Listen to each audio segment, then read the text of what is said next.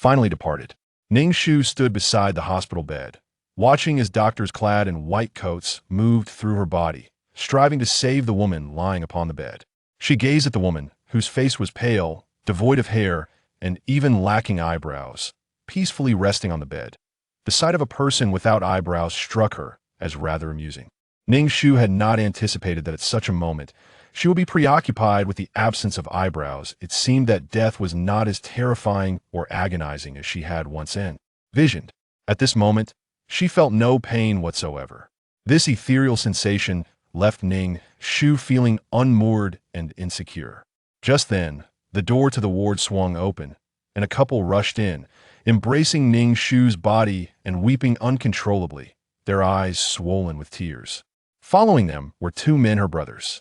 Ning Shu extended her hand, yearning to embrace her mother, only to find her hand passing through her mother's form. "Mom, please do not grieve so deeply. Your daughter has found her release. She has moved on to another realm." Ning Shu's elder brother comforted their mother. As if a mere observer, Ning Shu watched them.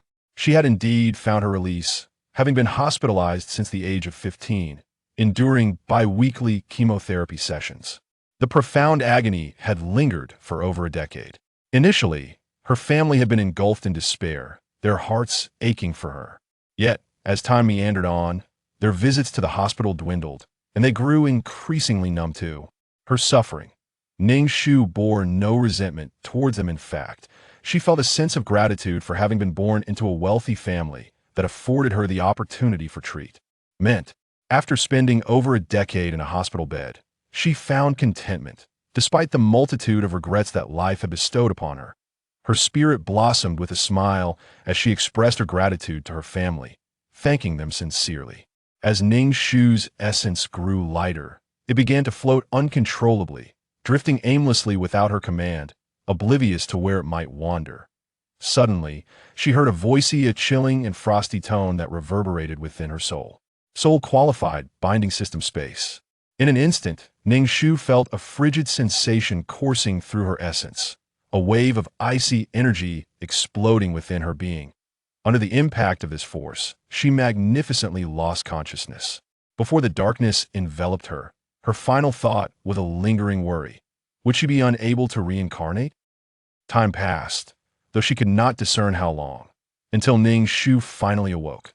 She felt an overwhelming fatigue, her soul burdened and heavy, embodying a sense of exhaustion that left her in a state of disarray.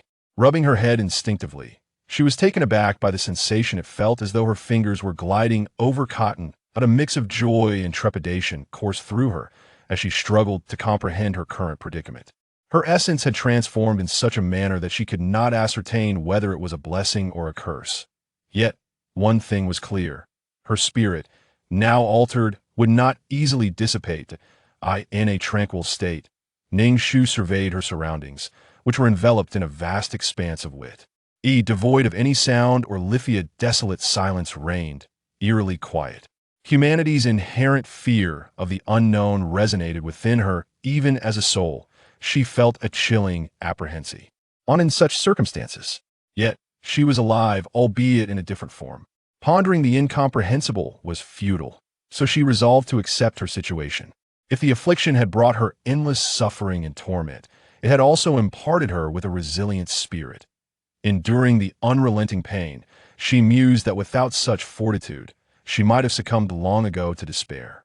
As Ning Shu stepped upon an unfamiliar surface, she was struck by its peculiar texture, prompting her to bend down and touch it, recognizing it as something entirely foreign to her. Observing her surroundings, she ultimately concluded that she was entirely alone in this realm. Abandoning the search for companionship, she settled onto the ground, adopting a meditative posture with her eyes closed. Truth be told, Ning Shu cherished life more than anyone else. Having arrived in this place, she believed there must be a reason for her presence. Thus, she waited, awaiting the revelation of her destiny. Whether it was merely an illusion, she felt an extraordinary comfort in her seated position, not in her physical form, but rather within her very soul, as warm energies flowed into her being, leaving her in a state of serene euphoria.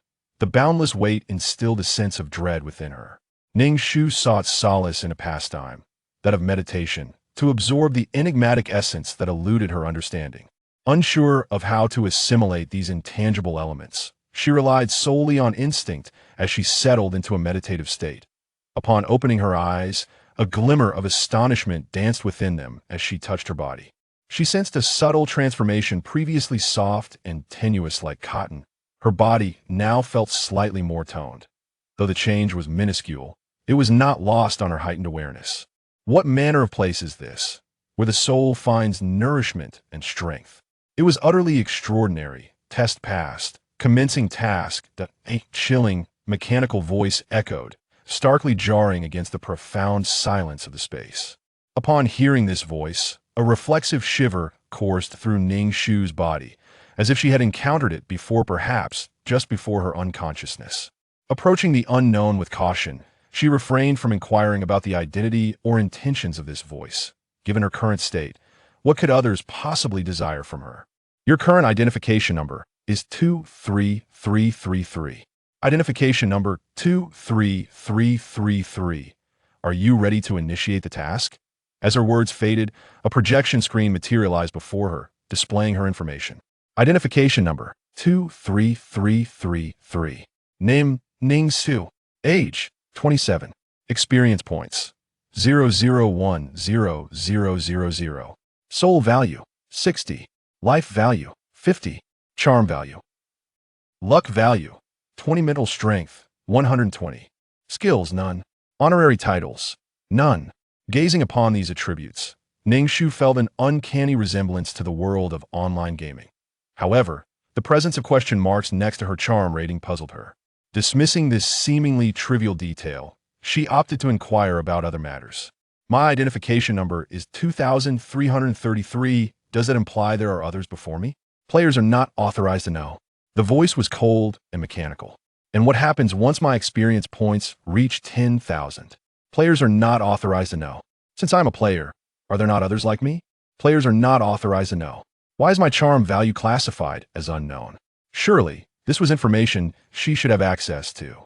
There was a brief pause from the mechanical voice before it responded. During your existence, no man has ever expressed affection or love towards you. Hence your charm value remains indeterminate. Ning Shu. Chapter 2. The Tasker in this world. There exist countless dimensions, and Ning Shu's mission is to traverse the boundless realms, fulfilling the wishes of various patrons. These patrons offer certain sacrifices, yearning for their lives to take a turn for the better. Thus, the role of the Tasker emerges. Upon discovering her ability to inhabit the bodies of others, Ning Shu felt a surge of joy.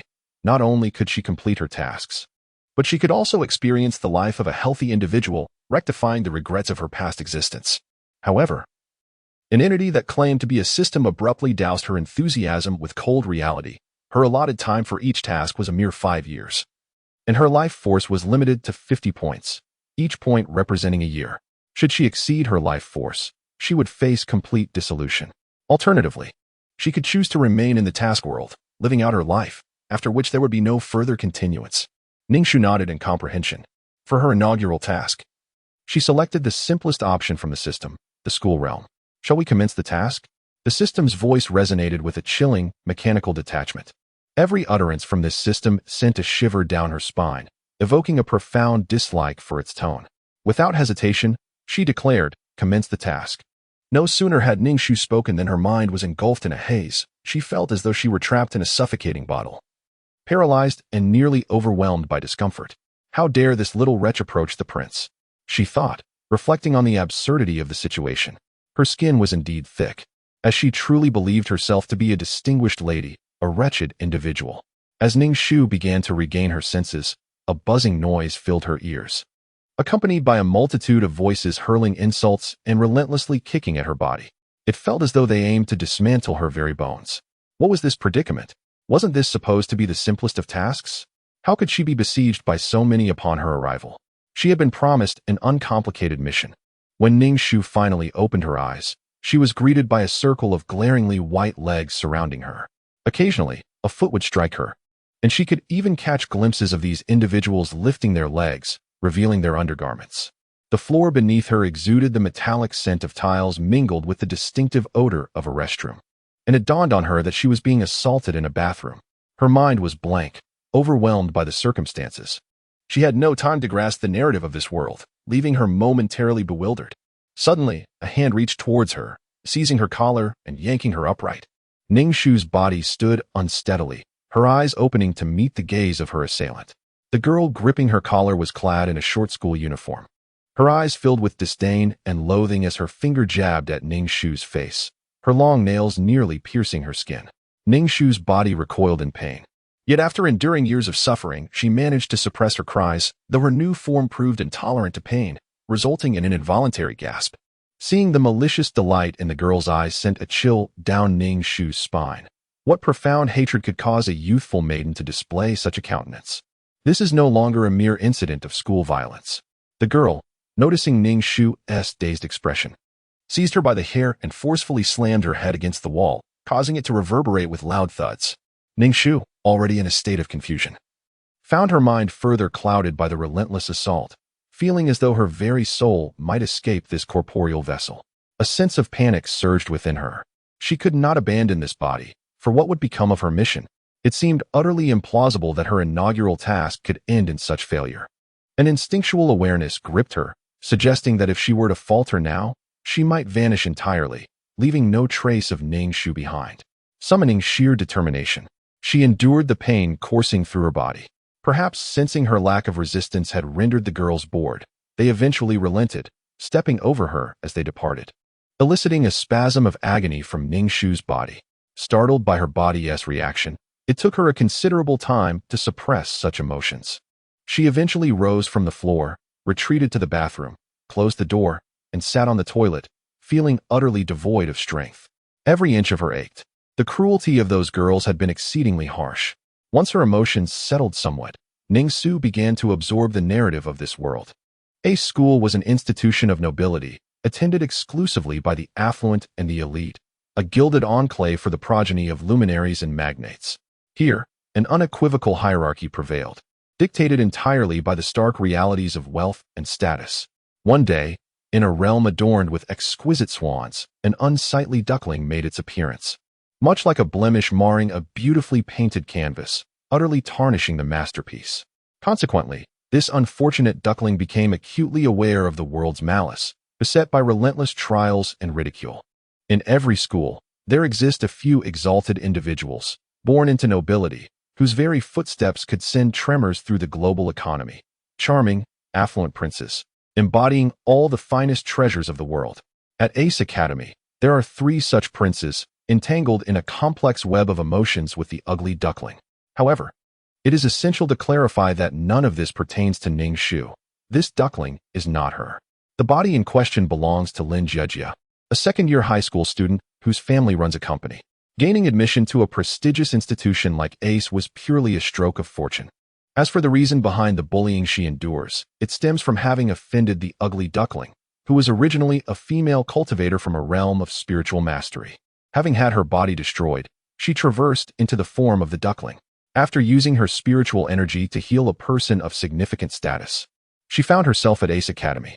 The cultivator looked down upon this body, yet had no choice but to inhabit it, as her powers had diminished drastically. Should she abandon this form, her soul would dissipate. Thus, she utilized her spiritual energy to enhance the physical attributes of this once drab duckling, transforming her into a dazzling goddess. Faced with the various provocations from her students, the once called ugly duckling, though that moniker now seems rather inappropriate, Ling Shui found the situation quite juvenile. Believing that a mere thought could remedy her troubles, she had never considered seeking the spotlight at school, maintaining her usual unremarkable appearance. Yet she inadvertently captured the attention of 3 princes. Having lived for so long, the female cultivator naturally looked down upon these young boys. Yet it did not hinder her from finding a sense of superiority in their admiration. This was no longer the harsh world of cultivation. In her relaxed state, Ling Shui welcomed the adoration. Chapter 3. Transferred to the wrong world, cultivators? Ning Shu gasped in astonishment. Wasn't this supposed to be the simplest of worlds? How was it that cultivators had emerged? Ning Shu, of course, understood that to ordinary people, cultivators were akin to immortals. The presence of such formidable figures within the campus realm was unexpected. Ning Shu had little hope left for her mission. She was merely an ordinary person. while her counterpart was an extraordinary being, thriving in gambling, establishing factions, and basking in the limelight as a goddess in school, only to transform into the queen of the night beyond its confines. It felt as though Ning Shu would irreparably disrupt this world. The disparity between the two was staggering, leading Ning Shu to question whether that frigid system had ensnared her in this predicament. Was this truly a simple task? Upon reviewing the original owner's desires, to bring the exalted Ning Shu down to earth, to ensure that the proud one she admired would no longer be manipulated by Ning Shu, and to punish those who had aided Ning Shu in tormenting her, Ning Shu realized the gravity of her undertaking. Ning Shu felt acutely that something was amiss with her task. It was undeniably skewed. Although she was the task-bearer, she possessed no advantages whatsoever. In the face of overwhelming power, all else became insignificant. Strength could obliterate everything. Ning Shu attempted to summon the system in her mind, hoping to establish a connection. The original host's wishes seemed insurmountable, and she found herself unable to turn the tides. Deep down, Ning Shu was aware of her limitations. She estimated that before she could even confront Ning Shu, she would be swiftly defeated. Her life was something she cherished immensely. Ning Shu merely made an attempt, and to her astonishment, she actually connected with the system. A faint electrical hum resonated before the system coldly inquired, "What brings you to this world?" Ning Shu felt a surge of frustration. How could she possibly know why she was in this world? The sound of crackling electricity echoed in her mind, and then the system vanished, leaving her in a state of bewilderment. Thus, her task's difficulty had escalated exponentially. However, instead of succumbing to fear, Ning Shu found a strange resolve. With no path of retreat, a fierce determination welled up within her. Having faced death before, she questioned what there was to fear. Now inhabiting such a robust body, she felt as though she had struck a fortunate bargain. While she may lack certain skills, endurance and patience were her forte. As for the recent violent incident, it stemmed from the original host's audacity to confront the aloof cold prince, accusing Ning Shu of associations with unsavory elements and claiming her ties to a notorious gang leader. She naively believed she was enlightening cold Ao, warning him not to be deceived, and thus she spoke extensively ill of Ning Shu. Indeed, the original character Lin Jejia spoke the truth. Ning Shu is entangled with individuals from the underbelly of society. The very suggestion of aiding the gang comes from none other than Ning Shu, associated with the notorious Black Society.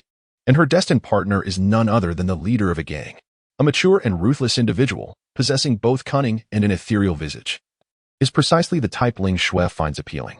In her eyes, the so-called princes, who are idolized within the school, are merely immature children, trifling companions for her amusement during moments of boredom. Ironically, these three princes are quite enamored with such dynamics. Ning Shu was taken aback to discover that the original character had the audacity to speak ill of her in front of the aloof. Consequently, she ordered a lesson for Lin Jejia. A character like her hardly warranted any desire for retaliation, leading to the incident in the restroom earlier. The assailant was also a target of Lin Jejia's vengeance. Alas, the tasks ahead are both daunting and extensive. At this moment, Ning Shu finds herself at a loss. She opened the restroom door and stepped out. It was class time, and the campus was devoid of wandering students. Following the path etched in her memory, she made her way to the infirmary, aware that her injuries required attention. Nothing holds greater significance than a healthy body, and besides, she felt powerless to do anything else. The school doctor, a man in his early 20s, adorned with glasses that lent an air of sophistication to his handsome face, wore a white lab coat that accentuated his tall and alluring demeanor. He was undeniably a captivating man. The infirmary was filled with injured female students, whether nursing a stomachache, nursing a sprained ankle, or even requesting the doctor to soothe them during their menstrual discomfort, all of which attested to his popularity among the female students. Ning Shu pressed her lips together, standing in line as she observed the girl ahead whose eyes sparkled with hearts, seemingly oblivious to any discomfort. It appeared she was the only one injured in this room. Could she possibly be attended to first? Leaning against the wall, Ning Shu finally approached the school doctor. Upon glancing at her bruised visage, the handsome doctor's expression shifted to one of surprise, clearly accustomed to those feigning illness, yet taken aback by the sudden emergence of a genuine patient. Pointing to the bump on her forehead, Ning Shu stated plainly, "Please attend to this." As for the wounds on her body, she had no intention of letting him handle them. To her astonishment, the school doctor was not a woman as she had assumed. but rather an attractive man. Such charm seemed wasted in the role of a school physician. Indeed, this was a realm where even the school doctor exuded an alluring masculinity. Dipping a cotton swab into disinfectant, the doctor unceremoniously jabbed at Ning Shu's bruised face, lacking any tenderness. Ning Shu grimaced, feeling the unprovoked aggression from the otherwise benign doctor. Was the entire school enveloped in Ling Shue's oppressive aura? Eventually, the doctor quickly bandaged her and remarked, "All done." How did this happen? The wounds were evidently serious. Yet he treated them so casually. After spending years in a hospital, Ning Shu found his indifferent approach to be a blatant disregard for life, a profound irresponsibility. Was this truly all? Frustrated, she pointed to her forehead, swollen like a unicorn, feeling deeply dissatisfied with such a crude treatment. Nothing seemed to be going her way.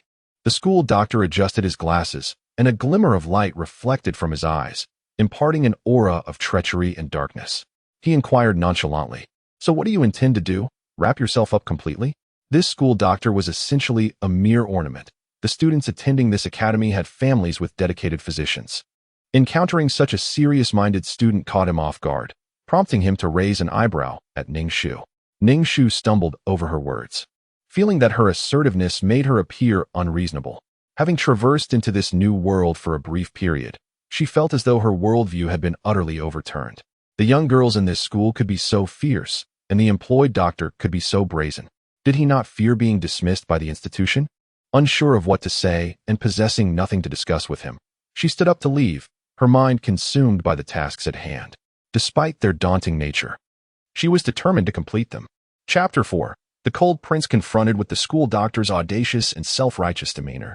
Ning Shu felt utterly exasperated, rendered speechless.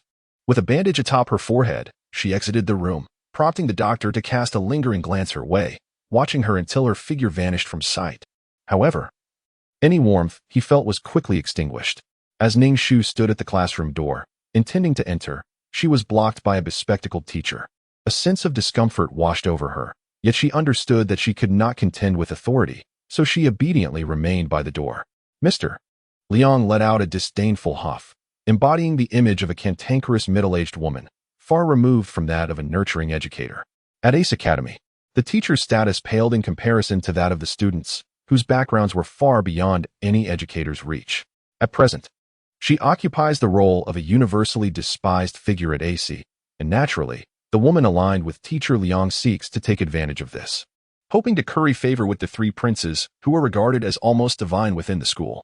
In Lin Jiajia's recollection, the entire school once tormented Ling Shui.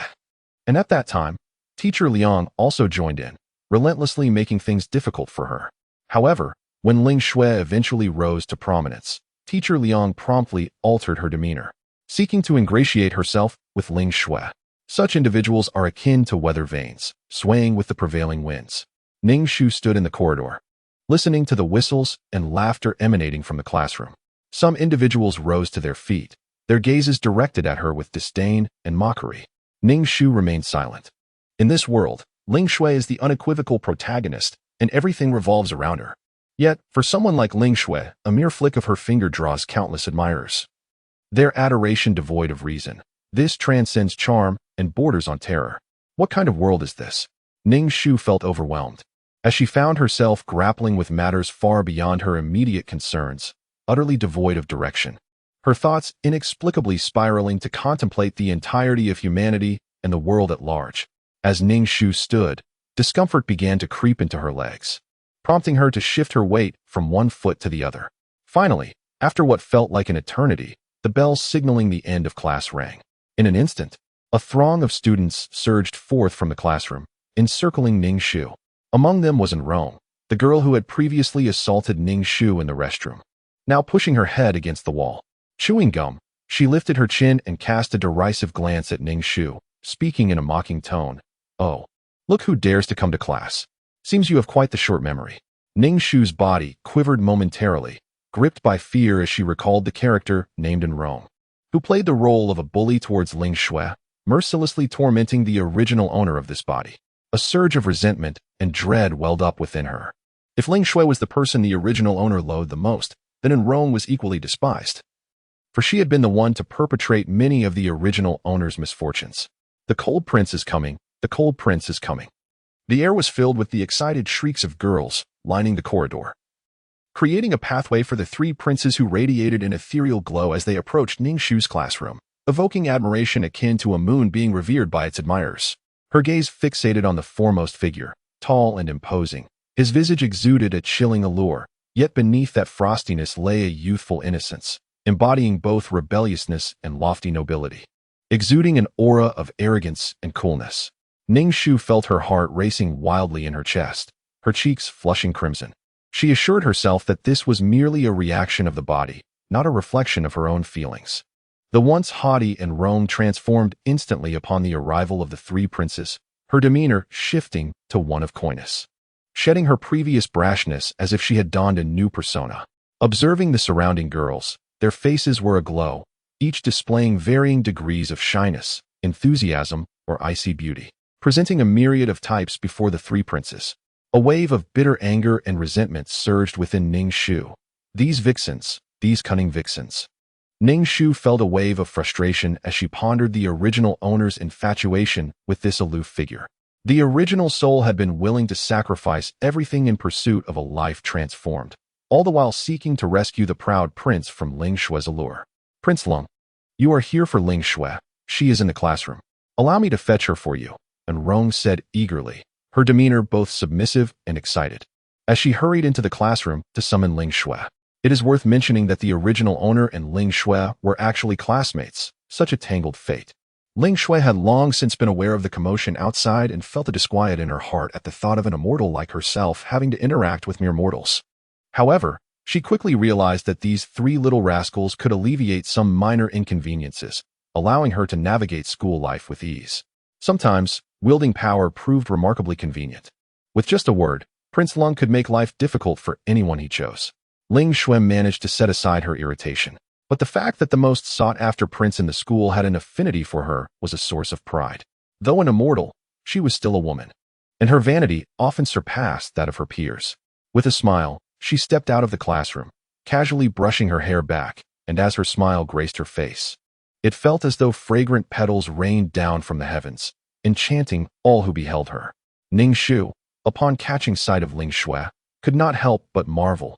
Indeed, she was a breathtaking beauty, her features exquisitely delicate and gracefully proud, yet exuding an irresistible charm that drew others near. Even Ning Shu felt an inexplicable warmth in her heart, an impulse to approach Ling Shui, as if the latter were the dearest person in her life. Ning Shu was taken aback. What was this situation? The protagonist's halo was remarkably potent. After careful contemplation, she surmised that it was likely due to the presence of spiritual energy. Ling Shui, being a cultivator, absorbed the essence of heaven and earth. And this spiritual energy was something the body instinctively yearned for, fostering a natural affinity towards Ling Shui. Ning Shu thought of the original owner, who, driven by an overwhelming affection for the aloof and proud figure, managed to resist both the protagonist's aura and the body's craving for spiritual energy. As Ling Shui observed the infatuation in the eyes of those around her, even the cool and handsome figure appeared entranced. A sense of pride welled up within her. Her lavish expenditure of spiritual energy on transforming this body was not in vain. In the past, within the realm of cultivation, it was arduous for women. Few female cultivators ascended solely through their own abilities. Most were reliant on men, becoming akin to cauldrons. Yet now, these men were utterly captivated by her allure. Chapter 5. What are you? Ling Shui surveyed the room, realizing that all eyes were fixed upon her, except for Ning Shu, who had her head bowed, frowning with discomfort. She recalled how this Lin Jejia consistently sought to trouble her. After merely a complaint, and Rong immediately rallied others to confront her. Ning Shu, with her head lowered, fought against the overwhelming impulse to rush forward and shake the aloof figure vigorously, yearning to awaken him from his stupor. She felt a profound weakness, often swayed by the residual emotions of the body, exerting tremendous effort to suppress these feelings. Ning Shu recognized that she could not afford to be influenced by the original owner's emotions. Otherwise, what difference would there be between her and the original owner? She must remain composed. At that moment, a piercing gaze was directed at her, and Ning Shu lifted her head to meet Ling Shui's eyes. What a gaze! It was sharp, indifferent, and lofty, as if she were observing mere ants. Ning Shu felt puzzled, having retreated to the sidelines and avoided causing trouble. Why was Ling Shui still looking at her? Currently, Ning Shu dared not confront Ling Shui, for the disparity in their strengths was akin to an insurmountable chasm. She could only remain silent and bide her time, refraining from provoking the tiger's whiskers, lest she anger her opponent and end up discarded like fish food in the river. Indeed, the protagonist was ruthless in this manner. Cold and aloof, upon noticing Ling Shui's focus on Ning Shu, Lang Ao also turned his gaze towards her, causing Ning Shu to tremble with agitation. Ning Shu thought to herself, why this excitement at just a glance? She was not the original owner of this body. Easily captivated by Lang Ao's stunning visage. Having died once, Ning Shu perceived him as nothing more than a pretty skeleton. Lang Ao regarded Ning Shu with a stern expression. His brows furrowed, revealing a deep-seated disdain. Clearly, he had recollected who she was. He harbored no fondness for Lin Jiejia, who incessantly clung to him. In fact, he found her utterly detestable. He carelessly uttered a remark, leading others at school to trouble her. Did she truly believe herself to be something special, demanding that he keep his distance from Ling Shui? How absurd. Sensing the other's gaze, she noted its clarity. Previously, it had been filled with nauseating self-importance and pretentious affection. Now, her eyes revealed nothing, regarding him as if he were a stranger. Lang Ao scoffed, recognizing her attempt at baiting him into attention as nothing more than childish folly. Ling Shui held no interest in any birthday banquet. She was currently preoccupied with expanding her territory. Speaking of territory, her teeth clenched in frustration as she encountered a formidable opponent. Relying on her cultivation and the transformation her body underwent through spiritual energy, she felt distinctly superior to mortals. Yet, the man she faced did not falter, which left her feeling vexed and ignited a desire for conquest within her. Seeing Ling Shui remain silent, Lang Ao's eyes reflected a mix of anxiety and hurt. Though he lifted his chin defiantly, asserting that if she chose not to come, he would not let her off easily. How childish, Ling Shui mused, her thoughts drifting back to the man she had sparred with, cold, ruthless, and most notably, extraordinarily powerful. His gaze bore a fervent intensity, tinged with a hint of flirtation, causing her heart to race uncontrollably. Women are often drawn to the allure of strong men, and for Ling Shui, who hailed from the realm of cultivation, mortals were but ants. However, observing the fluctuating emotions of hope and trepidation in Lang Ao's eyes brought her a sense of satisfaction in dominating others' feelings. Ling Shui felt that despite the thinness of spiritual energy in this world, it was different from her previous realm. She felt as if she stood atop the world, a sensation that was undeniably exhilarating. Finally, a smile broke across Lang Ao's face, although he still maintained his haughty demeanor as he remarked, "You recognize your place." Ning Shu, watching from the side, found the display excessive. She felt no affection for Lang Ao's proud attitude, perceiving it as arrogant posturing that was quite irksome. In her view, such an ungrateful person deserved no consideration at all. In a world that is distinctly academic, the protagonist possesses an extraordinary prowess, elevating her to a divine status within the school. The prince, once exalted, now finds himself relegated to the role of a mere supporting character, while the two adjacent princes have been reduced to mere footnotes. Ning Shu even harbors doubts that the aloofness of the cold prince exists solely to accentuate the mature allure of the male lead. Just as Ning Shu begins to dismiss her thoughts of the cold prince, her body immediately reacts with a resistance to her consciousness, even starting to expel her soul. A surge of alarm courses through Ning Shu as she fervently repeats in her mind, "I am here to save the cold prince, to rescue the cold prince, to redeem the cold prince." It takes a considerable time for the residual emotions within her body to finally subside.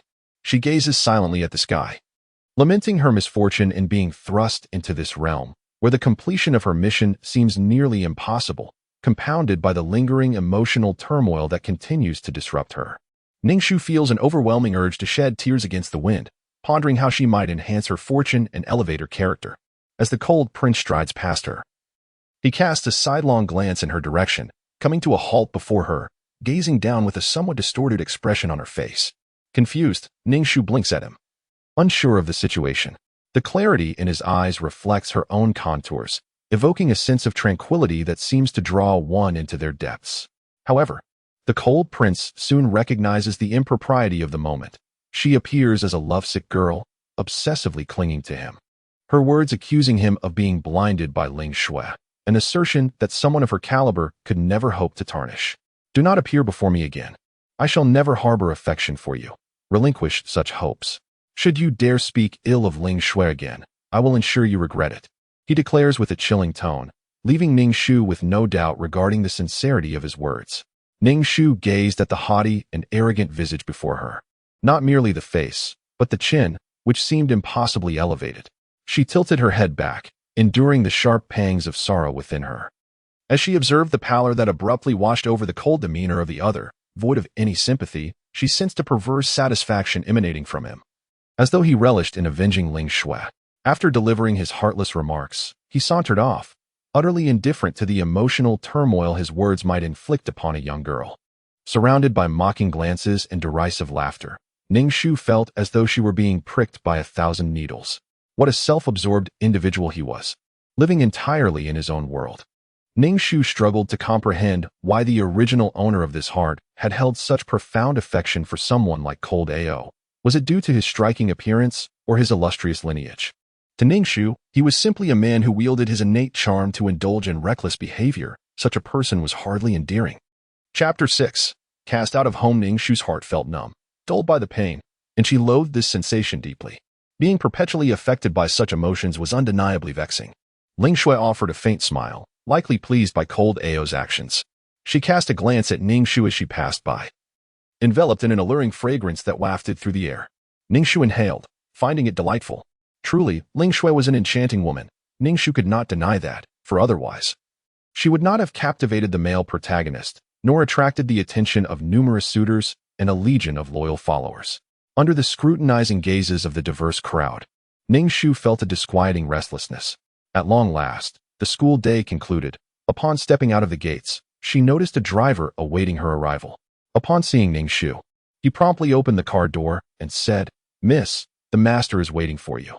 Ning Shu raised an eyebrow, observing the multitude of private cars parked at the entrance. Suddenly comprehending why the aristocratic academy was deemed such. Recalling the term master, she understood it referred to her father, the man behind this body. In truth, Lin Jiejia harbored deep-seated insecurities. Her family had thrived in retail, and while her father could be considered affluent to the well-established aristocracy, they appeared as nothing more than crass nouveau riche. Thus, Lin Jiejia's admission to Ace Academy was merely luck of the draw. Among the progeny of these elite families, she was regarded as an insignificant presence, yet she dared to stand in opposition to the goddesses among them, even harboring distasteful thoughts towards the aloof ones. They had entirely forgotten that Ling Shu's origins were even less favorable than Lin Jiejia's. All that mattered to them was that Lin Jiejia had become an object of disdain. Lin Jiejia's predicament was far more arduous than that of Ling Shu in the past. Not every swan emerges from the guise of an ugly duckling. Her father had enrolled her in Ace Academy with the intention of forging connections with these noble families, as the institution encompassed the offspring of political and business elites. Establishing a cordial relationship with even one individual could prove advantageous for business endeavors. Yet, Lin Jiejia found herself branded as the public enemy of the entire school. Sighing, Ning Shu lamented the complexity of the situation. Just as she stepped into the living room, a resounding slap struck her face with considerable force, indicating a complete lack of mercy. The exasperation within Ning Shu reached a boiling point, her mind teetering on the edge of implosion. Was the world filled with such irrational beings, incapable of uttering a single coherent word? What kind of gaze was this? Lin's father, taken aback by his daughter's sullen demeanor, felt a surge of anger welling up inside him. He pointed an accusatory finger at Ning Shu, proclaiming, "The Lin family provides you with sustenance and shelter, affording you a lifestyle that others can only dream of. Yet, you dare to tarnish our reputation by offending the entire school? Do you comprehend the status of those who attend this institution? Have you lost your senses? Look at your own conduct. Do you truly believe you are worthy of arrogance? They have expressly stated that you should not approach them, as your actions have begun to tarnish the company's image. Lin Jiejia, have you had enough of this chaos? I did not send you to ASI to create trouble, you troublemaker. You cannot even handle the simplest tasks." Ning Shu remained silent, deprived of the opportunity to voice her thoughts as Lin's father continued his tirade, his words a relentless stream. She felt a dull throb in her head, a clear indication of the concussion she had likely sustained. Truly, he was a quintessential example of a neglectful father. A flicker of sympathy for the original owner of this body ignited within her. Life had already dealt a cruel hand. And yet there was still a call to rescue some aloof prince. Was it possible for her to escape this bewildering world, filled with such nonsensical individuals? After a lengthy monologue, Lin's father, feeling parched, lifted his teacup to drink. Noticing Ning Shu's lowered head, he was left uncertain whether she had even absorbed his words.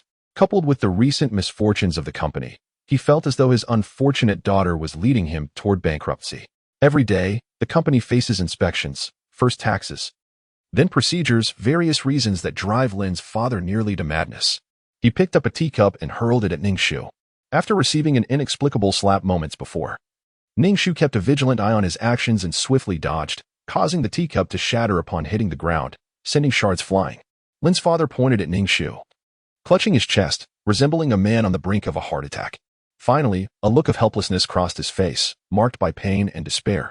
Ning Shu questioned, "What is happening now?" "Jia, your father loves you, but he truly feels powerless. Please do not blame him." Ning Shu stammered, "Dad, what does this mean?" A sense of foreboding arose within her. She hoped it was not as she feared. Surely, her character could not be so flawed, could it? Was a luck value of 20 truly that dismal? If not for the slap she had just received, she might have almost believed this man. Now, it seemed he intended to cast her out and sever their ties. Ning Shu felt she had complicated matters. She had come to reverse the original owner's fate. Yet here she was, on the verge of being thrown out. Was she truly that unfortunate? Without hesitation, she declared, "Dad, I believe in you." Trusting him felt akin to believing a pig could climb a tree. Lin's father sighed in relief, noting that Ning Shu did not react with outrage. She appeared to be a dutiful daughter, albeit somewhat naive. After all, students from Ace Academy were of noble standing. Any student could be a hidden gem. Yet here she was, making advances on the aloof one, whoever that was. Ambition is not inherently flawed. However, aiming too high can lead to one's downfall. Lin's father also harbors ambition, yet he believes in a gradual approach. Unfortunately, due to his daughter, his company now faces significant challenges, and if this continues, it may face imminent collapse. Ning Shu entered Lin Jiajia's room to gather her belongings, meticulously packing every piece of clothing from the original owner's wardrobe, ensuring not a single item from the Four Seasons was overlooked. Having spent many years in the hospital, Ning Shu has become acutely aware of the relentless struggles for power and advantage among people. A person's life, encompassing birth, aging, illness, and death, is often played out within the walls of a hospital. Even though Ning Shu has not stepped into the broader society, she has witnessed the myriad facets of life within the confines of a medical institution. The Lin family, in their pursuit of gain, has forsaken their own daughter. Ning Shu feels a deep sorrow for the original owner. The conspicuous bandage on her forehead speaks volumes, while Lin's father repeatedly professes his love.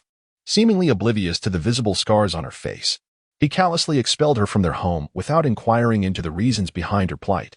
Ning Shu gathered the cosmetics and jewelry from the vanity, packing them away, for these branded items might provide some financial relief in times of hardship. Chapter 7.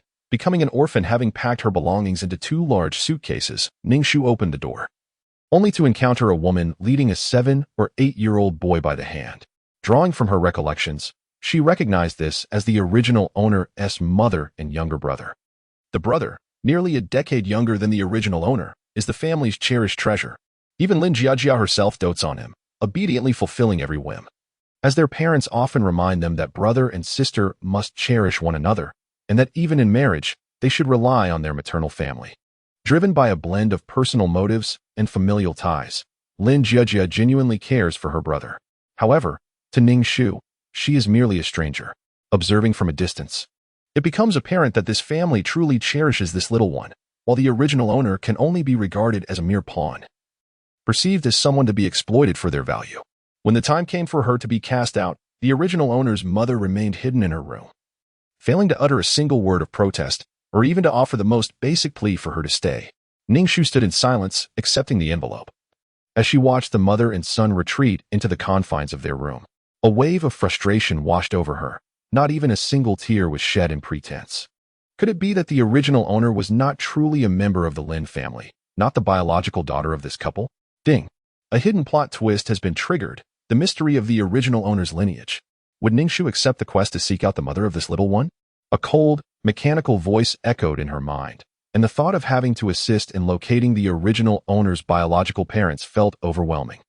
The task at hand was already formidable. What new complications were arising now? Would you like to accept the quest to uncover the mystery of your origins? No. Without hesitation, Ning Shu declined. Her situation was already chaotic. The last thing she needed was to search for biological parents. With only 5 years allotted for her mission, the longer she lingered in this world, the more her life force would dwindle, ultimately leading to her complete obliteration. In the vast sea of humanity, where could one possibly find them? Confirm acceptance of the quest to uncover the mystery of your origins. Confirm. The quest to seek out the mother of this little one has commenced. What? Ning Shu clutched her head and screamed, questioning when she had ever consented to embark on a mission.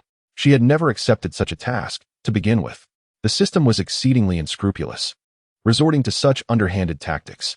As a wretched child cursed with a mere 20 in luck, even the rigid system had turned insidious, taking advantage of her. With a mournful expression, Ning Shu shoved the envelope into the box and descended the stairs, burdened by 2 hefty suitcases. Observing his feigned performance, she felt little emotional stir within herself. The original owner of this body was not his daughter, yet he had raised her, providing a life of affluence while harboring ulterior motives. There was no question of hatred. Upon realizing she was not his biological child, there was a sense of relief.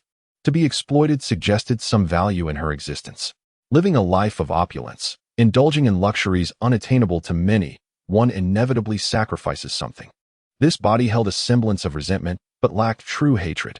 Ning Shu sighed in relief, thankful that no peculiar tasks of revenge against Lin father and Lin mother had surfaced. Disinterested in further disputes with Lin father, she proceeded outside, hailed a taxi, and temporarily settled into a modest hotel for the night. The following day, she rented a small suite near the school, sufficient for her solitary occupancy. She moved all her belongings into the suite and meticulously cleaned every corner. Once the room sparkled, Ning Shu stood back, satisfied, her hands on her hips, beads of sweat forming on her brow. The sensation of perspiration was utterly rejuvenating. In her past life, illness had ravaged her body to the point where she could scarcely walk, confined to her bed, worse off than the disabled.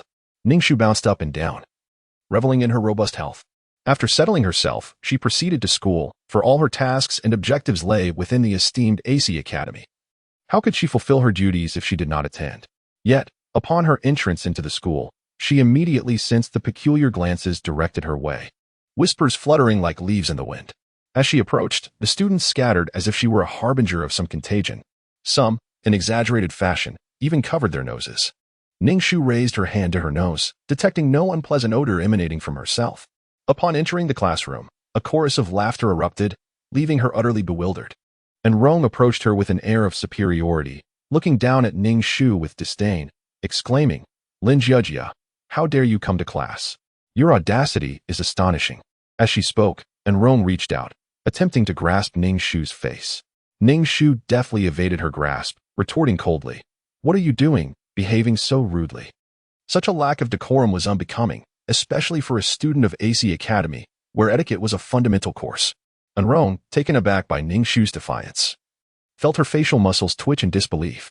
In a fit of anger, she hurled a newspaper at Ning Shu's face, but Ning Shu sidestepped it, retrieving the paper from the ground. The headlines were overwhelming, detailing Lin Ba's announcement severing all ties with his daughter, proclaiming that Lin Jiajia was no longer a member of the Lin family, utterly disowning her. The message was as clear as it was merciless. "You are now a forsaken orphan. How dare you still come to school?" AC is not an orphanage, and Rong scoffed, her expression dripping with mockery. The classroom erupted with laughter, and Ning Shu, overwhelmed by the harshness of the mockery, felt her worldview contort. She had read that the emotions experienced in middle school were the most innocent, those in high school the purest, devoid of any ulterior motives, and that the sentiments in university were steeped in pragmatism and calculations. Yet, what she witnessed now was a group of high school students wielding the most venomous words and the most ferocious expressions against a vulnerable individual. Ning Shu realized that this place, ACE, resembled a microcosm of society, perhaps even more merciless. The students here were those who stood at the pinnacle of the social hierarchy, individuals whom the ordinary populace could never hope to reach. Ning Shu's gravest error lay in her status as a weakling, a discarded pawn forsaken by her own family, rendering her unworthy of their company. Folding the newspaper, she placed it in her bag, disregarding the disdain of her peers, and took her seat. In Rome, observing Ning Shu's utter lack of reaction, felt as though she had struck a fist against cotton. A sense of profound frustration washing over her as she glared at Ning Shu, signaling her to await retribution. Ironically, the original occupant's seat was situated directly behind Ling Shui. But as Ning Shu surveyed her desk, she noted the myriad of scars it bore, marred beyond recognition by a blade, and missing a leg. Such unruly children. Chapter 8. The presence of danger. Ning Shu gripped the desk with one hand to prevent it from toppling over, her eyes glazed as she watched the blonde-haired, blue-eyed teacher deliver the lecture entirely in English. Ning Shu, having spent most of her middle school years in the hospital, could barely comprehend, recognizing only a handful of simple words. As she surveyed her surroundings, it appeared that she was struggling to comprehend the situation. Ning Shu gazed at the resplendent figure of the protagonist, Ling Shui, whose mere silhouette exuded an unparalleled elegance. The perceptive instincts of a practitioner alerted Ling Shui to the presence of someone observing her, prompting her to turn and meet Ning Shu's gaze. Ning Shu's heart skipped a beat. Having been caught, she resolved to face the moment with forthrightness. Ling Shui found Ning Shu's unwavering stare infuriating, akin to being challenged by an insignificant insect. In the realm of cultivation, a mere glance could ignite conflict among practitioners, and Ling Shui felt her dignity had been affronted. Her eyes turned icy, and she recalled the woman named Lin Jiajia, who had been spreading rumors about her, disparaging her character, and audaciously attempting to distance the aloof from her. Ling Shui let out a cold laugh. She had always been the one to discard others, never the one to be cast aside. Having arrived in this world, her demeanor had grown increasingly ostentatious and arrogant. Even as she sat obediently in class, she radiated an air of defiance. To others, this might be perceived as confidence and vivacity, which explained why Ling Shui, with her formidable lineage and extensive background, had eclipsed many noble ladies to become an unassailable goddess. Ning Shu, amused by the disdainful gaze directed at her, lowered her head to evade Ling Shui's murderous glare. She was not yet prepared to confront her directly, contemplating her mission. Ning Shu pondered whether to first alter the esteemed image of Ling Shui in the minds of the students at Ace Academy before attempting to bring the lofty figure down to earth. How could a goddess once adored by all transform into someone universally despised, even loathed? Ning Shu rubbed her temples. Realizing that this task was akin to striking a stone with an egg, it appeared utterly impossible to achieve. If only she could cultivate her powers, she mused, she would confront her adversary directly, overpowering her with a decisive blow. Nothing is more devastating than shattering the very foundation upon which one's superiority rests. Ling Shui's advantage lay in her mastery of cultivation, a skill that few in this world possessed, granting her the extraordinary ability to traverse the heavens and manipulate mystical forces. Cultivation, indeed. Could she perhaps request something to aid her in this endeavor from the system? The spiritual energy in this realm was sparse, and Ning Shu speculated that her own strength was not particularly formidable. Perhaps she could still hold her ground. System, may I obtain a cultivation manual? Ning Shu silently called out to the system. After what felt like an eternity, a crackling sound echoed in her mind, sending a shiver through her thoughts. You may exchange points for such a manual. However, the host currently possesses no points and cannot redeem the manual. It felt as if a bucket of ice-cold water had been poured over her. Indeed, nothing in this world came without effort. Yet, Ning Shu remained undeterred. Given your error, I have been thrust into this world, and the difficulty of the task is immense. Should there not be some form of recompense?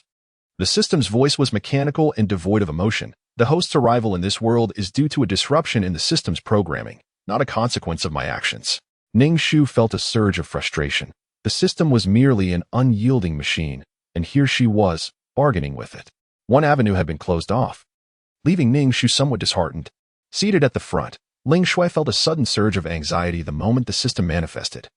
As though she were being scrutinized by an unseen force, an overwhelming sense of peril enveloping her. Ling Shui's heart raced. How could such danger exist in this world? It seemed implausible. Her body trembled, beads of sweat forming upon her brow. As a cultivator, her spiritual awareness was keen. And with the fortuitous aura of this world amplifying her fate, she had always navigated through challenges unscathed. Yet now, she was confronted by an unsettling presence. What could it be? Clenching her teeth, Ling Shui scanned her surroundings, finding no signs of abnormality, as if it were merely a figment of her imagination. Nevertheless, the sensation was palpably real, driving her to the brink of madness. When the system finally departed, both Ning Shu and Ling Shui collapsed onto their desks. Ning Shu, overwhelmed by the impact, and Ling Shui, utterly tense and now slackened, her complexion pale. Ling Shui harbored a shadow of fear within her, her limbs feeling heavy and lifeless, utterly drained by terror. Meanwhile, Ning Shu was preoccupied with her own concerns regarding her mission. As the school bell rang and the blonde-haired, blue-eyed teacher exited the classroom, and Rong erupted with energy, swiftly approaching Ning Shu and kicking over her desk. Unfortunately, the desk fortuitously collided with Ling Shui, striking her squarely on the back. Ning Shu's eyes widened in shock, completely oblivious to the chaos, while Rong turned pale. Ling Shui sprang to her feet, slamming her palm onto her desk, rendering it utterly destroyed, and with a cold reprimand, she declared, "You seek your own demise." A formidable pressure emanated, causing Rong to collapse onto the ground. Fortunately, Ning Shu was quick-witted, immediately prostrating herself to the floor, thus rendering the oppressive force harmless to her. Under the menacing aura exuded by Ling Shui, Rong trembled violently. Blood streaming from her nose, her teeth chattering, ultimately losing consciousness as her eyes rolled back.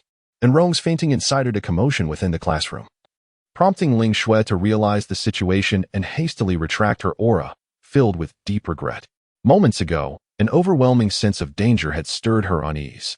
In a moment of distraction, she had been struck from behind, her ire surging uncontrollably. As a cultivator, she valued following her inner desires. Suppressing her anger was not her nature. In this world, nothing had truly warranted her rage, for Ling Shui had always looked down upon these mortals from her lofty perch, finding little to provoke her ire.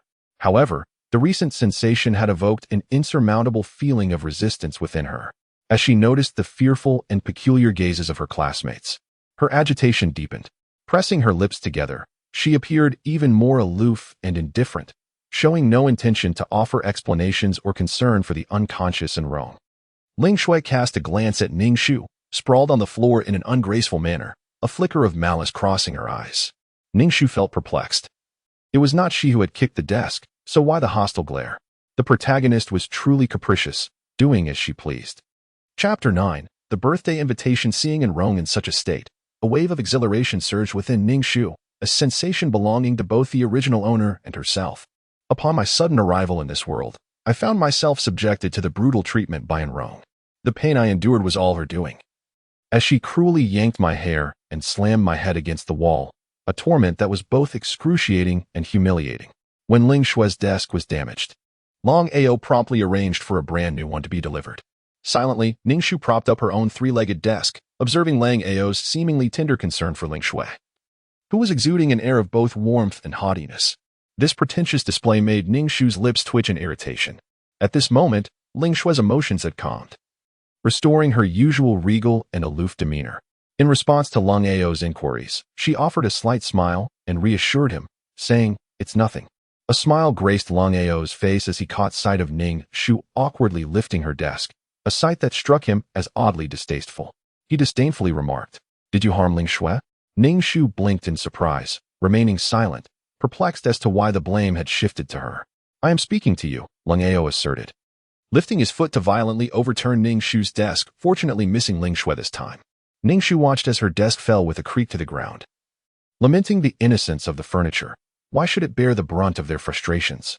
Ning Shu could not help but feel that these individuals were utterly deranged, lost in their own worlds, believing whatever they wished to believe. In the classroom, no one came to Ning Shu's defense as Lang Ao unjustly shifted blame onto her for the incident. A profound sense of coldness and solitude enveloped Ning Shu as she pondered how the original owner of this body had endured such disregard and trampling. This reflection led her to consider the tragic fate that awaited the original character within the narrative. The female protagonist was thoroughly exasperated by Lin Jiejia, this insufferable buffoon. The male protagonist instructed his subordinates to deal with this insensible woman. His accomplice, a true sadist, bound the original owner tightly, resembling a zongzi, and flung an axe from a distance, aiming to see where it would strike. It ultimately found its mark on her shoulder, narrowly missing her neck, embedding itself deeply in her clavicle, rendering it impossible to extract. She was then kicked into the sea to be fed to the fish, a truly brutal demise. Ning Shu observed cold Ao, who stood aloof and elevated, akin to a deity. She felt an overwhelming urge to land a punch on his face, questioning his character. The original owner was inexplicably attached to such a figure, and Ning Shu genuinely could not comprehend what was so captivating about him, merely a facade. Having spent an extended period in the hospital, she had become detached from conventional aesthetics and found him unremarkable. Ling Shui reached out, tugging at cold Ao's arm, asserting, "This classmate has no connection to us." Cold AO regarded the delicate fingers resting on his arm, each one reminiscent of the finest jade, polished to perfection, radiating a subtle glow that was utterly enchanting. As the fair hand graced his arm, Cold AO felt a stir within his heart, while internally he was bubbling with delight. He maintained an air of aloof elegance, raising his chin as he addressed Ning Shu. Out of respect for Ling Shui, I shall spare you this time. Remember, in the future, when you see Ling Shui, keep your distance and refrain from lingering before her, or I shall not show you any mercy. Ning Shu was overwhelmed with a myriad of emotions, feeling utterly disgusted by the current situation which was never her concern to begin with. The pretense of magnanimity exhibited by others only served to aggravate her further, as if she were caught in a crossfire while lying in a trench. What ails these people? She wondered. Perhaps they should seek medical attention instead of neglecting their treatment. To her surprise, Ling Shui actually spoke up on her behalf. Yet, despite this unexpected support, Ning Shu felt no sense of relief. She had not forgotten the murderous intent reflected in Ling Shui's gaze during their previous encounters. By the way, isn't your birthday approaching? Ling Shui remarked, looking at Ning Shu. Since we are all classmates, you should extend an invitation to Lin Jejia as well. Lung Ao had initially intended to dismiss the idea, believing that someone like her was unworthy of attending his birthday celebration. However, since it was Ling Shui who brought it up, he felt compelled to oblige her request. You are welcome to my birthday party, he said, adding a cautionary note to temper her malevolence, for not everyone possesses Ling Shui's benevolence to forgive one as transgressions. Ning Shu retorted, everyone may claim to be kind, but Ling Shui can hardly be regarded as such. Can one devoid of any moral or legal boundaries truly be called kind? The original owner had silently endured, staying up late to knit a simple scarf for Lang Ao, believing that the significance of something handcrafted by her own hands was unparalleled. The outcome was predictably met with derision. Lang Ao even went so far as to drape the scarf around the neck of a golden retriever, scoffing. This kind of thing is fit only for my dog. Even it finds it distasteful. The original protagonist found it utterly incomprehensible. She had personally invited him to her birthday celebration, yet he chose to treat her in such a manner. Consequently, Lin Jejia became the subject of ridicule throughout the school. Wherever she went, it now appeared that her attendance at the birthday party was likely due to Ling Shui's machinations, orchestrating events from behind the scenes. Contemptuous, she pondered what right this woman had to look down upon her, a mere discarded daughter. There was no need to bring gifts. Simply attending the birthday banquet would suffice. Cold and disdainful, she asserted that such extravagant items were beyond her means. Thus, why should she even consider rescuing this so-called prince? This task felt overwhelmingly burdensome. She cared little for his fate. The notion of pulling him from the halo of the female lead and transforming him into a normal person seemed impossible to Ning Shu. After a series of farcical events, she inexplicably became the subject of laughter. Ning Shu felt utterly exasperated. She had done nothing but stand there. Yet both the female lead and the male counterpart were intent on mocking her. Cold and aloof, she addressed Ling Shui with a hint of arrogance. If you need anything, seek me out. I shall protect you. From this moment forward, you are mine. As these words left his lips, his ears flushed slightly, and his gaze shimmered with anticipation. These declarations could be likened to a confession of love. I will come to you if I require assistance, Ling Shui replied ambiguously. Her response seemingly a reluctant agreement. However, a smile broke across Cold's face, his lips curling upward. Though he feigned indifference, his expression decidedly contorted. Observing Ling Shui's demeanor, it was no wonder the original protagonist endeavored to save this foolish prince. He had garnered her heart without any genuine commitment. Chapter 10. Cultivating the art of evasion despite the disdainful glares of her peers who deemed her unworthy to remain at Ace Academy. Ning Shu resolutely persevered, her determination unwavering. As long as the institution had not issued an expulsion order, she firmly planted her roots within its confines. Departing from Ace would mean abandoning her quest to save the foolish prince. Moreover, the female protagonist was presently a student at Ace, within the school's walls. She was compelled to exercise caution. Yet, once outside its gates, the protagonist would shed her restraint, revealing the unbridled audacity of a cultivator, exuding an aura that was simply captivating. The title Night Queen was no mere embellishment. Ning Shu's head throbbed painfully, utterly at a loss as to how to proceed with her mission. The arduous challenges presented from the outset had shattered her confidence into a myriad of fragments. The memory of Ling Shui's piercing gaze lingered in her mind, prompting her to enroll in a taekwondo class in a bid to fortify her physical prowess. Although it might prove futile, Possessing agility during a desperate escape could only serve her well. How unfortunate it was. She felt akin to a cornered mouse, desperately struggling against the inevitable. Ning Shu surmised that Ling Shui likely reveled in manipulating both herself and the original owner of this body, all while enhancing her own reputation. The result was that the original owner had become tainted, metaphorically drenched in a deluge of excrement, utterly repugnant. The Taekwondo course proved to be far more challenging than she had envisioned, having previously admired the striking performances on television. Ning Shu now found herself grappling with the harsh realities of training. During practice, her coach even placed a brick on her head while executing kicks, an experience that was nothing short of excruciating. Fortunately, the original owner had a background in dance, endowing her with a certain degree of flexibility. Each day after school, Ning Shu dedicated herself to the Taekwondo dojo, striving to carve out time for practice, determined to enhance her skills. Every day, dragging her weary body to class, Ning Shu struggled to comprehend the lessons taught by her instructors.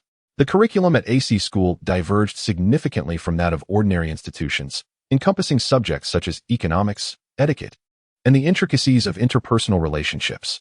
The students nurtured within these walls were undoubtedly the elite of society, hailing from illustrious families, destined to ascend to the pinnacle of the social hierarchy. However, Ling Shui distinctly sensed a change in the demeanor of Lin Jejia, who sat behind her. Though she could not pinpoint the exact nature of this transformation, Ling Shui turned her head, squinting at Ning Shu, and announced, "We shall attend the cold and proud's birthday banquet together." "What?" Ning Shu exclaimed, astonished by Ling Shui's proposal. She found it difficult to fathom why the protagonist would wish to accompany her to a gathering. This was an occurrence that had not transpired in the narrative. How could someone of Ling Shui's stature associate with someone as insignificant as Lin Jejia? A foreboding sensation enveloped Ning Shu. Could it be that the protagonist had set her sights on her? Indeed, Ling Shui had fixated on Ning Shu with the keen intuition of a cultivator. She had previously sensed Lin Jejia's malice towards her. Those of lesser strength could easily be toyed with during mundane moments at school. Yet, Ling Shui perceived a newfound depth in the sand, and the animosity that once radiated from her had lessened, leaving Ling Shui feeling somewhat perturbed. She even speculated whether Lin Jejia was not the same person she had once known.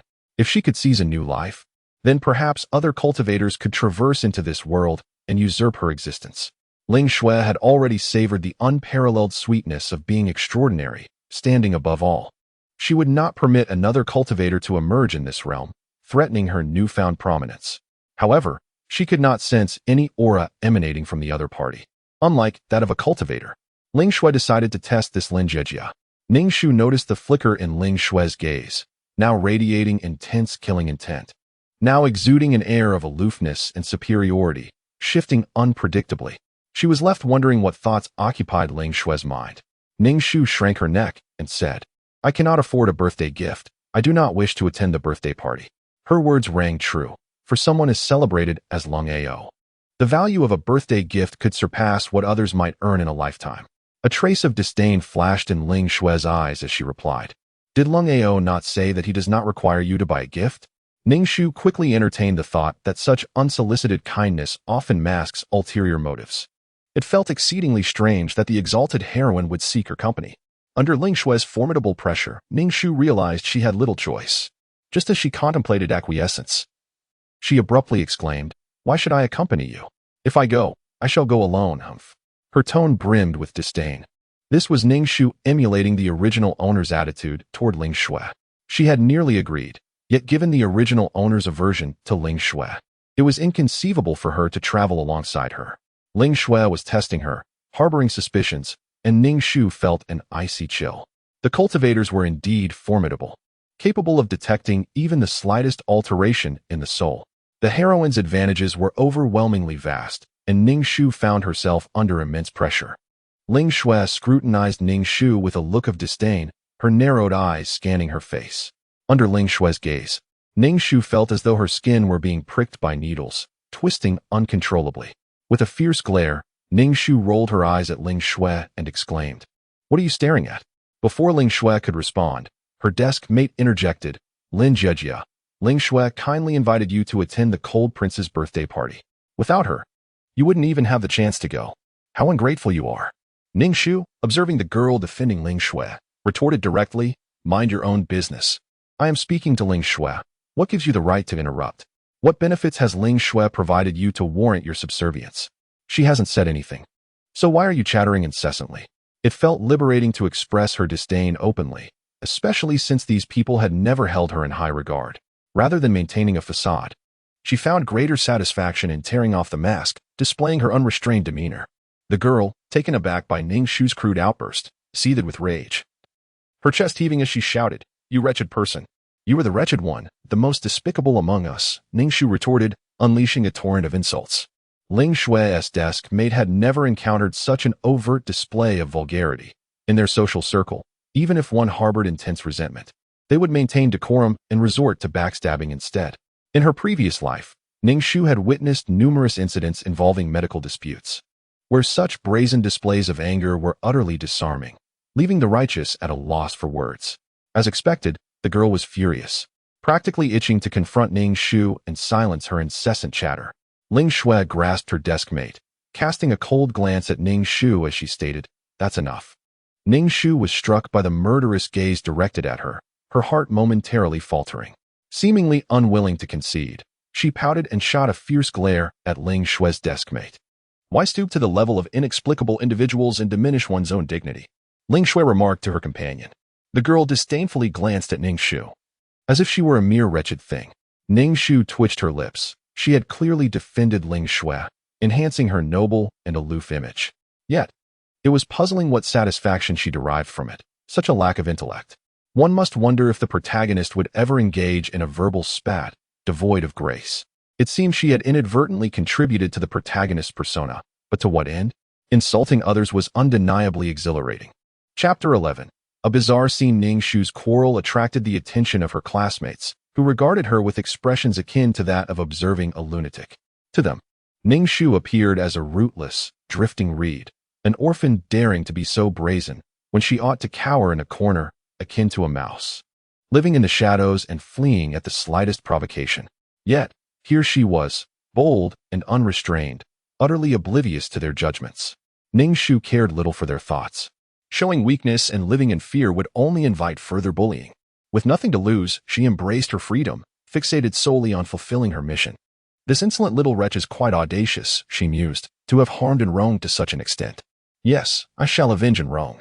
As she surveyed the crowd, she sensed it again, the familiar ploy to drag her into the restroom. Did they truly believe her to be so easily intimidated? These individuals showed no mercy towards Ning Shu, seizing her hair and delivering slaps with an intensity that was nothing short of ferocious. Ning Shu grasped the hand of one assailant, who displayed a look of surprise before angrily exclaiming, "How dare you retaliate? Sisters, let us teach this vile woman a lesson." Ning Shu retaliated by lifting her foot and forcefully stepping on the foot of the person holding her hair. The assailant immediately cried out in pain, releasing Ning Shu's hair and crouching down to clutch her injured foot. The fury of the others was palpable in their eyes.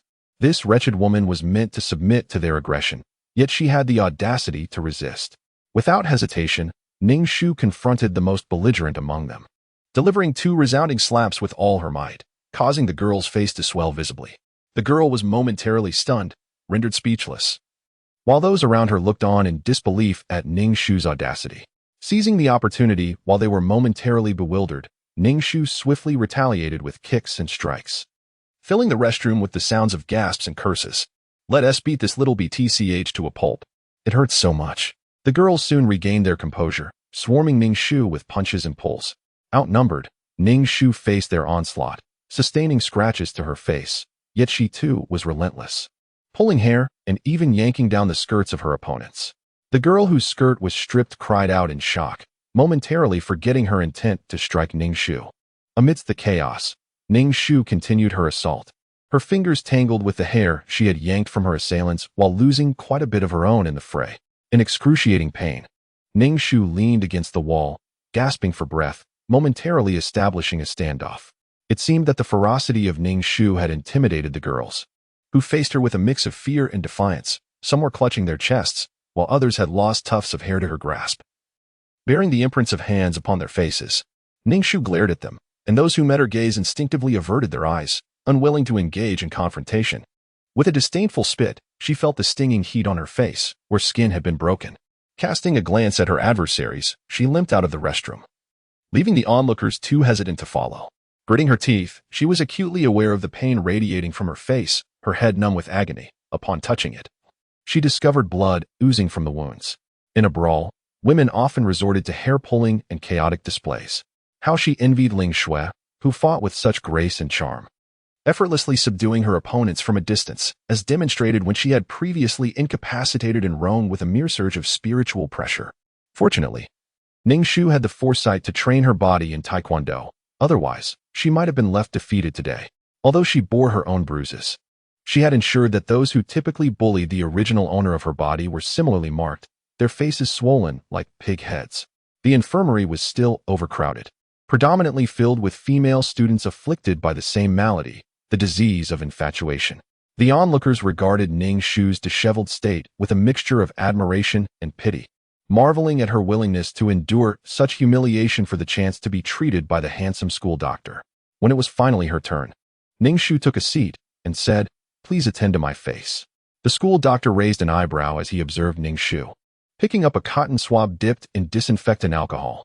"What happened this time? Your forehead is still swollen. How did you end up injured again?" He remarked. "I am well aware of my popularity, yet there is no need to subject myself to such self-inflicted harm. Alas, my visage has been marred." The school doctor prodded Ning Shu's face with the cotton swab, demonstrating a ruthless disposition towards her own countenance. The antiseptic stung as it brushed against her wound, causing Ning Shu's face to contort in pain, while the self-absorbed doctor continued his incessant chatter. "Silence, you are terribly annoying." "I was assaulted, not self-inflicted," Ning Shu exclaimed, exasperated. The doctor adjusted his glasses, a glimmer reflecting in his eyes, yet he remained silent, applying even more pressure. Ning Shu, on the brink of despair, pleaded. "I made a mistake. Please be gentler." With a deep, weary sigh, she gazed into the mirror at her face adorned with band-aids, each scratch meticulously covered. Ning Shu felt as though this school doctor was on a mission to ruin her. Did the original owner of this body have a vendetta against the doctor? She contemplated following him, but recalling that Ning Shui was a cultivator with keen awareness, she knew she would be detected if she attempted to spy on her. However, the enigma surrounding Ning Shui piqued Ning Shu's curiosity, and she ultimately resolved to stealthily pursue her. Ning Shu dared not make a sound. She contemplated her strategy and retrieved a handkerchief from her bag to wrap around her feet, muffling the noise created by her shoes against the floor. There was no need to question how Ning Shu devised this method. It was purely acquired from watching low-grade detective films. Ning Shu quietly circled around, peering into the alley, where she observed Ling Shui engaged in conversation with a man. Straining her ears, Ning Shu found herself unable to decipher their exchange. Suddenly, she witnessed Ling Shui extending her hand to the man's head, and an expression of profound joy illuminated the man's face, as if he were enraptured, lost in blissful oblivion. With her back turned to Ning Shu, Ling Shui's expression remained obscured, though Ning Shu could see her hair and garments billowing as if caught in a tempest. Despite the absence of any actual wind, this scene struck Ning Shu as exceedingly bizarre. Chapter 12.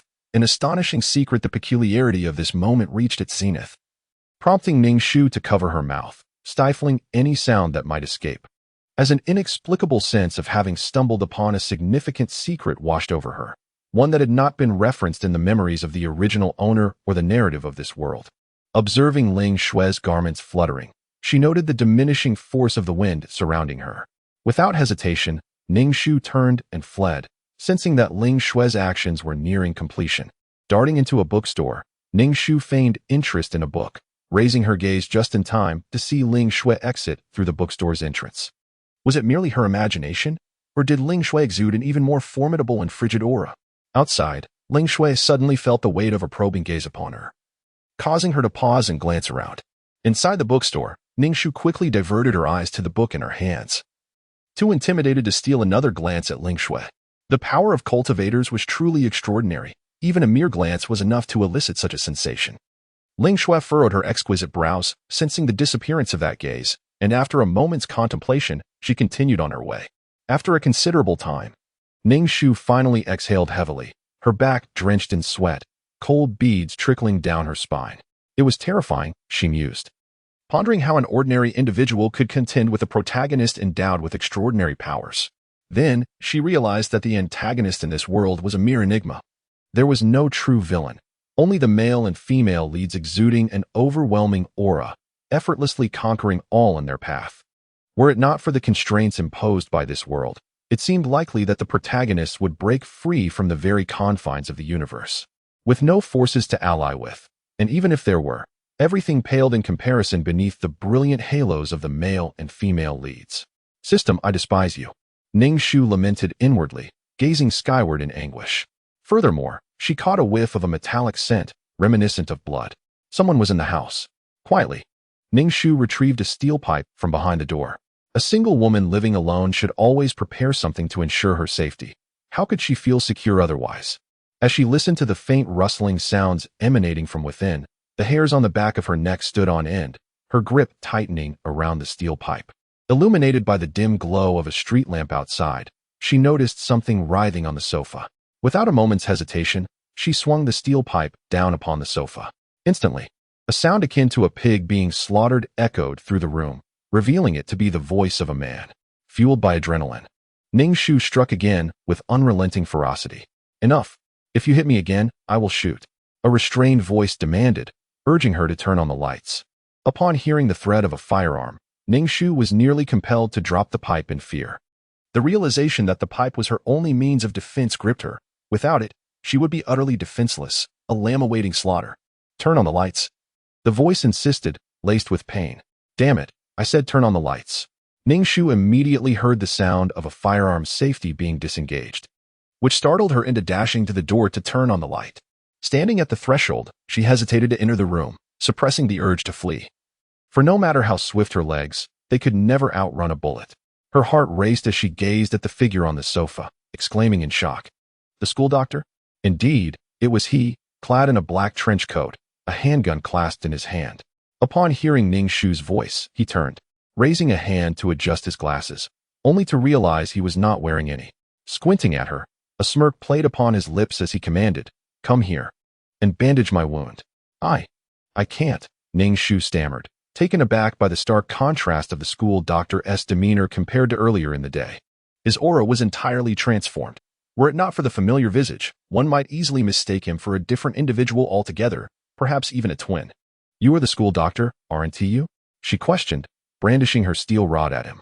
The school doctor remained silent, his expression inscrutable as he aimed the gun at her, insisting, "Come here." Faced with the ominous black muzzle, the naive Ning Shu was petrified, hastily uttering, "Let us talk this over, let us talk this over," her legs trembling as she inched closer to him. The school doctor's complexion was ashen, likely a remnant of the beating he had endured from her, his lips devoid of color. With a frigid expression, he shed his clothing, revealing his back. "Attend to my wound," he directed, pointing to a concealed weapon embedded in his shoulder blade, nearly buried within his flesh. The school doctor found himself unable to manage the situation alone. Observing Ning Shu's dazed expression, he exclaimed, "Hurry up. I'm about to bleed out." This foul-mouthed individual was indeed the refined school doctor. Startled, Ning Shu quickly retrieved the medical kit. Faced with the concealed weapon nearly embedded in flesh, she hesitated and inquired, "How do I extract this?" "Use the tweezers and be quick." The doctor's voice was laced with agony, his skin slick with cold sweat.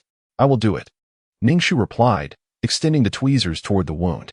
"Come on, hurry," he shouted, causing Ning Shu to flinch, and she inadvertently jabbed the tweezers into his injury. The doctor trembled in pain, curling up on the sofa, while Ning Shu watched the wound bleed profusely like a spring.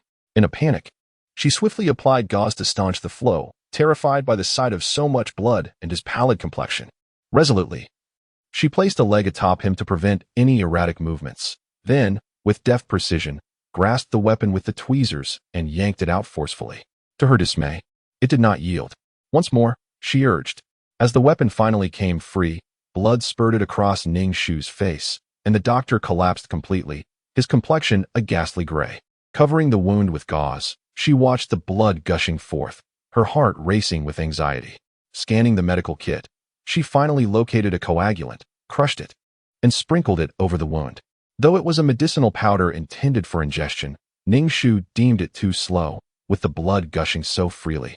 Time was of the essence. She tightly bandaged his wound, beads of sweat dotting Ning Shu's forehead as she reached out to gently shake the school doctor's nose. Relieved to find a breath still lingering, Sinking down onto the floor, she surveyed the room, littered with blood-soaked gauze, which she hastily collected. Her gaze fell upon the gun resting on the coffee table, its dark sheen sending a chill through her. Stealing a glance at the unconscious school doctor, she discreetly concealed the firearm.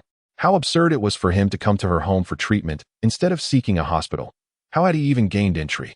This school doctor was no ordinary individual. What was he doing in AIC as a school physician? Chapter 13. Thank you for last night, you're awake. A soft voice echoed, and the school doctor turned to find a woman standing behind him, shoving noodles into her mouth. Who are you? He inquired, instinctively reaching for the gun at his waist, only to find nothing but air. His hand brushed against his wound, sending a jolt of pain through him. Ning Shu swallowed the noodles with a slight murmur, blinking at him with a raised eyebrow. Are you trying to be funny? Did you take my belongings? The school doctor glared at Ning Shu, his stomach growling audibly. Oh, I remember you now. You're the girl who helped me retrieve the hidden weapon last night. He chuckled heartily. Could you make me a bowl of noodles as well? Ning Shu responded with a soft "oh," pursing her lips as she set about preparing the noodles. His vitality was truly remarkable. Having lost so much blood, he was awake by morning. Ning Shu placed the noodles before him and spoke in a tone of negotiation. That uncle. Do I truly appear so old? Back in school, the girls all referred to me as brother. The school doctor picked up a noodle and tasted it.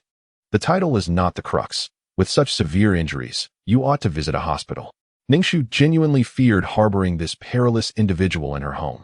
The school doctor smacked his lips and remarked, the flavor is rather lackluster. Oh, what did you just say? I didn't quite catch that. Ning Shu replied, how shameless. Just eat your meal. She rolled her eyes. By the way, did you take my belongings? The school doctor inquired. Return them to me. Such dangerous items are not meant for a girl like you to handle. Observing the school doctor's refined demeanor, Ning Shu felt an urge to retort, quickly saying, what items?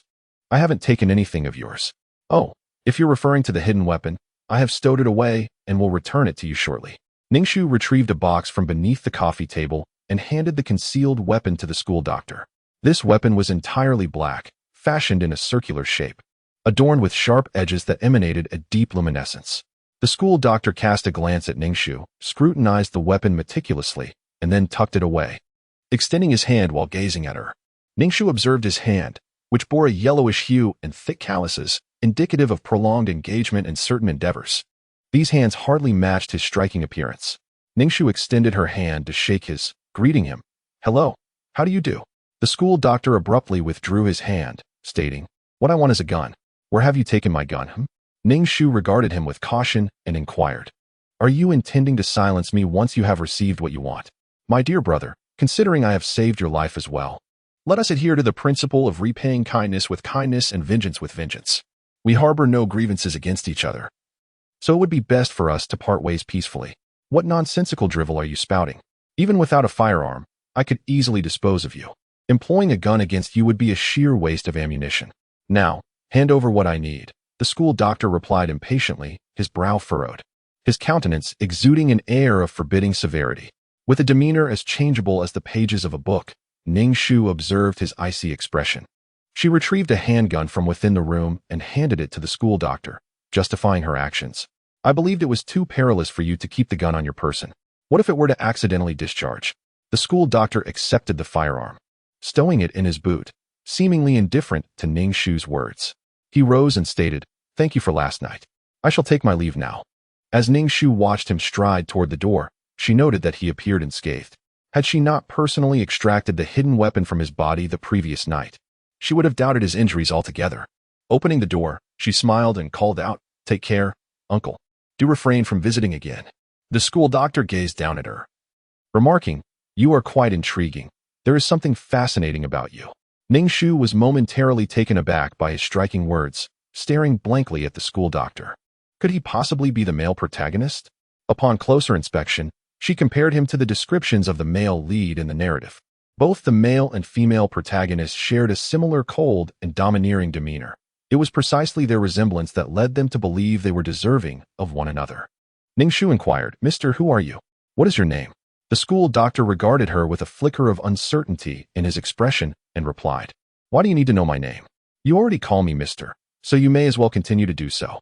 The term Mister was merely a reflection of Ning Shu's mischievous humor. He appeared youthful, and she, taking advantage of her current youthful appearance, naturally addressed him as such. The reason for her curiosity about his name stemmed from her desire to discern whether he might be the dashing male lead. Observing the school doctor clad in a striking black trench coat as he exited with an air of coolness, Ning Shu felt a sense of discomfort. Upon reflection, it seemed the male lead did not assume the role of a school doctor in the narrative. The male lead was more suited for combat and conflict, rather than the responsibilities of a school physician. So who, then, was this individual? It appeared that such a character had no place in the story. After tidying up, Ning Shu made her way to school, passing by the bulletin board, where she was dismayed to discover a notice regarding her punishment. The reason cited was brawling, resulting in a significant deduction of her credits, and it seemed that further penalties would lead to her expulsion. She noticed that she was the sole individual facing such consequences, while others remained unscathed. It was indeed a stark and unforgiving world. As an orphan devoid of connections or influence, she found herself a target for bullying.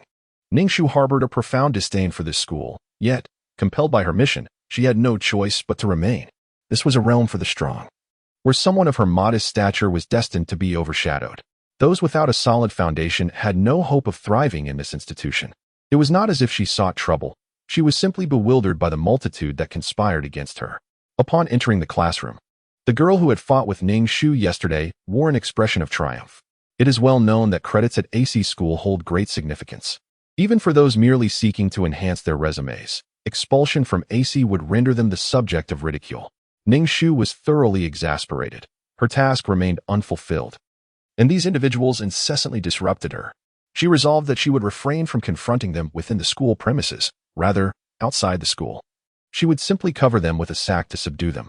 Taking her place, Ning Shu propped up a three-legged table that had toppled over. She cast a glance at Ling Shui in front of her and recalled the eerie scene she had inadvertently witnessed the day before. Just the sight of Ling Shui's back sent a chill down her spine. She couldn't fathom what Ling Shui had done to that man, but it certainly did not seem to bode well. Ling Shui turned around, regarding Ning Shu with a puzzled expression, and coldly inquired, "Lin Jiejia? Why are you staring at me?" Chapter 14. Do you pity me? Ning Shu had not anticipated Ling Shui's keen perception. A mere glance had revealed her intent. This left Ning Shu feeling quite disheartened. "It's nothing. Your captivating silhouette simply left me in awe," she replied insincerely. Ling Shui pressed her lips together, her gaze directed at Ning Shu imbued with a murderous intent. Was she mocking her? Ling Shui felt she had been too lenient with this woman, allowing her the audacity to jest with her, a mere mortal. Under Ling Shui's lethal stare, Ning Shu remained unfazed. "If you wish to look, then look, I must say. Even your beauty pales in comparison to mine," she retorted with a dismissive glance. Ling Shui's expression turned cold in an instant, her gaze fixed on Ning Shu as though she were a mere lifeless object. Ning Shu mused to herself, engaging in such perilous antics was truly intoxicating. After all, if death was inevitable, might as well ensure the heroine's discomfort. Whether it be early or late, death remained the same. Ling Shui cast a disdainful glance at her before turning away. Just because one possesses a golden finger does not grant the right to bully others.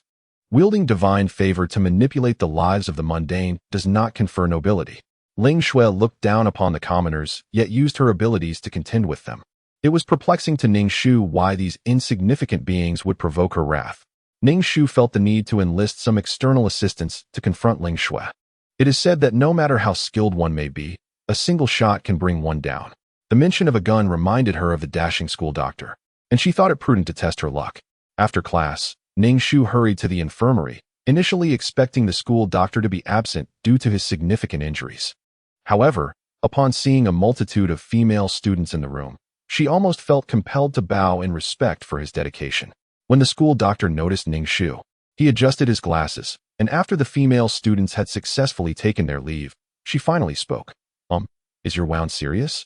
The school doctor, seated elegantly on the sofa with his legs crossed, regarded her with an air of sophistication and charm, replying, "What brings you to me?" Ning Shu fidgeted, her foot tracing circles on the ground, appearing quite bashful. "What is it?" the school doctor said, adjusting his golden-rimmed spectacles, his tone unabashedly blunt. "Seeing you like this makes me want to vomit." Ning Shu, "Dear sir, may I solicit your assistance with a matter of utmost urgency? I implore you. For without your aid, I fear I may meet a dire fate." She crouched down, grasping the physician's thigh. The doctor brushed her hand away. dusting off his trousers as if he had been sullied by some unseemly substance. Casting a sidelong glance at her, he replied with an air of aloof elegance. Why do I get the impression that you have taken a fancy to me? Surely, we share a bond forged in adversity. You might not comprehend the depths of my misfortune, abandoned by my family, only to discover that I am indeed their biological daughter. I have now incurred the wrath of the entire school's goddess, whose mere whim could spell my undoing. How lamentable is my plight. The entire school mocks me, and when I am assaulted, I find my credits unjustly deducted. As she spoke, Ning Shu felt an overwhelming sense of pity for her original self. Indeed, it is rather melodramatic and quite self-destructive, but what of it? The physician regarded her with curiosity, asking, "What is it that you seek from me?" Was her desire for assistance not sufficiently palpable? Ning Shu produced a tissue to wipe her nose and said, "Might I borrow your firearm?" The physician raised an eyebrow, a sardonic smile curling his lips as he adjusted his white coat. "And why would I lend it to you, even if I were to acquiesce? Do you possess the capability to utilize it?"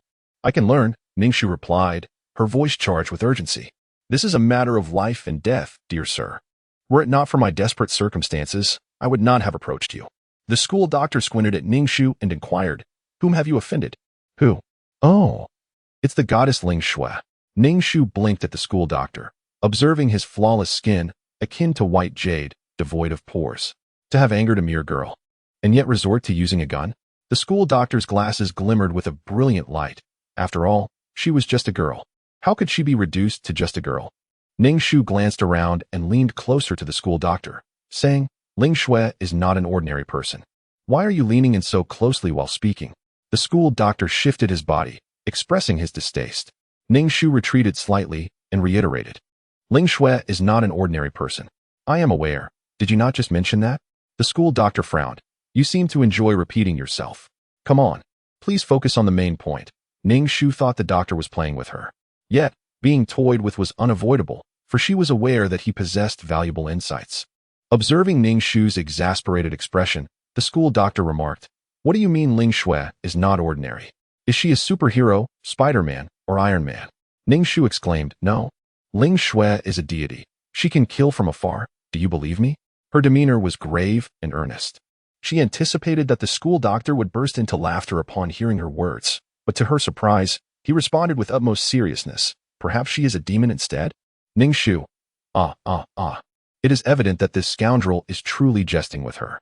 She was speaking of a matter of grave seriousness. Lives are at stake.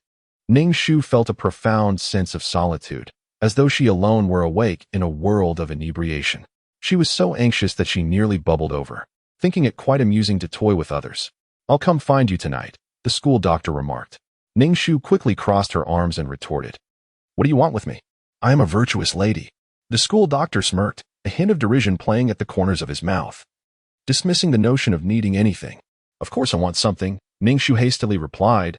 "I shall prepare my humble abode to welcome your arrival tonight." The school doctor, observing Ling Shu's displeased expression, brought Ning Shu a sense of satisfaction. Ling Shu felt that her patience with Ning Shu had reached its limit. Previously, she had hesitated, considering that Lin Jiajia was a student of ACE, and the disappearance of an ACE student might stir unnecessary trouble. Now, however, she found herself utterly alone, devoid of familial support, and it was high time for her to vanish. The incessant, inexplicable gazes directed at her by this insignificant creature had become intolerable. It was as if she were ensnared in the illusion of being seen through. Ning Shu remained oblivious to the fact that the protagonist had already resolved to expel her from the school, while she eagerly anticipated the arrival of the school doctor. Possessing something that could ensure her survival would grant her a modicum of confidence in navigating this absurd task. Chapter 15. The club. Ning Shu waited until the stroke of midnight to finally see the school doctor, who had audaciously scaled the balcony wall to enter. Strolling casually into the room, faced with such a situation, Ning Shu could not afford to reveal even a hint of displeasure as she served tea to the elderly gentleman seated on the sofa. The school doctor, clad in a black trench coat, evoked a sense of curiosity regarding whether it was the same one from before. Each time Ning Shu glimpsed his coat, she found herself brimming with potential critiques, yet remained at a loss for words. After casting a glance at her, he picked up a glass of boiled water, scrutinized it briefly, then set it down to retrieve an object encased in leather, tossing it to Ning Shu. She fumbled to catch it, glancing at the school doctor as she opened it to reveal a handgun. The weight of this firearm felt notably lighter in her grip compared to the previous one, which had felt burdensome. This is a lady's pistol, equipped with 2 safety locks, perfectly suited for you, the school doctor remarked with a nonchalant air. Ning Shu sniffled, her eyes brimming with tears as she gazed earnestly at him, exclaiming, "Uncle, you are truly a good person. I am at a loss for how to repay you." The school doctor merely smiled wryly, responding, "Of course, you will have your part to play. In due time, you will understand that we are merely engaging in mutual benefit." Ning Shu interjected, "Speak plainly, I do not comprehend." The school doctor departed quietly, choosing not to leap from the balcony but to exit through the door, his black trench coat billowing behind him, prompting yet another wave of potential critiques from Ning Shu. Gripping the gun, a surge of strength and courage coursed through her veins, ignited by this compact object. Striking various heroic poses, she tucked away the access card, knowing that regardless of the school doctor's intentions, possessing this item afforded her a modicum of self-defense. The following day, Ning Shu felt utterly disinclined to attend classes. Even if she did, she would scarcely comprehend them. It was not a matter of Ning Shu's intellect being insufficient, but rather that the material was excessively advanced, leading her to perceive school as a mere waste of time. Armed with her magnetic card, she ventured to a shooting club to learn marksmanship. Following the address inscribed upon the card to locate the so-called club, she had envisioned a grand establishment, resplendent and sophisticated, yet before her stood a mere convenience store, peddling an assortment of goods, including dubious magazines and various restricted items. Was this truly a club? As she approached, an elderly gentleman greeted her. Perhaps it was the overwhelming presence of inappropriate materials that rendered his smile particularly unsettling. "Excuse me, sir, I would like to inquire if this is the shooting club." Ning Shu stammered hesitantly. The old man's expression turned serious in an instant, only to be replaced by a chuckle as he replied, "My dear girl, this is a grocery store, not a club. You've come to the wrong place." Ning Shu, perplexed, recalled that meetings often required tokens or secret phrases. Therefore, she produced the magnetic card given to her by the school nurse and exclaimed, "Sir, please take a look at this." The old man took the card, glanced at it, and then unearthed a card reader from the filthy ground, swiping it across the surface. He cast a cursory glance at Ning Shu and, with a nonchalant tone, instructed, "Follow me."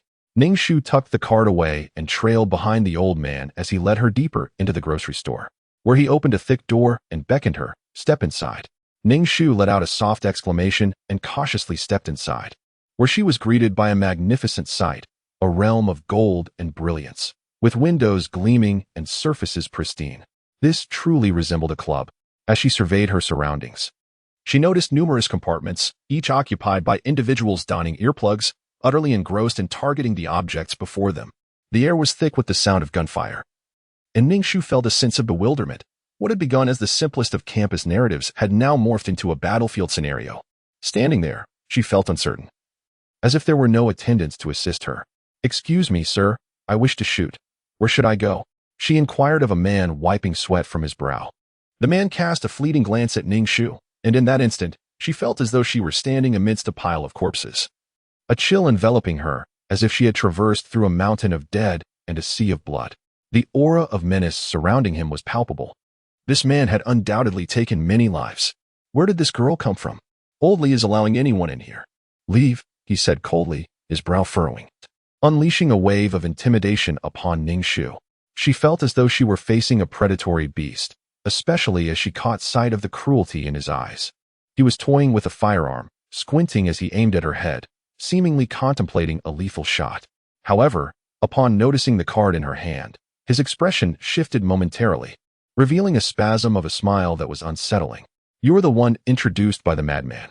The second compartment ahead is his spot. You may proceed there for your training," he instructed, gesturing towards the designated area. Madman. Are they referring to the school doctor? Ning Shu pondered, realizing that the presence of such a fierce individual had altered his demeanor entirely upon seeing the magnetic card. The school doctor exuded an aura of intimidation, making even the most fearless feel a sense of trepidation in his presence. Recognizing his formidable demeanor, Ning Shu seized the opportunity and inquired, "Uncle, I do not know how to shoot. Could you teach me?" The man's facial muscles twitched momentarily before he replied, "Certainly." Grateful to have acquired an unexpected coach, Ning Shu pressed on with her questions. "Will the magazine go in?" "No." "Can I pull the bolt?" "No." Surely I can pull the trigger? No. The man, caressing the firearm at his waist, squinted at the top of Ning Shu's head, his face contorting into a strained smile, as if he were weighing his next words carefully. My apologies for the trouble, uncle. A crowd had gathered, and upon hearing Ning Shu's remarks, they began to mock her, labeling her a novice, even inferior to that. Don't be absurd. This girl is introduced by a lunatic, the man snarled, baring his teeth. At the mere mention of the lunatic's name, the crowd scattered like frightened birds, vanishing in mere seconds, as if the name itself carried a deathly weight. Ning Shu thought to herself, how fearsome must the school doctor truly be? Yet, she felt she had not witnessed his full prowess, having been struck by a concealed weapon earlier. It was utterly disappointing. Uncle, we can begin now, rest assured. I will dedicate myself to learning. Thus, Ning Shu embarked on her shooting lessons, with a coach beside her who seemed perpetually on the brink of eruption.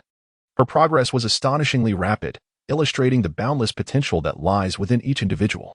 Chapter 16. The struggling cannon fodder. Ning Shu commenced her rigorous practice of marksmanship.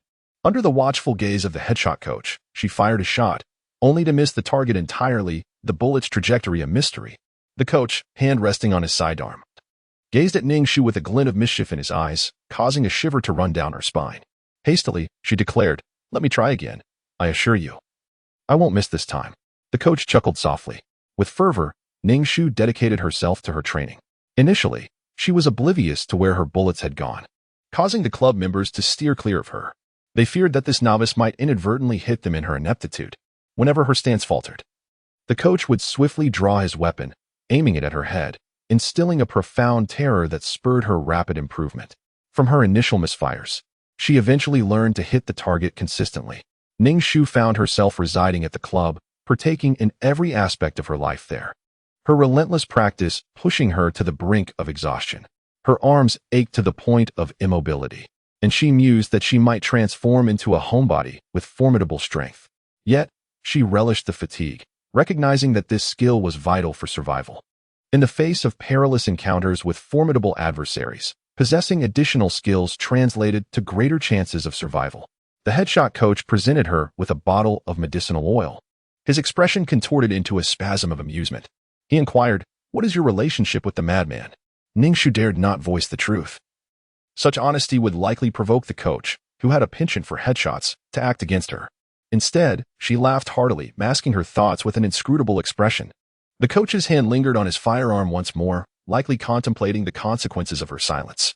Every time Ning Shu witnessed the formidable figure of the stern uncle handling a firearm, her heart raced with trepidation.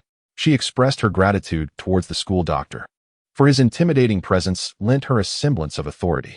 Currently, Ning Shu found herself immersed in the club, dedicating her days to the practice of marksmanship, and astonishingly, she had begun to score within the fifth ring. It was truly remarkable. One day, she unexpectedly received a message from the school, warning that failure to attend classes would result in expulsion. Well, she resolutely refused to be dismissed. After spending an extended period in the club's tumultuous environment, she felt a sense of disorientation upon returning to the school's tranquil atmosphere. When Ling Shui laid eyes on Ning Shu, she immediately sensed a profound transformation in the woman before her, one that exuded an aura of danger. Yet, this peril seemed akin to a robust ant, brandishing formidable pincers. Ling Shui found this sensation exceedingly displeasing.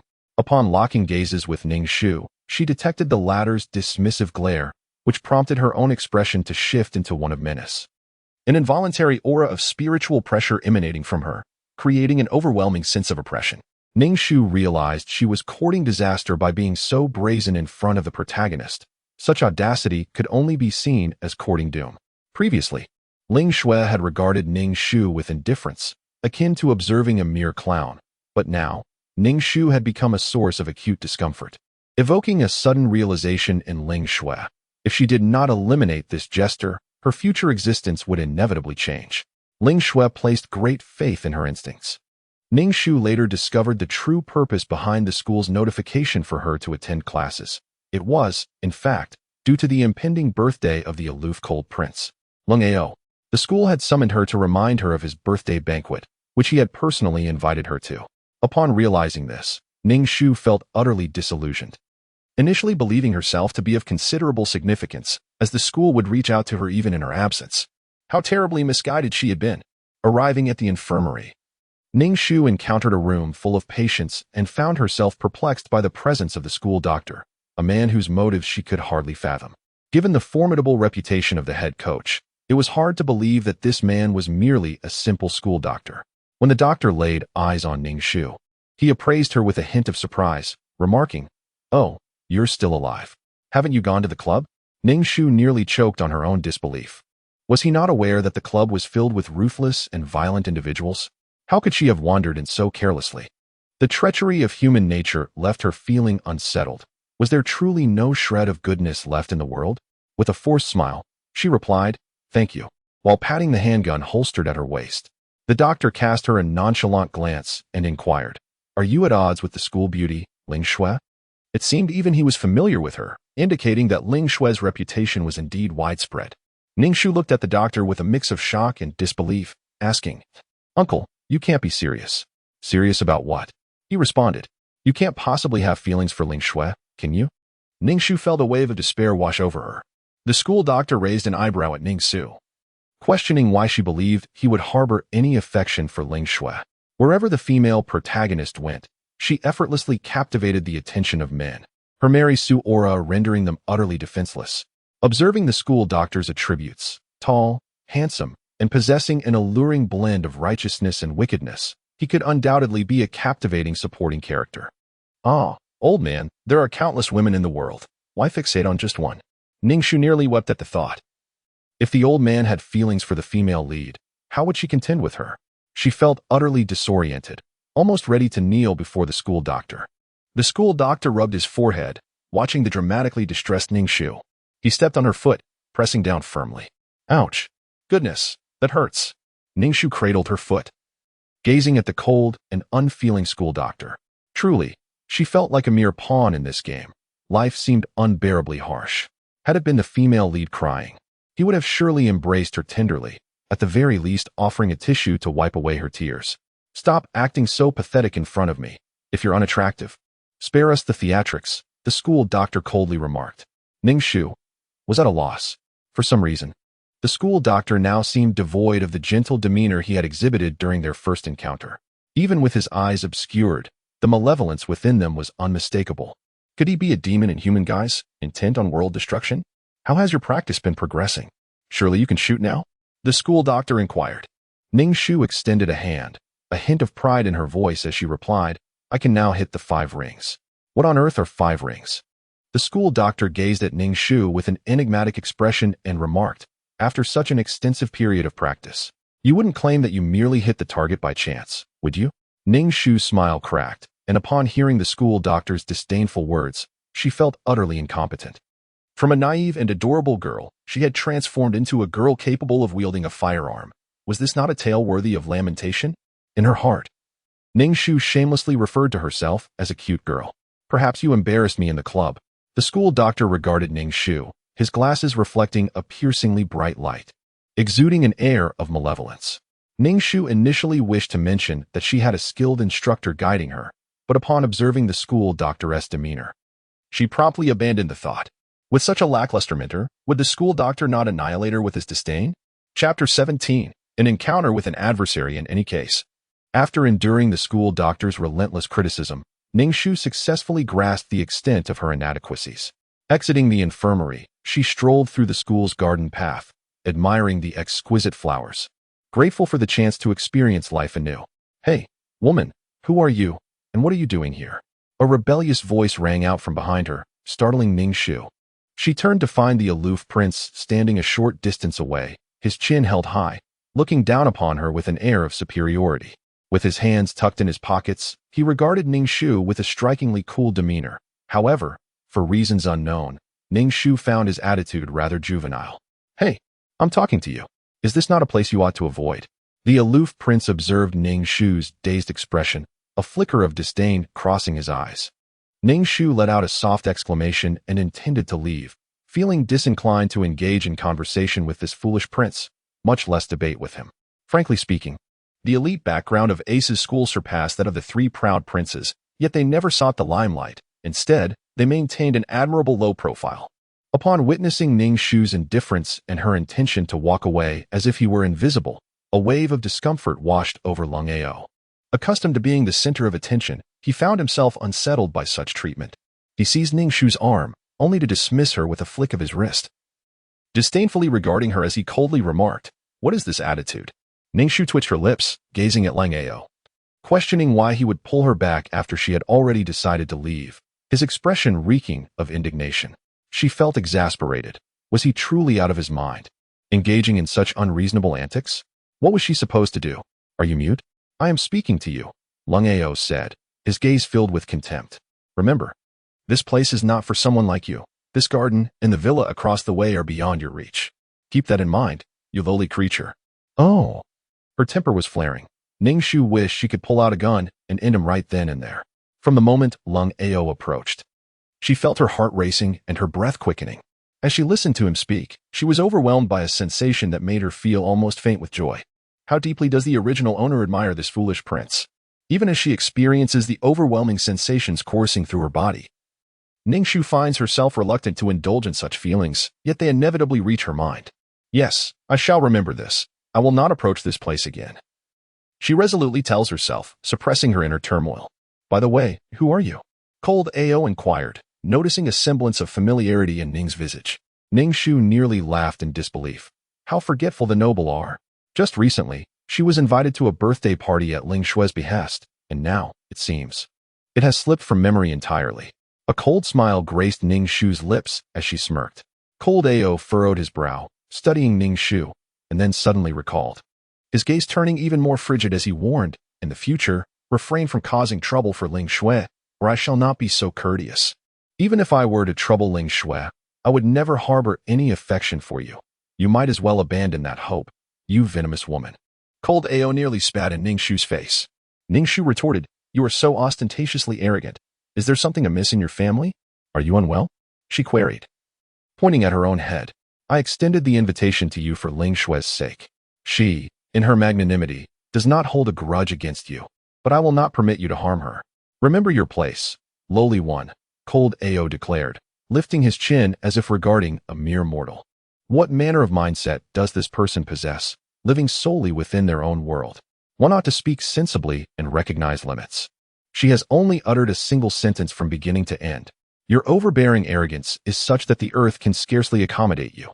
You would do well to heed my words, lest you find yourself unable to bear the consequences. With a haughty demeanor, she turned and walked away. Ning Shu took a deep breath, embracing the beauty of the world, choosing to swiftly disregard the discordant elements within it. If you are indeed troubled, seek remedy for your ailments, she thought disdainfully, shouting at him before turning to flee. The following day, Ning Shu donned her usual attire, tucking a lady's pistol at her waist, and proceeded to attend the foolish cold prince's birthday celebration. The gathering was held at an exclusive venue. As she approached the entrance, she noticed a line of luxury vehicles parked outside, with strikingly handsome men and beautiful women stepping out, adorned in opulent attire. Ning Shu felt conspicuously out of place at the entrance, as the disdainful glances directed her way were palpable, with some elegantly dressed young women even stifling giggles behind their hands. In that moment, Ning Shu sensed the world's malice bearing down upon her. An Rong emerged from a vehicle and, upon spotting Ning Shu, shot her a fierce glare. Adjusting the hem of her gown, she approached Ning Shu with a cold smirk, saying, "I can't believe you actually came. Surely, you aren't planning to linger at the entrance." Ning Shu observed in Rong, who had not attended classes since being injured by Ling Shui. Her complexion still appeared pale, making her seem less like a party-goer and more akin to a mourner. Ning Shu was exasperated. Despite her condition, Rong insisted on attending the birthday festivities. Rong, clearly aware of her own pallor, erupted upon noticing Ning Shu's gaze, exclaiming fiercely, "What are you staring at? I will never forget the humiliation and torment you inflicted upon me." Ning Shu resolutely declared, "I refuse to bear this unjust blame. You must understand that I did not lay a finger on you. It was clearly due to Ling Shui that you were injured. Why must you place the blame on me?" Rong, momentarily taken aback, responded, "Ling Shui had no intention of harming me. Besides, she did not even lay a hand on me. Ling Shui would never treat me in such a manner. Spare me your attempts at sowing discord, I assure you. I will not be swayed by your words." Rong spoke with unwavering conviction. Ning Shu thought to herself, How absurd it was to elevate the protagonist's charm while rendering the supporting character's intellect utterly negligible. Such an evident truth was lost on Rome, who remained obstinate. The protagonist could do no wrong. If she erred, the world itself was at fault. Believe what you wish, it matters not to me. Ning Shu said as she bypassed Rome, intending to enter. Rome reached out and grasped Ning Shu's arm. Turning to face her, Ning Shu inquired, "What is it? Do you wish to fight?" Rome, with an air of arrogance, cast a glance at Ning Shu and replied, "I would never cause a scene on the cold prince's birthday. Moreover, are you certain my injury is attributed to Ling Shui? Of course. Had I possessed powers akin to hers, I would have long since rendered you powerless in revenge." Ning Shu scoffed in disdain. It perplexed Ning Shu that Rome also harbored feelings for the cold prince. Was it not natural for her to feel jealousy towards Ling Shui, whom the cold prince favored? Instead, she chose to play the sycophant to Ling Shui. One must remember that the original character, Lin Jiejia, was consumed by jealousy. Chapter 18. Dog Bites Dog. Rome was utterly oblivious to the events that had transpired. All she recollected was toppling a table and colliding with Ling Shui's back. Subsequently, it felt as though an immense weight had descended upon her, crushing her body as if it were made of glass. After that, her memory faded into oblivion. When she regained consciousness, several days had already passed. Upon hearing Lin Jiejia mention Ling Shui's extraordinary abilities, Rome immediately recalled the oppressive force that had weighed down upon her. "Hey, Lin Jiejia, is everything you said true?" Rome inquired with an air of arrogance. Ning Shu rolled her eyes and replied, "Believe it or not." With that, she stepped into the clubhouse, which was resplendent and bustling with life. The hall was filled with the elegant strains of a violin, while towering stacks of champagne exuded a sweet, intoxicating aroma. Groups of individuals mingled. Chatting gracefully with their glasses in hand, they bore the demeanor of elites rather than mere high school students. As Ning Shu entered, she noticed the disdainful glances cast upon her by those clad in finery, likely deeming her presence an attempt to seek attention. Unfazed by their judgment, Ning Shu settled onto a couch in the corner, her gaze drawn to the vibrant fruit platter on the coffee table. She picked a piece and savored it, exclaiming, "Ah, the flavor is truly delightful. Hey, look who's indulging, the country bumpkin," Rome remarked as she approached and sat beside Ning Shu. Ning Shu glanced at her but continued enjoying her snack, prompting Rome to nudge her. Ning Shu turned her head and said, "What are you doing, poking around? We're not that close. Do you really think Ling Shui possesses extraordinary powers?" Rome gazed at Ling Shui in the distance, clad in a resplendent black gown that radiated brilliance, overshadowing the collective allure of everyone present in the room. Ning Shu followed Rome's gaze and beheld the enchanting figure, whose presence captivated the attendees of the ball, their eyes reflecting a tapestry of envy, jealousy, and admiration. Such splendor could belong to no one but the protagonist. A woman of such confidence and unparalleled beauty would undoubtedly attract numerous suitors. Yet, countless unremarkable souls languished at her feet, desperately striving to reverse their fates, even willing to sacrifice their very essence in the pursuit of triumph. Ling Shui appeared not to possess any extraordinary abilities, Rome remarked. Yet the injuries she bore seemed all too real. Ning Shu rolled her eyes, retorting that before a superhero reveals their true identity, how could one discern their powers? Rome, incensed by Ning Shu's dismissive tone, urged her to speak more kindly. Ning Shu shot back a disdainful glance, utterly unperturbed. At that moment, the entire banquet hall fell into a hushed silence, the delicate strains of a violin filling the air as the birthday celebrant, the aloof Prince Lang Ao, made his grand entrance, exuding an air of pretentiousness. Ning Shu found Prince Lang Ao irksome for various reasons, the foremost being her body's involuntary reaction to him. The instant she laid eyes on him, it yearned to collapse into his embrace, which was utterly exasperating. Beside her, Rome's expression transformed into one of youthful reverie upon seeing Lang Ao, her previously pallid visage now flushed with a rosy hue. With utmost gallantry, Lang Ao approached Ling Shui, bowed, and extended his hand, inviting the protagonist to dance. Ling Shui, with a touch of haughtiness, placed her hand in his, gracefully entering the dance floor. Then, everyone gazed at the two dancers, and Rome's face displayed a shadow of melancholy as she watched the couple on the dance floor. Her voice heavy with despair. Only someone as perfect as Ling Shui could be worthy of the cold prince. Sigh. Suddenly, Ning Shu coughed, nearly choking on her fruit, as she observed Rome's profound spirit. The women surrounding the protagonist are often either rivals for affection or mere substitutes. much like the original character, or they are like in Rong, who submits to the protagonist, willing to relinquish even her beloved. Yet, the outcome remains the same. Both end up as mere pawns, one meeting a tragic end, the other suffering a broken heart. Cold and aloof, he danced with the girl he fancied, appearing as if he might ascend to the heavens, embodying an innocence that bordered on foolishness. Ning Shu danced effortlessly, not even catching her breath. She took a glass of red wine from a server's tray, sipping it thoughtfully. Frankly, the wine of this world pales in comparison to that of the cultivation realm. Especially devoid of any spiritual essence, excessive consumption could even taint the body. Ning Shu caught sight of Rong and Ning Shu seated together, feeling a pang of surprise and discomfort. To Ning Shu, Rong was hers, and now she found her companioning with Lin Jejia. A sense of betrayal washed over her. Such treachery was intolerable. With a graceful stride, Ning Shu approached Rong and inquired, "Are you feeling better?" Rong quickly rose, responding, "Much improved." In truth, Rong felt a twinge of discomfort within her. If they truly cared for her, why had they never come to see her? Moreover, her injury seemed to stem from Ning Shu's actions. Ning Shu cast a scrutinizing glance at Ning Shu, her disapproving expression revealing her thoughts on Ning Shu's attire. "Although clothing does not define a person, it is a matter of basic etiquette," she remarked.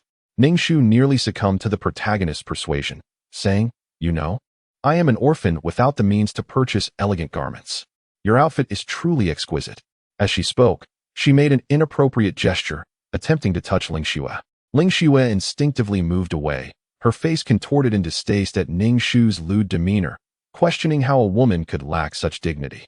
Rong, unable to bear Ning Shu's indecent behavior, tugged at her arm and said, "Ning Shu, if Prince Lung is still observing you, he likely has matters to discuss." Ning Shu, taken aback by Rong's defense of Lin Jejia, displayed a moment of incredulity, her voice cold as she retorted, "Rong, do you truly wish to associate with such a person?" Rong was taken aback by Ning Shu's bluntness, sensing a hint of disapproval directed at her. She quickly replied, "Ning Shu, what are you saying? How could I ever be with someone of such low status?" The term low status echoed in her mind, reminiscent of what she had previously heard from the aloof prince, suggesting that she was indeed considered inferior in this realm. Ning Shu, with an air of haughtiness, nodded and turned to leave, while Rong gazed after her retreating figure, her eyes clouded with emotion. Ning Shu raised an eyebrow, astonished that Rong had spoken up for her.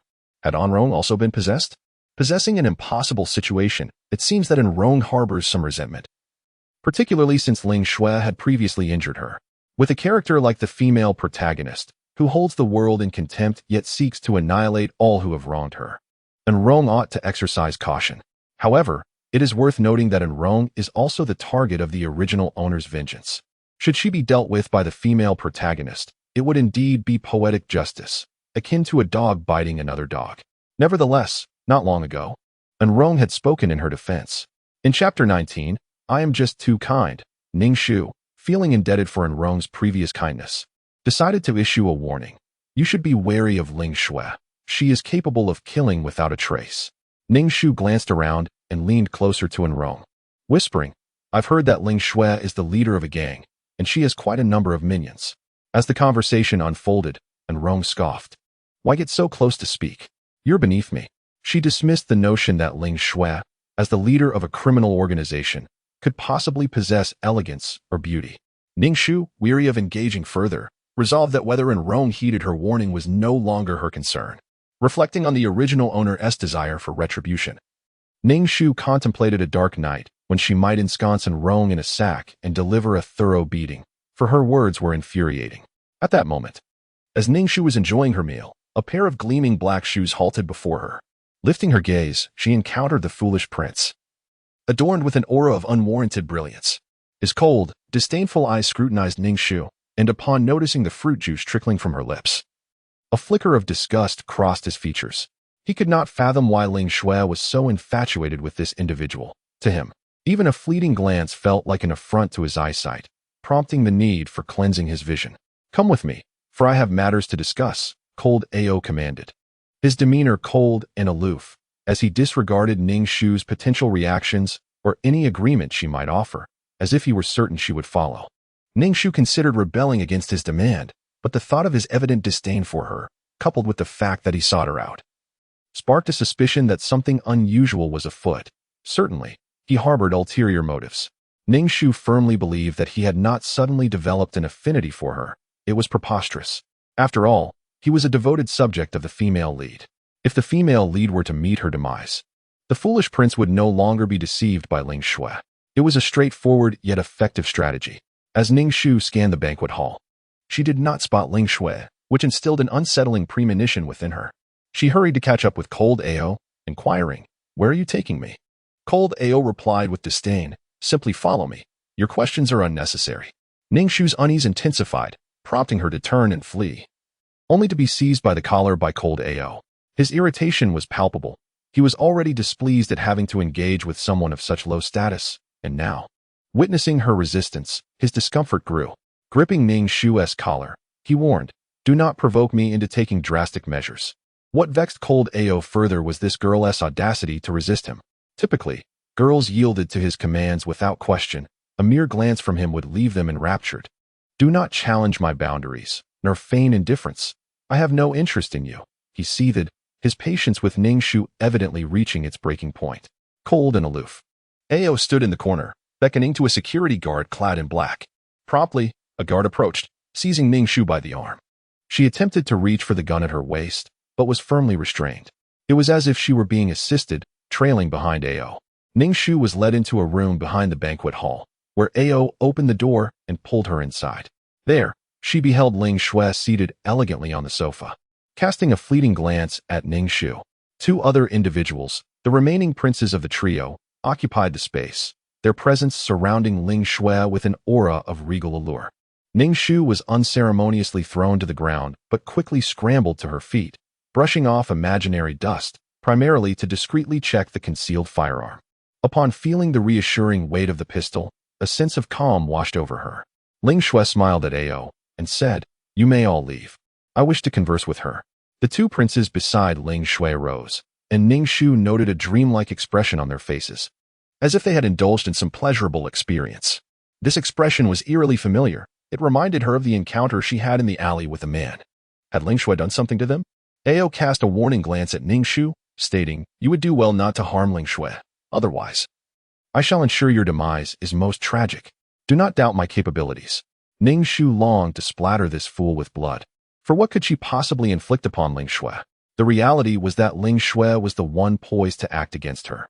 The three princes exited the room, closing the door with a sense of care, leaving only Ning Shu and Ling Shui behind. Ling Shui rose from her seat and approached Ning Shu, scrutinizing her from head to toe before coldly sneering, "Stop pretending. I know you are not the original Lin Jia." Ning Shu's pupils constricted, and she rolled her eyes dramatically, retorting, "Are you out of your mind? I am not Lin Jia. You are Lin Jia. How absurd." Ning Shu was determined to insist that she was Lin Jia. "You're stubborn. Let me see if I can extract your soul to confirm whether you are Lin Jia." With that, Ling Shui extended her hand towards Ning Shu's spiritual center. A wave of terror washed over Ning Shu. She realized the protagonist's abilities were exceedingly formidable, and she could never allow Ling Shui to extract her soul. Ning Shu swiftly evaded Ling Shui's grasp, rolling on the ground to draw a gun from her waist, aiming it at Ling Shui. Ling Shui was momentarily taken aback to see the little pest brandishing a firearm. Her mind momentarily short-circuited. She then coldly remarked, "You are indeed not the original Lin Jia. I must see what sort of monster resides within this facade." Ning Shu gripped the gun tightly, striving to mask her trepidation, and said, "I have no idea what your mad ramblings are about. Were you not originally Ling Shui? Are you suffering from a mental illness?" Knowing that speaking too much could provide the antagonist with an opportunity to turn the tables, Ning Shu immediately pulled the trigger, fervently praying to hit her target. At such a close range, she should be able to succeed, given her proficiency in marksmanship. Before her stood a scene that left Ning Shu utterly astonished. A translucent membrane materialized before Ling Shui, effortlessly halting the bullets that could not penetrate this barrier. Goodness, how could the protagonist be so formidable, catching bullets with bare hands? Ning Shu was nearly brought to her knees as she watched the bullets clatter to the ground, while Ling Shui's expression was one of profound anger visible through the membrane. It seemed she had truly provoked a tiger. Seeing Ling Shui's grim countenance, Ning Shu unhesitatingly fired 2 shots at her, and, feeling insecure, emptied the entire magazine into her. observing the barrier of spiritual energy that Ning Shu had conjured to deflect the bullets. Ning Shu felt a deep sense of despair as she tore the seams of her clothing to retrieve some bullets, loading them into her handgun. Cold sweat dripped down Ning Shu's forehead as she witnessed Ning Shu's actions, nearly causing her to spit blood in exasperation. She had never anticipated such a turn of events, feeling as though she had stumbled in a ditch. How dare this insignificant creature take action against her? She would extract her soul and subject it to torment in the flames of purgatory and the winds of calamity. Chapter 20. A distasteful encounter. Ning Shu and Ning Shu faced each other, with Ning Shu, now armed with freshly loaded bullets, pointing her gun at Ning Shu. The latter's complexion had turned ashen as she summoned the spiritual energy within her to shield against the bullets. The spiritual energy in this world was alarmingly thin, and after accumulating it for so long, she found her dantian completely empty. Even her meridians began to ache. It was truly a case of a tiger falling to the plains and being bullied by dogs. Had this been in her previous state, she could have dealt with such matters with a mere flick of her sleeve. Now, however, she found herself utterly incapacitated, as any movement would require her to reconstruct a barrier, and her spiritual energy had been entirely depleted. You are truly courting death. The chilling voice of Ning Shu seeped through her clenched teeth, imbued with a palpable aura of menace. Ning Shu pressed her lips together, acutely aware that she had provoked the female lead this time. Yet, she felt no remorse. Ning Shu sought to extract her soul, but would she simply extend her neck to allow such a fate? Her soul encompassed her very essence. Ning Shu steadied her gun, squinting as she observed the diminishing strength of Ning Shu's spiritual barrier. With resolve, she fired 2 more shots. An unexpected sensation akin to target practice surged within her. Standing still, allowing her to shoot, was intolerable.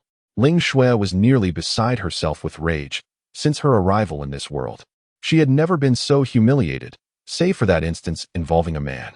Bullets fell one by one onto the ground, and with a resounding explosion, Ning Shu's spiritual barrier shattered. One bullet struck her collarbone, and seizing the opportunity, Ning Shu aimed again. However, Ning Shu, quick as lightning, evaded the shot. With a venomous glare, Ning Shu contemplated eliminating Ning Shu. Yet, the thought of being rendered a mere mortal, devoid of her spiritual power and facing the weapons of this world with nothing but flesh, was a folly she would not entertain. Ning Shu, unconcerned with notions of combat etiquette, recognized that the female lead was akin to a cornered tiger. It would be unwise to hold back now, lest she wait for Ning Shu to regain her strength. Ning Shu fired twice more at Ning Shu, though with her limited skill, she clearly missed. It appeared practice was in order. This time, the female lead was unprepared, effectively becoming a target. When next they crossed paths, she was certain Ning Shu would seek her demise. Ning Shu cast a chilling glance at her, her brows furrowed with ferocity. Clutching her wound, she swiftly opened the door and fled. Ning Shu hurried after her, seizing the opportunity. No one understood the protagonist's ruthlessness better than she did. Naturally, Ning Shu would refrain from drawing a gun in front of so many people. Inciting chaos and allowing Ning Shu to escape would be disastrous. Observing Ning Shu being dragged away by the flamboyant and arrogant Cold Ao, she appeared ghostly pale, her face etched with impatience. Dressed in black, the protagonist was clearly bleeding. Yet Cold Ao remained oblivious to her plight. A sense of schadenfreude welled up within Ning Shu as she thought, "Let your peach blossoms bloom." Casually, she approached the two. Upon noticing Ning Shu's approach, Ning Shu immediately pushed Cold Ao aside and dashed toward the exit, leaving him momentarily stunned. Ning Shu forcefully kicked aside Cold Ao, pursuing her outside. Overwhelmed by a sense of powerlessness, Ning Shu vowed to herself that she would ensure the demise of all the clowns that dared to prance before her. Today, she felt as if she had been bitten by an insignificant ant. Typically, when the protagonist finds herself in dire straits, a benefactor appears to assist her. Hers had arrived, and she sensed misfortune looming. She did not believe her skills could rival those in a gunfight. Ning Shu noticed the man's expression was far from pleasant, his oppressive gaze fixed upon her. He sniffed the air and inquired, "Are you injured?" To which Ning Shu, somewhat irked, retorted, "Surely you do not intend to take advantage of my misfortune and extinguish me to seize my gang?" The man let out a chuckle, effortlessly lifting Ning Shu and casting her into the car, before starting the engine and mockingly taunting her for being injured by such a mere child. Ning Shu pressed her hand against her wound, wincing in pain, and retorted fiercely, "Shut up." Ning Shu, keeping her distance, watched as the car drove away. letting out a long sigh. From this moment on, she would have to be constantly vigilant regarding her own life. Having suffered such a significant loss, Ling Shu would likely tear her apart.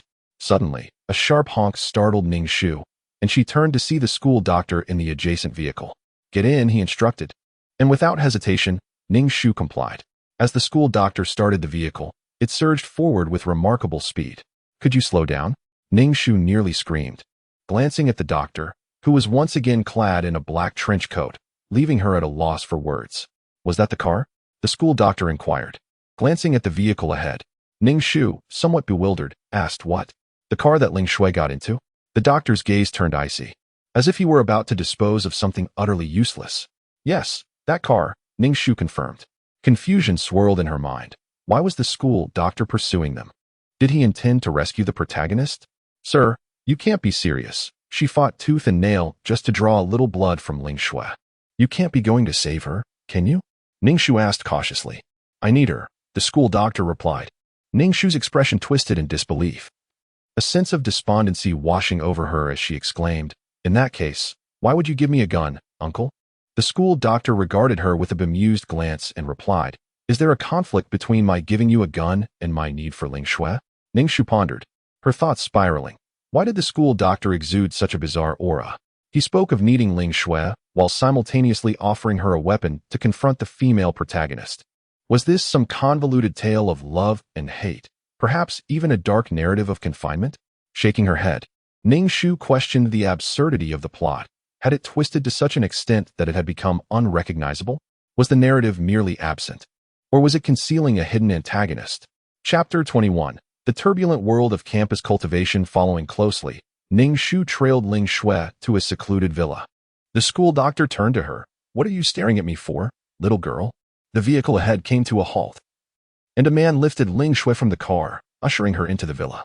Ning Shu unfastened her seatbelt and stealthily followed, only to notice the school doctor standing upright beside her, seemingly oblivious to the need for concealment. He looked at her curiously and asked, "What are you doing?" "I'm hiding. Can't you tell?" "You should crouch down," Ning Shu urged. The school doctor let out a mocking laugh, striding boldly into the villa. "There are no cameras here. Even if there were, your hiding would be futile." Ning Shu quietly followed the school doctor into the villa, which appeared uninhabited.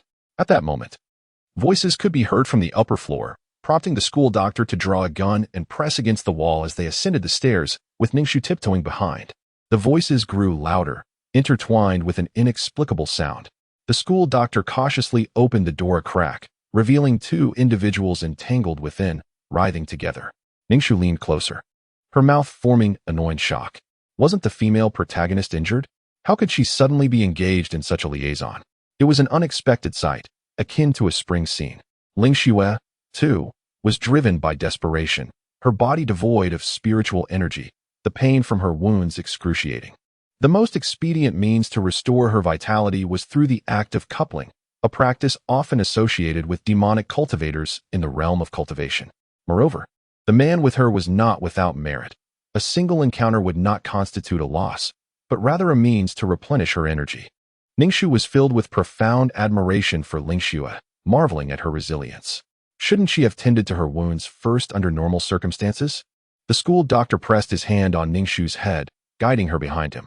At that moment, the man on the bed suddenly fixed his gaze on the doorway, causing the school doctor to duck. When he turned back to the room, it was already vacant. The school doctor kicked the door open, and Ning Shu followed him inside. The abrupt disappearance left Ning Shu bewildered as she glanced at the school doctor, inquiring about the whereabouts of the individuals. The school doctor, rummaging through the room, noticed Ning Shu standing there in a daze and sighed. "There must be a mechanism in this room. You should search for it." Ning Shu let out a soft exclamation and began to search the room inch by inch. Why is it that the protagonist can be so cool and captivating, while she is left to fumble about in such an ungraceful manner? The school doctor turned a vase, revealing a hidden passageway on the wall. The school doctor entered first, and Ning Shu hurriedly followed suit. The secret chamber was merely a simple corridor, illuminated by a few dim oil lamps, casting an eerie atmosphere. Observing the school doctor crouching ahead, Ning Shu suddenly heard a dripping sound not far in front of them. What could that noise be? The school doctor quickened his pace, and as Ning Shu approached, she was astonished to discover a bomb, its numbers continuously fluctuating. How could there possibly be a bomb here? Could it have been left behind by Ling Shu? Sir, do you know how to disarm a bomb? I know a little, he replied. The school doctor examined the device and began to dismantle it. Ning Shu, unable to contain her curiosity, asked, do you really know what you're doing? If not, you should do it instead. The school doctor tossed the bomb into Ning Shu's arms. He glanced at her before retrieving a gleaming pair of medical scissors from his bag. And without hesitation, he cut the bomb's wires. The numbers ceased their frantic dance, and the device dimmed in color. Following closely behind the school doctor, Ning Shu suddenly recalled a pressing question. Sir, why do we have to disarm the bomb? Can we just run away? The school doctor halted, turning to her with a bemused expression. Your intellect has quite the influence on me. You're nothing but a hindrance. You didn't think of it either, did you? Ning Shu regarded her with disdain. Is it not the instinct of a rational individual to flee upon encountering a bomb? After traversing the corridor for a while, she finally glimpsed a glimmer of light ahead. Yet, upon emerging, she was met with the barrels of 2 guns aimed at her and the school doctor. Ling Shu and Mo Lungshuan stood side by side, with Mo Lungshuan's handgun trained on the school doctor, his voice low and menacing. Who are you two? Ling Shu's gaze was icy as she recognized Ning Shu, her voice dripping with contempt. Lin Jiejia, your audacity seems to have grown exponentially. Ling Shu felt a deep humiliation at having been wounded by this insignificant creature, and in her heart, she envisioned extracting Ning Shu's soul, subjecting her to unspeakable torment until her very essence was shattered, forever doomed to a state of despair. Ning Shu observed Ling Shu, noting that despite her prior injury, her countenance now bore no trace of suffering. In the face of Ling Shu's piercing stare, a sense of foreboding washed over Ning Shu as she glanced at the school doctor. She had once held the impression that he was a figure of considerable prowess. Yet here he was, captured without comprehension of what made him so formidable that the club members regarded him with trepidation. Ling Shu turned her gaze back to the school doctor, her irritation mounting at his nonchalant demeanor. What are your intentions in following me? Have you not yet succumbed to the effects of my hidden weapon? The real source of that covert attack had indeed been Ling Shu.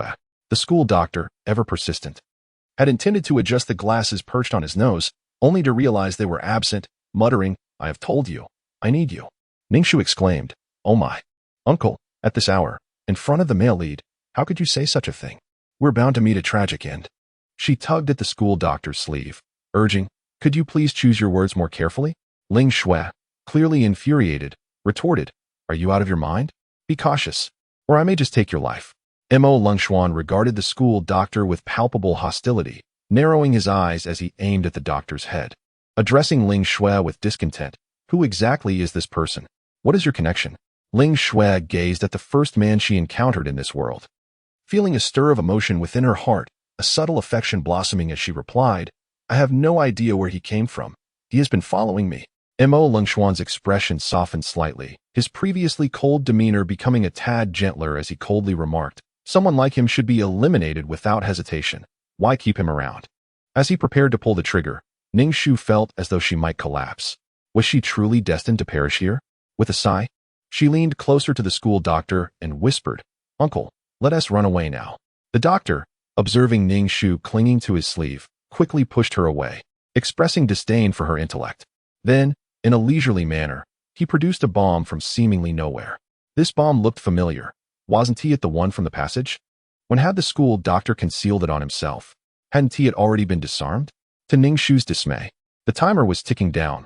There was only 1 minute remaining.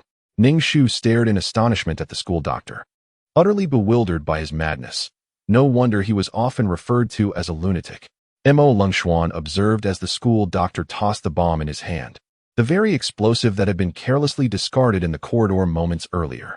The corners of the school doctor's mouth curled into a smile, clutching the bomb as if it were a mere apple, and he approached Mo Lungshuan and Ling Shu, audaciously reaching out to caress Ling Shu's face. In this bizarre situation, his actions were utterly bewildering, and Ning Shu, retreating a couple of steps, called out to the school doctor, Uncle, we should make our escape. The school doctor paid no heed to Ning Shu, his attention solely fixated on Ling Shu, his expression imbued with an unsettling intensity, a kind of reverent obsession. Ling Shu felt his hand on her face, akin to a serpent slithering across her skin, sending chills down her spine. Mo Lungshuan had never encountered such a fearless individual, one who dared to touch his woman, especially one he held in such high regard. He aimed his gun at the school doctor's head. Yet the lunatic merely tightened his embrace around Ning Shu and nonchalantly declared, "I would gladly perish alongside her." Ning Shu could hardly contain her disbelief. This lecherous uncle was truly deranged. As the bomb emitted its ominous ticking, her heart raced with anxiety. "Uncle, please stop. What are we to do now?" Ling Shu's emotions were in a state of utter turmoil, even more so than Ning Shu's. Being embraced by this insignificant man, who had emerged from seemingly nowhere, was infuriating. If it weren't for her exceptional skills, she would have long been captured by him. What a predicament! Ling Shu felt as though a chilling blade was pressed against her back, the icy sensation stirring profound discomfort within her. How audacious of this insignificant creature to threaten her with a knife. The ticking of the bomb echoed ominously, and Ling Shu coldly inquired, "What exactly do you intend to do?" The school doctor replied, "I do not harbor any ill intentions, as I have stated. I need you. Will you come with me?" Ning Shu felt on the verge of tears, wondering if the uncle was oblivious to the gravity of the situation. Brandishing a handgun without a clue as to whom it should be directed. If given the chance, she would dearly love to eliminate this clueless man. Mo Longxian's expression was icy as he pointed at the school doctor, who held Ling Shu tightly. Ning Shu shouted, "Have you all not noticed the bomb? The bomb is about to explode. Can such emotional entanglement truly render one oblivious to life and death?" The school doctor nonchalantly glanced at the bomb in his hands, feigning surprise. "Oh dear, it really is going to explode." Mo Longxian. Ling Shu. Ning Shu. Ling Shu was on the brink of insanity, unable to reason with such a lunatic. Finally, she managed to suggest, "How about this? Everyone drop your guns, and you. You should toss away the bomb as well." The school doctor slowly responded, without a hint of urgency, "Then you all should drop your guns. It is often said that those who are reckless fear nothing." Mo Lingshuan had traversed the underworld for quite some time and had never encountered such a person. Clearly someone with a deranged mind. He cast a cold glance at Ning Shu and declared, "We shall throw simultaneously." The current situation was indeed bizarre. As Ning Shu discarded her firearm, she swiftly threw herself to the ground, narrowly dodging a bullet that whizzed past her. Damn, it's truly a treacherous move. Ning Shu cursed inwardly. Mo Lingshuan had fired a shot at her before relinquishing his handgun. Had Ning Shu not reacted swiftly, she would have undoubtedly been hit. "You are not being compliant," remarked the school doctor, pressing the surgical knife against Ling Shu's waist, which immediately pierced her skin. Ling Shu let out a muffled groan. Feeling the cold object penetrate her body, this man was utterly insane. "Now, you should dispose of the bomb." Mo Lingshuan was exceedingly displeased. Earlier, during the tumultuous encounter with Ling Shu, he had sensed someone entering the secret passage, tossing a bomb that shattered everything within. That sensation had been rather exhilarating. Yet the present predicament was far from enjoyable. The school doctor shrugged, hurling the bomb towards Mo Lingshuan. He caught it, and upon seeing the rapidly changing numbers, even the unflappable Mo Lingshuan's complexion paled slightly. With every ounce of strength, he flung the bomb far away, followed by a thunderous explosion and a searing wave of heat that enveloped him. Ning Shu had already taken cover, thus sustaining no harm, while the unscrupulous school doctor had sought refuge behind Ling Shu, who unfortunately found her hair singed by the blast heat wave, her face flushed red. The air of nobility and aloofness had vanished entirely. Ning Shu stifled a laugh, utterly speechless at the school doctor. Did he truly harbor feelings for Ling Shu? A typical man in this situation would have shielded the heroine beneath him, yet here he was, cowering behind her. "Good sir, how cowardly you are. The heroine would never take a liking to a timid fellow such as yourself." Mo Longxian rose from the ground, his gaze falling upon Ling Shu's flushed cheeks and her disheveled hair. He coldly admonished the school doctor, urging him to release her immediately. "Why should I let her go?" The doctor retorted, dragging Ling Shu closer to Ning Shu. If given the chance, Ning Shu would have loved to exclaim, "Do not bring the heroine over here. She is a veritable source of trouble. Being with her invites a myriad of complications." The school doctor kicked Ning Shu, exasperated. "You useless ally, why are you dawdling? Move." Ling Shu was seething within, furious at the collusion between these two. One had wounded her with a gun, while the other had stabbed her with a knife. How despicable. She vowed that both would pay dearly for their transgressions. Mo Longxian regarded the reckless school doctor with icy disdain, declaring, "You have successfully provoked my ire. I shall make your existence a torment. I am the one who renders others' lives unbearable," the school doctor remarked, taken aback by the intensity of the situation. Mo Longxian was on the brink of exploding, veins throbbing at his temples. Was this man truly unhinged? Ning Shu reflected on the absurdity of life. What significance did this exchange hold? Shouldn't their priority be to escape? Mo Longxian retrieved his phone, likely to summon his subordinates, and his piercing gaze fixed on the school doctor and Ning Shu, as if to convey, "You are doomed." The gaze of the leader of the Black Society was indeed formidable. At least, Ning Shu felt her legs weaken under such a stare. The sight of the school doctor holding onto Ling Shue's neck without letting go was equally unsettling. "What should we do now?" Ning Shu inquired. "We must hurry. Soon there will be too many people, and we won't be able to escape." The school doctor nodded, intending to flee with Ling Shui in tow. However, Mo Lingshuan caught up and seized Ling Shui, resulting in a tug-of-war between the two men as they pulled at her. The knife that the school doctor had pressed against Ling Shui's back sank deeper with each struggle. Ning Shu, wide-eyed, observed the blood pooling on the ground and Ling Shui's pale visage, feeling a mix of disbelief and despair. Suddenly, the distant sound of a horn reached her ears, likely indicating that Mo Lingshuan's men had arrived. Grasping the school doctor's arm, Ning Shu urged, "Uncle, we should leave at once. Their reinforcements are here." Reluctantly, the school doctor released Ling Shui and swiftly drew his handgun, firing a shot at Ling Shui before dragging Ning Shu away in haste. Turning to the school doctor, who was now quite unhinged, Ning Shu gasped, "Uncle, you said you needed her. Why did you shoot so without hesitation? Do you truly care for the heroine? Light a candle for Ling Shui." "Stop. Everyone in front, halt." The shouts of Mo Lingshuan's men echoed, accompanied by sporadic gunfire. Ning Shu and the school doctor reached the road halfway up the hill, noticing the absence of passing vehicles, while the sounds of pursuit grew ever closer. In a decisive act, the school doctor shattered the window of a parked car with his gun, and, much to Ning Shu's bewilderment, he began to unlock it. Is this scenario truly not a scene from a film?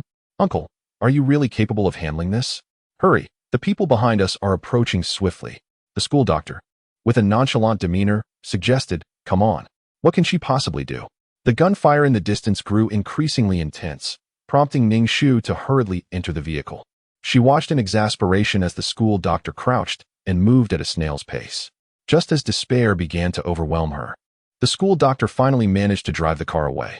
Ning Shu turned to glimpse at those pursuing them, who could only watch helplessly as the vehicle sped off. A wave of exhilaration surged through her. It was exhilarating, her heart racing wildly within her chest. Beside her, the school doctor wore an irritable expression, noticing Ning Shu's gaze. He scoffed, "If it weren't for you, I would have whisked Ling Shui away long ago. You're nothing but a hindrance." Ning Shu retorted, "Is there no sense of camaraderie left? After all, we have shared this ordeal together. Uncle, you can defuse bombs and steal cars. What other talents do you possess?" She inquired, realizing that the school doctor seemed to be a jack of all trades. If she possessed such skills, completing tasks might become considerably easier. The school doctor rolled his eyes at her, remarking, "These are merely basic skills. You, as a hindrance, would never comprehend this." Must he incessantly refer to her as a hindrance? Ning Shu scrutinized the school doctor's profile and boldly questioned, "Why did you shoot at Ling Shui? Did you not claim to need her? Could you refrain from posing such foolish questions? Inflicting harm upon her could cloud that man's judgment. Did you not notice that he did not pursue her? Those under him are merely insignificant." The school doctor stated matter-of-factly, "Ning Shu, you mentioned that you needed her, so why would you injure her? Aren't you fond of her?" "Thus, I targeted her shoulder. She shall not perish." The school doctor retorted with conviction. "Ning Shu, are you certain you are not a pervert? This is all so bewildering. I cannot fathom what this man is truly thinking. It feels as though my understanding of the world has shifted since knowing him.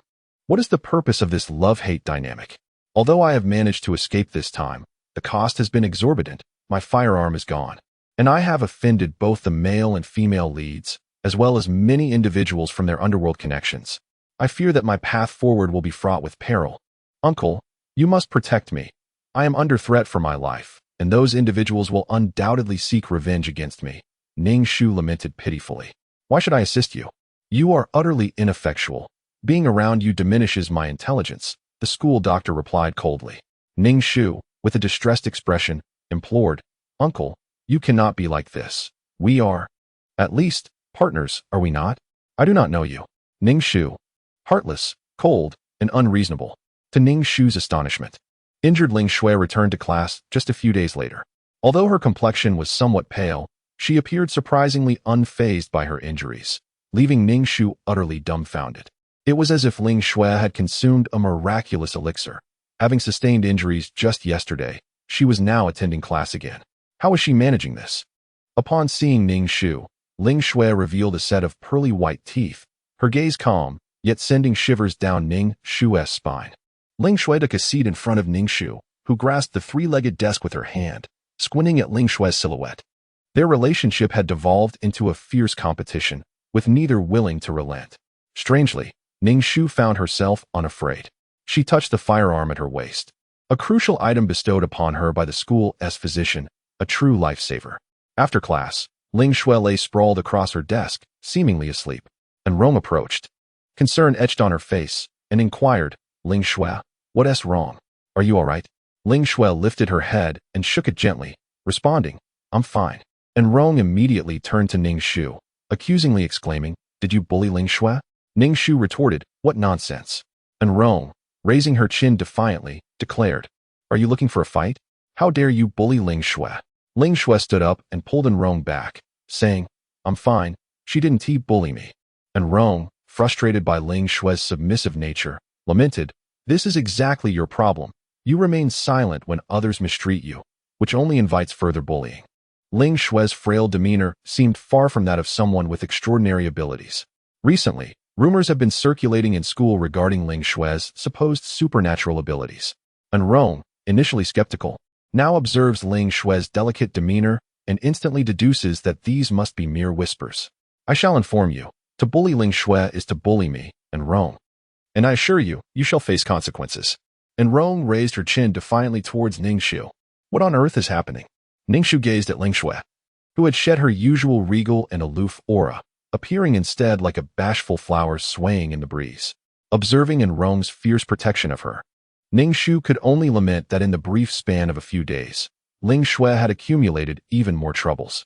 Ning Shu distinctly felt the disdain and rejection emanating from her classmates' gazes, as they all seemed to believe she had wronged Ling Shui.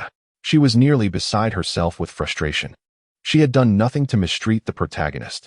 The protagonist's prowess had evidently surged, now equipped with both strength and intellect, rendering her nearly invincible. Previously, Ling Shui's haughty demeanor had dismissed Ning Shu entirely, exuding absolute confidence in her abilities, capable of overpowering anyone.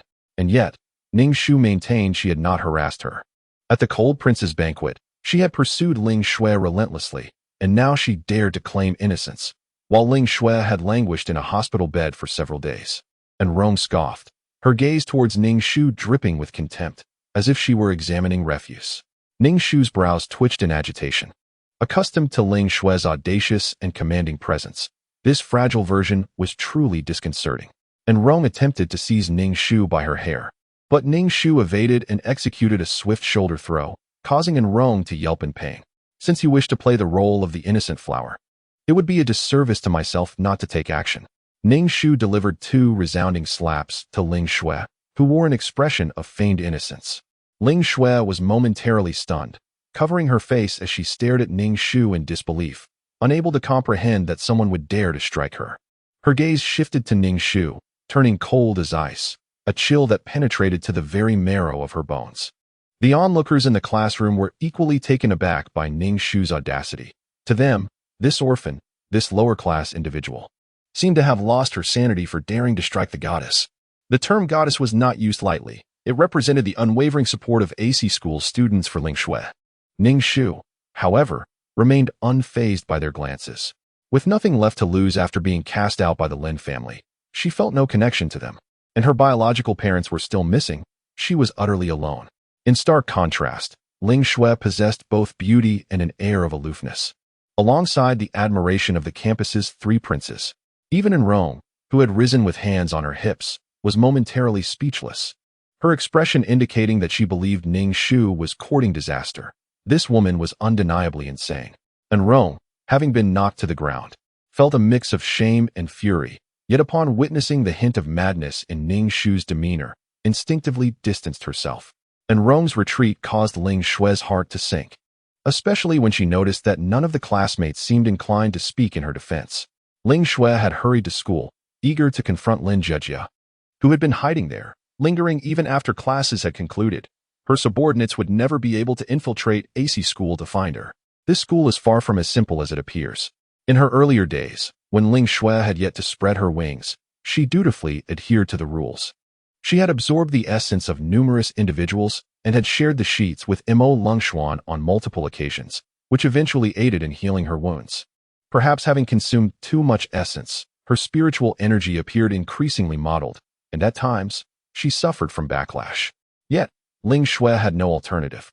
Cultivation was her means of survival. Having been injured repeatedly by modern weaponry, Ling Shu no longer underestimated contemporary technology, previously dismissive of such trivialities. She found herself wounded by a mere thug wielding a gun. Ever since encountering Lin Jejia, her fortunes had taken a turn for the worse, and she was determined to ensure this woman could not remain in the school. Observing Ling Shu's pitiful demeanor, Ning Shu was momentarily tempted to draw a firearm and eliminate her, but reconsidered, realizing she could not allow this body to bear the burden of murder. "Get lost," Ning Shu said, shoving Ling Shu aside, causing her to stumble and nearly fall. The contrast of Ling Shu's frailty only served to amplify Ning Shu's arrogance. It was quite evident that Ling Shu had become adept at feigning weakness. Ning Shu found this behavior quite unsettling. "Oh, heroine, where's your flair? You've abruptly altered the narrative. What are others to make of this?" Upon exiting the classroom, Ning Shu sprinted towards the infirmary, where she found the school nurse. Glasses perched on her nose, earnestly explaining matters of menstruation to a blushing girl. Ning Shu even caught a glimmer of light reflected in the nurse's eyes. Ning Shu genuinely felt a pang of anxiety for that girl. If only she knew that the school doctor before her was a complete pervert, one who might pull out a gun and shoot at any moment. It was likely that these girls would never dare to show their faces in front of the uncle doctor again. The school doctor cast a casual glance at Ning Shu and remarked, "What is it? The sun hasn't even set. And you're already planning to nap in my infirmary?" "No, it's just that Ling Shu has come to class," Ning Shu replied. The school doctor responded with a nonchalant "Oh," observing Ning Shu's naive expression, and said, "This is a school. You wouldn't want me to do anything to her here, would you?" At that moment, Ning Shu had no desire to engage in conversation with him. Communication was utterly futile. What she meant was that with Ling Shu attending class, her own troubles had begun. As Ning Shu entered the classroom, every gaze turned toward her. She walked toward her seat, only to find Ling Shu slumped over her desk. Ignoring the concerned looks from her peers, her cold and proud demeanor betraying hints of distress and sorrow. Seeing Ning Shu appear unfazed as if nothing had happened, Ling Ao, in a fit of irritation, kicked the already three-legged desk that Ning Shu had just propped up. Why was he always so angry at her desk? It was already in a pitiful state. Ning Shu raised her head and looked at Ling Ao with indifference, causing him to feel a pang of unease at her gaze. A surge of anger welled up within him. How could he be intimidated by the look of someone he deemed inferior, especially a girl? "I have told you numerous times not to bully Ling Shu. If you do, I will make your life a living hell." The haughty expression on her face twisted in irritation, clearly humiliated by the fright that Ning Shu's gaze had instilled in her. Encountering such a fool had rendered her existence utterly unbearable. Were it not for her mission, Ning Shu would genuinely prefer not to see him at all. "Hey, I'm speaking to you. What kind of insolent attitude is this?" Cold Ao sensed the peculiar disdain in Ning Shu's eyes. How dare this lowly person look down upon her? What right did she have to scorn him? Did she even comprehend her own predicament? Merely a lonely orphan? Ning Shu was thoroughly vexed by Cold Ao's melodramatic demeanor, especially upon witnessing her desk kicked to the ground. A pitiable three-legged desk, indeed. Cold Ao coldly regarded Ning Shu, stating, "Apologize to Ling Shu, or I will make your demise quite unpleasant. Do you even wish to survive in this school? With a mere word, I can ensure your expulsion." Ning Shu quietly lifted her eyelids, and, looking at Cold Ao, replied nonchalantly, "Put my desk back up." "What did you say?" Cold Ao's face exhibited disbelief. You want me to set your desk right? Have you lost your mind? You, a lowly person, are utterly insane." "Put my desk back up," Ning Shu reiterated calmly. "Have you truly lost your senses?" Cold Ao gazed at Ning Shu in utter disbelief, as if she were confronting a lunatic. "Do you even know who I am?"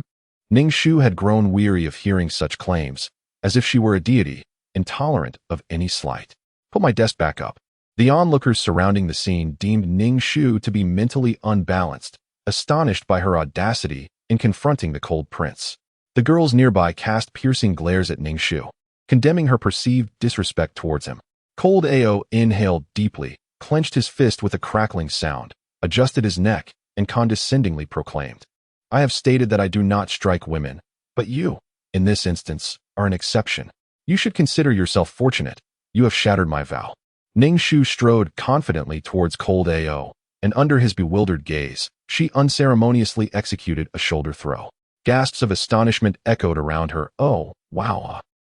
The spectators stood in stunned silence, their eyes fixated on Cold Ao, who lay on the ground, hand pressed against his waist, equally incredulous as he stared at Ning Shu. He had yet to process this turn of events, having been adored throughout his life.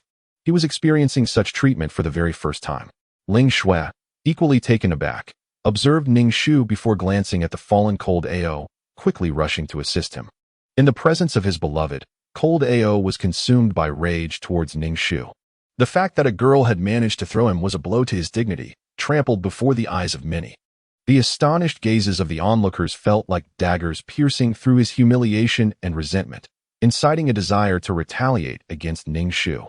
With a cold expression, Ning Shu felt a pang of frustration. She nearly twisted her waist in the process. Indeed, executing a shoulder throw on a boy proved to be significantly more challenging than on a girl. What a reckless endeavor.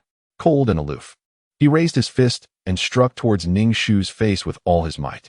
However, Ning Shu was not one to passively accept such an attack. She swiftly dodged and delivered a sharp kick to his knee, causing him to collapse before the watchful eyes of onlookers. Her annoyance with him reached its peak, and seizing the moment while he knelt, she aimed another kick at his rear, sending him sprawling as if he were a dog eating dirt. Cold was left bewildered, his mind a chaotic whirlwind, wishing he could vanish into thin air to escape the humiliation. He vowed that this insane woman would pay dearly for her actions. Ling Shui regarded her as utterly deranged, believing she was courting disaster and hoping she would be expelled from A school soon. Ling Shui wished for the demise of this woman named Lin Jiejia, convinced that once outside the school, her fate would be sealed. As Cold was helped to his feet, his countenance was grim, and his gaze towards Ning Shu was filled with icy disdain. Each word he uttered dripped with contempt. "You vile woman. You have successfully provoked my wrath." Ning Shu, indifferent to his fury, propped up her three-legged table, not sparing him a glance and completely disregarding his words.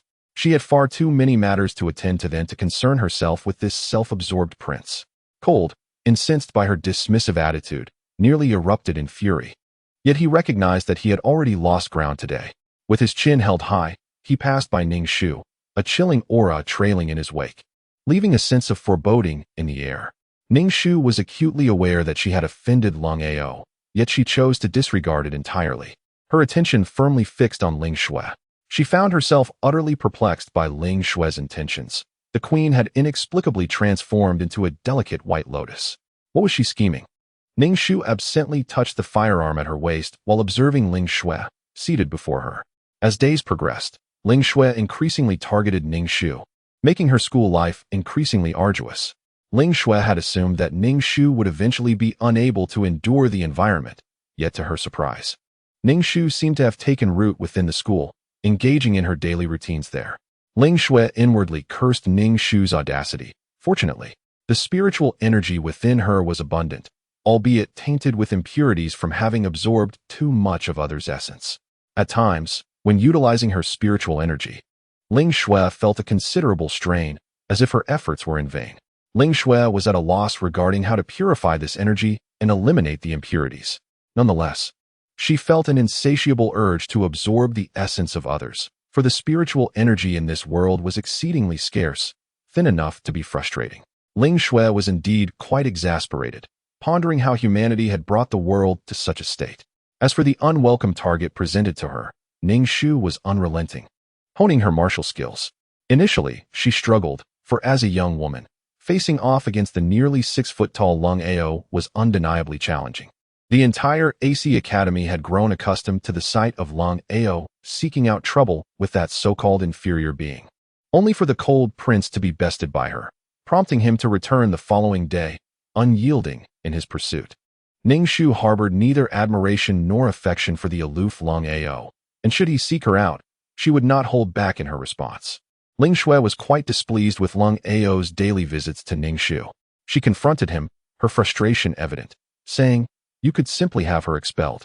Your incessant visits have sparked rumors around the school, suggesting that you two harbor mutual feelings." Mutual feelings? Lung Ao found the notion absurd. He looked at Ling Shui with unwavering resolve and replied, "I am merely standing up for you, seeking retribution. Expelling her would be far too lenient." Ling Shui, watching as he angrily approached Lin Jejia, felt a pang of discomfort in her heart. Once, Lung Ao's affections had been solely hers. Yet now he had set his sights on that insignificant creature, Lin Jejia. Regardless of the circumstances, this was an unfavorable development. Ling Shui sought the company of two other princes, desperately in need of their vitality. After all, these princes were eager to linger around her, and the energy they offered was a gift she would not refuse. Meanwhile, Lung Ao found Ning Shu engrossed in her studies. Despite the challenges she faced, Ning Shu remained diligent in her efforts. Stealthily, Ling Ao approached, intending to upend her desk. However, just as he extended his foot, Ning Shu swiftly retaliated, landing a kick squarely on his knee. Lung Ao smirked inwardly, having anticipated such a move. He deftly evaded her strike. Having suffered numerous setbacks in the past, he was determined not to falter against a mere girl. Recently, he had been diligently honing his martial skills, and there was no reason he should be bested by her. Ning Shu seized the arm of the aloof Lung Ao, executing a deft shoulder throw that left him sprawled on the ground, seething with rage. Was this woman a giant? Such immense strength. Ning Shu dusted off her hands, crossing her arms as she gazed down at Lung Ao, conveying a silent message, "Do not provoke me." Lung Ao studied Ning Shu's face, which bore an expression of indifference, as if he were an inconsequential being. Why was this girl so composed in his presence? Devoid of the adoration that other girls typically exhibited, a tumult of emotions stirred within him. He sensed her frigid demeanor towards him, a chilling indifference that penetrated to the bone. Ning Shu, however, had no intention of indulging in Lung Ao's thoughts. Even if she were aware of them, her response would be a dismissive gesture. Some individuals were simply insufferable, exceedingly so. Lung Ao brushed off the dust from his clothing, tilting his chin with an air of superiority as he coldly declared, "I have warned you. Do not provoke Ling Shui, or you will regret it." Ning Shu retorted, "You've been buzzing around me like a mosquito. Could it be that you have developed feelings for me? Is that why you persistently seek to trouble me? Perhaps your heart is conflicted, and this is your peculiar way of getting closer to me?" Ning Shu's words were mere nonsense, as she was genuinely exasperated by Lung Ao's incessant harassment. She longed to focus on her studies. The curriculum at AC school was overwhelming, teeming with knowledge.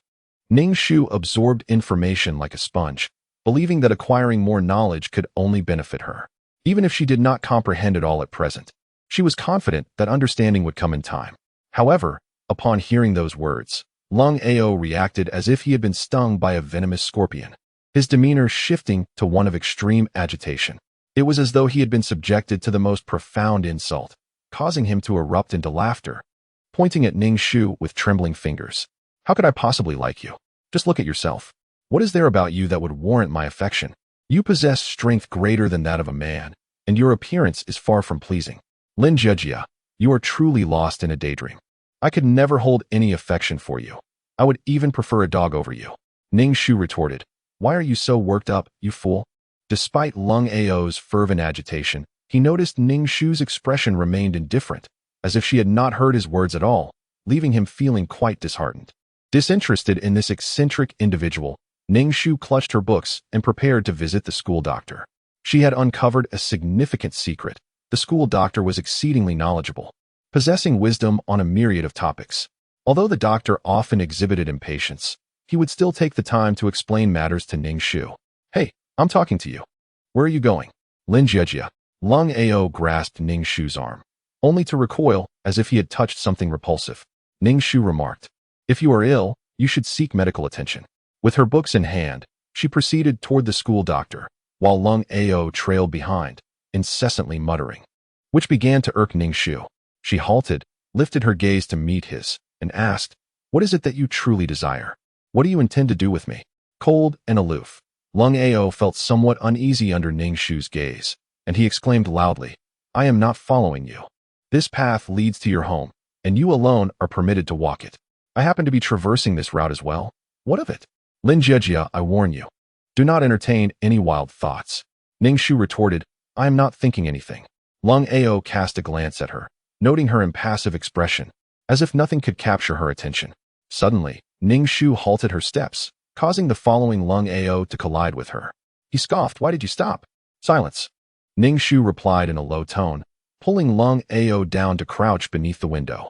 Though he initially intended to shake off her hand, upon seeing her serious demeanor, he quietly inquired, what is it? Shu, do not speak, Ning Shu urged, slightly raising her head to peer through the window into the room. It was a storage space filled with various sports equipment, and within it were 3 individuals. Once again, Ning Shu observed the scene. Ling Shui and the 2 princes were present, with Ling Shui's garments fluttering about, while the 2 men seated on the cushions appeared dazed and pallid. What has happened to Yi Fei and Fei Yang? What are they doing? Lung Ao's expression soured considerably, a palpable discomfort settling within him. The sight of Ling Shui alone with his friends unsettled him deeply. He was aware of their affections for Ling Shui, yet it gnawed at him that they were together in his absence. To Lung Ao, Ling Shui was already his. He rose abruptly, intent on storming into the room. But Ning Shu swiftly grasped his arm. Let go of me. I must enter, he insisted, his voice low and resolute. Truly desired to deliver a punch to this individual.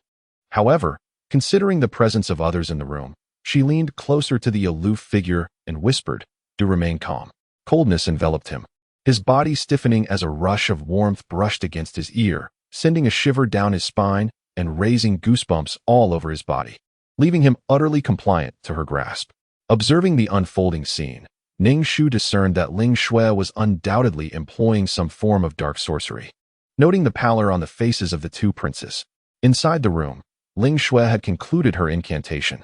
Her gaze fixated on the 2 men as she began to explore their bodies, subsequently shedding her own garments. The faces of the princes illuminated with awe and excitement as they too stripped down to their bare essence. Ning Shu was left speechless. Ling Shui's skin was as delicate as frost, her figure perfectly sculpted, with long, straight legs and an alluring demeanor. The 2 men before her, Yi Fei and Fei Yang, were instantly stirred, their masculine symbols standing proudly. Ning Shu pondered, is the female protagonist truly engaging in such intimate encounters during daylight hours? A 3-person liaison, indeed. How could Ling Shui be so audacious? Watching the scene unfold, it was like witnessing a spring palace tableau. This marked her second encounter with Ling Shui's intimate escapades. The entwined bodies emitted sounds of passion and ecstasy, and Ning Shu found herself captivated by this rare and explicit display.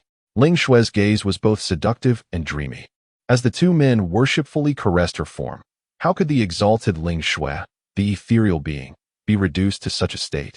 Ning Shu recalled that within the narrative, Ling Shui was merely connected to Mo Lung Xuan, and now she found herself indulging in such a risky affair. However, in the face of such exhilarating scenes, the proud figure found himself overwhelmed with uncontrollable excitement. An amalgamation of embarrassment, thrill, and disappointment surged within him, threatening to make his heart explode. Suddenly, Ning Shu glimpsed a glimmer of hope in completing her task to rescue this aloof prince from the manipulations and deceptions of Ling Shui. Witnessing the current state of cold Ao, it seemed he was entangled with another man, which might lead him to relinquish his feelings. Observing cold Ao's volcanic eruption of emotions, Ning Shu realized that he could not endure further provocation. She grasped him firmly, intending to escape. Yet cold Ao remained as immovable as if his feet were nailed to the ground, captivated by the scene in the storeroom, where whispers of intimacy filled the air. Had the situation not been so dire, Ning Shu would have felt compelled to deliver a sharp slap to rouse him from his stupor. With considerable effort, she finally managed to drag cold Ao away. Upon reaching the garden lawn, she released him, and his face turned as pale as ice. I must understand why she betrayed me. Why? Cold Ao growled softly, his expression a portrait of madness and anguish, as if the entire world had forsaken him, drowning in solitude and resentment. Ning Shu smirked slightly, thinking he was perhaps being overly self-indulgent. After all, Ling Shui shared no connection with him. Everything was merely a figment of his imagination. Furthermore, Ling Shui's ambiguous words had fostered such a misconception in cold Ao's mind. He felt as though his world was collapsing, consumed by humiliation and rage, resentment coursing through him, even in the way he regarded Ning Shu, his eyes reflecting disdain. Yet, The truth lay bare before him. No amount of justification for Ning Shu could alter the events that had transpired. Calm yourself, she urged. Ning Shu felt a glimmer of hope regarding her task, and her attitude towards Lung Ao softened just a fraction, merely a fraction. Yet it did not alter her disdain for him. Observing Lung Ao's pitiful state, her heart brimmed with schadenfreude. He deserved it, receiving 32 likes for his folly. Suppressing her urge to burst into laughter, Ning Shu consoled Lung Ao, saying, "It is good that you now understand. You are the cold prince of noble lineage, and remarkably handsome. Do not let a mere woman lead you to such foolishness and suffering." Ning Shu felt a sense of satisfaction as she watched Lung Ao. In a fit of despair, kneeling on the ground, pounding his fists into the grass. She scoffed inwardly, thinking that smashing the grass was trivial, if he had the courage. He should strike the concrete path instead. After a lengthy release of his pent-up emotions, he lay sprawled on the grass, while Ning Shu sat beside him in silence. Noticing the glimmer of tears in his eyes, she surmised he was genuinely heartbroken. Ning Shu was indeed oblivious to the fortune she possessed. With such an exceptional, yet arrogant boy devotedly enamored with her, disregarding his feelings and carelessly trampling on his heart. "Dead woman, what are you staring at?"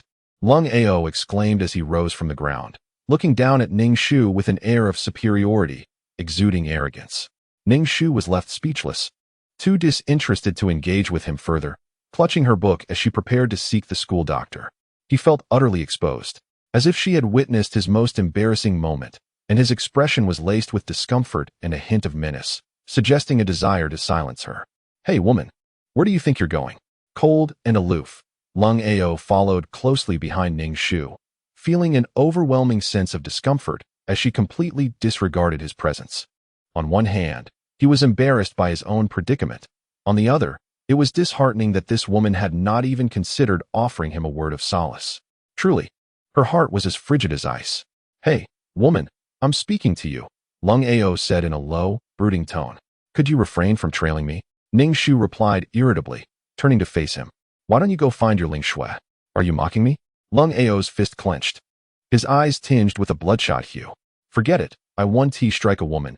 He eventually relented, unclenching his fist. "Not strike a woman?" Ning Shu scoffed. "Who is it that comes looking for me to brawl every day?" Entering the school infirmary, Ning Shu was greeted by the sight of the school doctor, elegantly tending to her nails, causing Ning Shu's lips to twitch in disapproval. Lung Ao, who had followed her in, immediately felt a surge of hostility upon seeing the doctor. "Who is this person?" he demanded of Ning Shu. "Are you out of your mind? Can't you see she is wearing a white coat?" "She is the school doctor," Ning Shu retorted without hesitation. "I'm asking you about your relationship with her," he pressed, an incredulous tone in his voice. TSK, Lin Jia never noticed you fancy older men."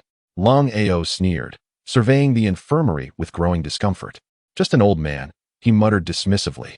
"Huh, old men do have their appeal. Isn't it true that Ling Shu doesn't fancy you, but rather that old man, Mo Ling Xuan? Clearly, she prefers someone more mature over a mere child like you." The school doctor set aside her nail file, adjusted her glasses, and looked at Lung Ao, inquiring towards Ning Shu. "Is he your man?"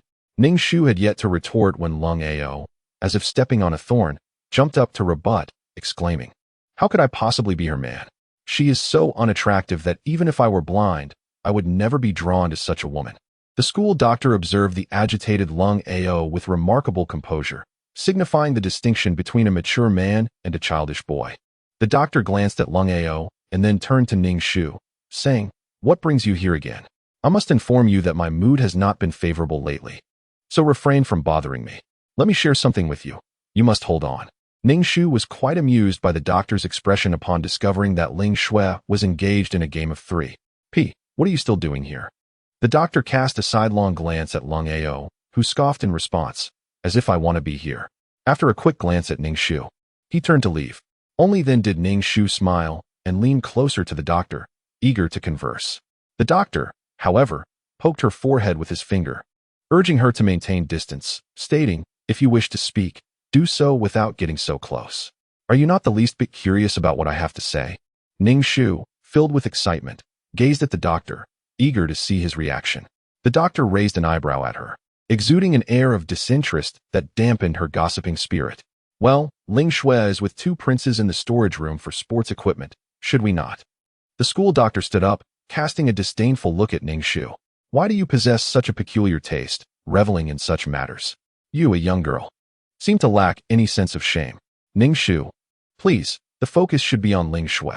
Why not criticize Ling Shui's chaotic lifestyle? If we are to speak of a lack of shame, it should certainly be directed at her. Where are you heading now? As the school doctor stepped out of the infirmary, Ning Shu hurried to follow, noticing he was heading toward the storage room. Are you also curious, sir? I knew deep down you must care. Ning Shu chattered along beside the school doctor. Silence, he retorted, lifting his white lab coat to reveal a uniquely designed firearm at his waist. Ning Shu was taken aback. Calm down, calm down. You're not planning to commit murder on school grounds, are you? I understand Ling Shui's actions have troubled you, but you must remain composed. Observing the school doctor's demeanor, Ning Shu surmised he might be on the verge of confronting an affair. Be quiet, the school doctor exclaimed, clearly exasperated with her incessant chatter. If you don't hush, I might just have to use this. Ning Shu raised her hands in surrender. All right. I won't say another word. Upon arriving outside the storage room, Ning Shu heard sounds from within and thought to herself, the combat prowess displayed is truly formidable. They are still engaged in a struggle. The school doctor crouched by the window, peering inside with his firearm in hand, a faint smile gracing his lips, which sent a chill down Ning Shu's spine. In her eyes, the school doctor appeared to be driven to madness. Shouldn't we just charge in and catch them in the act? Ning Shu whispered, recalling how such scenes unfold in television dramas and palace intrigue narratives. I've already stated. Speak when you must, but do not come so close. The glasses of the school physician glimmered with a piercing brightness, sending a chill through anyone who dared to gaze upon them. Ning Shu quietly took 2 steps back. To her astonishment, the school physician began unlocking the door, then gently pushed it open.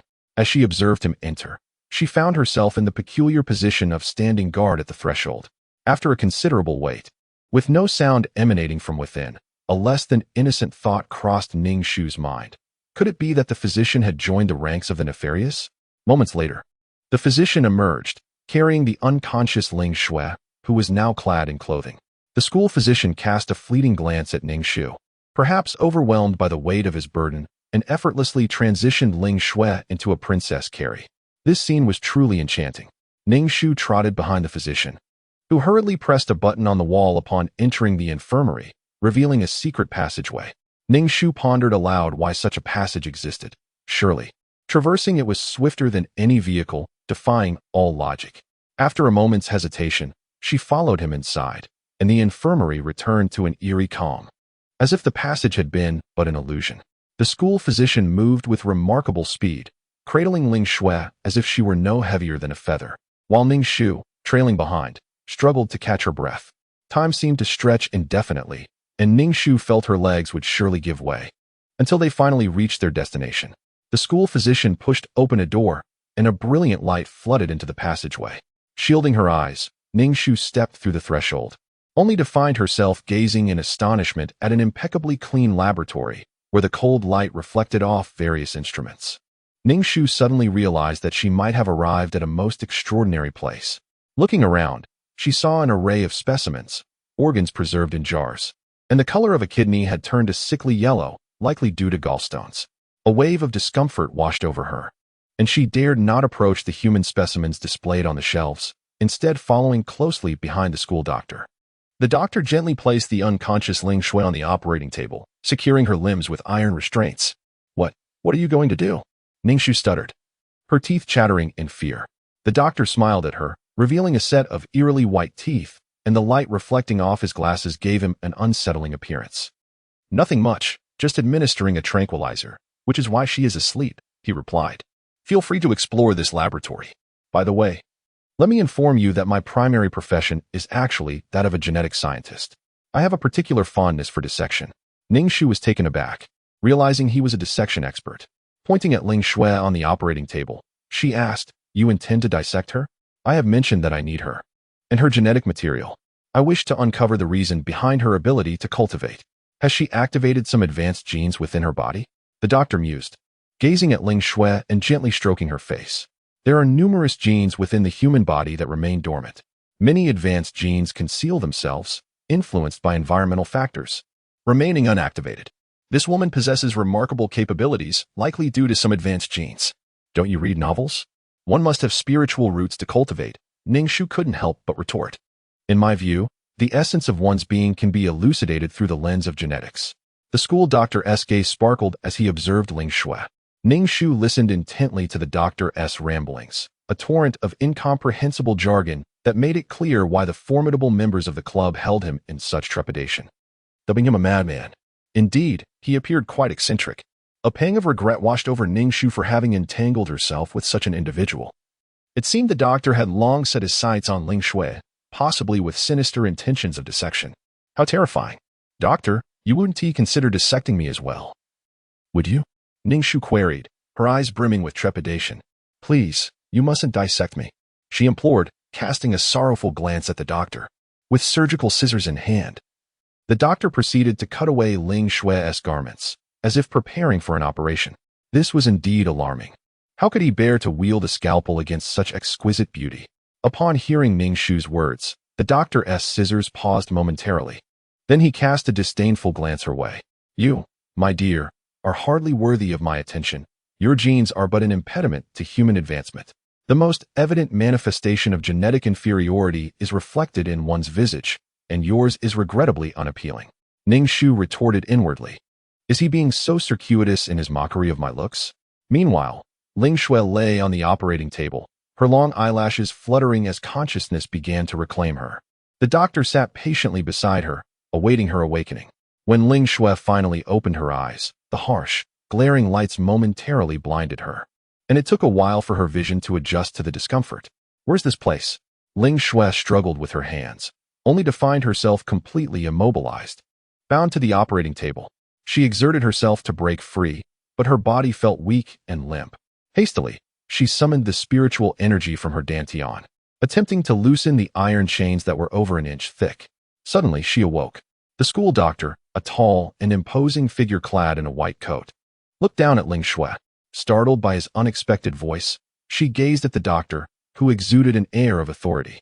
Release me at once, or I shall make your demise quite unpleasant, she declared, though her tone lacked any real force, instead conveying a soft and alluring undertone. Ning Shu, observing the scene from the side, was struck by the beauty before her. Were she a man, she mused, she would have likely released Ning Shu immediately. The latter was indeed stunning, especially when compared to her own appearance. Ning Shu glanced at the bespectacled doctor and discreetly inquired, Sir, should I step outside? Upon noticing Ning Shu's agitation grew. She cast a venomous glare in Ning Shu's direction. Ning Shu, seeing the hostility in Ning Shu's eyes, merely chuckled. It was the school doctor who had captured her. Why direct such animosity towards her?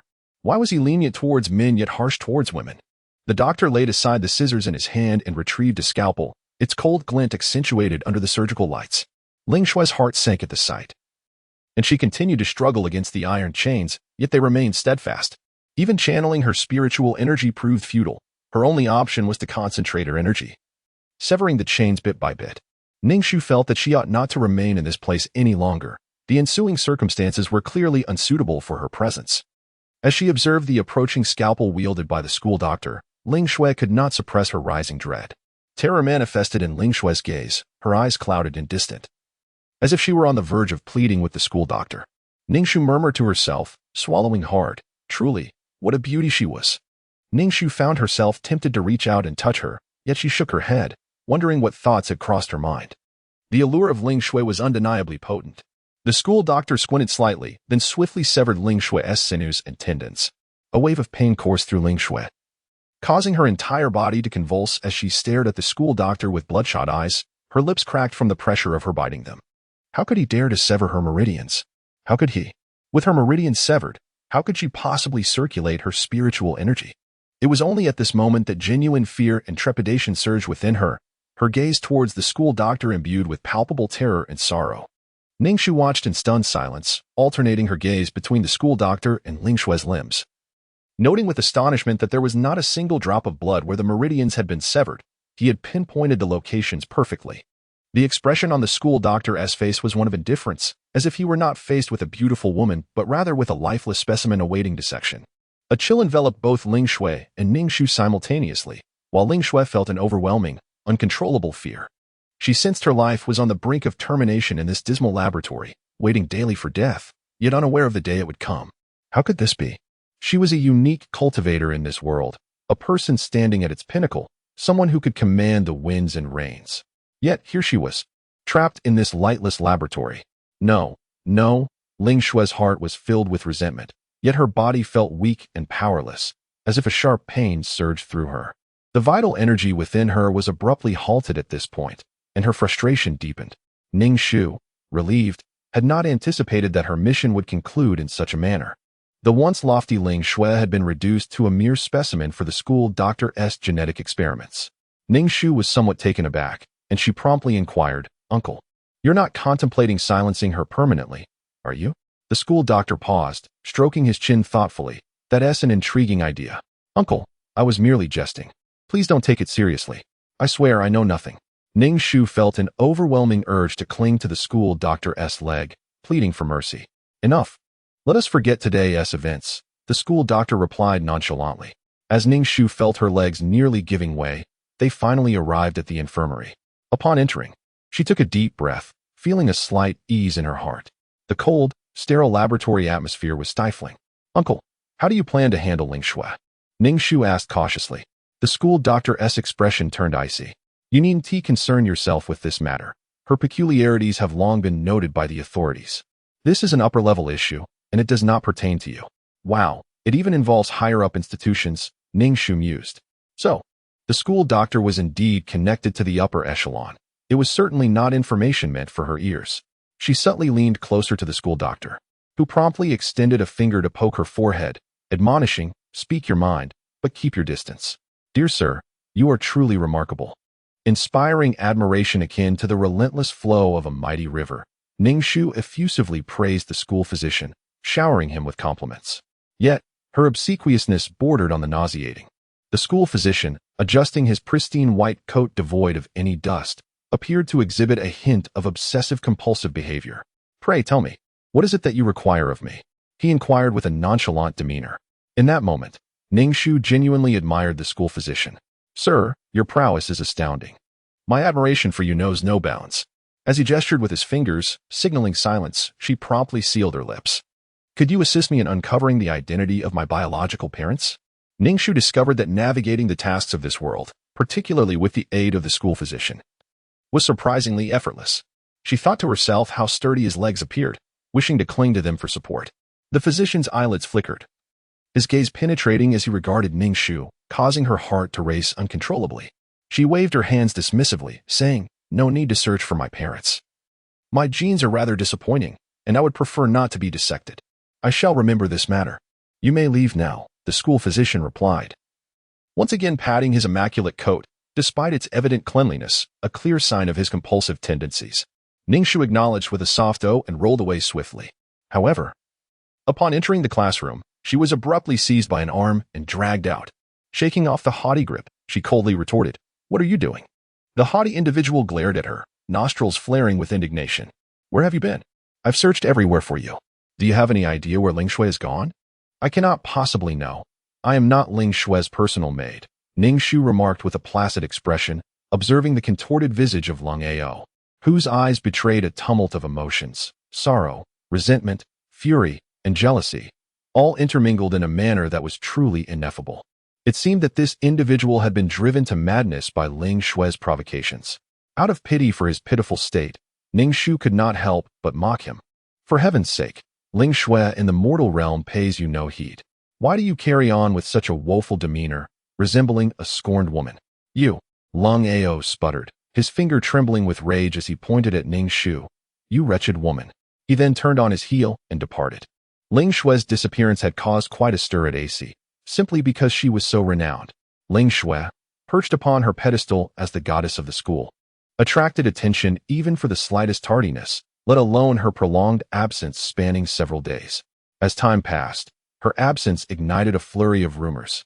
Some speculated that she had been taken under someone's patronage, others suggested she had met with foul play, and yet more claimed she was being kept by a notorious crime lord. Whispers circulated of sightings of Ling Shu in a bar, where she was said to have become a courtesan. In any case, the gossip surrounding the beautiful girl was rife with salacious undertones.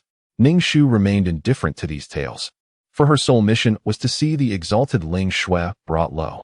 The missing Ling Shui had become a tantalizing figure in the eyes of her classmates, with rumors growing increasingly sordid. Furthermore, a rumor reached Ning Shu that provoked an uncontrollable laughter within her.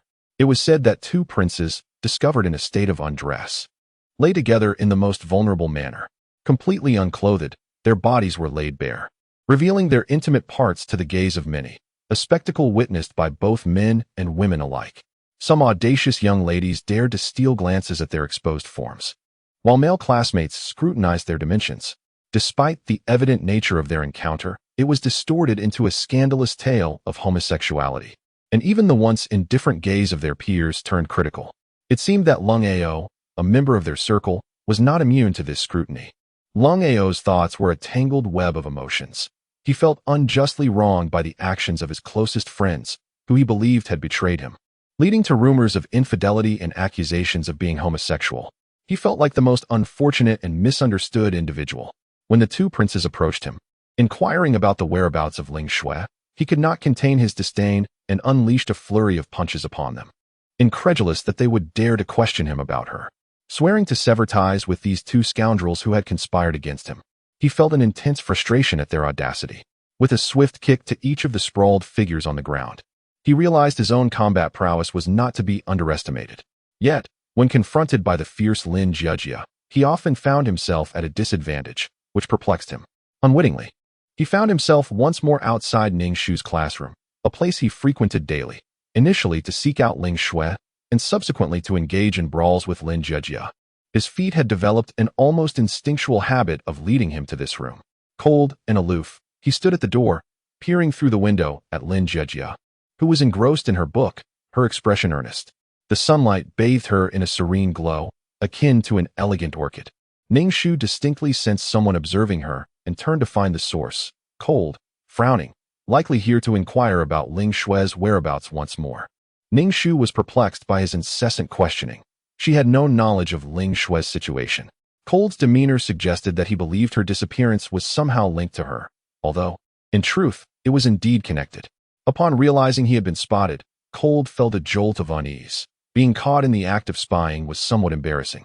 Nevertheless, upon noticing her impatient expression, he felt a surge of indignation and strode confidently towards Ning Shu, lifting his chin and gazing down at her with an air of superiority. I ask you, where has Ling Shui gone? I have already stated that I do not know. Why persist in questioning me? You would be better off consulting your two good friends. They are more reliable than I. Cold faltered slightly but pressed on. My intuition tells me that you were connected to Ling Shui's disappearance. Get lost. You're a woman, aren't you? Don't you possess a sixth sense? Although Ling Shui's disappearance was soon forgotten by many, those with a keen interest, such as Mo Lungshuan, the underworld boss, had not given up.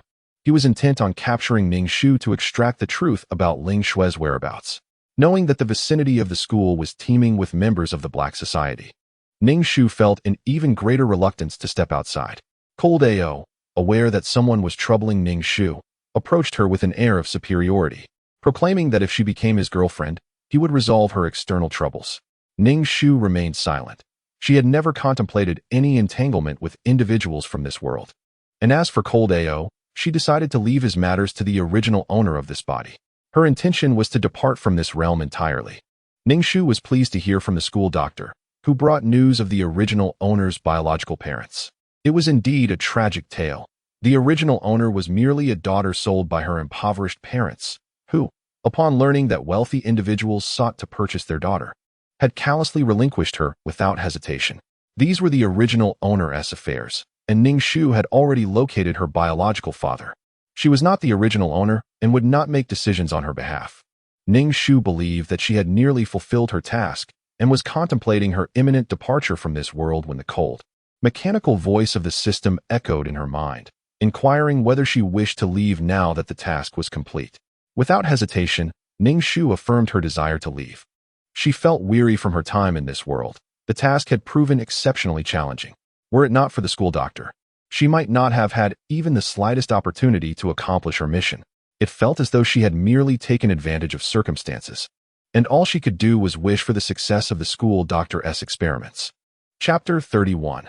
The general loves the countryside girl. As soon as Ning Shu confirmed her choice, she suddenly felt the world spin around her, and with a thud, she collapsed to the ground, her head spinning and nausea overwhelming her.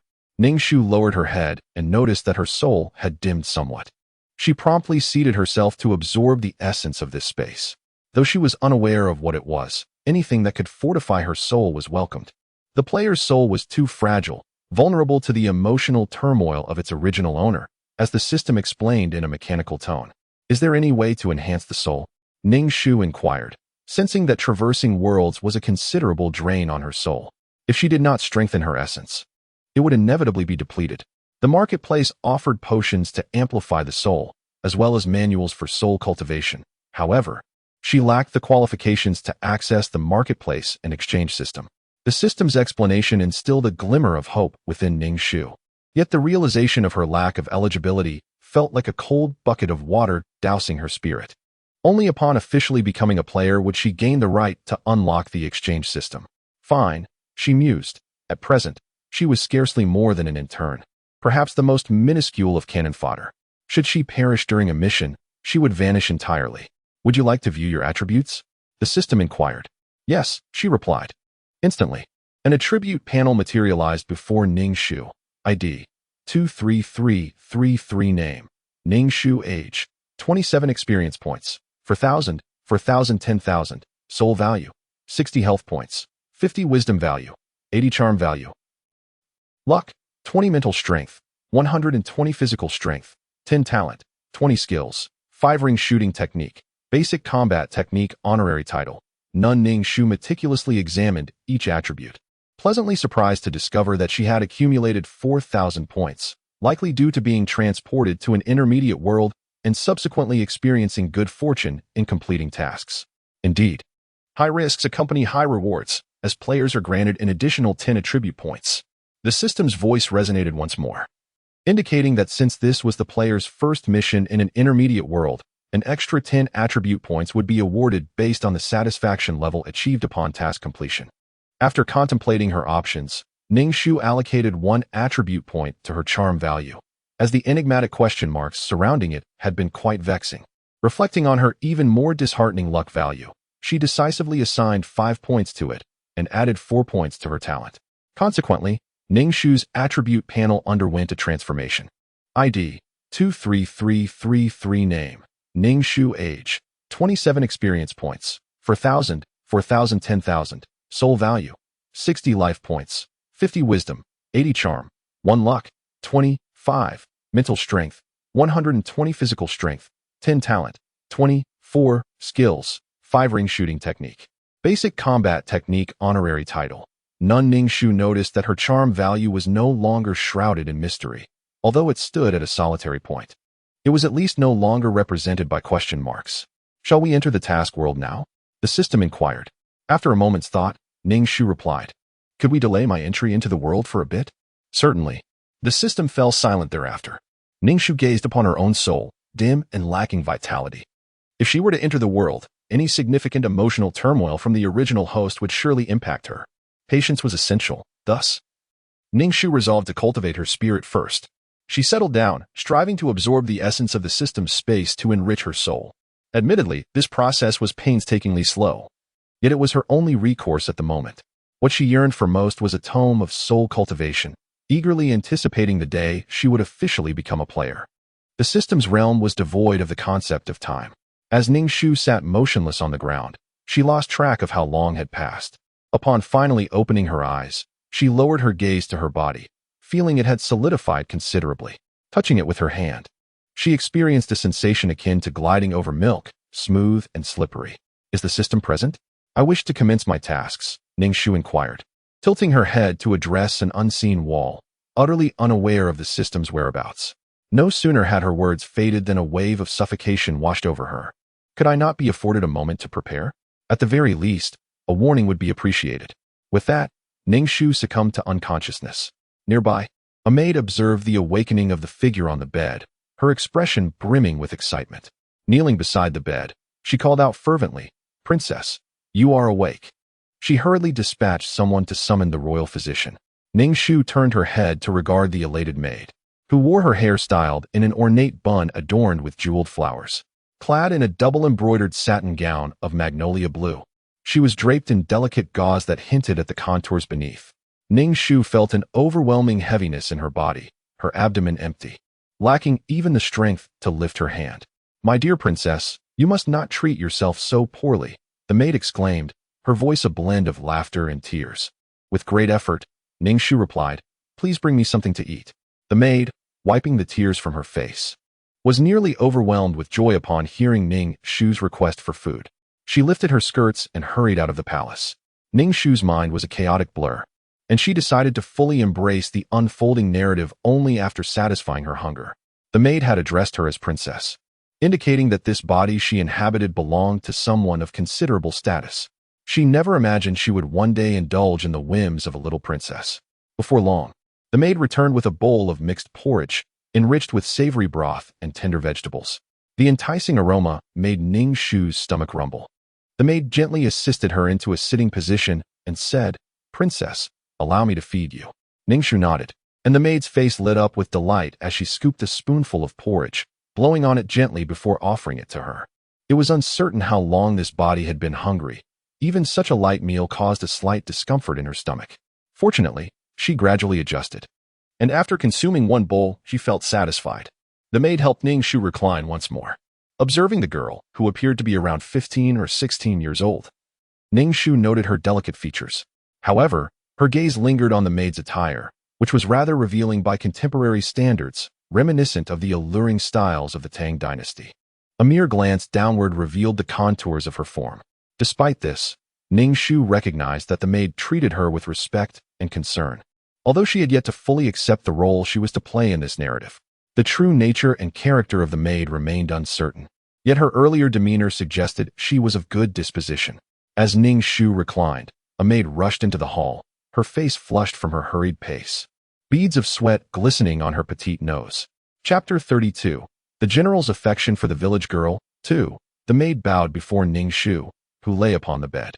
"Your Highness, the imperial physician has arrived." In truth, there was nothing amiss. She was merely hungry. After consuming a few morsels, she felt considerably better. Yet, Ning Shu had yet to fully grasp the unfolding narrative and was unaware of the original owner's temperament. She coolly instructed, "You may all leave." The two maids exchanged glances before bending their waists and exiting the palace. Ning Shu's gaze began to wander, surveying her surroundings. The palace was spacious, adorned with an array of rare artifacts upon the shelves. Delicate blue and white porcelain vases brimmed with vibrant blossoms. The fragrant aroma of incense wafted from a zeton wood incense burner, intermingling with the air to instill a sense of tranquility. Beside the marble bed, inlaid with redwood and adorned with intricate carvings, stood a partition depicting plum blossoms braving the cold, each item meticulously crafted and exuding an air of nobility. From the mere sight of the room's contents, Ning Shu discerned that the princess led a life of comfort and luxury. What deep-seated grudges could possibly warrant a rebellion? What burdens could remain unresolved? Taking a deep breath, she began to accept her role in this tale. Despite her mental preparation, her head throbbed with discomfort. This body was named Li Xueshan, the sole princess of the Daong dynasty, the only biological sister of the current emperor. Bestowed with the title of Princess Jiehui, she also possessed the fief of Jinyang, a favored child of fortune. Others fail to comprehend the immense favor bestowed upon Princess Jiehui, attributing it merely to the current emperor's familial affection. Given that she is his full-blooded sister, they overlook the countless sacrifices she has made for him during the fierce contest for succession, where she risked everything to support the emperor's pursuits. The struggle for the throne was brutal, leaving the palace stained with blood, with the emperor ruthlessly eliminating any defeated princes and heirs. It is likely that the emperor's mercilessness instilled fear among the civil and military officials, enabling his ascension and subsequent governance of the court to proceed with unexpected ease.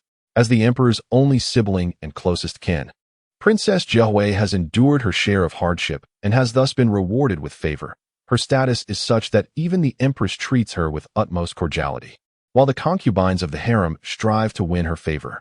Under normal circumstances, such a life would be enviable to the point that even celestial beings would not wish for change. Yet, Princess Jiehui, being a woman, yearns for love, the quintessential desire of her kind. Despite her royal status, she finds herself captivated by a young and handsome man. Princess Jiahui dismisses the charming yet superficial poets. Having witnessed the harsh realities of the power struggle, she cannot respect those who lack strength, particularly those who indulge in vanity akin to women. Duan Xinghui shows her genuine respect. Although he has never uttered promises, his demeanor enhances his standing in her eyes. Surrounded by sycophants, she values substance over empty vows. Ning Shu, observing this, realizes the unfolding of events. The once celebrated princess, favored by the heavens, has become a mere pawn in the love story of a general and his true affection. Ning Shu let out a deep sigh, expressing profound sympathy for the original owner, underscoring that the concept of love can be perilous. The subsequent narrative unfolded with Jia Hui, in her unwillingness to concede, orchestrating turmoil between the two. Wielding her royal status as a princess to exact various forms of revenge upon the village girl who emerged from some obscure corner of the world. To Jia Hui's astonishment, the man she once perceived as composed became animated and fervent regarding the village girl, displaying an impassioned rage akin to that of a reckless youth. He defied imperial edicts for the sake of that village girl, publicly declaring his everlasting love for her. Jia Hui felt as though she had been dealt a stinging slap. Her face ablaze with humiliation, rendered the laughingstock of the entire Daong dynasty. The noble princess found herself outmatched by a mere village girl, an outcome she could not accept. After all, she was a princess. Her pride would not allow such a defeat. In her fury, Jia Hui retaliated against the village girl, inciting widespread criticism. Whispers circulated that she was cruel, that she had brought shame upon the court, and even the emperor expressed disappointment in his own sister. As Jia Hui's fury escalated, rumors spread that the princess was usurping another's beloved, further tarnishing her reputation. Meanwhile, the Hu people, having secured a victory, brazenly sought to arrange a marriage, and the emperor, thoroughly disillusioned with his sister, promptly dispatched her. The identity of Princess Jia Hui did not confer any advantages. Rather, it subjected her to increased indignities at the hands of these barbaric individuals. She became a mere trophy, and the Huns were savage, frequently resorting to violence against women. Living became a torment worse than death. Jia Hui's heart grew numb, her once flower-like beauty eroded by the harsh winds of fate. She existed in a state of numbness, oblivious to the missteps that had led her to this dire plight. Ning Shu. Chapter 33. Lin Jiajia's side story. Lin Jiajia lifted her head from the desk, her expression vacant as she stared at the teacher at the podium, whose lips moved in a blur. Her mind was clouded and unfocused. Instinctively, Lin Jiajia glanced towards the front row, realizing that the woman she despised the most was truly absent. Was she merely dreaming, with the events unfolding within her slumber, somehow manifesting in reality? Ling Shui had indeed vanished from her life. The figure in her dream resembled her, yet was distinctly not her. She observed the occurrences around her. As she surveyed her classmates, they merely cast her a fleeting glance before diverting their gazes, showing no interest in her existence. A stark contrast to the prior scorn reflected in their eyes. The disdainful attitude that once plagued her had transformed into an indifferent demeanor. And Rome, who had bullied her, met her gaze only to snort dismissively and look away, deepening Lin Jiajia's confusion. Could it be that the visions from her dreams were indeed true? At that moment, two men entered the classroom, carrying a brand new desk. They approached Lin Jiajia's spot and placed the desk in her designated seat. "What are you doing?" Lin Jiajia inquired. Recalling that her desk had long been damaged, the victim of cruel pranks, slashed with a knife, and even missing a leg. "This is the school's arrangement. Your desk was broken, so it is only natural that it be replaced," one of the school staff explained.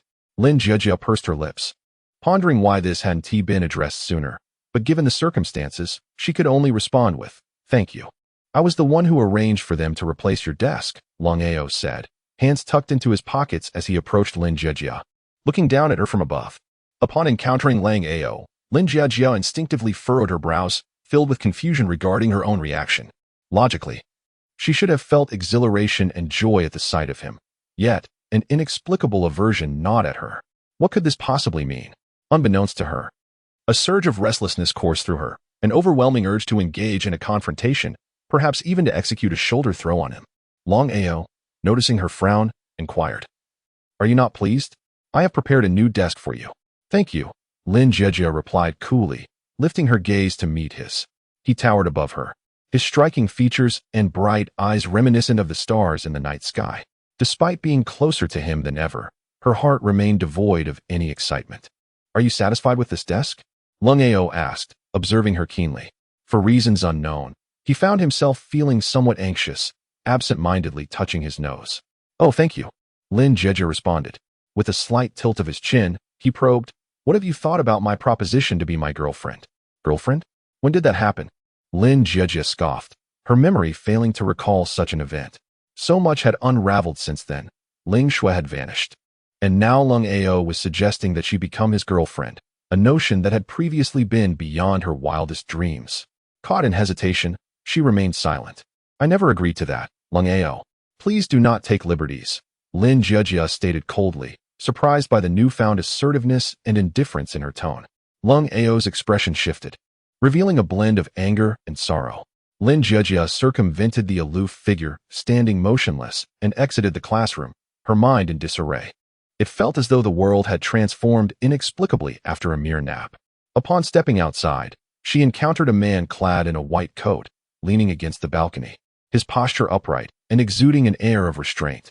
He wore gold-rimmed glasses, embodying an elegance tinged with a hint of indifference. Upon seeing this individual, Lin Jieji's heart raced, her intuition warning her of his potential danger. She decided to bypass him, heading toward the restroom. This man was the school physician. With narrowed eyes, he scrutinized Lin Jieji, his gaze shimmering with an intense curiosity, meticulously surveying her face, as if in search of something elusive. "Is there something you need?" Lin Jieji inquired. The physician regarded her, noting the coldness in her demeanor, devoid of her previous carefree smile and sycophantic expressions. He released her arm and asked, "You are not her, are you?" "What?" Lin Jieji felt perplexed by his words. The physician's eyes turned frigid, but he soon smirked, saying, "I mistook you for someone else." With that, he turned to leave, and Lin Jieji watched his retreating figure, the hem of his white coat fluttering. Shaking her head, she realized she needed to regain her composure, as the unfolding events left her even more speechless. Though she was now alone, Lin Jieji felt an unexpected sense of freedom, supporting herself with independence. At this moment, any appeal to familial bonds or recounting past grievances would elicit only a smile from her. She was acutely aware of those who had once used her as a shield in times of need, while the severed ties, represented by the paper she still retained, lingered in her mind. Lin Jieji was uncertain about who had inhabited her body, yet she sincerely felt gratitude towards that individual. She had never imagined that her life could be so liberating, free from the daily admonitions of her father about sacrificing everything for the family. In truth, they were not her biological parents. The Lin couple had long been childless, and according to superstitious beliefs, they adopted a child in hopes that it would bring them the fortune of conceiving. Since AC school had not expelled her, she decided to continue her studies.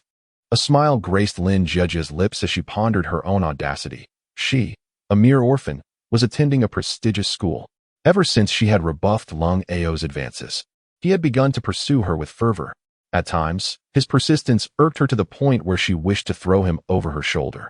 Yet, Lung Ao seemed entirely at ease with this dynamic, his countenance devoid of any dissatisfaction. Lin Jieji found herself perplexed. Did Lung Ao actually relish this banter? He was treated with utmost respect by others, yet he maintained an air of arrogance. Now, with her aloof and haughty demeanor, she often struck him, yet he appeared to enjoy it. Was this not a form of masochism? Lin Jieji's expression was one of bewilderment. Perhaps he was so accustomed to flattery that the occasional confrontation only delighted him. Truly, it was a peculiar affliction. Chapter 34. The General's Affection for the Country Girl. 3. Upon absorbing the narrative, Ning Shu felt a wave of dizziness wash over her, accompanied by a faint ache in her heart. It appeared that this body had sustained significant damage to its vital essence. With a sigh, Ning Shu reflected on her past. Having once regarded the hospital as her home, nothing could be more paramount than the health of one's body. Why inflict such harm upon oneself? As for the original owner's wish to shun that heartless wretch, Ning Shu found this entirely feasible. Regarding the desire for retribution against those contemptible individuals, Ning Shu surmised that it was the original owner's pride that rendered her unable to let go of the matter. As for avoiding a political marriage, she would take each step as it came. Ning Shu considered this task to be somewhat less challenging than those encountered in her previous world. Without the emergence of supernatural beings like Ling Shui, which transcended the boundaries of reality.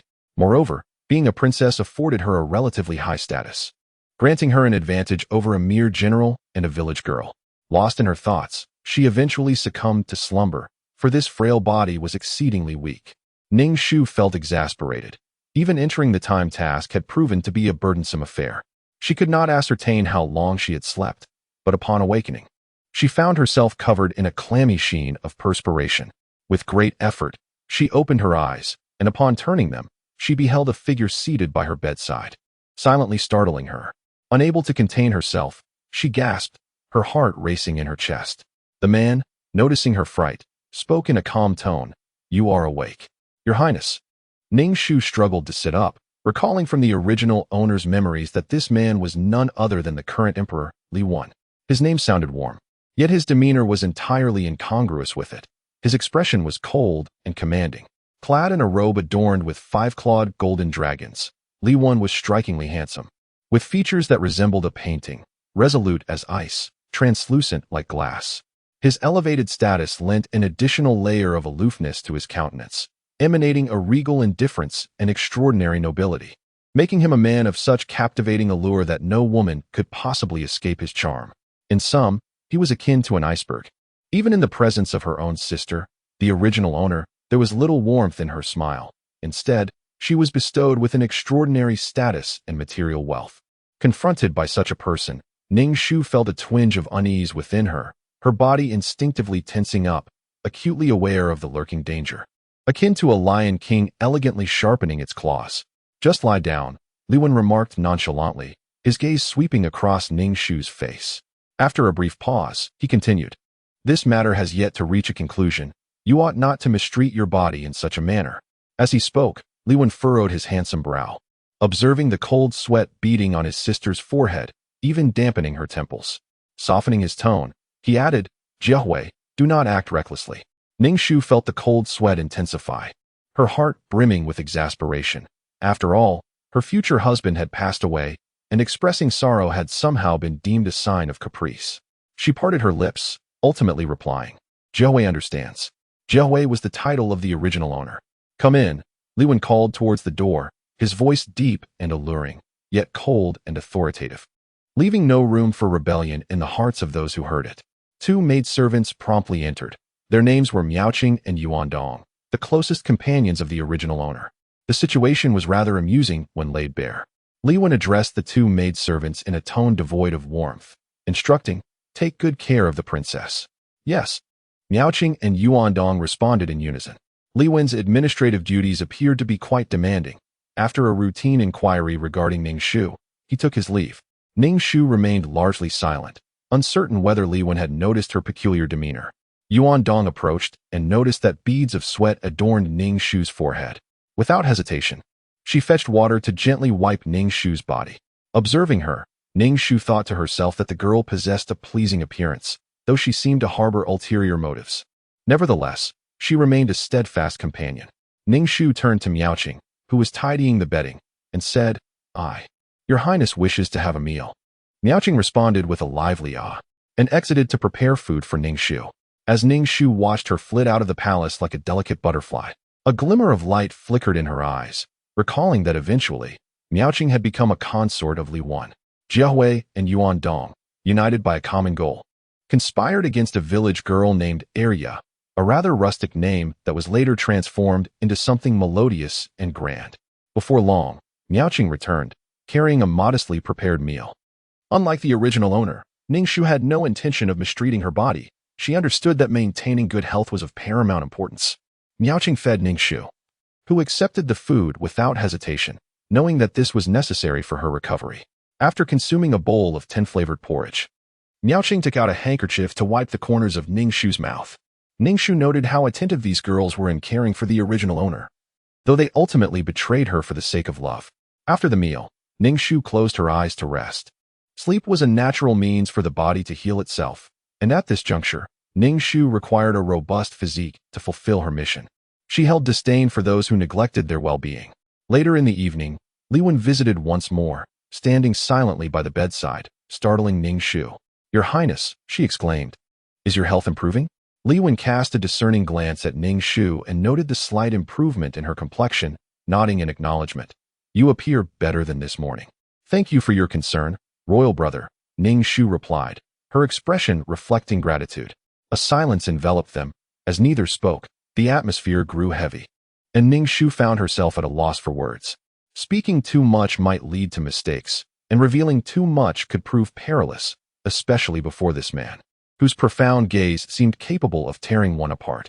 Ning Shu felt an array of discomfort within her, urging herself to leave. Standing there like a wooden post was unwise. However, such thoughts remained confined to her mind, for she lacked the courage to challenge the emotions of a feudal emperor. Both remained silent, and Ning Shu eventually glanced up at Li Wen, who squinted slightly, rendering him strikingly sharp in appearance. A sense of anguish filled Ning Shu's heart. What was the purpose of this silence? Standing there without speaking made her feel increasingly uneasy. Ultimately, it was Ning Shu who could no longer bear the tension and spoke first. Royal brother, please attend to your state affairs. Jia Hui is fine now. Of course, Ning Shu would never voice such sentiments, as provoking Li Wen's ire could lead to her forced marriage, leaving her with no place to weep. Her face betrayed an uncontrollable sorrow as she respectfully addressed Li Wen. Royal brother, Jia Hui's mind is currently in turmoil, and I cannot think of anything right now.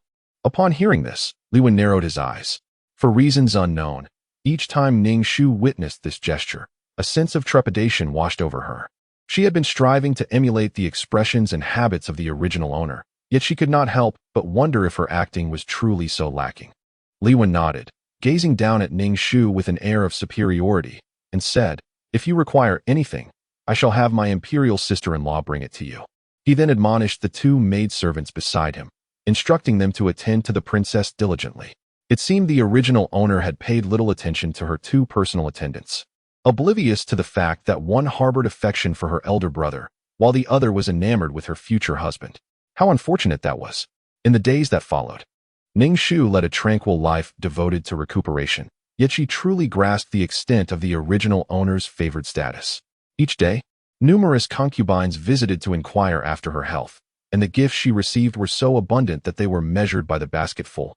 Exquisite jewels, intricately embroidered handkerchiefs crafted by the concubines themselves, and an array of other delightful items. Of course, Ning Shu had no intention of meeting these individuals. Her health was not yet restored, and she would not force herself to endure such encounters, especially considering the overwhelming number of women in the imperial harem. The emperor's court was filled with countless enchanting figures, most of whom she did not recognize. Observing Miaoqing and Yuandong, who exhibited an air of nonchalance tinged with disdain towards these concubines, Ning Shu realized the original owner's attitude towards them was likely one of condescension. Princess, shall I store these items? The maidservant inquired. Miaoqing gazed at Ning Shu's expression and hesitated for a moment. Your Highness, these individuals merely seek to exploit your connection to the emperor, leveraging his affection for you to gain his favor. Both the original owner and Ning Shu comprehended this truth. Yet it required a maid to reiterate it daily. The original owner, Jia Hui, believed Miaoqing to be the most suitable companion, as this reflected her innermost thoughts. Miaoqing harbored feelings for Li Wen. Due to her association with the original owner, she likely encountered the emperor more frequently than most concubines in the palace. Miaoqing's remarks stemmed from her insecurities and jealousy towards those women. Ning Shu cast a casual glance in her direction, refraining from her usual agreement. The original owner would often feel incensed by Miaoqing's words, angered that these women sought to manipulate her. Noticing the princess's lack of response, Miaoqing felt a pang of disappointment and retreated with her belongings to the storeroom. Ning Shu observed Miaoqing's discernment. Indeed, she was a woman of the palace, not one to be underestimated. While others might have continued to sow discord, Miaoqing chose to withdraw gracefully. Ning Shu reflected on the original owner's nature, finding her neither completely innocent nor entirely foolish. Having navigated the treacherous path of succession and having been a forerunner in serving Li Wen, she had witnessed her fair share of darkness. Yet, she had also managed to offend nearly all the women in the harem. At the core, it was her proud disposition that led her to disdain those women who depended on men, resulting in a lack of support during her marriage alliance, leaving her isolated and with a poor reputation. Such defiance is astonishing. The women of the inner court gnash their teeth in curses, yet they hold no power over the original owner. When the walls come crashing down, it is the multitude that pushes. The original owner's tragic fate is indeed a culmination of various factors. Ning Shu cast a glance at her without uttering a word, yet it stirred a sense of unease within Miao Qing. She and Yuan Dong had witnessed the previous princess's profound despair. Yet the current princess exuded a chilling calmness that was unnerving. Had she perhaps been driven to madness by her tribulations? The bond between the couple was genuine love, their fates intricately intertwined. What could she possibly do to assist Li Wen? Serving tea and water was a task performed by many. The impact of fostering goodwill and deepening sibling affection was minimal, only occasionally beneficial. Ning Shu diligently focused on her recovery, yet her face bore no trace of a smile, leaving Miao Qing and Yuan Dong both astonished and apprehensive. They spoke with utmost caution, and Miao Qing dared not provoke Ning Shu further. Ning Shu noted the redness in Yuan Dong's eyes. Whenever she inquired, Yuan Dong claimed it was merely a matter of fatigue, attributing it to an eye ailment. Ning Shu regarded Miao Qing and Yuan Dong with a meaningful look, her profound gaze rendering the two handmaidens increasingly uneasy, as if the princess could see through to their innermost secrets.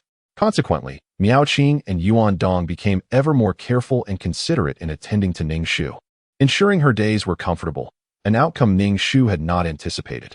Chapter 36. The General's Affection for the Village Girl. 5.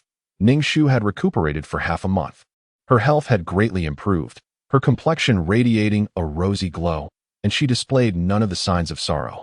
Upon hearing that Princess Jiahui's health had improved, the concubines of the imperial harem flocked to visit her. Ning Shu observed these women, rubbing her temples as she surveyed the room filled with their delicate beauty. The mingling fragrances wafted through the air, intoxicating yet overwhelming, causing a throbbing ache in her head.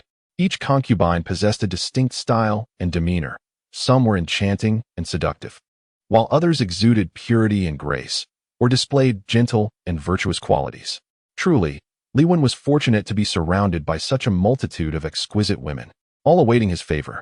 Ning Shu understood that the sole purpose of these concubines' visit to Lanyuan Hall was to catch a glimpse of Li Wen. Though they endeavored to engage her in conversation and express concern for her well-being, their eyes frequently darted towards the entrance. She chose not to reveal her awareness, recognizing the necessity of acclimating herself to the intricacies of palace life. From their discourse, she could discern which concubines were favored and which were not. And through the subtle rivalries that manifested, she could identify enmities in the various factions at play. A sharp, unpleasant voice announced the emperor's arrival, yet to the women within, it was a sweet melody, invigorating them with renewed energy and radiance. As Li Wen entered the hall, Ning Shu immediately felt a chill in the air. He was indeed a frigid presence. Long live the emperor, the women chorused in unison, performing graceful curtsies that dazzled with charm. Their voices dripped with honeyed tones, each presenting their most enchanting selves to Li Wen. Some, bolder than the rest, feigned an unawareness as they artfully revealed a glimpse of their voluptuous, alabaster forms. In a dazzling display of beauty, Ning Shu surveyed the room filled with exquisite women. Silently astounded, any one of these women, if placed in the modern world, would undoubtedly attract the admiration of men. Yet here they were, competing for the attention of a single man in such a confined space, truly a waste of resources. Li Wen regarded the assembly of women with an air of indifference, his countenance cold and unyielding. He spoke in a low tone, instructing them to rise. One of the concubines, attempting to draw near to Li Wen, feigned a stumble, intending to fall into his embrace. However, Li Wen deftly sidestepped, leaving her on the verge of a comical tumble. Ning Shu couldn't help but twitch her lips at the emperor's appalling demeanor. What harm was there in offering a gentle support to one's own women? Moreover, it was not just any women, but these ravishing beauties vying for his favor. One could only wonder what thoughts crossed his mind. Li Wen offered not even a glance to the concubines. Turning his attention to Ning Shu, he remarked with a hint of detachment, "You seem to have recovered well." Ning Shu performed a graceful curtsy, expressing her gratitude. "Thanks to your esteemed brother's influence, I am much improved." She interpreted his words to mean, "You are my sister. Any man in the realm is at your disposal." A flicker of melancholy crossed her brow as she replied, "I am grateful for your support, dear brother. Yet I wish to set aside such matters for now." Li Wen's sharp gaze scrutinized Ning Shu's face, and after a moment of silence, he nodded in acknowledgement before making his exit. "The emperor departs," intoned the chief eunuch, Jiang Gong Gong, his voice piercing yet melodious, echoing through the chamber. As Li Wen departed, the crowd's gaze converged upon Ning Shu. She keenly sensed the multitude of eyes upon her, filled with envy, jealousy, and even a few that radiated intense animosity. Her gaze fell upon a woman adorned in a gown of twilight purple silk, embellished with auspicious cloud patterns. The woman's countenance exuded an air of haughty severity, her eyes betraying an unmasked jealousy and disdain. Ning Shu reflected for a moment, and then offered a slight smirk towards the woman, who was none other than the esteemed Consort Du. The enmity between Consort Du and the original owner of this body stemmed primarily from the Empress, in the original owner's eyes. She had but one sister-in-law, the Empress, regarding all other women with disdain. The rivalry between the Empress and Consort Du was evenly matched, yet due to the original owner's influence, the Empress held the advantage, which rendered Consort Du incapable of harboring any genuine affection for Princess Jiahui. Her presence in the Lan Yuan Hall was merely a formality, as it was customary for the imperial consorts to gather. To abstain from attending would have been unfathomable. It was all for Li Wen's sake. He doted on this sister, and even if she intended to engage in petty machinations, she maintained an outward display of harmony in the emperor's presence. Ning Shu could not help but massage her temples, feeling a pang of headache. After all, the original owner was an unmarried maiden. Was it truly wise to entangle herself in her brother's harem? The palace intrigues and domestic rivalries seemed best navigated from a distance. Furthermore, the matter of marriage alliances was intricately tied to Consort Du's manipulations, which had culminated in the original owner's unfortunate fate.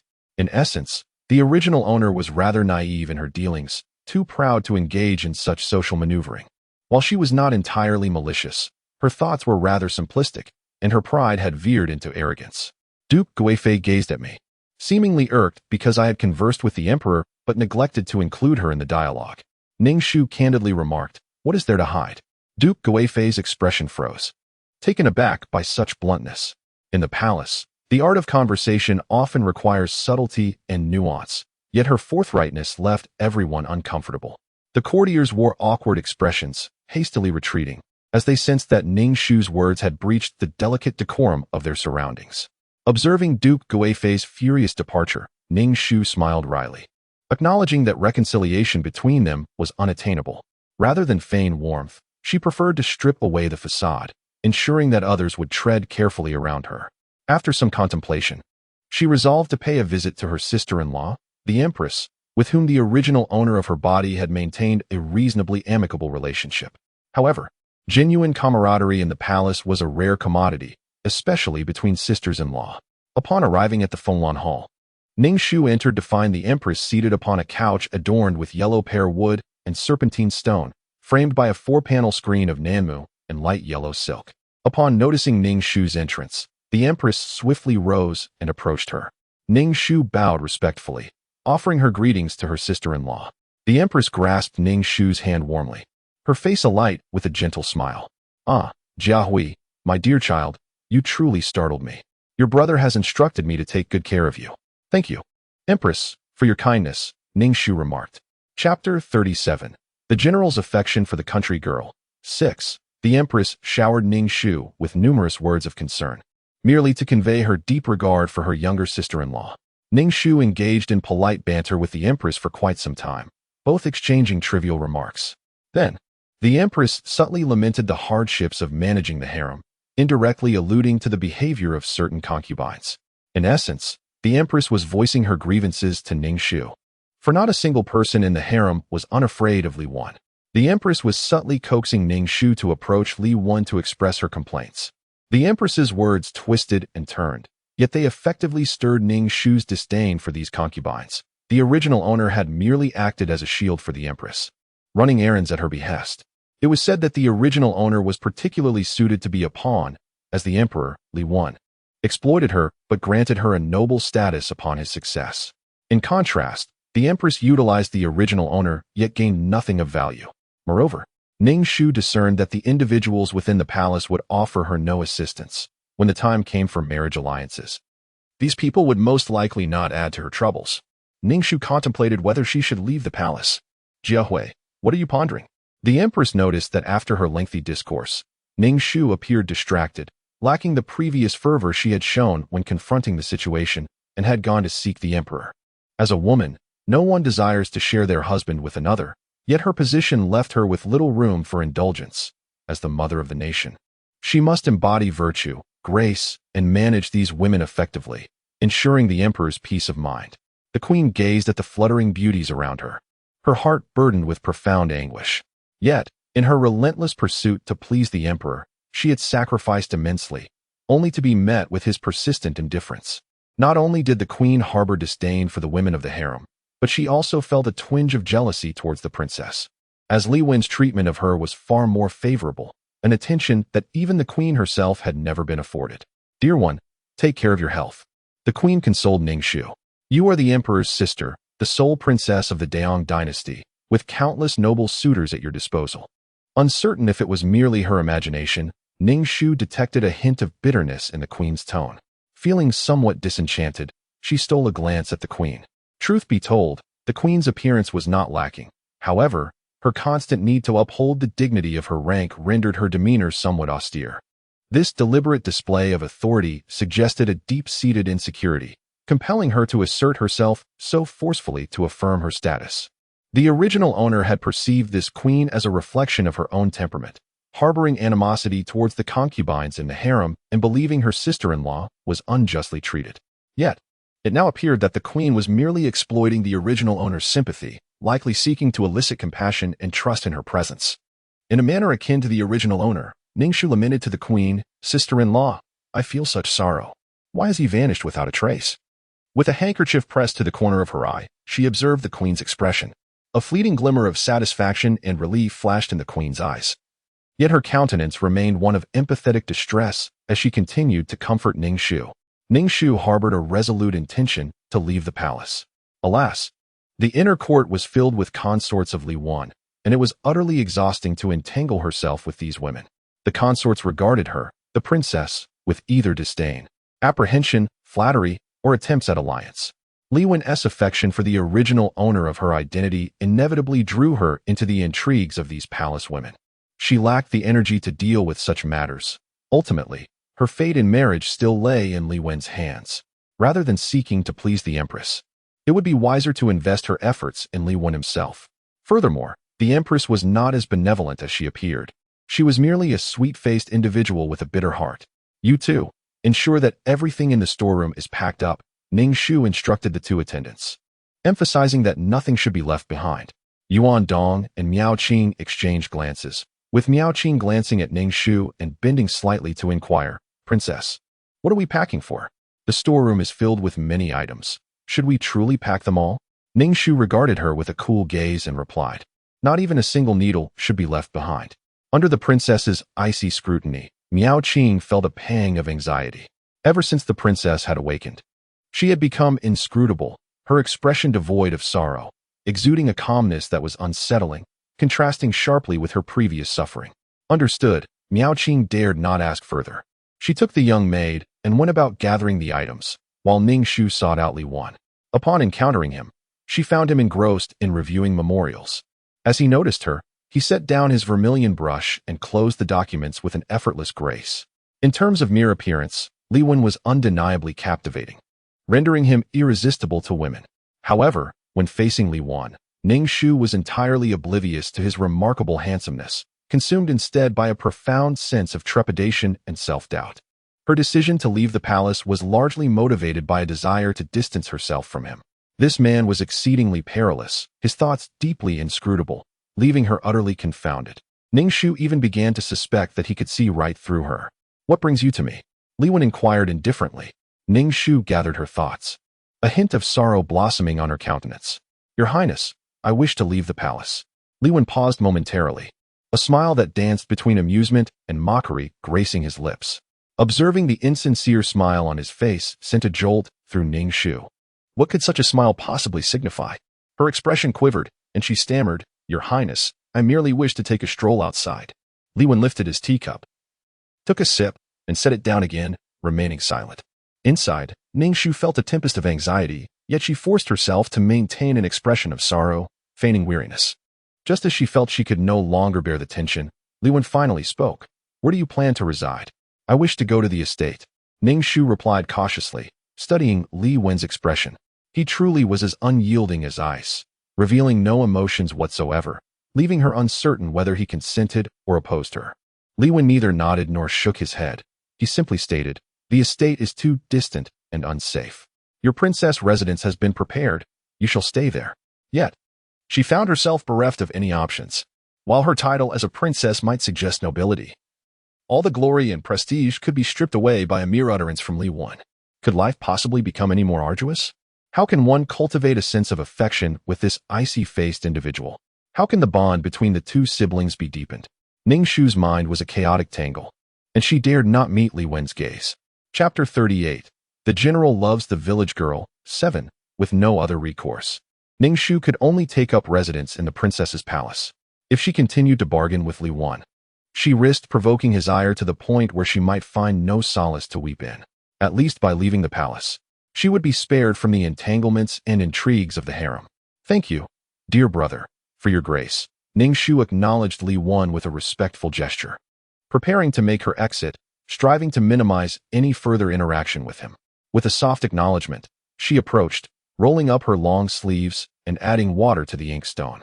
She picked up the vermilion ink stick and began to grind it, her heart pounding with anxiety. She had never ground ink before. This was a skill retained from the original owner's memories. Fortunately, though her movements were initially awkward, she gradually became more adept. Li Wen cast a glance in her direction, and upon noticing his gaze, Ning Shu immediately flashed a bright smile, revealing her pearly whites. Li Wen averted his eyes, focusing instead on the memorials before him, as he circled and sketched upon the documents with a vermilion brush. Ning Shu, feeling the weight of his presence, dared not glance around and kept her eyes lowered, fixating on the inkstone. The study was enveloped in silence, save for the gentle sound of the grinding ink. Ning Shu felt utterly miserable. She yearned to escape. Being in Li Wen's proximity made her skin prickle, and goosebumps rose on her arms. In her previous life, she had never experienced such trepidation when facing Ling Shui. Yet with Li Wen, she felt utterly lost, unable to decipher even the slightest hint of his emotions. Whether he was pleased or displeased, angry or content, remained a mystery to her. Even the original owner had failed to truly grasp the essence of her own brother. In Ning Shu's perspective, Li Wen was a person who had lost the fundamental human emotions of joy, anger, sorrow, and happiness. He was excessively profound. Why, she pondered. Had he suddenly decided to leave the palace? Li Wen's sudden voice startled Ning Shu, causing her to falter, and some of the cinnabar in the inkstone splashed out, staining both Li Wen's attire and the imperial edict before him. Ning Shu's expression shifted, and her inner self screamed in panic, fearing disaster had struck. Hastily, she retrieved a handkerchief, attempting to wipe the small red dots off the edict with a fawning demeanor, and was about to clean the cinnabar from Li Wen's clothes as well. Li Wen intercepted her movement with his hand, setting down the cinnabar brush, his expression remaining indifferent. Ning Shu's heart raced momentarily as she circled the writing desk and bowed to him, saying, "Your humble sister did not intend any offense. I implore you, esteemed brother, to forgive me." Li Wen's brow twitched slightly as he coldly inquired, "What were you thinking, to be so distracted?" Ning Shu seriously doubted if he was capable of expressing any emotion at all, as if his facial nerves had completely withered. "I ask you, why the sudden desire to leave the palace? Has someone within these walls troubled you?" Li Wen did not engage with Ning Shu's topic, but instead reiterated his previous question. "I simply wish for a change of environment," Ning Shu replied candidly. Li Wen said nothing further, gesturing for her to withdraw. Ning Shu exited with a sense of relief, exhaling heavily as she crossed the threshold of the study. Regardless of the circumstances, her objective had been accomplished. Li Wei observed Ning Shu's hurried departure, narrowing his eyes, which reflected a depth and turbulence of emotion. "Miao Qing," he commanded, "the princess is all set." Miao Qing boldly inquired, "Where is your highness headed?" Shen Qingqing cast a glance at Miao Qing and replied, "I shall leave the palace and reside at the princess's residence." At that moment, Ning Shu keenly observed Miao Qing's complexion change. Her face turned pale at first, then suffused with anxiety as she implored Ning Shu, "Why has the princess suddenly decided to leave the palace? As a noble princess of the De Yong dynasty, she ought to dwell in the most opulent place, befitting her esteemed status." Status is merely a word from Li Wen, Ning Shu thought, noticing the sheen of sweat that broke out on Miao Qing's anxious brow. her complexion radiant with worry. How could Miao Qing not be distressed? In the palace, one could see the emperor, but outside its confines, would she have the same privilege? Miao Qing's heart raced with concern, yet she found herself at a loss for words to dissuade the princess, merely gazing at her with trepidation. Ignoring Miao Qing's imploring gaze, Ning Shu proceeded to assess the packing situation, observing the storeroom filled with an array of boxes, more than a dozen in total, containing a plethora of rare items. This princess is truly affluent. Miao Qing, unable to suppress her discontent about leaving the palace, asked, "Princess, how long do you intend to stay outside?" Ning Shu looked at Miao Qing and replied, "Barring any unforeseen circumstances, it shall be for a lifetime." Miao Qing staggered slightly at this revelation, her expression turning sour. "But, Princess, how comfortable it is to reside within the palace." Ning Shu paid her no heed, focusing intently on the contents of the boxes, some of which were filled with various books. During supper, the empress arrived at the Lan Yuan Hall, accompanied by a grand entourage. The spectacle was so immense that even Li Wen had not commanded such a display. Upon seeing Ning Shu, the empress, with a countenance filled with reluctance, grasped Ning Shu's hand and, with a mixture of concern and displeasure, remarked, "Jiehui, why do you wish to leave the palace? Is it that your sister-in-law has not cared for you sufficiently? You are the emperor's sister, the esteemed Princess Jiehui of the Daong dynasty. How can you possibly reside outside the palace? Please do not depart. Your sister-in-law cannot bear the thought of it." Ning Shu, observing the genuine sorrow etched on the empress's face, understood that she truly regretted the prospect of losing her from the forefront of their lives. With a perfunctory response, Ning Shu replied, "Sister-in-law, I truly feel quite distressed and yearn for a change of environment. I shall frequently visit the palace to see you." As the empress recognized Jiehui's resolute intention to leave, her smile faded, replaced by a furrowed brow, clearly troubled by the implications of her sister-in-law's departure from the palace. Once the empress had taken her leave, a swarm of concubines descended upon Ning Shu, inquiring if she was indeed planning to vacate the palace. Most of the concubines felt exuberant at the prospect of the princess's departure, for with one less person vying for the emperor's attention, it was conceivable that he might redirect his gaze towards them. The concubines showered Ning Shu with well wishes and bestowed upon her various gifts, which she graciously accepted without hesitation. Faced with their feigned concern and attempts to dissuade her, Ning Shu directly expressed her fatigue and ushered them out. Yuan Dong and Miao Qing exhibited entirely contrasting reactions. Miao Qing was unwilling to leave the palace, yet as the princess's personal maid, she was bound to accompany her. In her anxiety, Miao Qing's lips became chapped. Conversely, Yuan Dong maintained an indifferent demeanor. Ning Shu observed this silently, resolved to allow Miao Qing to remain in the palace as she desired. Chapter 39. The general's affection for the village girl. 8. The following day, Ning Shu rose early, and Miao Qing was attending to her grooming. Through the mirror, Ning Shu observed that Miao Qing appeared somewhat dazed, her eyes red-rimmed, and betraying an unmistakable urgency, with dark circles beneath them. It seemed she had not rested well the previous night. Ning Shu gently adjusted her hair and instructed, "Bring me the phoenix hairpin." Miao Qing paused momentarily before inquiring, "Your Highness, do you mean the jade-white plum blossom hairpin, the 9 phoenixes entwined with dragons, or the golden phoenix hairpin?" Ning Shu merely acknowledged with a sound, struggling to recall such a lengthy name. Miao Qing promptly retrieved the hairpin from the dressing box and delicately placed it in Ning Shu's coiffure. Once everything was arranged, Ning Shu exited the orchid courtyard and noticed several guards in the palace grounds bearing boxes filled with the original owner's belongings. The palace had been tidied up, and there was little left. Miao Qing's beautiful face was contorted with distress. How could she face the emperor after leaving the palace? Her expression shifted from joy to sorrow. Although she remained in the palace, there was no guarantee she would meet the emperor. Without Princess Ning Shu's orchid courtyard, would the emperor still visit? Ning Shu first bid farewell to Li Wan, and as she approached the palace gates, she found him already waiting. Beside Li Wan stood the empress, adorned in splendid golden attire embroidered with phoenixes, followed by a throng of beautiful ladies come to bid farewell to the princess. Ning Shu hurried forward, feeling both anxious and exhilarated at the thought of the emperor waiting for her, and she respectfully greeted Li Wan. "Your humble sister pays her respects to you, elder brother." Li Wan uttered a soft acknowledgement, surveying Ning Shu from head to toe before glancing at the entourage behind her. "Is everything prepared? By the looks of it, have you come to terms with this matter?" His tone was indifferent. "You are my sister. It is permissible to feel sorrow, but do not let it overwhelm you." Li Wen nodded, noticing that only a single maid accompanied her. "Why is there only one person attending to you?" In truth, Li Wen, as an emperor, treated the original owner with a degree of consideration, never crossing his boundaries. His willingness to grant her this respect was evident, especially now as he brought along a multitude of women from his harem to see her off, a gesture that signified ample honor. Reflecting on this, Ning Shu felt a flicker of appreciation for Li Wen. Life encompasses more than mere love. However, some individuals forsake everything in the pursuit of affection, akin to moths drawn to a flame. She offered Li Wen a genuine smile and replied, "One maid was unwilling to leave the palace, so I permitted her to remain." Upon witnessing the smile gracing Ning Shu's face, Li Wen was momentarily taken aback, his eyes revealing a profound depth before he replied with a detached tone, "Such disloyal servants are better off dismissed." Ning Shu internally reveled in the misfortune of Miao Qing, who had been branded as disloyal. It remained uncertain whether she could still aspire to become Li Wen's consort.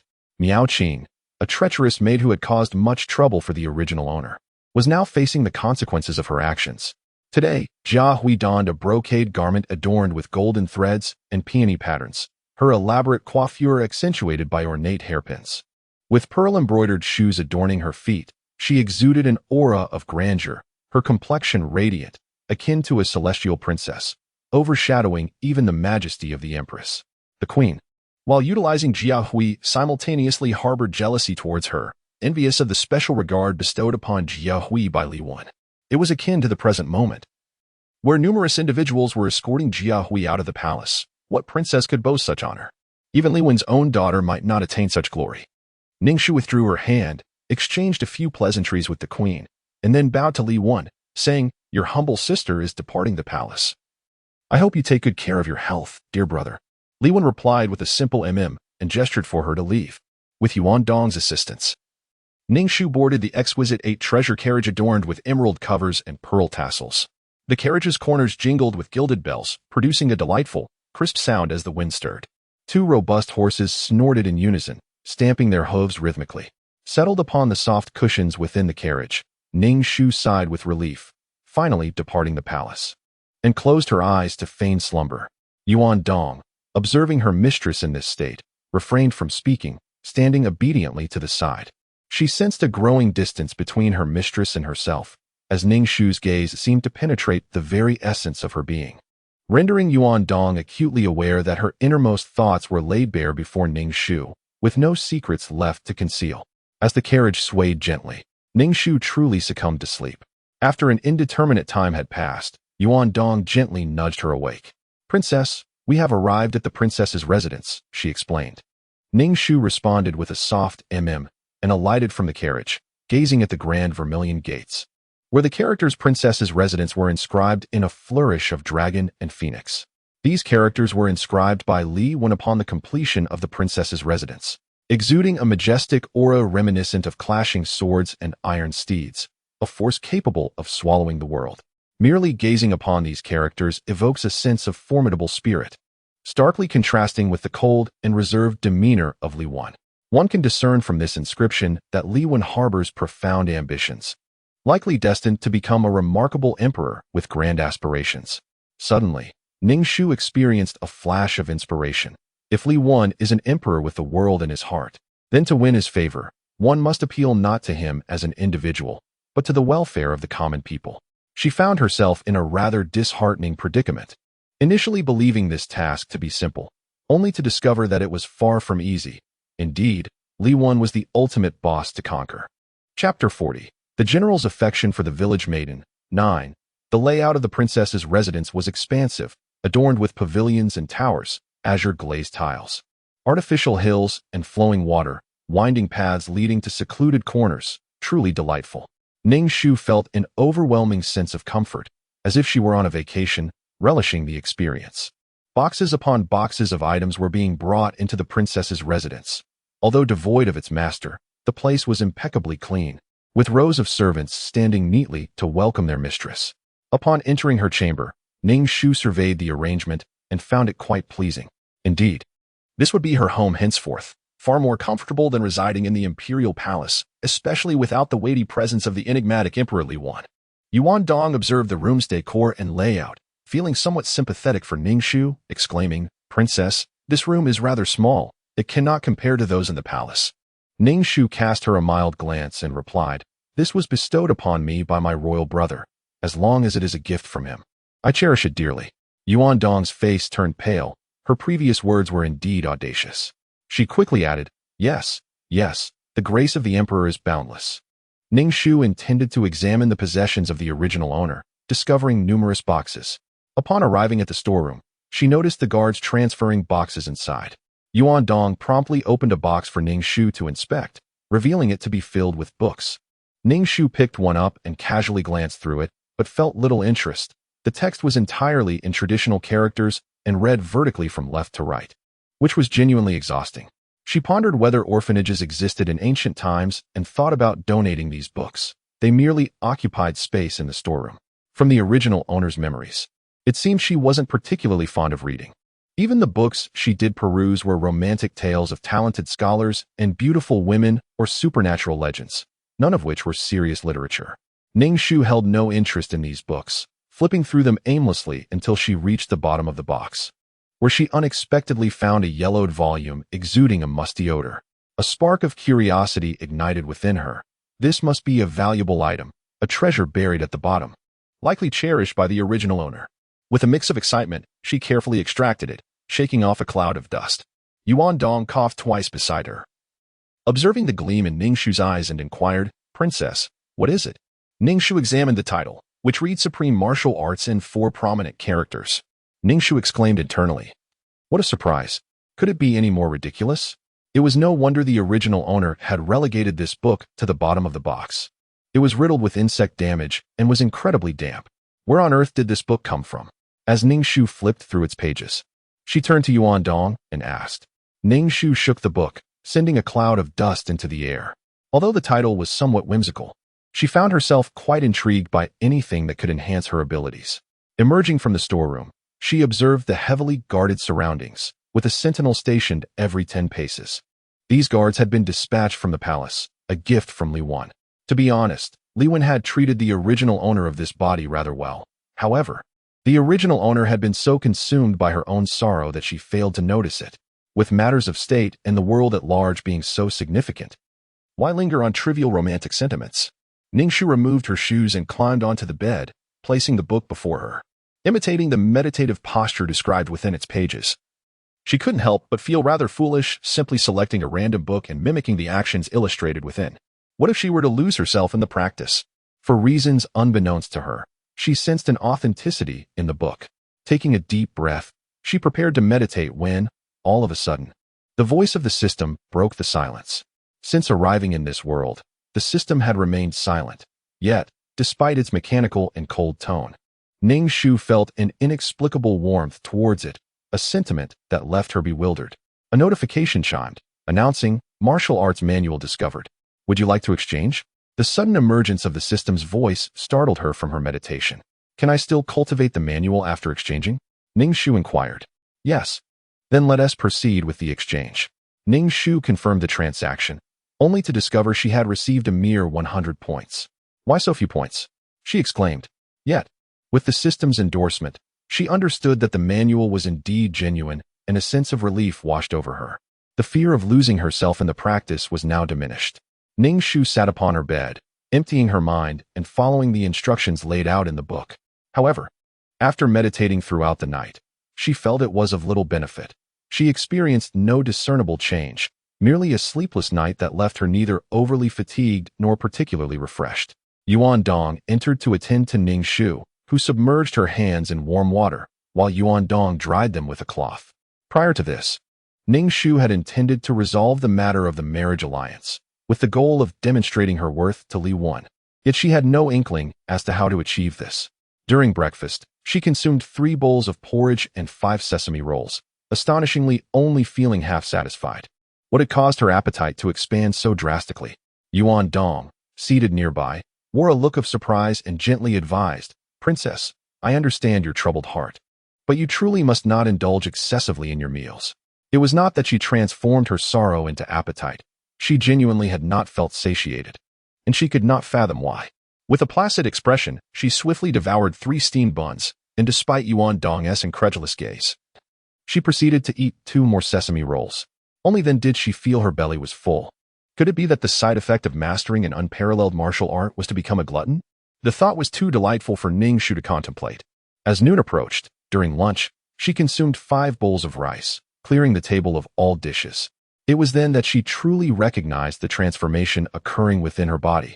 It required vast amounts of energy. There were ancient tales that martial artists could consume an entire cow in a single meal, attributed to the immense energy their bodies demanded. Yuan Dong gazed at the princess with profound concern. Anyone who beheld such exquisite beauty consuming so much would undoubtedly feel a sense of dismay. One could not help but wonder where all that food had vanished. The princess's behavior was indeed peculiar. Had she truly succumbed to despair? Ning Shu set down her bowl, let out a burp, and distinctly felt her stomach churning, digesting the meal, as warmth circulated throughout her body. Though the points exchanged for the system were modest, Ning Shu felt an undeniable joy. This martial arts manual was genuinely effective. Chapter 41. The General's Affection for the Village Girl. 10. Having acquired an unparalleled martial arts manual, Ning Shu immersed herself in relentless training, though forgetting to eat was out of the question, as she consumed copious amounts daily, an act she could hardly overlook. Each time Ning Shu dined, Yuan Dong watched her with a conflicted gaze, noting how the princess's abdomen swelled with each meal, only to diminish 2 hours later. A sight both shocking and disheartening. Yuan Dong yearned to counsel the princess, yet each encounter with her gaze filled him with inexplicable trepidation, as though his innermost thoughts were laid bare under the sun. Eventually, Yuan Dong grew indifferent. After all, it was the princess who was recklessly neglecting her own well-being. Rumors began to circulate within the princess's residence, suggesting that she had gone mad with sorrow, confining herself indoors while indulging excessively, leading many to claim that Princess Jia Hui had transformed into a plump figure. Even Li Wen within the palace caught wind of this gossip and summoned Ning Shu. Upon seeing that Ning Shu had not turned into a corpulent individual, he let out a sigh of relief. Ning Shu paid no heed to the rumors. Upon noticing Li Wen gazing at her in silence, her heart raced uncontrollably. She inquired, "Your Highness, do you have any instructions for your humble sister?" Li Wen replied coolly, "How have you found your stay at the princess's residence?" "Quite splendid," Ning Shu responded. "The environment of the princess's residence is exquisite, ideal for self-cultivation and retirement." She offered a subtle compliment. Li Wen's face displayed a flicker of surprise. It was the first time Ning Shu had witnessed any expression on his countenance. "As long as you are at ease," he said mildly, evidently skeptical of Ning Shu's claimed mastery of extraordinary martial arts. "Truly, Your Highness, I have indeed acquired unparalleled martial skills." Ning Shu insisted, hastily producing the martial arts manual before him. As Li Wen glanced down and beheld the words unparalleled martial arts, his eyes widened in astonishment. He addressed Ning Shu. "Such things are best kept to yourself. Your Highness, why not give it a try? This manual is genuinely beneficial. It strengthens the body and prolongs life," Ning Shu fervently advocated. Suddenly, a cold, mechanical voice from the system interrupted. "Ding! The player's manual has been exchanged, and you lack the qualification to transfer it to others." Startled, Ning Shu realized the manual was no longer hers. "Oh dear," she smiled sheepishly at Li Wen. "It seems this manual may harbor some dangers. Let me practice it first, and I shall bear any risks." Li Wen regarded her with an almost amused expression and waved her off. Ning Shu hurriedly exited the palace. She immersed herself in a fervent training regimen, prioritizing it above all else. Ning Shu was no longer merely a glutton. Her body had entered a peculiar state of transformation. At present, a faint yet soothing aura courses through Ning Shu's body, enveloping her in a comforting warmth. This ethereal energy traverses her being, fortifying her physique, instilling within her a profound sense of vitality. Her mind is exceptionally clear, and she perceives the world around her with an unprecedented brilliance. Such a wondrous sensation prompts her to touch her arm. Though her flesh remains smooth and delicate, it is now imbued with strength, thankfully devoid of any bulky muscles. With her remarkable skills fully realized, Ning Shu exudes confidence as she leads a retinue to the royal estate, the very abode of the original owner. The royal estate is expansive, featuring orchards, fertile land, and a diverse array of flora. Ning Shu has meticulously contemplated her needs, most notably sustenance, pondering the availability of high-yield, drought-resistant crops such as sweet potatoes and potatoes, which can stave off hunger in times of calamity. However, after surveying the estate, she is disheartened to find no sign of these vital resources. Upon consulting the steward, she learns that such crops are indeed absent. Alas, this defies logic. Traces of sweet potatoes have existed in human history for over 2 millennia, yet this world appears oblivious to their existence. Ning Shu muses that despite her noble status, she must resort to agriculture, a rather arduous endeavor. Resolute, she ventures alone into the woods, seeking wild sweet potatoes in the hopes that they might be found. The woods of the manor appeared somber and cold. Over the years, a thick layer of fallen leaves had accumulated on the ground, with ants and flying insects scuttling atop. Ning Shu wielded a branch to part the thorns and underbrush, meticulously searching for the tendrils of sweet potatoes. As she ventured deeper into the mountains, the trees grew increasingly dense and robust, obscuring the sky above, creating a suffocating canopy, while a mist lingered throughout the forest. Ning Shu hesitated to proceed further, suspecting that the fog might be noxious gas emanating from decaying branches and leaves. Throughout the day, she wandered the woods, and when hunger struck, she roasted a rabbit to satiate her appetite. To her delight, her agility had markedly improved. Catching rabbits had become a remarkably effortless endeavor. After a modest meal, she continued her exploration, yielding little success, though she did discover a few vibrant wild peppers, carefully uprooting one with its earthy clods still intact. Though Ning Shu was not particularly knowledgeable about agriculture, her previous life in an era of information overload had afforded her some insights, not to mention the presence of numerous skilled stewards and tenant farmers within the manor. On the following day, she meandered through the forest once more, her heart heavy with a sense of futility, yet she refused to relent. Why could she not even find wild sweet potatoes? It seemed utterly illogical. After wandering for hours without a trace, she took out her provisions and perched upon a branch to eat, gazing out across the sea of trees enveloped in a veil of white mist, evoking an air of mystery. Ning Shu was lost in thought when a sudden pain shot through her hand. Looking down, she noticed 2 small red dots emerging on her finger, and to her dismay, her provisions had vanished, gone completely. A wave of alarm washed over her. Had something bitten her? She had not even seen what it was. Hastily, Ning Shu squeezed her finger, uncertain if it were venomous. After several moments of pressing, the blood flowed bright red, showing no signs of poisoning. Goodness, this place is perilous. I must retreat quickly. It seems the sweet potatoes in this world have been harmonized away. There are none to be found. Chapter 42. The General Loves the Country Girl. 11. Ning Shu felt increasingly uneasy, acutely aware of an unseen presence watching her, its gaze following her every move. The hairs on her body stood on end. Good heavens, could it be a ghost? In broad daylight, no less. Or perhaps a fierce beast? How terrifying.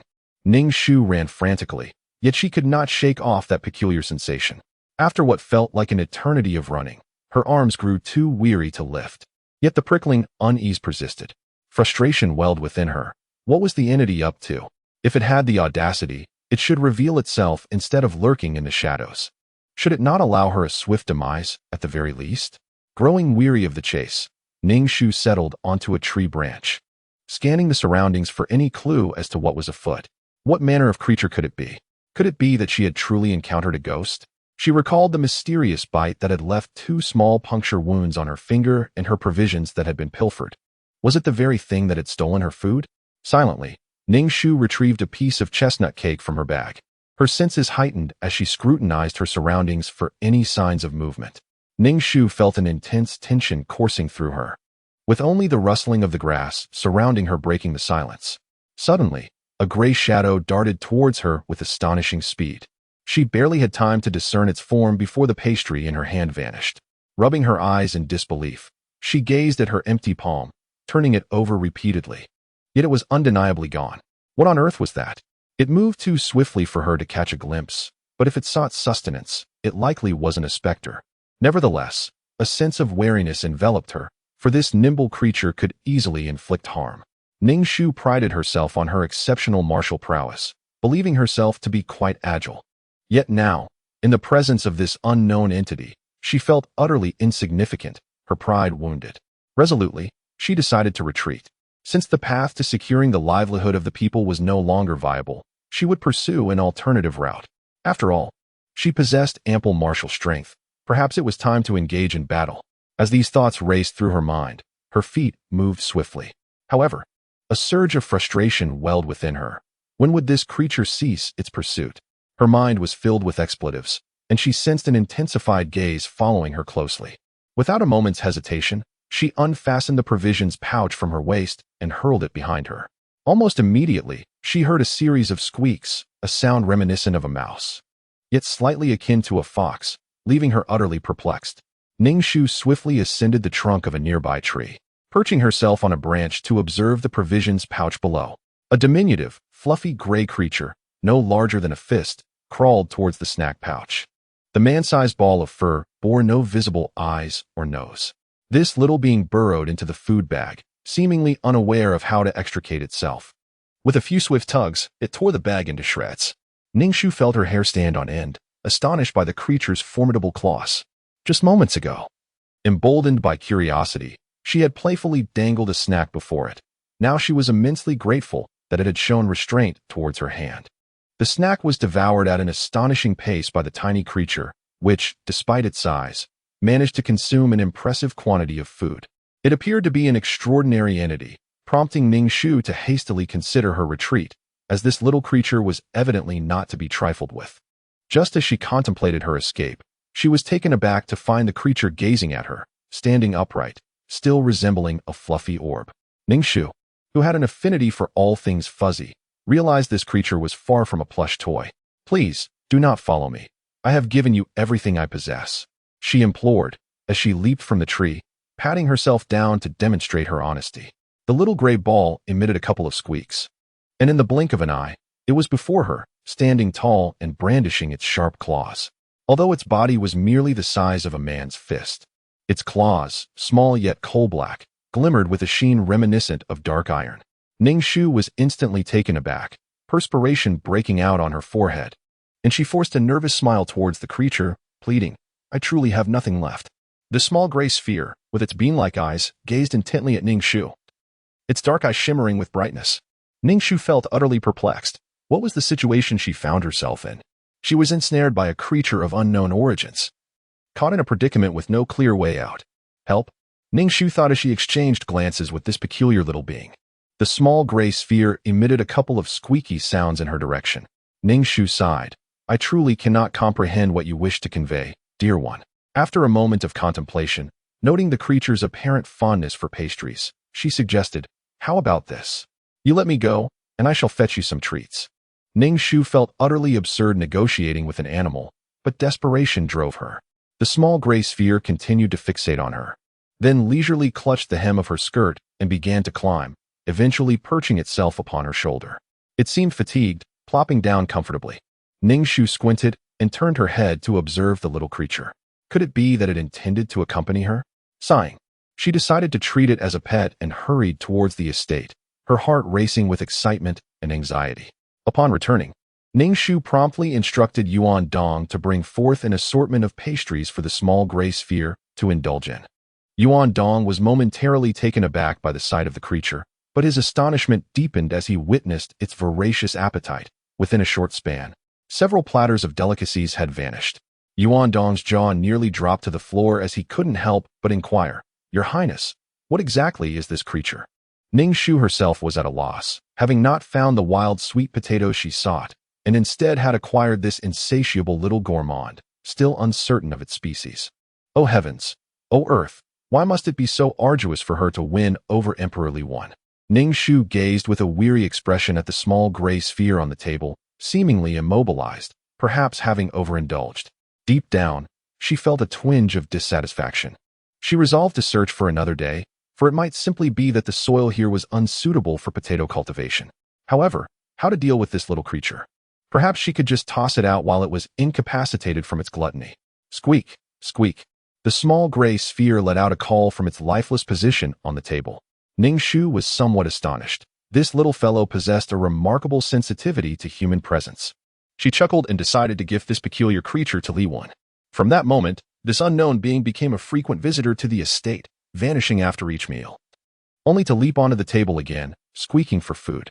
Ning Shu speculated that it must be a mutated mouse. Observing its antics was both amusing and exasperating. especially considering its insatiable appetite despite its diminutive size. The task at hand required dealing with this creature, prompting a sigh from Ning Shu. She used a twig to sift through the thorns and underbrush, meticulously searching, as one would expect that sweet potatoes, which thrive in shaded environments, would flourish in such a jungle. Squeak, squeak. The gray furball persistently trailed beside her, chattering incessantly. Bending down to examine her surroundings closely, Ning Shu addressed the gray creature. As a local resident, do you happen to know of something called a sweet potato? Squeak. Do not call it squeak. Call it sweet potato. Just when Ning Shu was about to give up, she finally discovered a plant with leaves resembling those of a sweet potato. With great care, Ning Shu uprooted it, revealing tubers the size of carrots, their skins of vibrant red. Although not particularly large, Ning Shu felt a surge of excitement, as if she could already envision the completion of her task and her departure from this world. In truth, Ning Shu had been relishing this unique experience of life. However, the longer she remained in this realm, the more her soul's energy waned, eventually leading to its dissolution. Ning Shu placed the sweet potato, along with its vine, into her pocket, then gently prodded the surrounding area with a twig, searching for more, as one discovery suggested that others may be nearby. Squeak. The little gray ball followed Ning Shu out of the woods. Upon returning to the estate, Ning Shu promptly summoned the steward and the tenant farmers, designating a plot of land for experimental cultivation. Plants like sweet potatoes propagate asexually.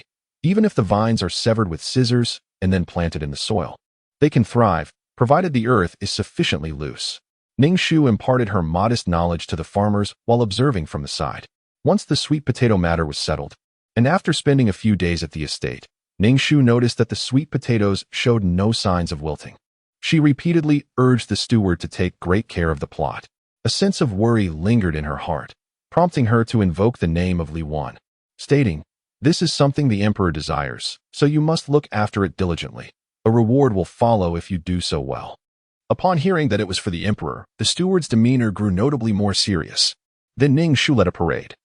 Bemused to find that the little gray ball was trailing behind her, she did not believe that this small creature was following her out of affection. It was purely in pursuit of pastries.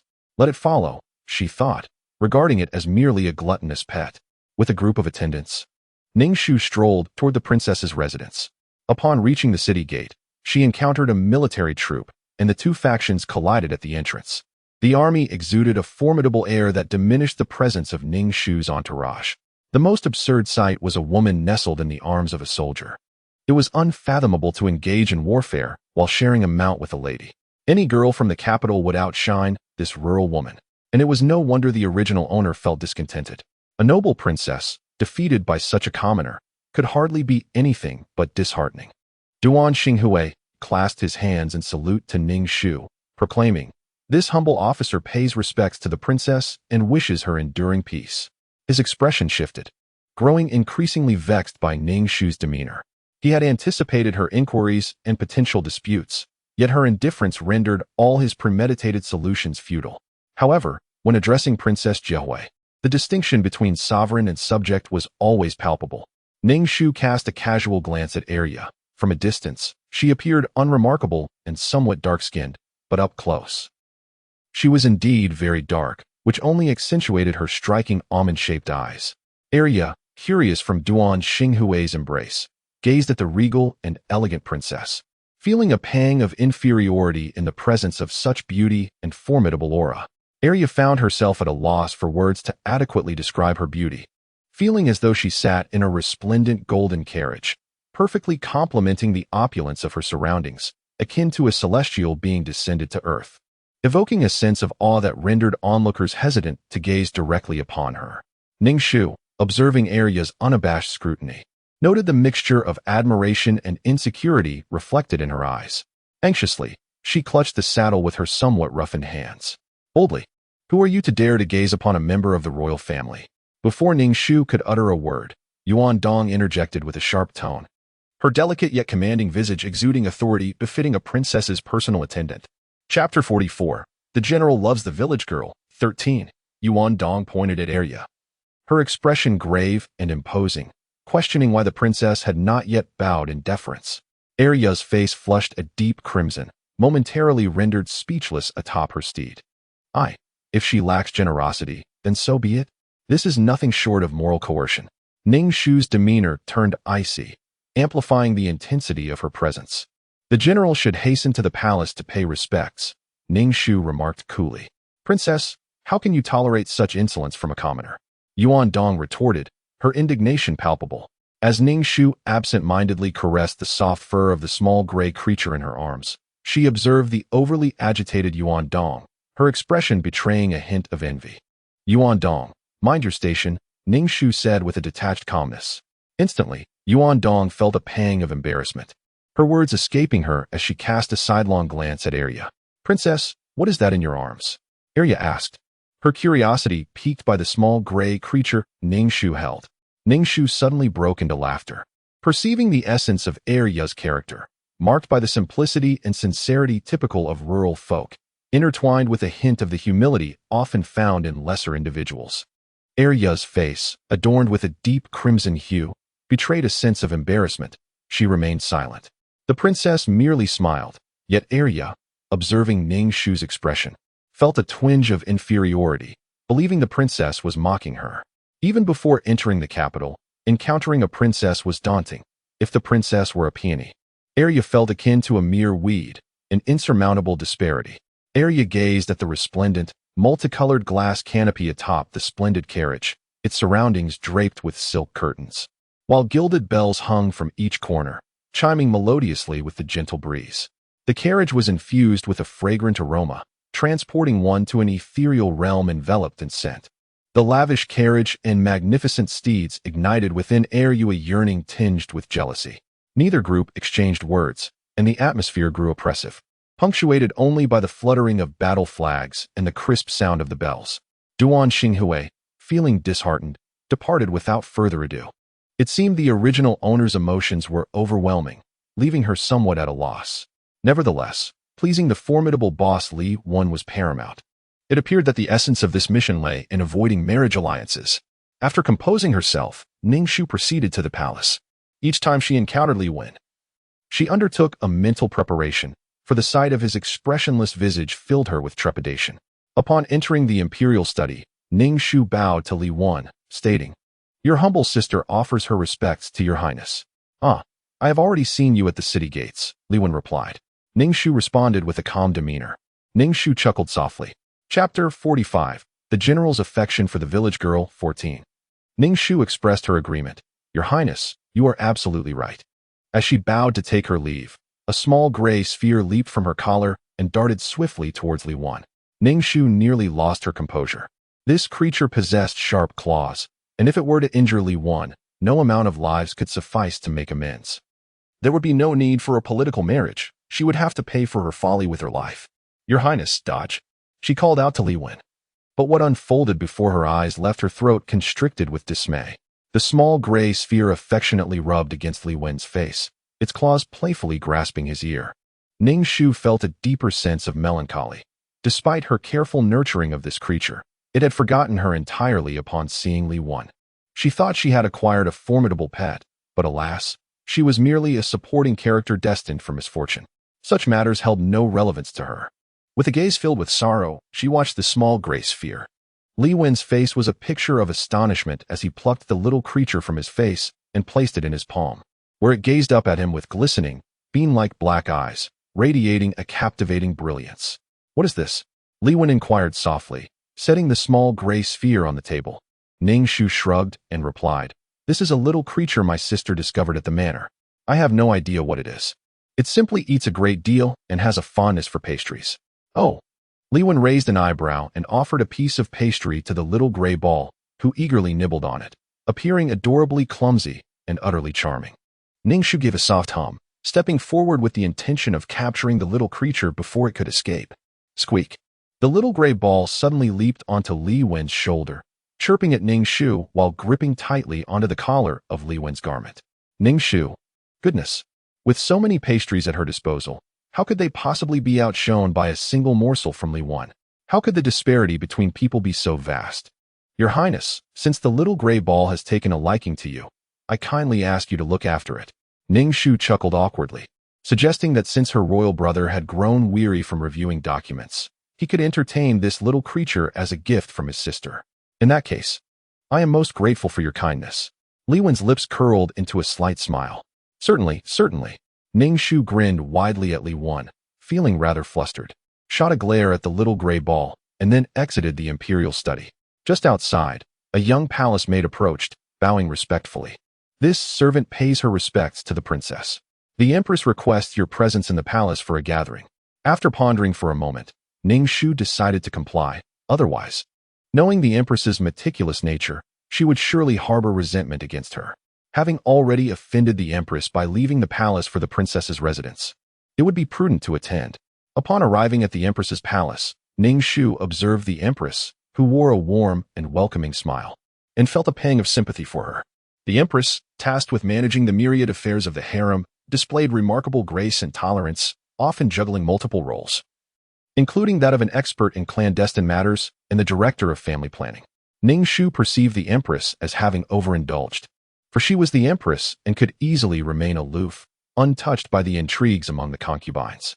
It was, quite frankly, a manifestation of excessive control, a relentless need to clutch every matter within her grasp, which was genuinely exhausting. Madame Duan had suffered indelible harm to her heart, liver, spleen, lungs, and kidneys. Was her son blind? Chapter 46. The general's affection for the country girl. 15. Madame Duan was a woman of resolve. Despite her deep-seated disdain for Arya, she nonetheless arranged everything meticulously for her, even assigning 2 maidservants to attend to her needs. Duan Xinghui felt quite satisfied with his mother's arrangements. In his eyes, she had already accepted Arya, which filled his heart with genuine joy and brought a smile to his otherwise stern visage. Madame Duan believed there was no need to jeopardize their relationship over such a woman, risking the bond between mother and son. After years of nurturing her son, she would not allow it to be tarnished in an instant. The eunuch delivering the imperial edict scoffed, dismissing him as an insignificant figure, a mere commoner, who fancied himself a future son-in-law, especially since he was not favored by the emperor. He was nothing more than a foppish general who had suffered defeat in his first campaign, utterly lacking in promise. Arya, trembling at the side, felt utterly lost amid the unfolding events, as if she had stumbled into a realm of giants. Is something amiss? She inquired, feeling entirely out of place and bewildered. Duan Xinghui, now drained of energy, recalled how he had once thought the emperor valued him and his abilities when he sent for him, only to find himself stripped of his position. Duan Xinghui pressed her lips tightly together, her complexion oscillating between pale and dark, utterly oblivious to what Arya was saying. It was only when she noticed the terror and unease etched on Arya's face that her heart softened slightly, and she reassured, "It's all right." Ning Shu ultimately chose the whip, an instrument that prized agility and possessed considerable lethality.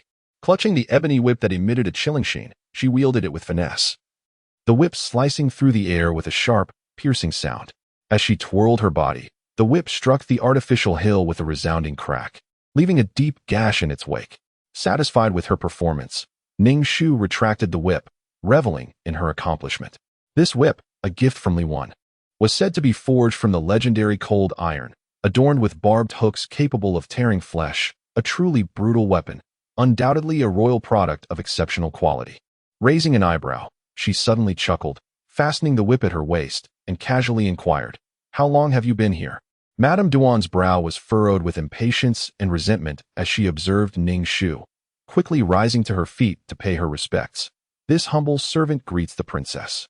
Yuan Dong glanced at Ning Shu, noticing her impassive expression as she accepted the food box. Ning Shu pressed her lips together, her mind swirling with exasperation, wondering why these individuals regarded Princess Jia Hui as the vanguard. Perhaps Princess Jia Hui understood the underlying tension, yet she could not relinquish her pride after being usurped by a woman from the fringes. Consequently, she clashed with Arya. Ning Shu merely wished to express her disdain. Get lost. To abandon one's military camp, especially as a commander-in-chief, is a grievous offense deserving of the utmost punishment, a fate that should be met with execution. If you are so dissatisfied with the emperor's decision, then accompany me to the palace, where we shall seek his explanation. Lady Duan could no longer contain herself, exclaiming, "Your Highness, do you truly wish to witness the ruin of Xinghui?" The sting of her son's shortcomings echoed painfully in her heart. It was unbearable to hear him spoken of so disparagingly. Yet, she found herself unable to retort, for the one before her was a princess of the great Yong dynasty. Ning Shu spoke with unabashed disdain. causing Lady Duan's composure to falter. Though she believed her son to be exceptional, how could a mere village girl be deemed worthy of him? Panic seized Lady Duan. Without the princess's support, how could her son rise again? Would he truly be relegated to the status of an ordinary commoner, seeking redemption through service? Such a fate was unthinkable for the soldiers at the frontier. Ning Shu, showing no courtesy, declared, "I am weary. Yuan Dong, see our guests out." Duan Xinghui's countenance darkened as resentment towards Princess Jiahui brewed within him. His hand instinctively grasping the hilt of his blade, a fierce determination evident on his face. Why did the princess treat his mother in such a manner? As he turned to leave, a feeble voice halted him, commanding, "Stop." Chapter 48. The general's affection for the village girl, 17. Lady Duan's body weakened, necessitating assistance to the princess's residence. Ning Shu caressed the whip at her waist, narrowing her eyes at Yuan Dong, whose expression radiated excitement and joy. Sensing her gaze, Yuan Dong's face paled as she hastily replied, "I am merely delighted for the princess." Ah, how naive to think one's royal palace resembles a bustling marketplace, with individuals arriving and departing at whim, as if they are mere playthings. Do they perceive her as easy prey? Must she truly entertain their presence? Ning Shu regarded Yuan Dong with an icy gaze, for the narrative had portrayed Yuan Dong as one who incited unrest within Princess Jiahui, leaving her in a state of discontent. What value is there in futile arguments? Ning Shu harbored not a single belief in her words. With resolute determination, she unsheathed the whip from her waist and strode towards the entrance, the crack of the whip echoing like thunder. What sensation accompanies the thought of an intruder armed with a blade daring to breach her sanctuary? Ning Shu felt only a singular impulse, to obliterate this insolence. Stripped of her opulent garments and ornate hairpins, Jia Hui appeared devoid of any superfluous adornment. She was unlike any version he had encountered, exuding an icy demeanor, her gaze imbued with utter indifference. Duan Xinghui felt a sudden constriction in his heart, and with a somber tone, he confessed, "I am aware of your disdain for me. Yet my mother is innocent in this matter." As the male lead of this realm, Duan Xinghui believed the world should revolve around him, ensconced in his own self-importance. He abruptly lifted his gaze to meet Ning Shu's, his eyes betraying a raw disappointment and disdain. "Princess Jiahui, I never anticipated you would embody such arrogance and tyranny, lacking the virtues one would expect from a lady. Do you understand why I hold such aversion towards you? You persist in adhering to rigid decorum, your every action bound by rules, rendering you lifeless and devoid of spirit. You elevate yourself through your lofty status, yet your birthright does not grant you the privilege to look down upon others. In contrast, Arya is vibrant and spirited, unpretentious in her beauty, akin to a refreshing breeze." Ning Shu coughed, her lungs aching from her own saliva. What kind of logic is this? Is it her fault that Princess Jiahui was born into privilege? Is being of noble birth a crime? How absurd this reasoning is. With a frustrated gesture, Ning Shu raised her middle finger in defiance. Chapter 49. The general's affection for the country girl, 18. Ning Shu shook off her self-pity and scoffed. Being reborn is indeed a skill. If one possesses such talent, then why not be reincarnated as Li Wen and ascend directly to the throne? Duan Xinghui clearly did not grasp the meaning behind Ning Shu's words, yet he instinctively sensed that they were far from complimentary. Ning Shu cracked her whip and derided. "What are you, to dare harbor feelings for me? You are but a defeated general. If I had caused such calamity to the borders, I would have no face to continue living in this world." Duan Xinghui's face twitched, revealing a sinister expression. His eyes burned red as he glared at Ning Shu, as if she had profoundly insulted his dignity. His countenance shifted. After all, he was a general, and his reflexes were quick. He raised his arm in defense, showing no mercy. Ning Shu let out a cold laugh, her expression devoid of warmth. "Sees this assassin attempting to harm me?" Duan Xinghui grunted, clutching his arm, blood seeping through his fingers and dripping onto the bluestone pavement. How maddening it is that these people live in their own worlds, perceiving only the wrongs done to them while utterly blind to the harm they inflict upon others. Truly, it is a travesty. Madame Duan felt a surge of anger as well. "Princess, are you truly intent on wiping them out? Do not forget that Xinghui is your future husband." Duan Xinghui was taken aback, utterly perplexed by Ning Shu's intentions. Chapter 50. The general's affection for the country girl, 19. I shall not abandon the princess. I beseech you. Do not cast me aside. Yuan Dong knelt before Ning Shu, exuding an air of deep loyalty. Ning Shu's expression remained indifferent as she retorted, "What concern is your beloved to me?" Duan Xinghui sensed the woman's keen awareness of Yuan Dong's animosity towards her, mirroring her own wariness and disdain for Yuan Dong. Observing the sorrow of her beloved, Duan Xinghui hastily pursued, disregarding all else in a reckless manner, akin to a headstrong youth. In Yuan Dong's absence, Ning Shu casually promoted a maid from the princess's residence to accompany her. In truth, Ning Shu required no attendance, as her meals were delivered by the kitchen staff. Engaging in martial practice, she devoted her days to mastering the whip, harboring a premonition that she might indeed find herself on the battlefield. It was imperative to showcase her worth to Li Wan, a value surpassing that of mere marriage alliances. The maid, named Xiao Hong, bore a delicate charm. While she could not be deemed exceptionally beautiful, she radiated a spirited cleverness. Upon hearing Ning Shu's inquiry, she promptly replied, "Currently, Yuan Dong and Second Miss are embroiled in a fierce quarrel." Now, Ning Shu directly dispatched Yuan Dong to their midst, permitting them to indulge in their own amusements. However, Yuan Dong, being a member of the princess's court without an official title, was vulnerable to the whims of Second Mississippi. Should Yuan Dong heed her words and be expelled, the repercussions from Princess Jia Hui would undoubtedly be dire for him. Forced to adhere to societal norms, Arya found herself in a state of turmoil, utterly resistant to the idea of learning. She preferred the simplicity of eating, sleeping, and even walking without the constraints of decorum. This newfound expectation left her feeling lost and deeply anguished. Growing up in the countryside, certain aspects of her existence were ingrained within her very being, making the imposition of rules feel excruciatingly painful, akin to having her wings clipped. The distress of this transformation was palpable.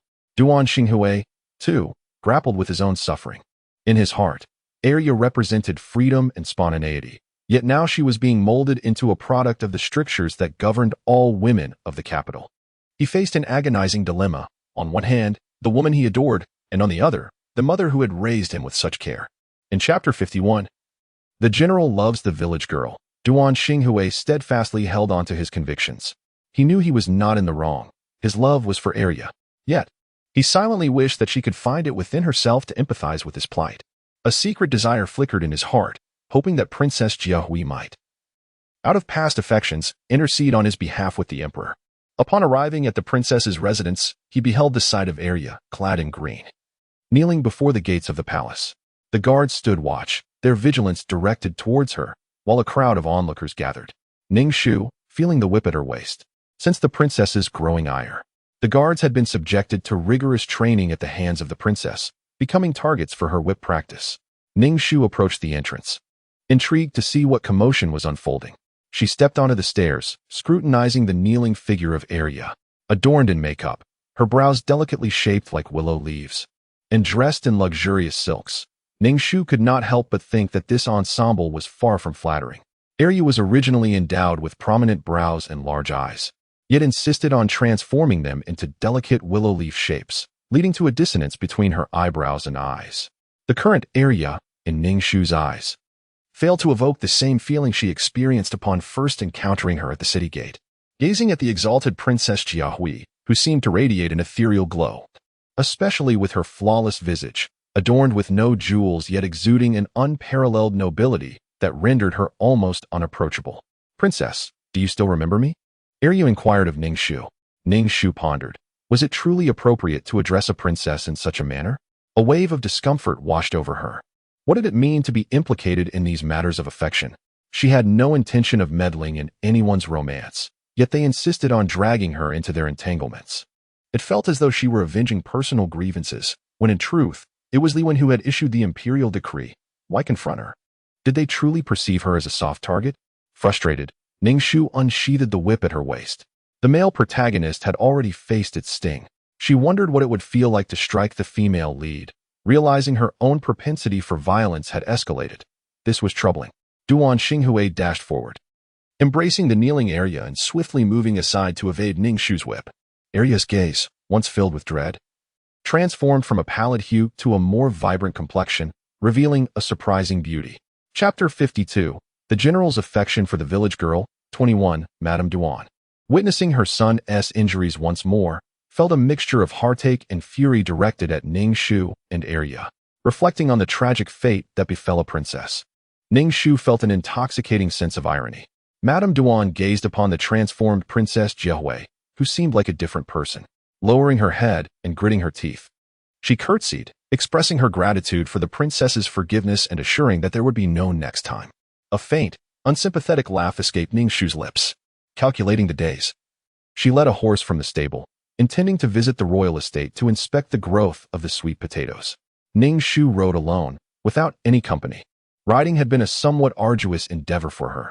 The process of learning was fraught with trials and tribulations. After 2 or 3 months of practice, she had finally mastered the art of riding without holding the reins and could shoot arrows from horseback without fear of falling. Upon arriving at the estate, Shen Qingqing handed the reins to the steward and made her way directly to the sweet potato fields. The sweet potatoes flourished abundantly, a testament to the diligent care of the estate's workers. With a hoe in hand, Ning Shu dug up a few sweet potatoes and was pleasantly surprised to find them the size of fists. A heartfelt smile blossomed on her face. Whether due to the nature of her task or the prospect of providing sustenance for the common folk, her heart swelled with excitement. Dig up all these sweet potatoes and measure the land. I wish to calculate the yield, she declared loudly. The many tenants of the estate quickly completed the task of harvesting the potatoes. The steward then retrieved a scale to weigh the sweet potatoes. Your Highness, this yield amounts to an astonishing 1,000 jin, the steward informed Ning Shu. Ning Shu felt a surge of joy. The various conditions of this era, be it drought or flood, significantly impacted grain yields. Achieving a harvest of 700 pounds of rice was commendable during exceptional times. Sweet potatoes could at least stave off hunger, being a drought-resistant crop.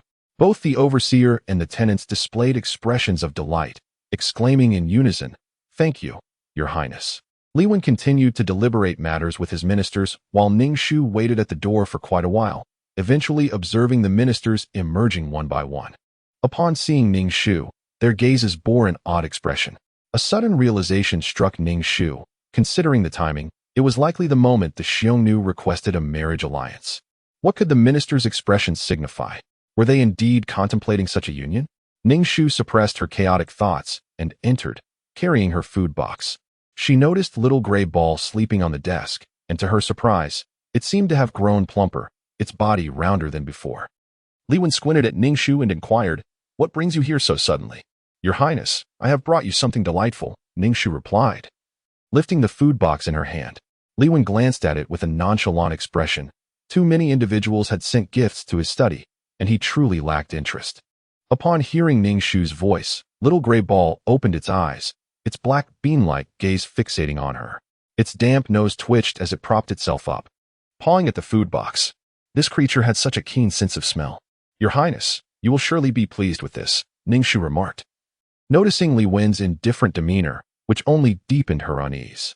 Could it be that he truly intended to arrange her marriage? The small gray ball chirped excitedly as Ning Shu opened the food box and extracted a baked sweet potato. Instantly, the air was filled with a sweet, yet delicate fragrance. The dish contained the roasted sweet potatoes, which appeared rather unappealing. Li Wen squinted at the contents, seemingly recalling something, and looked at Ning Shu with a questioning gaze.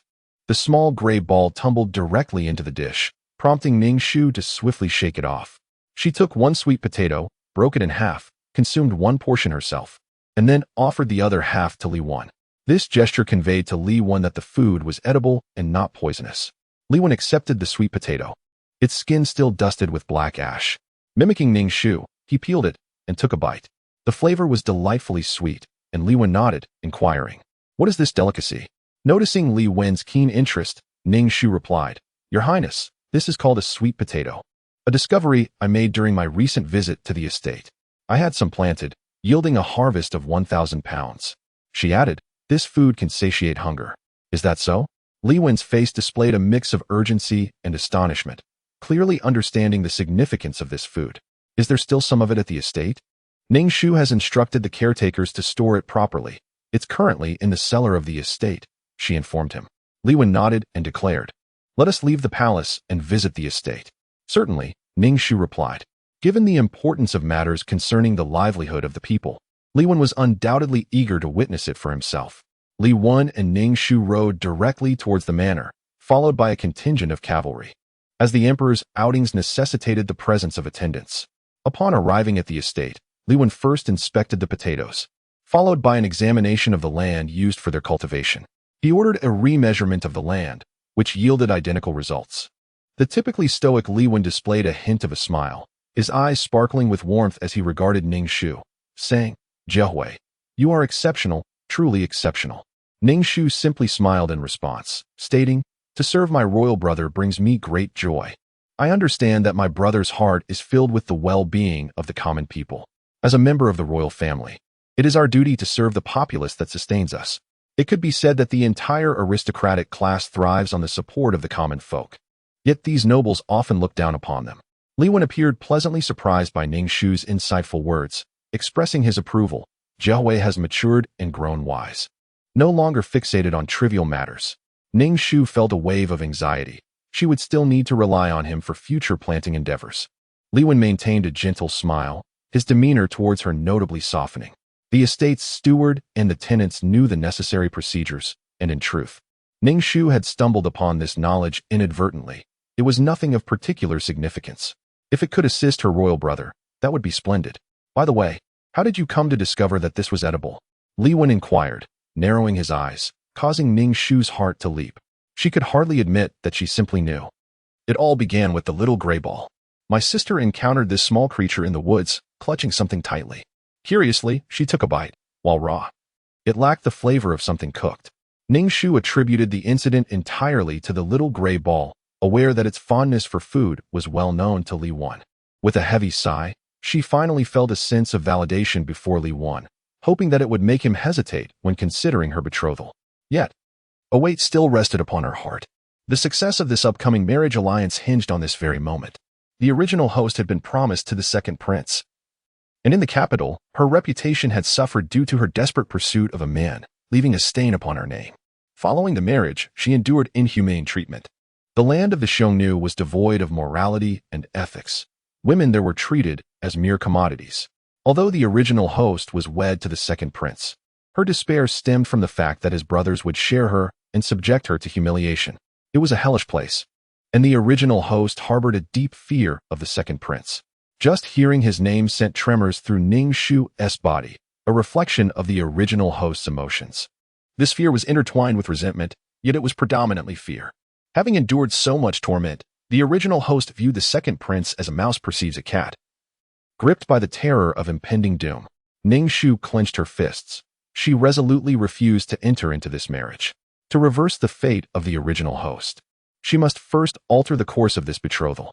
Indeed, this exemplifies the formidable power of narrative. Even though Ning Shu's reputation remains untarnished, and she has not become embroiled in the scandal of a princess competing for a man's affection, she is nonetheless destined for a marriage alliance. The plight of a supporting female character is truly lamentable. What can one do but weep and rise to confront the challenges ahead? Fortunately, Ning Shu finds solace in the fact that Li Wen has not immediately acquiesced to her betrothal, indicating that the matter concerning Hong Shu holds some significance in Li Wen's heart. It is evident that pleasing Li Wen is the wisest course of action, since she is in the proximity of the emperor, who wields ultimate power over life and death. It is imperative to discern his thoughts clearly. Ning Shu has made the right gamble. The lack of decorum displayed by the second prince during his visit raises eyebrows. Others may presume that an intimate connection has already developed between them. How duplicitous and malicious this second prince truly is. Ning Shu endeavors to gauge his intentions with utmost suspicion. According to the original owner's memories, this second prince embodies the cruelty and cunning of a prairie wolf, inherently malevolent, subjecting the original owner to tortures that far exceed human endurance. The unfortunate Jiahui, who married into this predicament, was subjected to relentless torment and ultimately perished 2 years later. Choosing to remain within the confines of the princess's residence, Ning Shu avoids an encounter with the second prince, who must return disappointed without having seen Princess Jiahui, rumored to possess remarkable beauty. Once the second prince departs, Ning Shu tidies up and prepares to take residence in the palace. How astonishing it is that the second prince dares to confront her within the imperial palace. With Li Wen firmly in control, even if the second prince possessed tenfold courage, he would not dare to act brazenly in Li Wen's presence. Ning Shu settled into the carriage, which was en route to the palace. For reasons unbeknownst to her, an unsettling anxiety enveloped her. Undeniably, The profound fear ingrained in the original owner was beginning to influence her, compelling her to urgently seek confirmation from Li Wen regarding the matter of the marriage alliance. As she pondered her thoughts, the carriage suddenly came to an abrupt halt. The horses whinnied in distress. Grasping the wooden frame to steady herself, Ning Shu inquired aloud, "What on earth is happening?" The princess, someone has seized the horses," the coachman stammered, visibly shaken. A sense of foreboding washed over Ning Shu.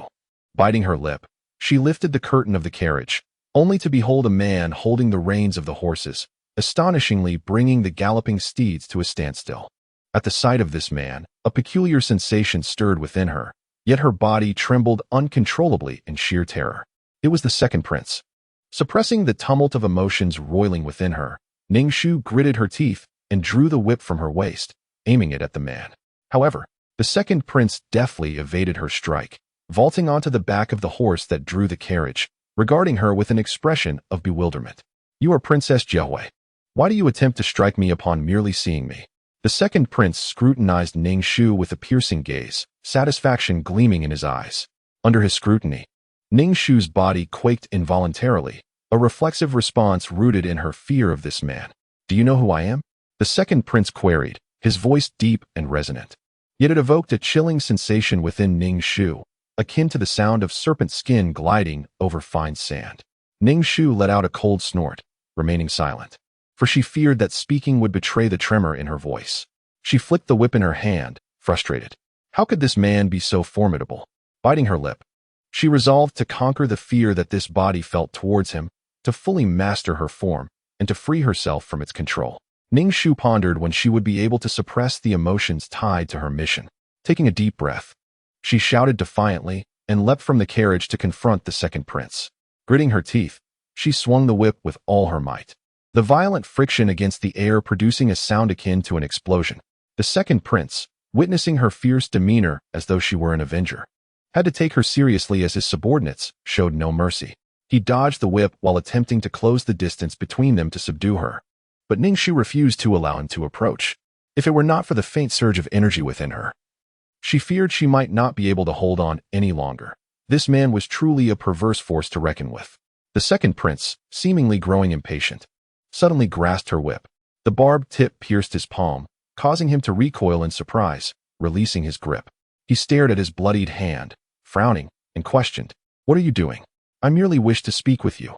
"Are you out of your mind?" Ning Shu, drenched in cold sweat, felt a slight reduction in her fear of the second prince, realizing that this was still the territory of the Daong dynasty, and he would not dare to act recklessly. "Are you Jiahui?" the second prince inquired, disregarding the blood on his hand. Ning Shu raised her chin with an air of dignity, coldly declaring, "I am Princess Jiahui. How dare you obstruct my carriage?" Upon hearing Ning Shu acknowledge her identity, the second prince's eyes brightened, and a smirk curled upon his lips as he remarked, "You must be aware of who I am, the one destined to be your betrothed, Helianing. Do you remember?" Helianing articulated each word distinctly.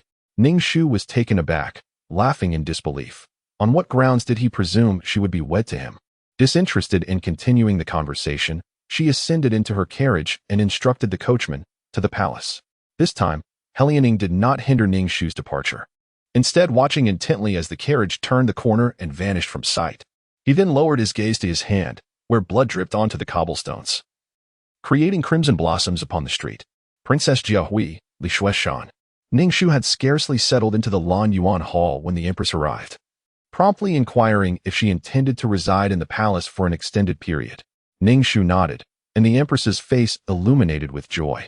After exchanging a few pleasantries, her expression shifted to one of melancholy as she addressed Ning Shu. "It is a pity that you must go to fulfill this marriage alliance. I shall persuade your elder brother, the emperor, to dissuade you from venturing to that desolate place.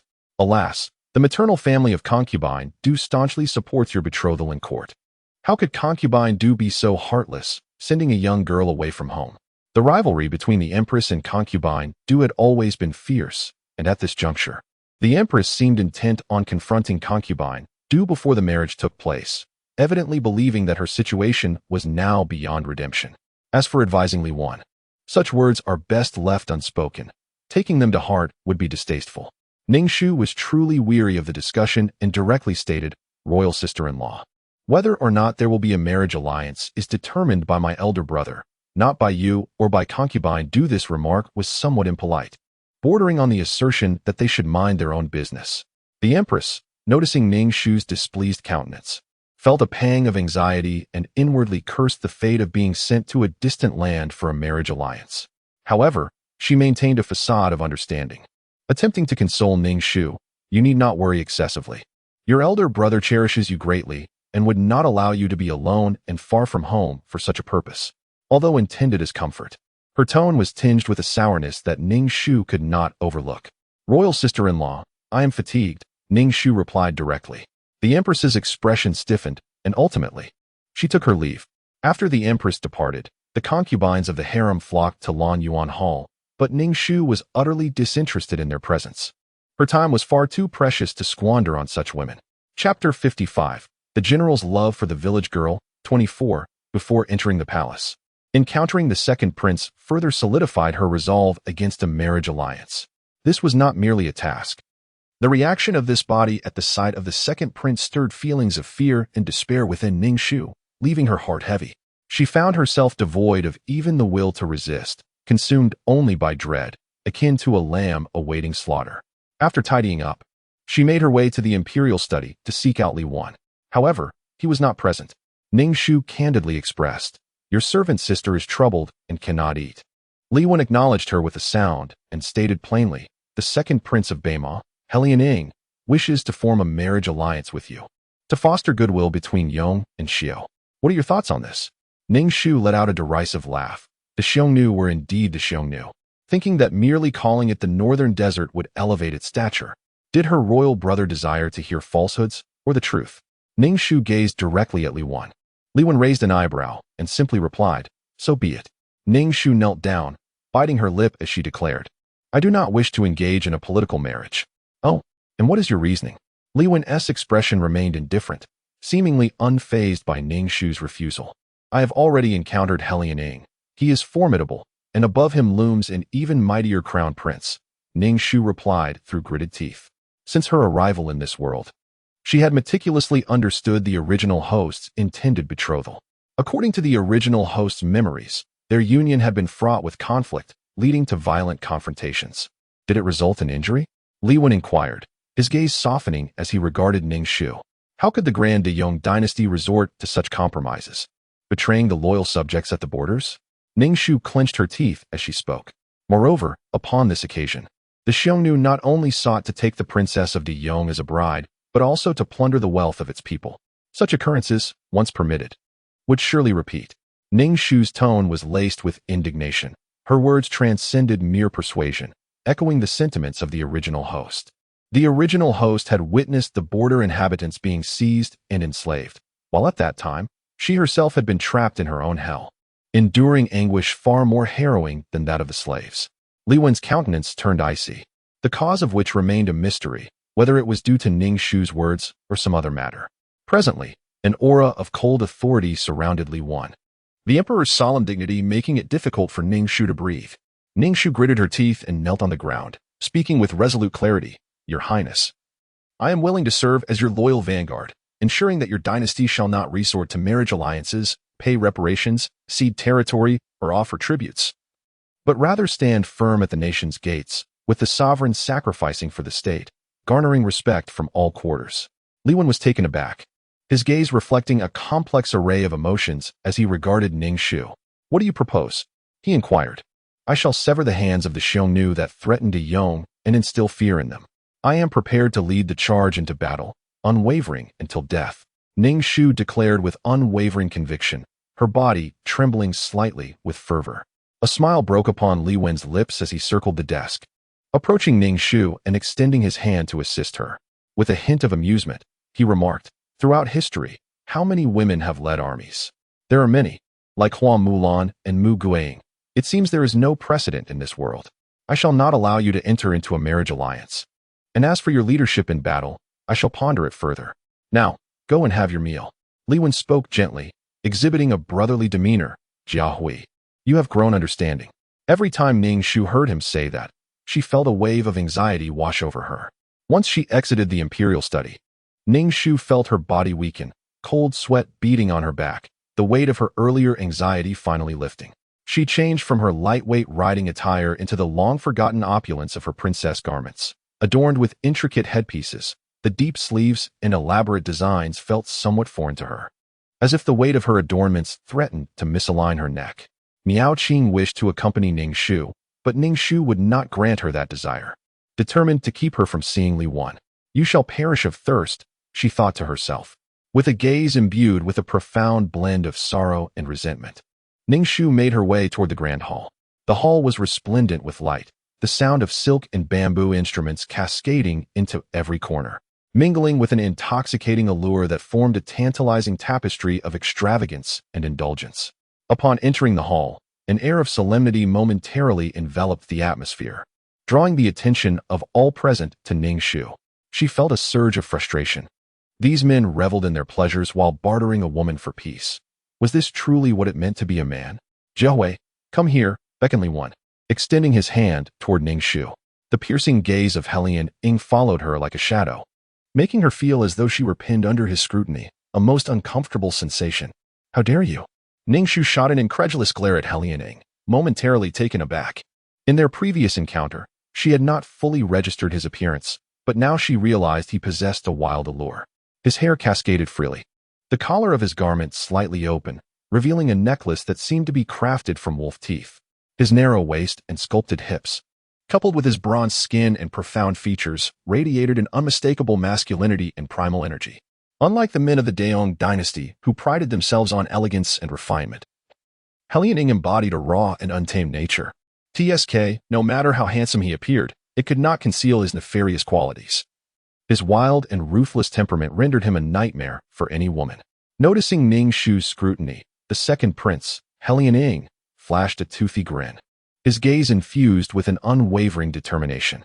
Particularly when met with her cold, assessing eyes, he felt the blood within his veins begin to simmer, akin to a wolf that had locked onto its prey, filled with a cruel anticipation. In stark contrast to her previous casual attire, she now exuded an air of elegance, her presence emanating a fierce intensity. Draped in splendid garments, her demeanor was cool and aloof, and the resplendence of her attire rendered her exceptionally proud and noble. He Lianing suddenly broke into a smile, his pearly white teeth glimmering under the light, casting a chilling radiance that sent a shiver down one's spine. He raised his wine glass, extending a distant toast towards Ning Shu, his gaze ablaze with fervor. Ning Shu scoffed softly, turning away to ignore him, feigning ignorance of He Lianing's gesture of respect. As the banquet progressed to its midpoint and the dancers had retired, He Lianing rose from his seat and strode to the center of the grand hall. His movements were imbued with explosive vigor, reminiscent of a cheetah springing forth, and his virile countenance was enough to captivate many a woman, though his heart remained shrouded in darkness. The onlookers watched his actions with bated breath, sensing that the main event was at hand. This banquet was, in fact, a pivotal moment determining the fate of Princess Jiahui. He Lianing cast a glance at Ning Shu, who sat with an indifferent expression, her countenance tinged with mockery. With a casual smile, He Lianing clasped his hands in salute and addressed Li Wan with a resonant voice. "Your Majesty of Deyong, our nation is willing to forge an alliance through marriage, fostering goodwill between our two houses." Turning his gaze towards Ning Shu, he declared, "This prince has been smitten by Princess Jiahui at first sight. My heart is devoted to her." Ning Shu rolled her eyes in disdain, silently expressing her contempt for the notion of love. In her heart, she raised a middle finger at the idea of affection, dismissing it as mere interest in Jiahui's dowry and fiefdom. Such is the nature of virtue. Ning Shu couldn't be bothered to glance at Helian Ing, choosing instead to sip her fruit wine with an air of indifference. Li Wan spoke up casually, "Jiahui, what is your perspective? Are you enamored with the second prince of Beima?"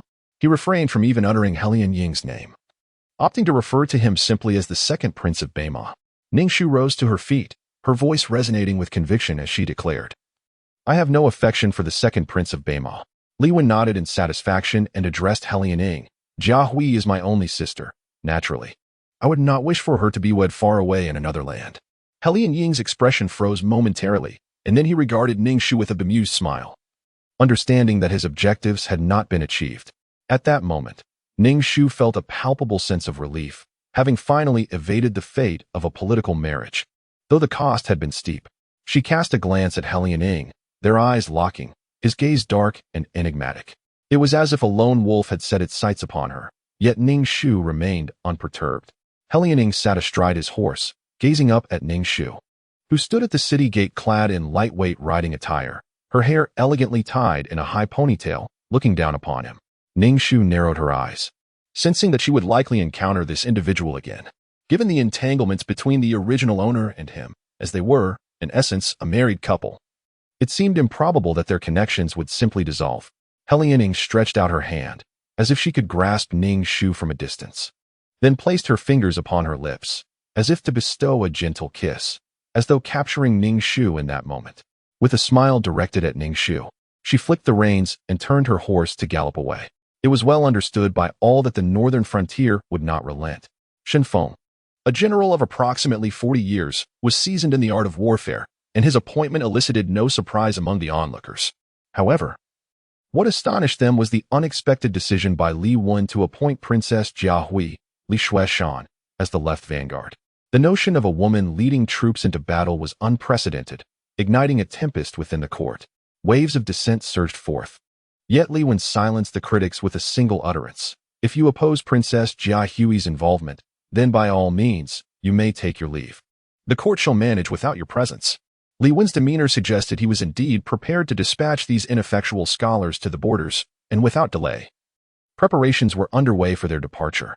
The dissenters fell silent, retracting their objections, rendered speechless. Upon receiving the imperial edict, Ning Shu began to prepare her belongings, ensuring all necessary items were in order. Xiaohong assisted Ning Shu in organizing her possessions and inquired, "Your Highness, do you truly intend to go to war?" The edict had been issued. There was no room for deception or idle boasts with Li Wen. Now was the time to fulfill promises made. Ning Shu first sought an audience with Shen Feng, who expressed no particular objection to her accompanying the troops. He merely remarked that once on the battlefield, distinctions of gender would vanish, to which Ning Shu affirmed her commitment to follow commands. Indeed, the male protagonist is exceptional. Wherever he goes, he is aided by benefactors. And he has even become the esteemed guardian of the Grand Marshal, earning significant accolades on the battlefield. Coupled with his formidable fortune, it seems he may rise once more. However, Ning Shu refrained from voicing her thoughts, for in matters of national significance, personal concerns may be set aside. The Grand Marshal's decisions hold sway, she remarked, towards Marshal Shun. Shen Feng inclined his head respectfully to Marshal Shun, and then addressed Ning Shu, "Princess Jiahui, please." Duan Xinghui, feeling helpless, could only declare, "I am a warrior, and I must strive for recognition. A soldier's ultimate fate is to return home wrapped in the skins of horses." Chapter 57. The General's Affection for the Village Maiden. 26. Have you not yet forgotten Princess Jiahui? Upon hearing that she intends to go to war, you follow suit. And yet you dare claim it is not because of her? Tears streamed down her face, washing away the makeup that concealed her features, revealing the darkened skin beneath, etched with deep lines. Duan Xinghui closed his eyes momentarily, and when he opened them again, he found disappointment reflected in Arya's gaze. "This has nothing to do with Princess Jiahui. I have lost my position as a general. Now, I must establish my own achievements." With a deep sigh, Duan Xinghui felt a profound sense of frustration. Arya remained oblivious to his aspirations. Must he truly spend his life in a state of unaccomplishment? She was entirely unaware of his inner thoughts. He yearned to rise again, to stand on his own merit. Entering the battlefield was a swift and viable choice. For prosperity is often found in peril. Though both are women, Princess Jiahui stands strong, even taking to the battlefield, while Arya clings to her like a parasitic vine. Duan Xinghui feels an overwhelming fatigue, especially when he sees the tearful Arya, and an inexplicable phrase arises within him, "weary of love." Arya feels as though she is submerged in icy water, a profound sense of despair and solitude enveloping her. When the army prepares to march, Ning Shu's heart races with anticipation. Clad in heavy armor, with her hair cut short and arranged in a bun, she dons a helmet, her red cloak billowing behind her in the wind. Peering into a bronze mirror, she feels invigorated and empowered, resembling a formidable general. "You must be the most handsome of commanders," Little Hong praises, her words flowing with charm. Ning Shu playfully taps Little Hong's nose and says, "I am off now. Take good care of the princess's residence." As she gazes into little Hong's earnest eyes, a strange thought washes over her. As if little Hong were sending her beloved off to war. Without hesitation, Ning Shu turns to leave, almost fleeing from the intensity of that gaze. Ning Shu nearly tumbles from her horse, hastily gripping the reins as she gallops towards the military encampment. The atmosphere in the camp is thick with a chilling serenity, banners snapping in the wind. Each soldier is clad in armor, wielding red-tasseled spears, presenting a sight that is both orderly and breathtaking. The soaring and majestic spirit of the scene overwhelms Ning Shu, who, for the first time, witnesses the stark and brutal beauty of cold weapon warfare, igniting an infinite passion within her heart. For home, for country, for the nation. Under the influence of such an environment, Ning Shu felt goosebumps erupt across her body. As a surge of boundless ambition welled up within her, this was her emotion, as well as the fervor stirred by the original owner's spirit. She guided her horse to the side of Shin Feng, who donned armor that gleamed with a hint of age, his somewhat grizzled beard lending him an air of wisdom, yet also evoking a sense of a hero in his twilight. Truly, the favorite of the world exuded a distinct aura. Thud, thud, thud. As the announcement of the emperor's arrival echoed, Li Wen ascended the elevated platform of the training grounds. Clad in a black robe embroidered with golden dragons, and adorned with the 12-feathered crown of the sovereign, the sumptuous curtain of dragon pearls swayed gently with his movements, obscuring his face yet enhancing his regal presence. Li Wen exuded an aura of unparalleled nobility, infused with an indomitable spirit. Upon his appearance, the air thickened with a solemn and commanding atmosphere that compelled everyone to hold their breath. The moment Li Wen was sighted, the courtyard resonated with the clattering of armor as soldiers knelt in unison, raising their voices in a fervent salute. Long live the emperor. In Chapter 58, the general loves the village girl. Li Wen's voice rang out with impassioned rhetoric, stirring the hearts of the soldiers below, who were eager to charge into battle. Ning Shu noted with surprise the usually stoic Li Wen, now fervently proclaiming words that urged men to risk their lives, brimming with enthusiasm. It was evident that Li Wen was genuinely determined to quell the threats from the northern desert. The provision for his 200,000 troops alone was a staggering figure, intended to instill fear in the bandits of the north. Li Wen beckoned to Ning Shu, who immediately dismounted and approached him. Kneeling before him with cupped fists and respectfully addressing him, "I pay my respects to my royal brother." Li Wen placed the small gray creature on Ning Shu's shoulder, eliciting a look of surprise from her. With his hands clasped behind his back, he remarked, "This little fellow possesses a keen sense of danger. I attempted to feed it pastries laced with poison, but it resolutely refused, and I had intended to throw it into the snake pit. Yet it dashed away in a flash." Ning Shu stifled a laugh, her nose tinged with emotion, nearly moved to tears, likely a reflection of the original host's feelings. She sensed that despite Li Wen's cold demeanor, there existed a semblance of sibling affection for the original owner. With a soft imbued with a nasal tone, she added, "Royal brother, you must also take care of your health. Good health is paramount. Only with it can one achieve many endeavors and fulfill your aspirations for a prosperous reign." Li Wen's expression grew complex as he replied, "Go on." The small gray creature chirped and leapt onto Li Wen, clearly reluctant to part from him, its tiny, sharp claws clinging to his garments while it continued to vocalize. Ning Shu felt a mix of emotions, despite the way Li Wen had treated it. The creature seemed unwilling to let go. Frustration welled within her as she approached and seized the small gray creature, which cried out pitifully in her grasp, a sound so mournful it could wrench tears from the heart. The army advanced toward the gates, and as Ning Shu sat upon her steed, she observed the townsfolk lining the streets, bidding farewell, while family members in the crowd watched their loved ones with tear-filled eyes, mingling hope with anxiety. The scene appeared both tragic and solemn. As Ning Shu observed the unfolding events, she increasingly understood why Li Wen endeavored to establish a prosperous era for the common people. However, such a flourishing age required relentless struggle, often built upon the foundations of blood and bones. The ultimate aspiration was merely to ensure peace and harmony amidst the bustling world. Duan Xinghui exhaled a sigh of relief, yet it was intertwined with an indescribable sense of resentment and loss. After nearly 2 hours of travel, the military contingent finally exited the capital, and by this time, the sun had risen high in the sky, casting a warm glow upon the soldiers, particularly those clad in armor, which shielded them from the biting cold winds. Casting a glance back at the soldiers trailing behind, she noted the beads of sweat on their foreheads and the sheen on their darkened faces. which seemed to emanate a vaporous warmth. "Your Highness, shall we set up camp?" Shen Feng inquired of Ning Shu. From his expression, she discerned his reluctance to halt for the night, as speed was of the essence in warfare. Yet, he felt obliged to ask out of respect for Ning Shu's status as the esteemed Princess Jiahui. Shaking her head, Ning Shu replied, "General Shun is the highest commander. Jiahui should adhere to military protocol. The general's word is paramount. To establish camp so soon after leaving the capital would only prolong their journey to the northern frontier. All personnel, accelerate the advance." Shen Feng commanded. Upon his order, the soldier bearing the flag waved the yellow banner to relay the message. Shen Feng, without further regard for Ning Shu's gender, adhered strictly to the military orders, leading the march until nightfall before finally setting up camp. Ning Shu breathed a sigh of relief as she settled into a solitary, makeshift tent. After all, as a woman and a princess of the realm, it was inappropriate for her to share a tent with the men. However, the food was entirely akin to that of ordinary soldiers. Ning Shu was not particular, consuming coarse steamed buns mixed with meat and vegetable soup, for only a full stomach could provide the strength to fight. Ning Shu felt quite resilient, donning armor and stepping onto the battlefield to fulfill her mission. Truth be told, she felt a twinge of anxiety.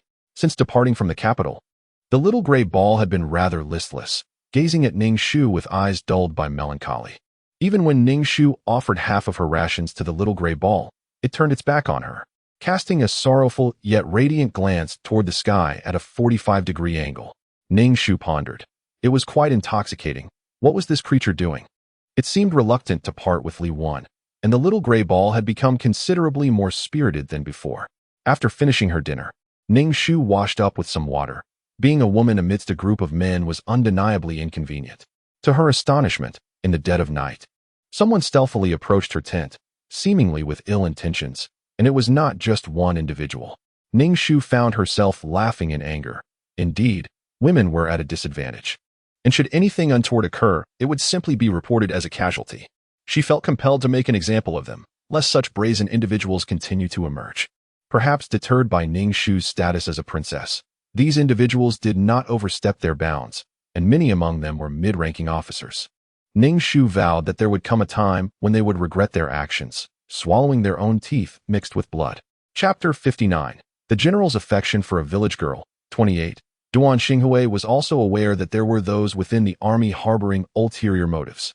As the presence of Princess Jiahui, a lone woman amidst the ranks, stirred the ambitions of these men, Duan Xinghui initially approached with concern, intending to inquire about her well-being. However, the response was curt and dismissive. "Do you think this palace would encounter any trouble?" Feeling disheartened, Duan Xinghui turned his horse around and departed to ensure the safety of Grand Marshal Shen Feng. The marching troops continued onward, and after such an extended period of travel, Ning Shu found herself increasingly fatigued. Having journeyed for over 10 days, her thighs had become chafed, and in desperation, she ingeniously fashioned soft padding to bind around her legs, alleviating some discomfort.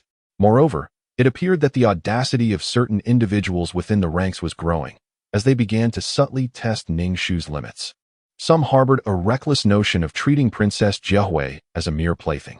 Aware of their intentions, Ning Shu merely scoffed. She dealt with anyone who approached her tent with a swift and punishing blow. Witnessing her ferocity, these individuals became wary, avoiding her tent altogether. Even a casual pass could result in a sharp reprimand. Consequently, Ning Shu's tent transformed into a veritable no-man's land, a development she found quite satisfactory. Such individuals were contemptible, and only through exhibiting resolute strength did they come to fear her. As the expedition advanced, the landscape grew increasingly desolate. Vast stretches of land lay fallow, and even fields of grain were left in disarray. The Xiongnu treated the border inhabitants of the Daong dynasty as mere sheep, waiting until their wool was ripe for shearing, only to exploit them mercilessly during the winter months when food was scarce. Ning Shu felt a profound indignation. The Xiongnu, towering and robust, shunned hard labor, opting instead for plunder. Shen Feng's face was marred by sorrow as he stroked his graying beard, surveying the desolate surroundings. With a heavy sigh, he lamented, "The plight of the people living on the border is truly unbearable." He had yet to witness the profound suffering of those abducted by the Tartars, clad in rags, emaciated, toiling for the invaders while they indulged in drink, wielding whips to lash the enslaved. Ning Shu's heart surged with indignation, yearning to confront the loathsome Huns at once. The closer they approached the border, the heavier the soldiers' hearts grew. The villages lay in desolation, nearly devoid of life, and as they neared the frontier, the land's desertification worsened. Xinfeng chose a barren village to set up camp, populated only by the elderly, the infirm, and destitute children whose lips turned purple from the cold, wrapped in tattered rags insufficient to shield them from the elements. Upon seeing the army, the villagers' faces reflected terror and despair. Even though the soldiers were not clad in the garb of the Huns, their presence instilled the same dread. The saying "the geese pass, the feathers are plucked, the soldiers pass, the fields are combed" aptly described the villagers' panic and disarray. Feeling a pang of sympathy, Ning Shu addressed Xinfeng, "General, I believe it would be unwise to intrude upon these poor folk."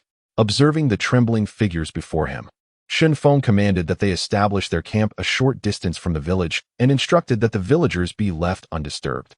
Ning Shu sprinkled some medicinal powder on her inflamed skin when she suddenly noticed a movement in her ears, as if she had heard a woman's cry for help.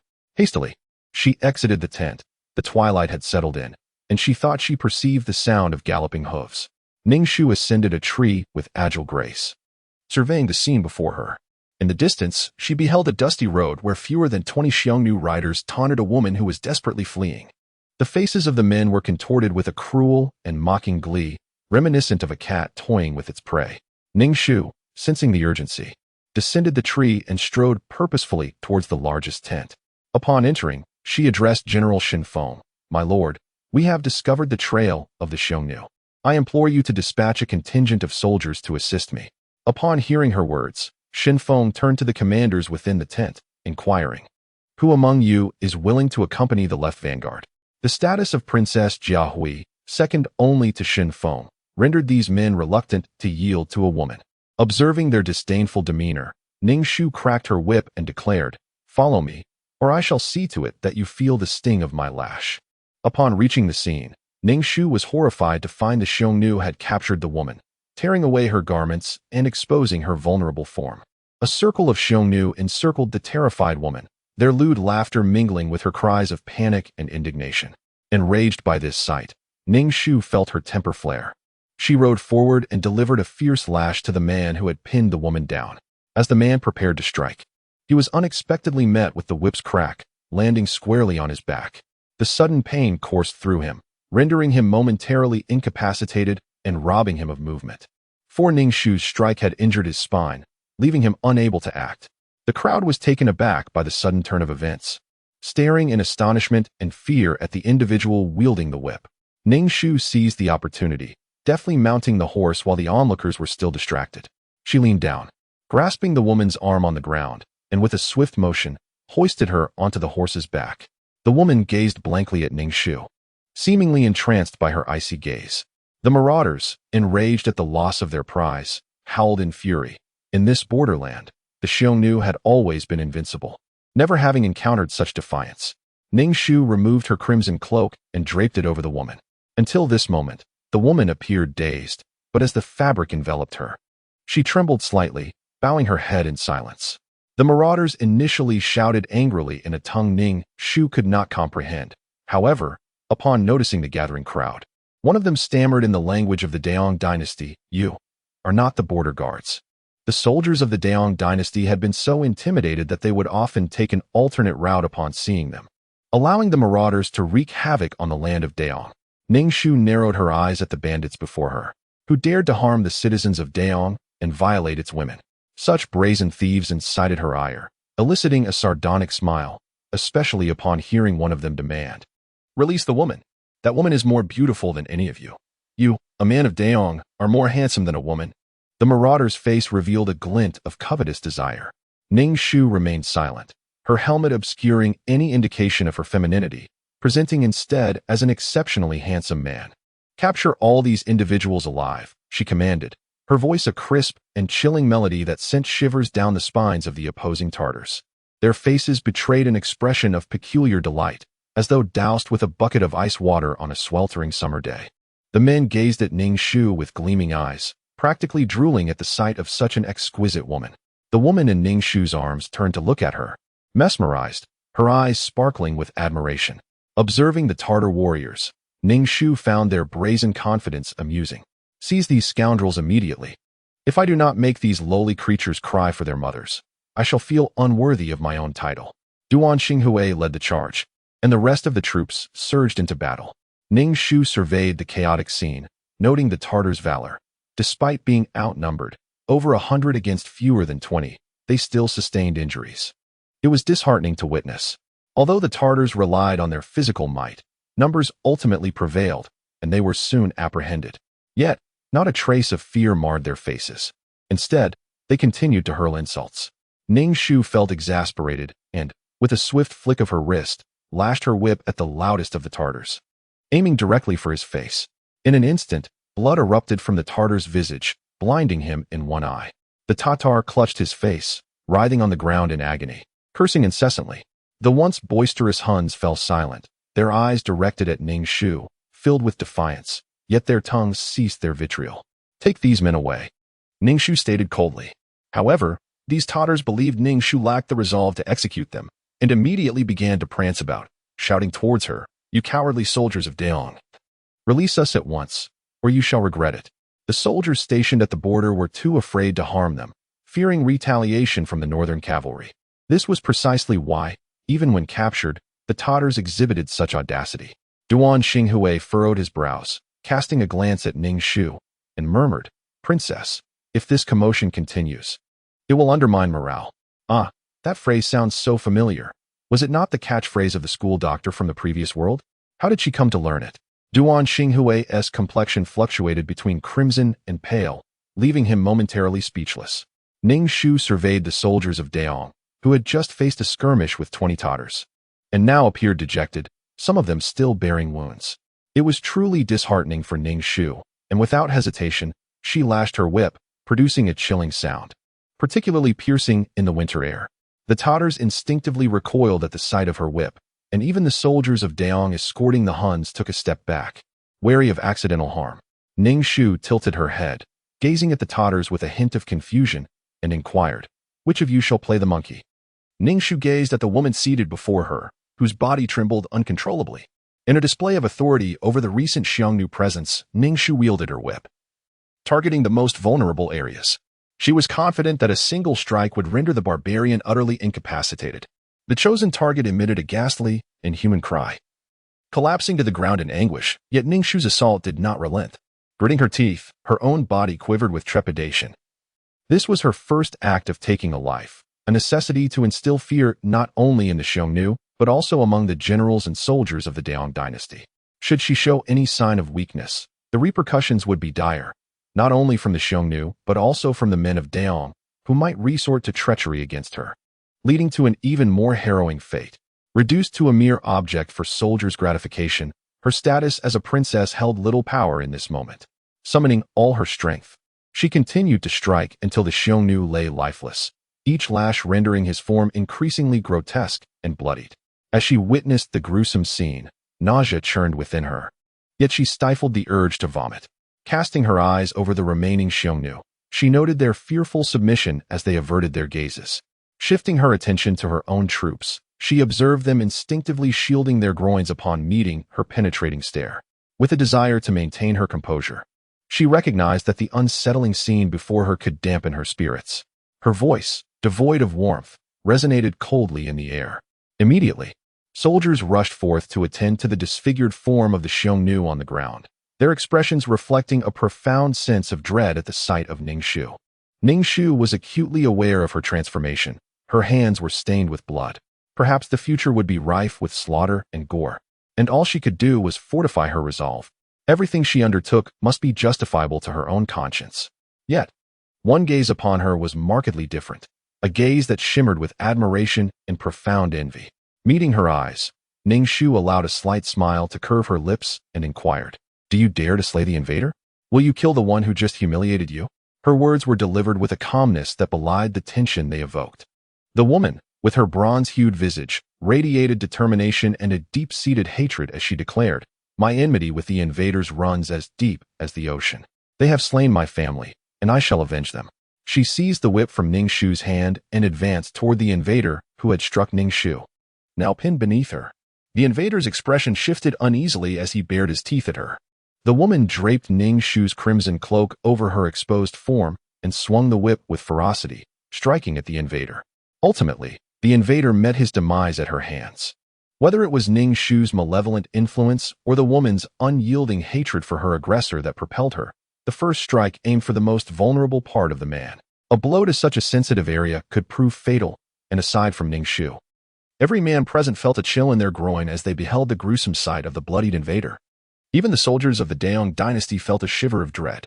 When the Tatar fell, the woman suddenly burst into tears, her sobs wrenching and heartfelt as she called out for her parents.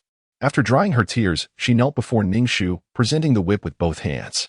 However, in doing so, her cloak could not fully conceal her form, revealing a glimpse of her beauty. Yet, the men around her averted their gazes, their spirits dampened by the recent events. Ning Shu accepted the whip and regarded the woman before her. Her skin bore the characteristics of the frontier, somewhat darkened. But her hair was thick and full. She was not conventionally beautiful, but her prominent brows lent her an air of determination. "General, allow me to stand beside you and fight against the Tatars," the woman implored Ning Shu. "I have nowhere else to go. The Tatars have slain my kin and destroyed my home." Ning Shu extended her hand, helping her onto the horse. "What is your name? You shall stay by my side," she inquired. I am but a humble servant, a commoner," the woman stammered, her face flushed with a mix of embarrassment and defiance. "Just refer to me as a maid. From now on, you will call me princess." Ning Shu found herself rather pleased at the prospect of having a woman by her side. It would prove quite convenient. "Princess?" the woman exclaimed, her eyes wide with disbelief, clearly taken aback by the presence of a royal in the midst of battle. "I beseech you, princess, grant me a name. My life is now yours." The woman spoke with a resonant conviction, her voice steady and unwavering. A smile graced Ning Shu's face. Who dares to claim that women are inferior to men? Perhaps they may lack the physical strength of their male counterparts, yet one should never underestimate a woman's resilience. "From this day forth, you shall accompany me, and I shall bestow upon you the name Kai Sang." Ning Shu felt a surge of joy within her. At last, she had a companion, albeit but one. This individual was entirely hers. Earlier, she had attempted to rally a group to join her, but none had heeded her call. These men continued to look down upon women. Even if she were a princess, a woman, they believed, belonged at home, tending to children, while the battlefield was a domain reserved for men. Kai Sang held Ning Shu in high regard, and, upon donning her attire, chose to stand apart rather than sit beside her, instead tending to Ning Shu's horse. Maintaining an air of aloofness was no simple feat. Duan Xinghui immediately fired a signal flare, which erupted in the sky. In a short span, a contingent of fierce cavalry approached, their presence formidable, their mounts robust, stirring up a cloud of dust. The sheer force of their advance sent a ripple of panic through the ranks of the Daong dynasty, causing disorder and revealing expressions of dread. Ning Shu bellowed, "What is there to fear? Stand at attention. Regardless of the chaos of battle, the formation must remain disciplined. They must exude strength." With narrowed eyes, Ning Shu scrutinized the leader of the approaching cavalry, and it was evident that fate had conspired against her. Leading the charge was none other than the second prince, Helian Ing. Second prince, second prince. Upon sighting Helian Ing, the captured Tatar soldiers erupted in excitement, their eyes gleaming with a mix of triumph and malice as they regarded Ning Shu. With a swift crack of her whip, Ning Shu produced a piercing sound that sliced through the air, creating a fleeting shadow that instantly silenced the Tartar soldiers, evoking a palpable sense of trepidation. Observing how a single lash could intimidate the Tartars, Princess Jiahui stood tall, a sense of pride swelling within her as the soldiers of Daong straightened their posture. Emboldened by the display of power, Helian Ing, clad in animal hide that accentuated his bare chest, appeared even more untamed than he had in the capital, exuding an intoxicating wildness. His gaze fell upon the lifeless form of a scout, stripped of its humanity. A flicker of inscrutable emotion passing through his eyes before they turned to Ning Shu, adorned in armor.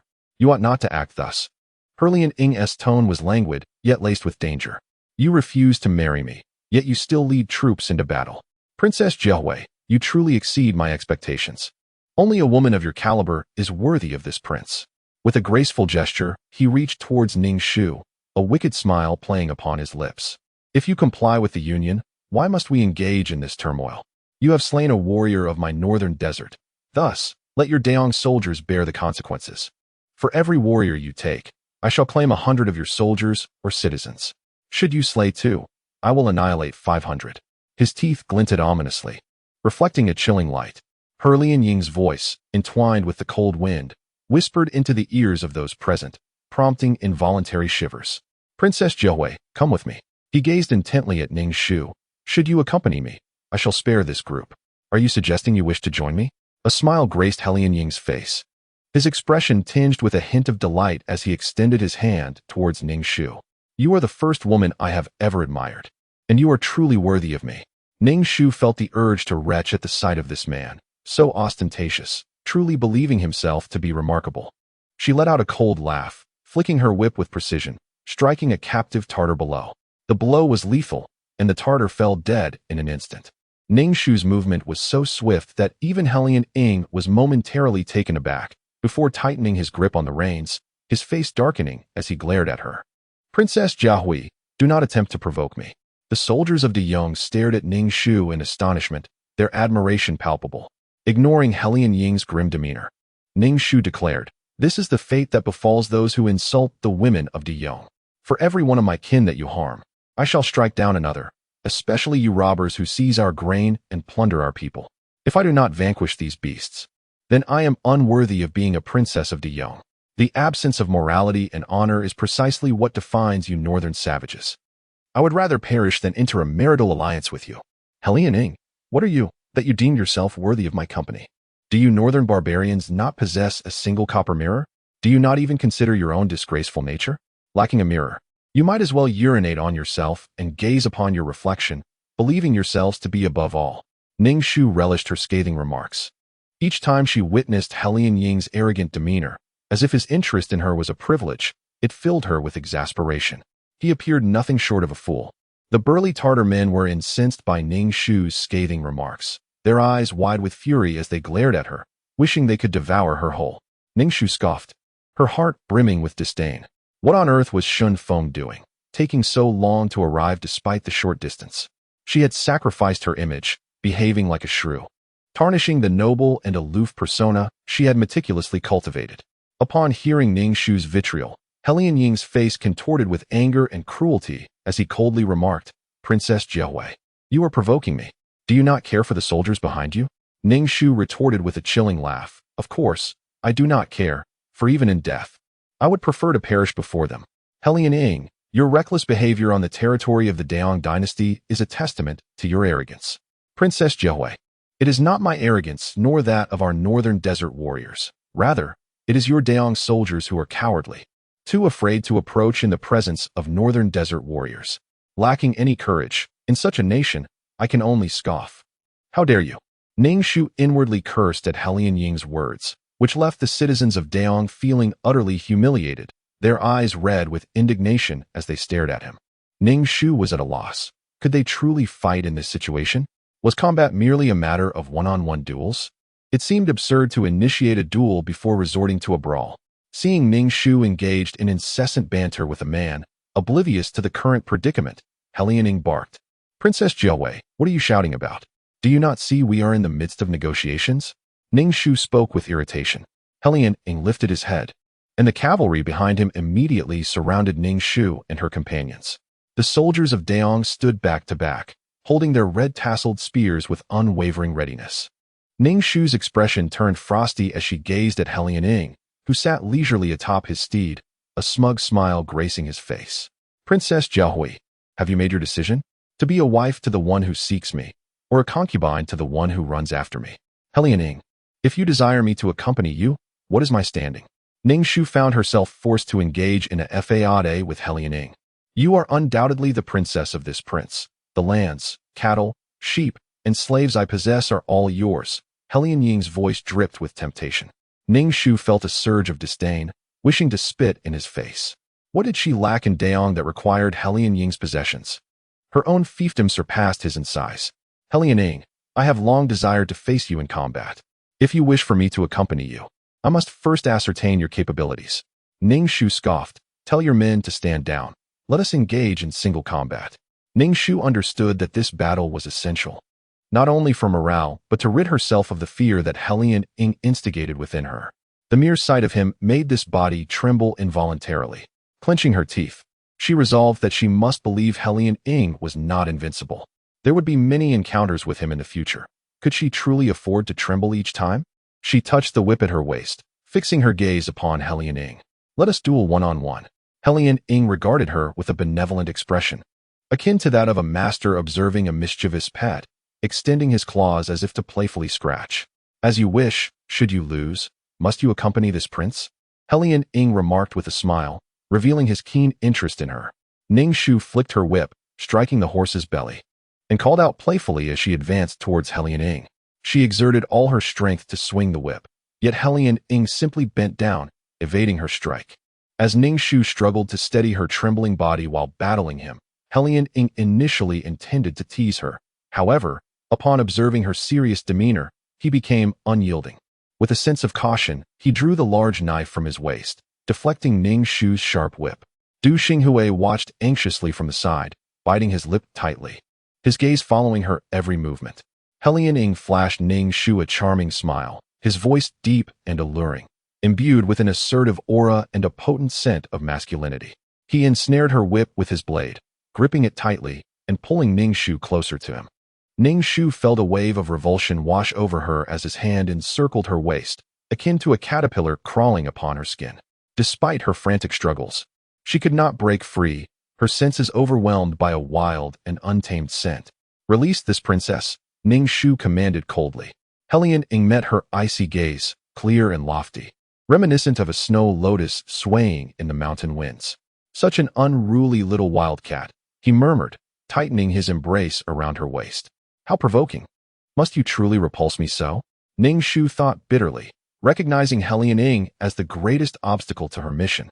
Hellion Ing trapped Ning Shu's legs, rendering her immobile, and then lowered his gaze to observe the myriad expressions on her face. A profound meaning glinted in Hellion Ing's eyes as he regarded her. Ning Shu felt an overwhelming mix of anger and humiliation. It seemed that heaven had endowed men with robust physiques, only for such strength to be wielded against women. What a disgrace. Hellion Ing was exerting his power to dominate her. Taking a deep breath, Ning Shu, a practitioner of unparalleled martial arts, summoned her strength to lift her knee and aimed to strike at Hellion Ing's lower regions. Initially, Ning Shu intended to deliver a debilitating kick to Hellion Ing, but he deftly evaded her attack. In that fleeting moment, she managed to break free from his grasp and, with a swift motion, lashed out with her whip towards him. Caught off guard, Hellion Ing felt the sting of the whip's tail, a burning pain igniting in his arm. His expression shifted, paling as beads of cold sweat appeared on his forehead. Ning Shu, having mounted her horse, could not suppress her triumphant glee as she observed Hellion Ing's discomfort. How does it feel? I trust it is quite excruciating. This whip has been soaked in chili pepper extract, enhanced with potent ingredients. You are now afflicted by its effects. Hellion Ing's chiseled brows furrowed, and his face twitched momentarily before he offered Ning Shu a chilling smile, revealing his sharp teeth. This prince rather enjoys this kind of exchange. Ning Shu's eyelids flickered. It was evident that Hellion Ing was truly deranged, maintaining his jest even in such circumstances. The second prince. Upon hearing Ning Shu mention the poison on the whip, the individuals behind Hellion Ing expressed profound concern, casting sinister glances at Ning Shu, the despicable woman of Daong. How dare these barbarians accuse her of shamelessness?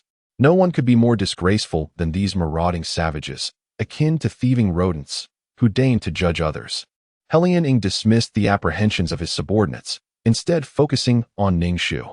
He provocatively licked his lips, exuding an alluring yet wild charm, proclaiming that everyone except Jia Hui would be slain. Ning Shu's expression darkened as she solemnly addressed the soldiers. Brave warriors, these barbarians trample upon our sacred land, oppressing our wives and daughters. We must drive these robbers from our territory, defend our nation, and protect our kin. Let us safeguard our homes and our country. A somber yet heroic resonance echoed through the woods, the soldiers' faces reflecting a tragic resolve, their hearts ignited with fervor as they gazed at Princess Jia Hui, who brandished the whip before them. Hellion Ing observed Ning Shu with a sardonic grin, questioning whether she truly believed these men could vanquish his cavalry. Jia Hui, come with me. I shall grant you unparalleled glory. You will be the sole woman in my life. Blood stained Helian Ying's hands as he extended them toward Ning Shu, droplets falling onto the earth, creating a scene both brutal and enchanting. Ning Shu let out a cold laugh, retaliating against the charging barbarian cavalry by deftly casting the whip, ensnaring one of the assailants' necks. Instantly, blood gushed forth, and after a brief struggle, life faded from the wretch. Helian Ying, I am the princess of Daong, and my glory is bestowed by Daong itself. Even in death, I shall perish upon the soil of Daong. Do not expect me to accompany you, indulging in your grandiose dreams. Ning Shu admonished. Helian Ying shook his head, his gaze towards Ning Shu imbued with a beguiling and enigmatic charm, proclaiming, I find your spirit most appealing. You seem even wilder than the women of the northern desert.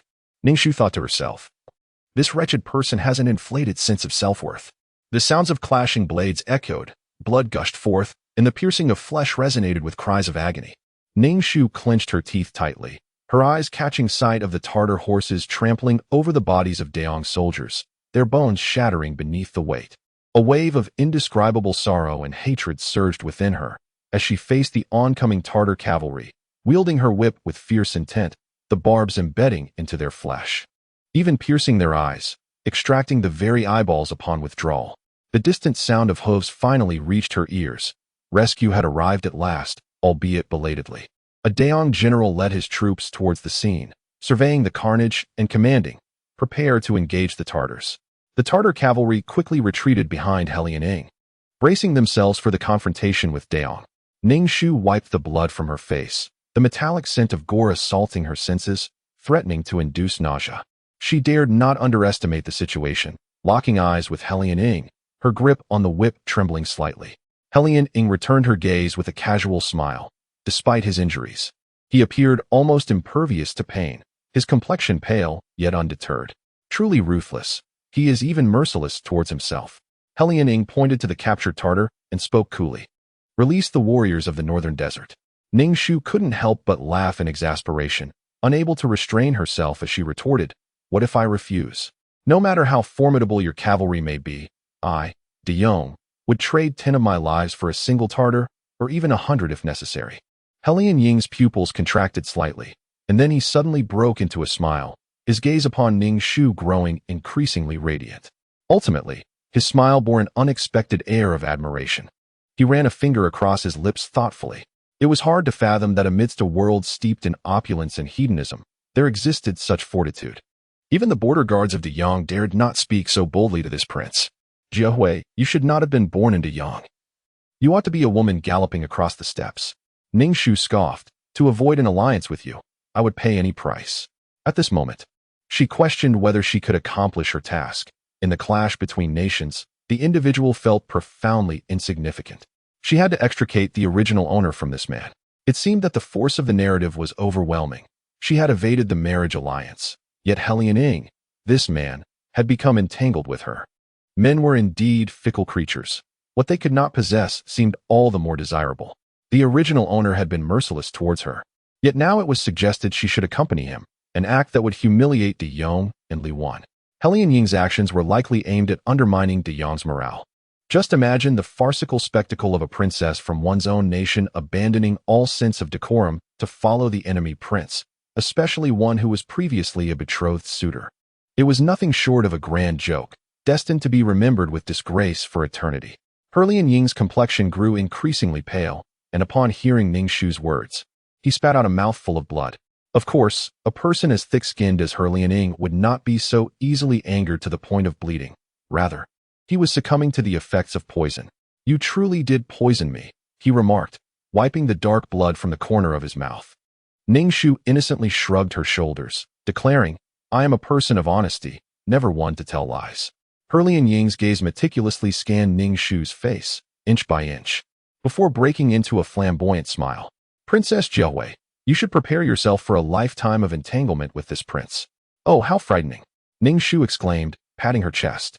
I take great pleasure in watching you squirm in vain, unable to possess me. With that, Helian Ying coughed up another mouthful of blood and issued orders to the northern desert cavalry. As he turned his horse to depart, seemingly indifferent to the captured Tartars, Ning Shu let out a cold laugh. The territory of Daong is not one you can simply enter and exit at will. Seizing a bow and arrow, She skillfully drew the string back until it formed a perfect crescent, the arrowhead glinting with a chilling sheen as it was aimed at Herlian Ying's retreating figure. Releasing her grip, the arrow soared towards him, but Herlian Ying instinctively ducked low against his horse, narrowly avoiding her shot. The arrow struck the tree trunk with a resounding thunk, even piercing through it. Ning Shu felt a twinge of disappointment. She had failed to eliminate Herlian Ying. Indeed, he was a calamity destined to endure for a millennium. If it were so simple for him to perish, it would be unrealistic. Ultimately, there remained an unresolved entanglement between the original owner and Herlian Ying. Their past life had intertwined them as husband and wife, and such a bond is not easily severed. The dust was stained crimson, obscuring its original hue, while the dried blood darkened, releasing a heavy, nauseating stench. War is merciless. And Ning Shu felt a warmth prickling at the corners of her eyes as she coldly regarded the tardy general.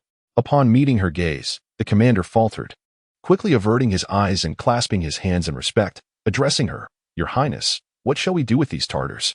Their heads could earn us military merit." The general's eyes gleamed with anticipation at the thought of the Tartars. Arriving late, he still sought to claim glory. Shen Qingqing's frustration towards the soldiers of Daong was palpable. It was no wonder the Tartars rampaged through the land, their cunning better spent in battle than in deceit. Shen Qingqing regarded him with icy disdain. "Who dares to touch these Tartars? I shall have them dealt with. What, do you seek accolades? I would not dare." The general quickly bowed his head in submission. Ning Shu was not merely a princess. She was the foremost vanguard, her status far exceeding his. A wave of displeasure and frustration surged within him. Kai Sang, whom Ning Shu had saved, led a horse, his eyes shining brightly as they met hers. Upon returning to the camp, Ning Shu ordered that nearly 20 Tartars be brought to the central platform of the training grounds. Presumably accustomed to their arrogance at the borders of Daong, facing the dark, formidable soldiers below, they felt fear yet remained defiantly confident that the people of Daong would not dare to execute them, their expressions betraying a hint of provocation. Ning Shu first knelt before Shen Feng in the tent to pay her respects, then reported the situation, detailing the general's tardiness and his disregard for the lives of his comrades. The countenance of the general darkened instantly, his gaze towards Ning Shu laden with profound resentment. Ning Shu let out a cold laugh, her fingers brushing against the whip at her waist. With hearts so fragmented, how could one engage in battle? Strength must be unified. Yet, there are always a few rotten apples. Ning Shu felt compelled to establish her authority, refusing to allow these self-important men to underestimate her simply due to her gender. To strike a warning, and the foul to be struck were these Tartars. Ignoring the general's venomous stare, Ning Shu ascended the platform and declared, her voice icy and resonant, "The Tartars have harmed my compatriots. Kill. The Tartars have trampled upon our land. Kill. Kill. Kill." The soldiers below raised their spears and bellowed, shaking the very ground of the platform, rendering the faces of the dozen or so Tartars pale with fear. Upon witnessing Ning Shu advance, whip in hand, they were instantly cowed, their murmurs incoherent. With a mocking smile, Ning Shu lashed out at one bound Tartar, who writhed in pain, eyes rolling back as inhuman cries escaped his lips. The soldiers, once fervently rallying, fell silent in shock. The training ground of 200,000 soldiers became eerily quiet, all covering their groins. Ning Shu smirked. This was the price for the humiliation of the women of Daong. As she wielded the whip, blood splattered, flesh torn asunder.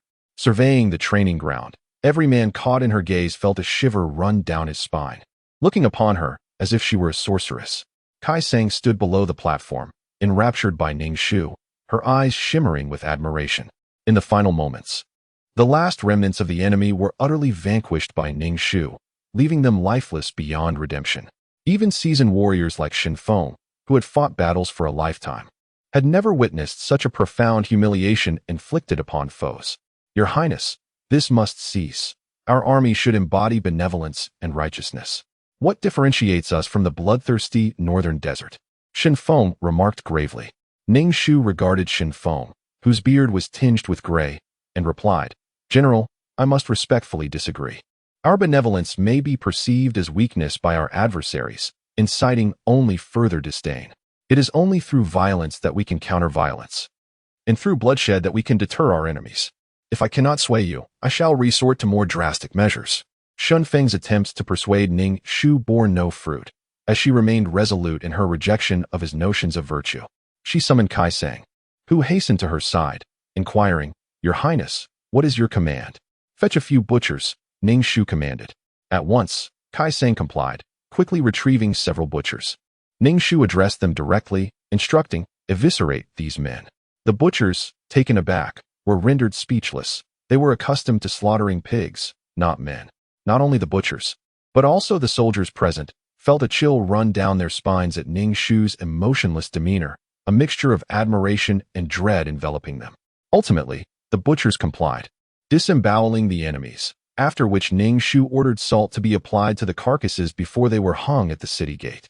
In the frigid depths of winter, it became a macabre preparation for cured meats. Ning Shu's actions left an indelible impression on all present, while Shun Feng could only shake his head in disbelief. Ning Shu proclaimed loudly, "This is the price of infringing upon the sovereignty of Deyong." Rows of corpses hung at the city gate served as a stark reminder to the brazen and unrepentant invaders that those they had trampled upon could indeed rise in defiance.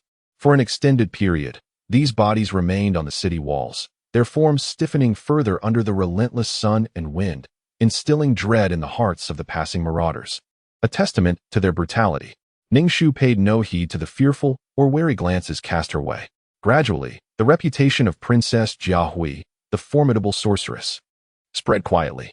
If there were any lingering thoughts of trepidation before, witnessing Princess Jia Hui now inspired an overwhelming desire to arm oneself to the teeth.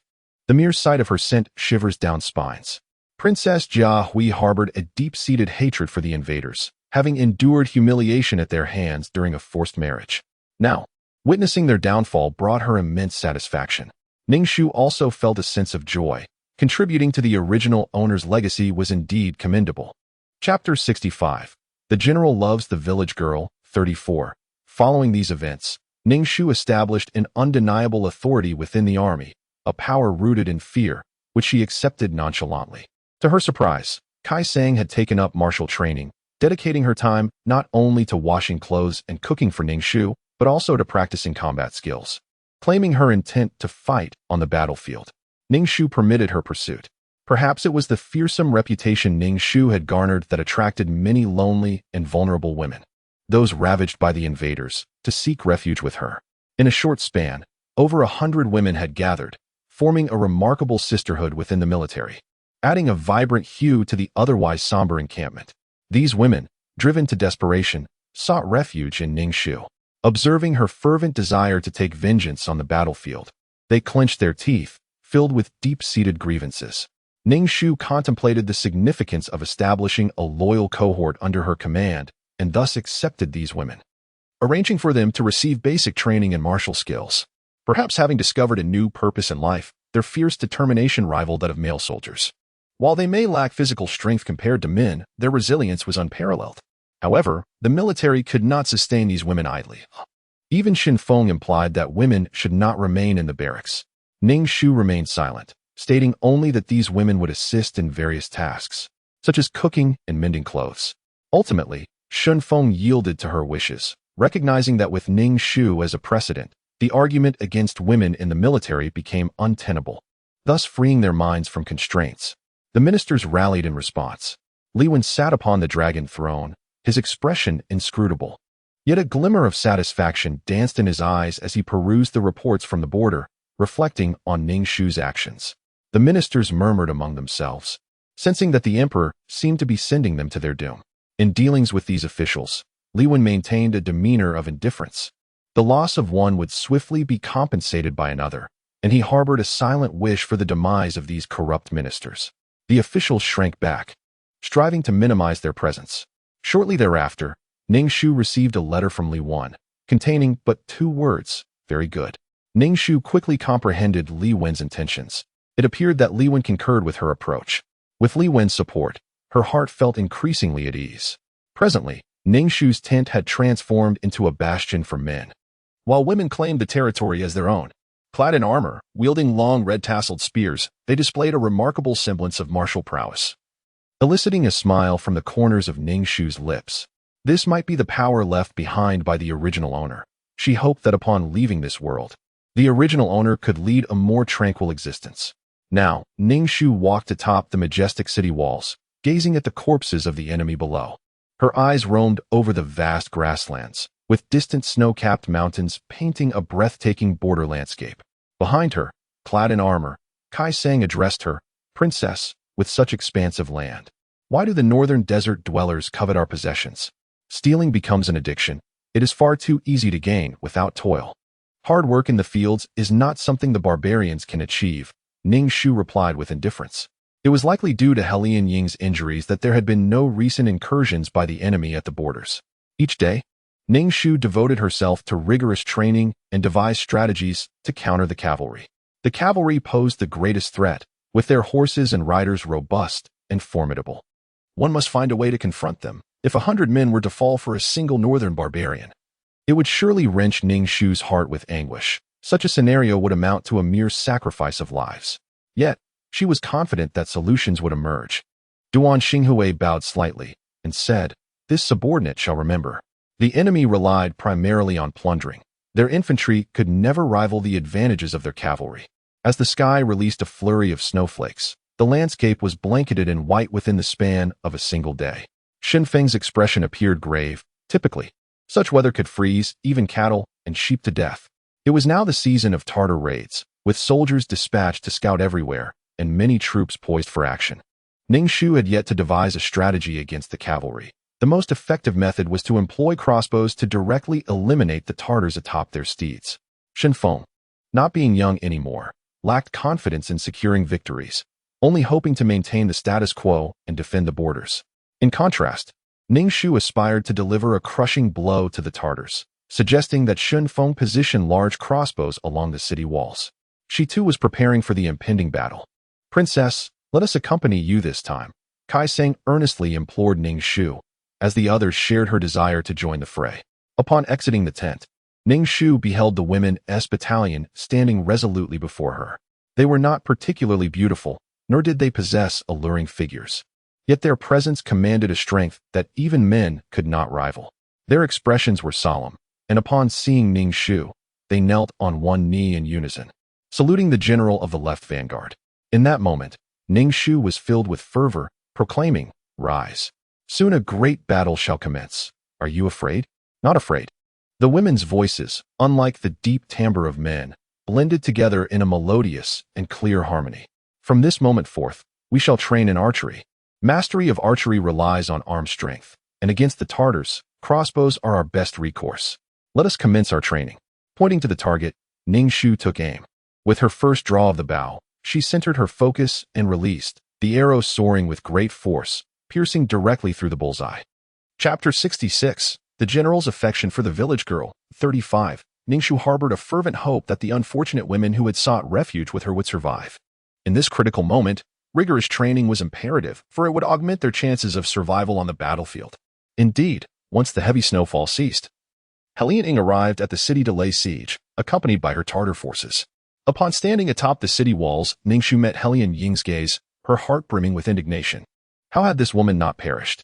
Was it due to her poisoning not being severe enough? After all, she had coughed up blood, yet here she was, full of vitality. Clad in furs that exuded both wildness and nobility, Helian Ying looked up at Ning Shu and offered a chilling smile. Before signaling her soldiers to raise the ladders for the assault, the sound of war drums reverberated through the air as Ning Shu commanded, "Loose the arrows." Instantly, a rain of arrows descended upon the Tartars, striking many of them, with some even resembling hedgehogs from the sheer number of arrows embedded in them. "Fire again." The archers at the rear swiftly replaced those at the front. Ning Shu's eyes caught sight of several women below being struck by arrows, causing her heart to tremble momentarily. However, she quickly regained her composure. Switch to the trebuchets. The trebuchet was undoubtedly one of the most devastating ancient weapons, particularly when deployed from an elevated position. Some Tartars, after a strenuous effort to ascend the walls, found themselves struck by falling ice blocks, plummeting from the ladders and rendered motionless. Helian Ying gazed at the objects blanketed by snow on the city walls, his heart filled with speculation, and suddenly turned his gaze towards Ning Shu. She smiled at him, affirming his thoughts. Indeed, these were the corpses of the Tartars. The Tartar bodies hanging from the walls revealed sunken, dark eye sockets, their eyeballs having been pecked out by birds. Either one does not act, or one acts resolutely, burning one's boats behind them. Helian Ying's expression abruptly soured. His eyes locking onto Ning Shu with a chilling ferocity and a deceptive allure, his demeanor exceedingly perilous. Ning Shu extended her hand, receiving a crossbow, directing its arrowhead towards Helian Ying. He responded with a cold smirk, brandishing his own bow in her direction. Whoosh whoosh. 2 arrows soared through the air, creating faint sparks as they grazed against one another. Ning Shu's pupils dilated as she observed the arrow hurtling towards her. She tilted her head aside. Yet the arrowhead still grazed her cheek, leaving a minor wound. With a wicked smile, she wiped the blood from her face, even extending her tongue to taste the crimson on her fingertip, disregarding Mu Jinyu, her focus unwaveringly fixed on Helian Ying. Duan Xinghui beheld the enchanting smile of Princess Jiehui, his heart racing violently within his chest. At this moment, Princess Jiehui exuded an irresistible charm, the bloodstains on her visage adding a brutal, fatal beauty to her allure. Observing Helian Ying calmly seated upon his steed, Ning Shu felt a pang of disappointment, yet it was within her expectations. Had Helian Ying perished so easily, she would have been left utterly astonished. Ultimately, the siege did not yield victory for the Tartars, who fled in disarray, like fish escaping a net. Helian Ying reached out from a distance to gently kiss the air before him, then turned his horse around and galloped away. Ning Shu pressed her lips together. Detesting this aspect of the Tartars, they fled when faced with defeat, requiring immense effort to engage them in battle. Frustration welled within her as she drew her bowstring to its full crescent shape, aiming an arrow at Helian Ying's retreating figure. Duan Xinghui felt as though his good intentions had been met with ingratitude. Moreover, Princess Jiehui's actions, which tore at his wounds, left him feeling both embarrassed and a touch sorrowful. The current Princess Jiehui had entirely assumed the role of an adversary. It felt inappropriate to label her as such. He held no power or influence, and she never considered his feelings in her words. Ning Shu was deeply saddened by the loss of over 100 women, now reduced to mere corpses. Just yesterday, they had been vibrant individuals, yet today they lay lifeless, with no one to even retrieve their bodies. Ning Shu instructed Kai Sang to bury these women and record their names. They were not just women. They were heroes who deserved recognition and should be immortalized in history, not stripped of their accolades because of their gender. The surviving women displayed a newfound resolve. Despite their pale faces, their eyes shone with determination. In the ensuing days, the Tartars seemed tireless in their siege, and Ning Shu could even discern a hint of urgency on Helian Ying's face. Perhaps it was due to the heavy snowfall, which had left his forces without provisions, compounded by the harsh winter of the northern deserts that relied on plunder for sustenance. Unable to breach even a single wall, Helian Ying gazed solemnly at Ning Shu, who stood resolutely on the battlements, firmly denying them entry this year because of her presence. Princess Jiehui, Li Xueshan, this woman. Ning Shu felt a mix of emotions, her heart heavy as she numbly watched the soldiers being carried away. So many lives had already been lost. There was no way to surrender. If she compromised this time, what would stop future concessions? Would these sacrifices be in vain? Therefore, she had to hold on. Ning Shu's nerves were taut, especially upon witnessing the casualties among her female soldiers, which pained her deeply. However, as time passed, the losses diminished. The remaining women exuded a fierce spirit, proving themselves as capable as their male counterparts. These were indeed promising recruits. Chapter 67. The General Loves the Village Girl, 36. Helian Ying seemed to have taken a personal vendetta against Ning Shu, attacking the city with unwavering regularity, as if performing the 8th set of radio calisthenics. Yet the rivers ran red with blood. Ning Shu felt an urge to curse, standing atop the city wall and gazing down at that scoundrel Helian Ying. This battle was a costly affair, draining resources and provisions at a staggering rate. Each day's supply of military rations represented a terrifying figure. It was uncertain how long they could endure, and from Ning Shu's observations of the Grand Marshal Shen Feng's demeanor, it appeared he was losing the will to persist. Yet, to relent would render the countless lives lost and resources expended utterly futile. They could only prolong the conflict. Ning Shu received a letter from Li Wan, addressed solely to her. The message was clear, although he eagerly anticipated her victories. He urged her to remain steadfast and adopt a resolute stance. At the end, there were some words of care, resembling the demeanor of an elder brother. As for the depth of this sincerity, Ning Shu chose not to delve into it. As an emperor, every action and every word carries profound significance. On this day, the weather was splendid, After a day of snow and wind, the ground was blanketed with a thick layer of snowflakes. Ning Shu had anticipated that, given such harsh weather, it would be difficult to navigate, and thus Hellion Ing would not launch an attack on the city. However, to her surprise, an assault was indeed underway, and the faces of the Totters were marked by a palpable urgency and a sense of desperation akin to a point of no return. It was the depth of winter, and this year had yielded no harvest. Even the usually composed Hellion Ing wore a furrowed brow, his expression icy as he raised his gaze. Squinting at Ning Shu standing beside the banner, the brilliant sunlight illuminated her, causing her armor to emit a chilling gleam, so dazzling that it obscured the face of Princess Jiahui. Duan Xinghui stood beside Ning Shu, feeling a surge of discomfort as he noticed Hellion Ying's unwavering gaze on Princess Jiahui. Unable to contain himself, he remarked to Ning Shu, "Princess, the Northern Totters harbor nefarious ambitions. You must not yield." Ning Shu thought, how unfortunate it is to be entangled with Nanzhu Jun, forever relegated to the role of cannon fodder. Just as she intended to step away, her body suddenly lost control, as if her very soul was about to be ejected from her form. Duan Xinghui witnessed an arrow hurtling towards Princess Jiahui, who appeared utterly dazed and oblivious to the impending danger. Ning Shu let out a muffled groan as the sound of an arrow piercing flesh resonated in her ears, swiftly followed by an overwhelming wave of pain engulfing her entire being. Goodness, it hurts so much. Ding, the counterattack mission is complete. Should we depart from this world? A mechanical and indifferent voice resonated within Ning Shu's consciousness. Yes, yes, yes. Ning Shu yearned to leave swiftly, for the pain was unbearable. Even if she were to exit this realm, must it involve an arrow piercing her? The system has betrayed me. In an instant, Ning Shu's soul vacated the body of Princess Jiahui. The events transpired too rapidly. By the time the onlookers processed what had occurred, they realized that the general of the Daong dynasty had been shot dead. The northern desert Totters erupted in jubilant cheers, their spirits soaring as they gazed at their second prince, Hellion Ing, with adoration and reverence. However, Hellion Ing, the one regarded as a hero, gripped the bow tightly, trembling slightly, his complexion pale and his pupils quivering. She could have evaded that arrow. Her prowess was not so feeble as to be unable to dodge it. Moreover, he had not intended to target her. Hellion Ing raised his hand and proclaimed loudly, "Sound the retreat." It was undeniably the optimal moment to besiege the city. Why call for a withdrawal? Your Highness, this is precisely when the morale of Daong is faltering. Now is the time for action. Why retreat? A Tatar general inquired of Hellion Ing. With a sharp slap, Hellion Ing struck the general's face, gritting his teeth as he declared, "When this prince commands a retreat, we retreat." Surely, she could not perish so easily. Duan Xinghui cradled Princess Jiahui and rushed to the military physician's tent, shouting, "Save her, please save her." As the arrow was extracted, Princess Jiahui let out a muffled groan, her eyes fluttering open to behold the rudimentary tent. How was she still alive? She remained within the confines of the northern desert Totter's tent. A wave of pain washed over Princess Jiahui, causing her to faint. The news of Princess Jiahui's safety brought a collective sigh of relief throughout the military camp, particularly from Shinfeng.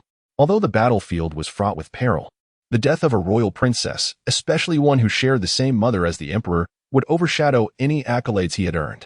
Princess Jiahui, however, felt as though she had merely awakened from a dream. She could not discern whether she had glimpsed her past life before succumbing to the arrow, or if her current circumstances were but a figment of her imagination.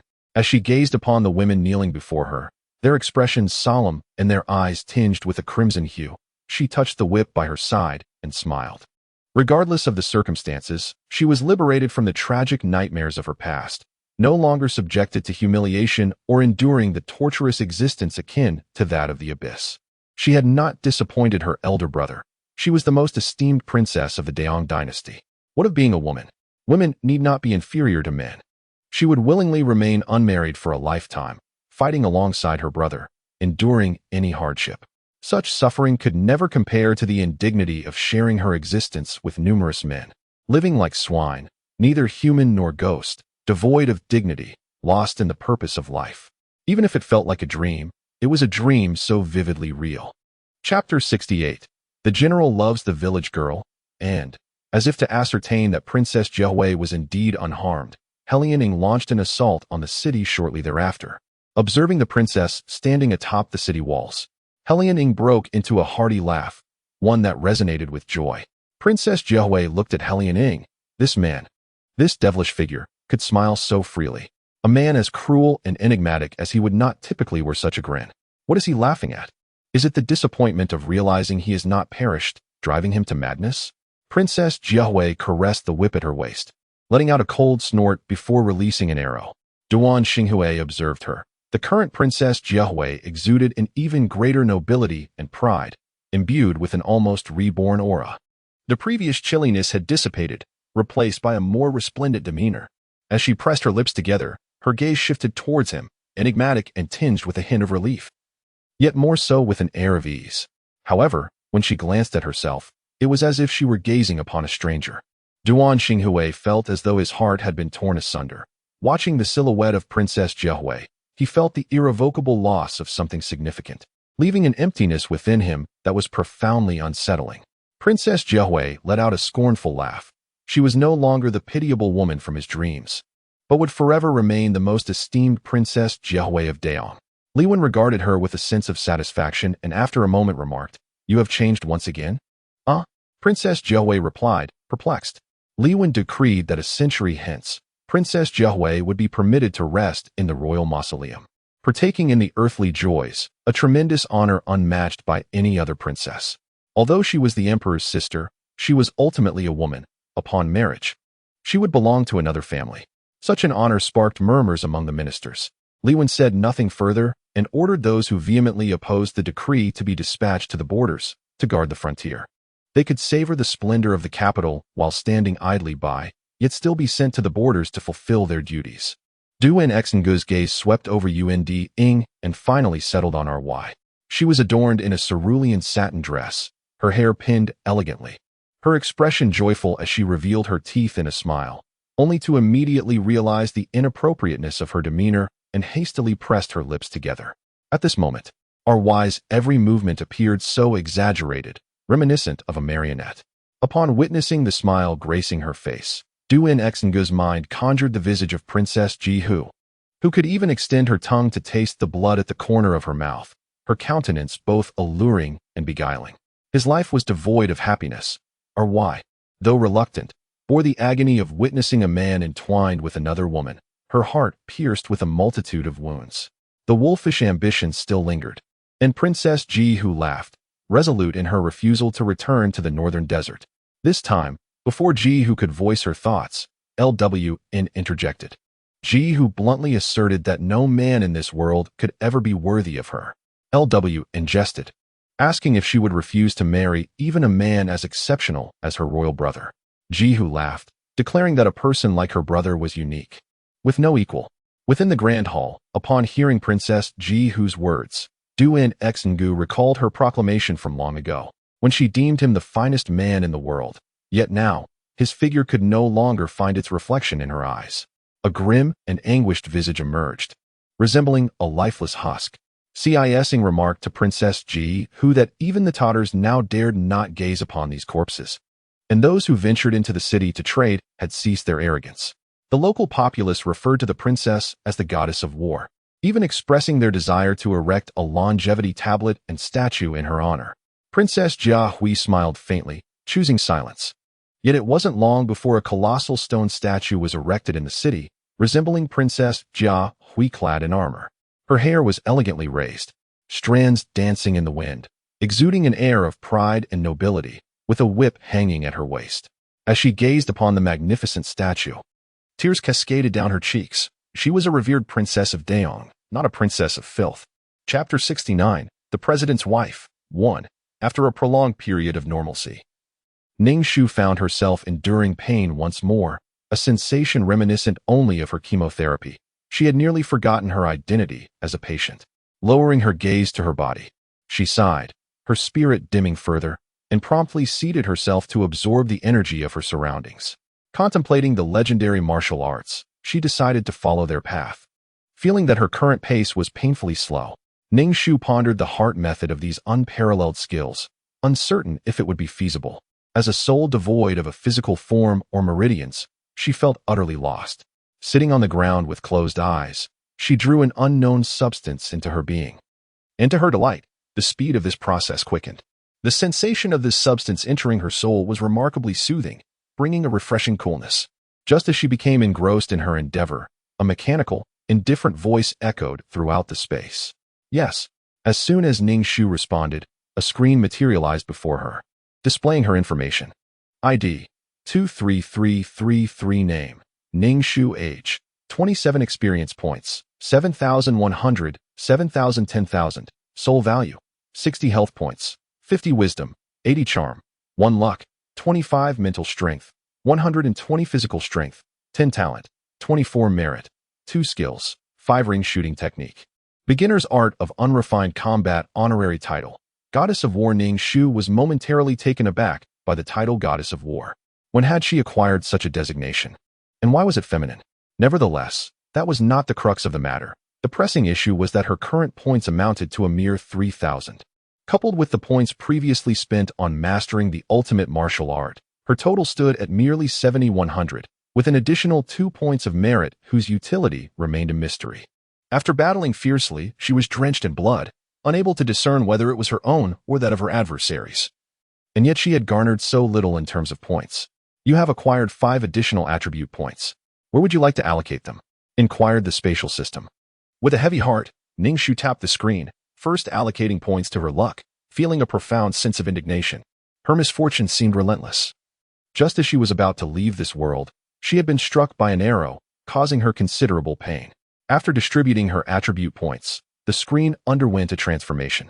ID 23333 name, Ning Shu age, 27 experience points, 7,100, 7,000 10,000, soul value, 60 life value, 50 wisdom value, 80 charm value, 1 luck value, 25, 3, mental strength, 120 physical strength, 10 talent, 24, 2, merit, 2 skills, 5 ring shooting technique.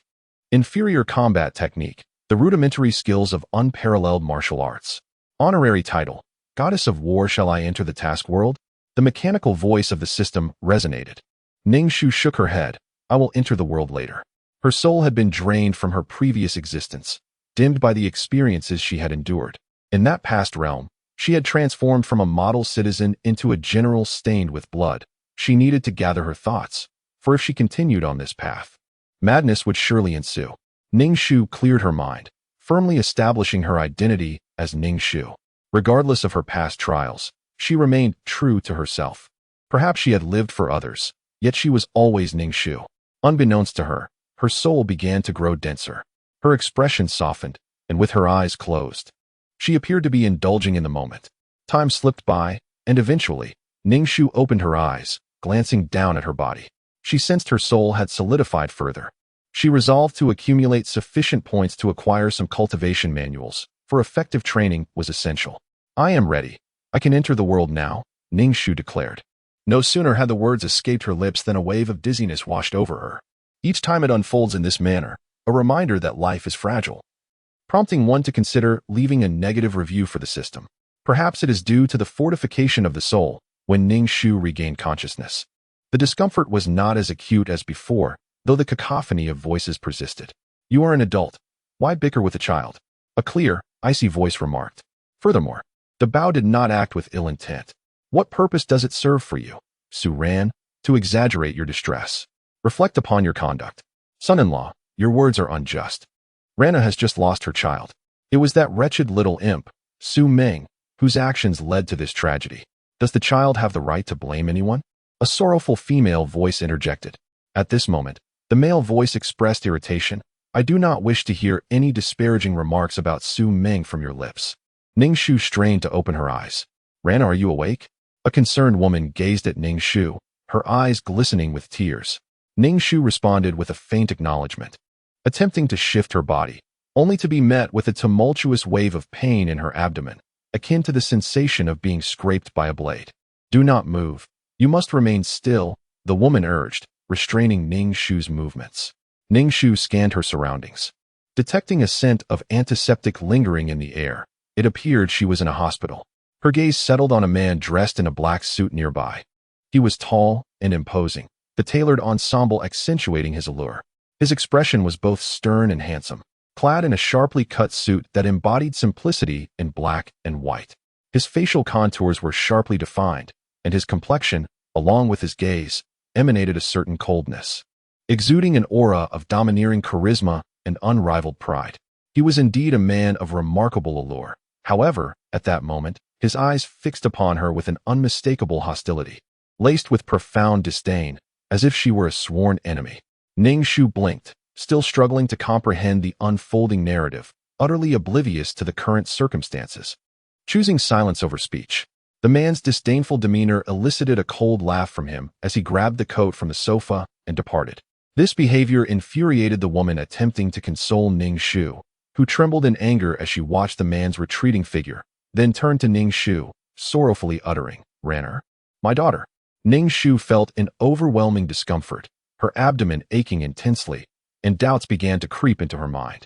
"I am weary," she said, realizing the necessity of acclimating to the situation at hand. "Then rest well. You are currently in a delicate state. Do not overthink. Focus on recuperating your health first." Lady Su advised Ning Shu. A delicate state? Ning Shu thought, feeling utterly aghast. No wonder her abdomen ached so. She had evidently experienced a miscarriage. Having traversed numerous trials as an unmarried woman, now confined to a period of recovery. Observing the peculiar expression on her daughter's face, Lady Su assumed it was grief for the child, hastily reassuring her, "Mother will say no more. Please take care of yourself." Chapter 70 The President's Wife 2. After Madame Su departed, Ning Shu, enduring the discomfort in her abdomen, turned over, and the lochia flowed forth as if a dam had burst. Ning Shu felt that life was indeed rife with malice. Why was it that each time she entered a new world, the timing was so precarious? Either she faced imminent danger or starvation, and now, having experienced a miscarriage, she resolved to allocate all her attribute points to luck in the future. Was her character truly so dismal? It was utterly lamentable. Ning Shu closed her eyes and began to accept the unfolding narrative, though the plot evoked a sensation akin to both menstrual cramps and testicular pain. The storyline was quite simple: a case of mistaken bedfellows, a pregnancy, and ultimately, a family united in happiness. The body she inhabited was named Su Ran, a cousin of the female protagonist, Jun Su Ming, yet they stood as rivals in love. The tale commenced with the tragic accident that claimed the lives of Su Ming's parents, a calamity that seemed to stem from a conspiracy orchestrated by the parents of this body. One must understand that the power struggles within aristocratic families are often brutal. At the funeral, Su Ming accused her uncle of being the murderer of her parents, yet she possessed no evidence to substantiate her claims. In her anguish and despair, Su Ming sought solace in a bar, drowning her sorrows in alcohol, lamenting the loss of her beloved parents and her newfound status as an orphan.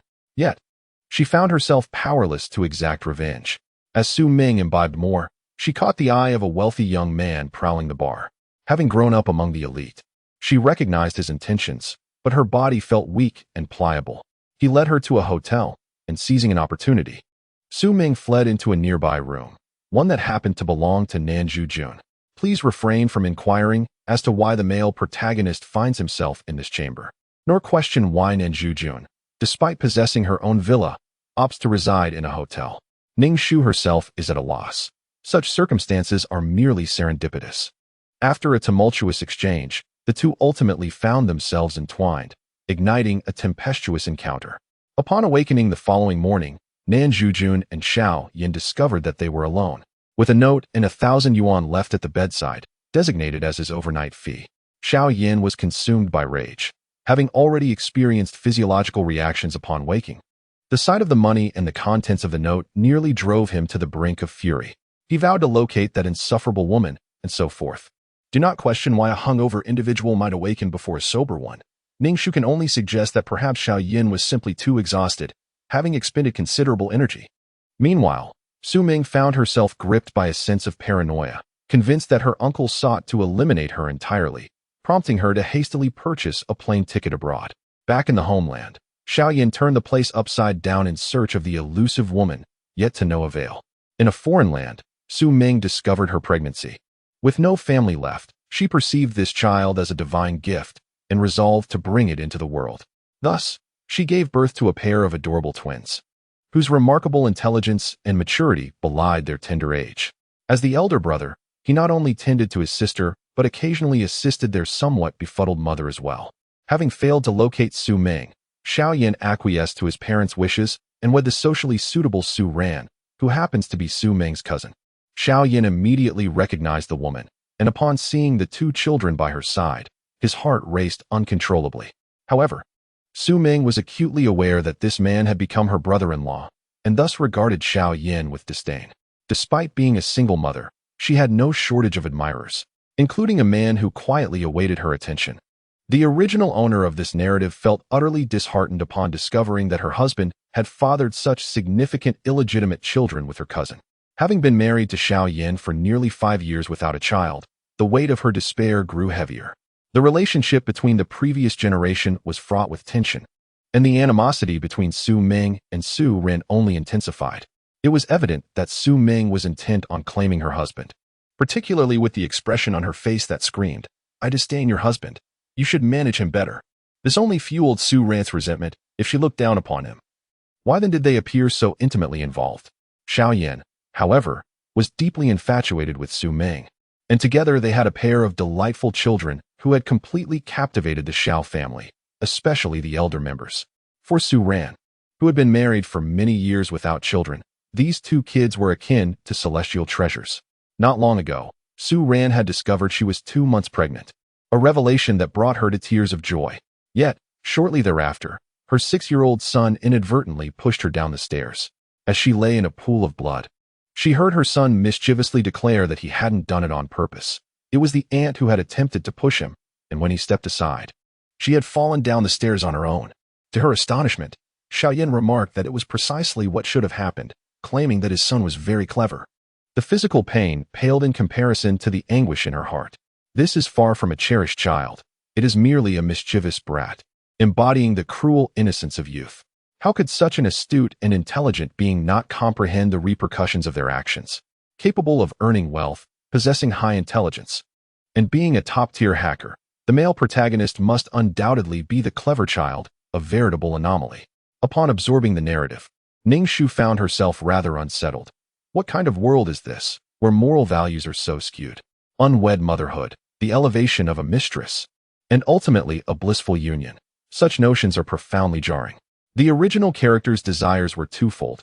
First, to safeguard the Su family from the clutches of the Xiao family. Second, to ensure that she would never divorce, allowing Su Meng to eternally remain an illegitimate mistress, while condemning the 2 malicious children to live as despicable bastards. Since she has been labeled as malicious, she would fully embrace that role. Not long after being pushed down the staircase by the clever child and subsequently taken to the hospital, Ning Shu awoke to find herself in conversation with Lady Su, her original mother's voice resonating with that of Xiao Yan. Although he possessed striking good looks, his treatment of his wife was far from admirable. Ning Shu felt a sense of relief in knowing she would not have to share a bed with Xiao Yan. In fact, she might very well retch at the thought of him. The irony lies in the fact that, while he was to remain chaste for Su Meng, any intimacy would be reserved for the female lead, Jun Su Meng. In the hospital room, Xiao Yan's disdain for Su Ran was palpable, almost as if he were on the verge of declaring her deserving of her fate, seemingly oblivious to the fact that she bore his child. Such coldness is disheartening. Love, in its essence, is meant to be beautiful, yet when predicated on the destruction of others, such love becomes utterly repugnant. Chapter 71. The President's Wife. 3. Ning Shu commenced her arduous confinement period, unable to bathe or wash her hair. Mrs. Su even discouraged her from brushing her teeth. Yet Ning Shu found this intolerable. During her hospitalization, none of the Xiao family members came to visit her. After all, she was now the young mistress of the Xiao family, was she not? Yet, she felt as if the original owner, Su Ran, was akin to a specter, lacking any semblance of presence. Why endure such a situation without divorce? Would it not be better for each to live their own lives separately? What purpose did this serve? If this stalemate continued, Xiao Yan would undoubtedly turn her into a deceased wife and marry Su Meng instead. Reflecting on the original owner's fate, it could only be said that those who provoke fate meet a tragic end, especially when clashing with the protagonists. The Xiao family's neglect of their daughter deeply troubled Mrs. Su, who devoted herself tirelessly to caring for her daughter in the hospital. This earnestness evoked a sense of gratitude in Ning Shu, who felt that the original owner should acknowledge the concern of so many around her, rather than waste her energy on a man who did not belong to her. Mrs. Su gazed at her daughter with a sorrowful expression, conducting herself with utmost caution.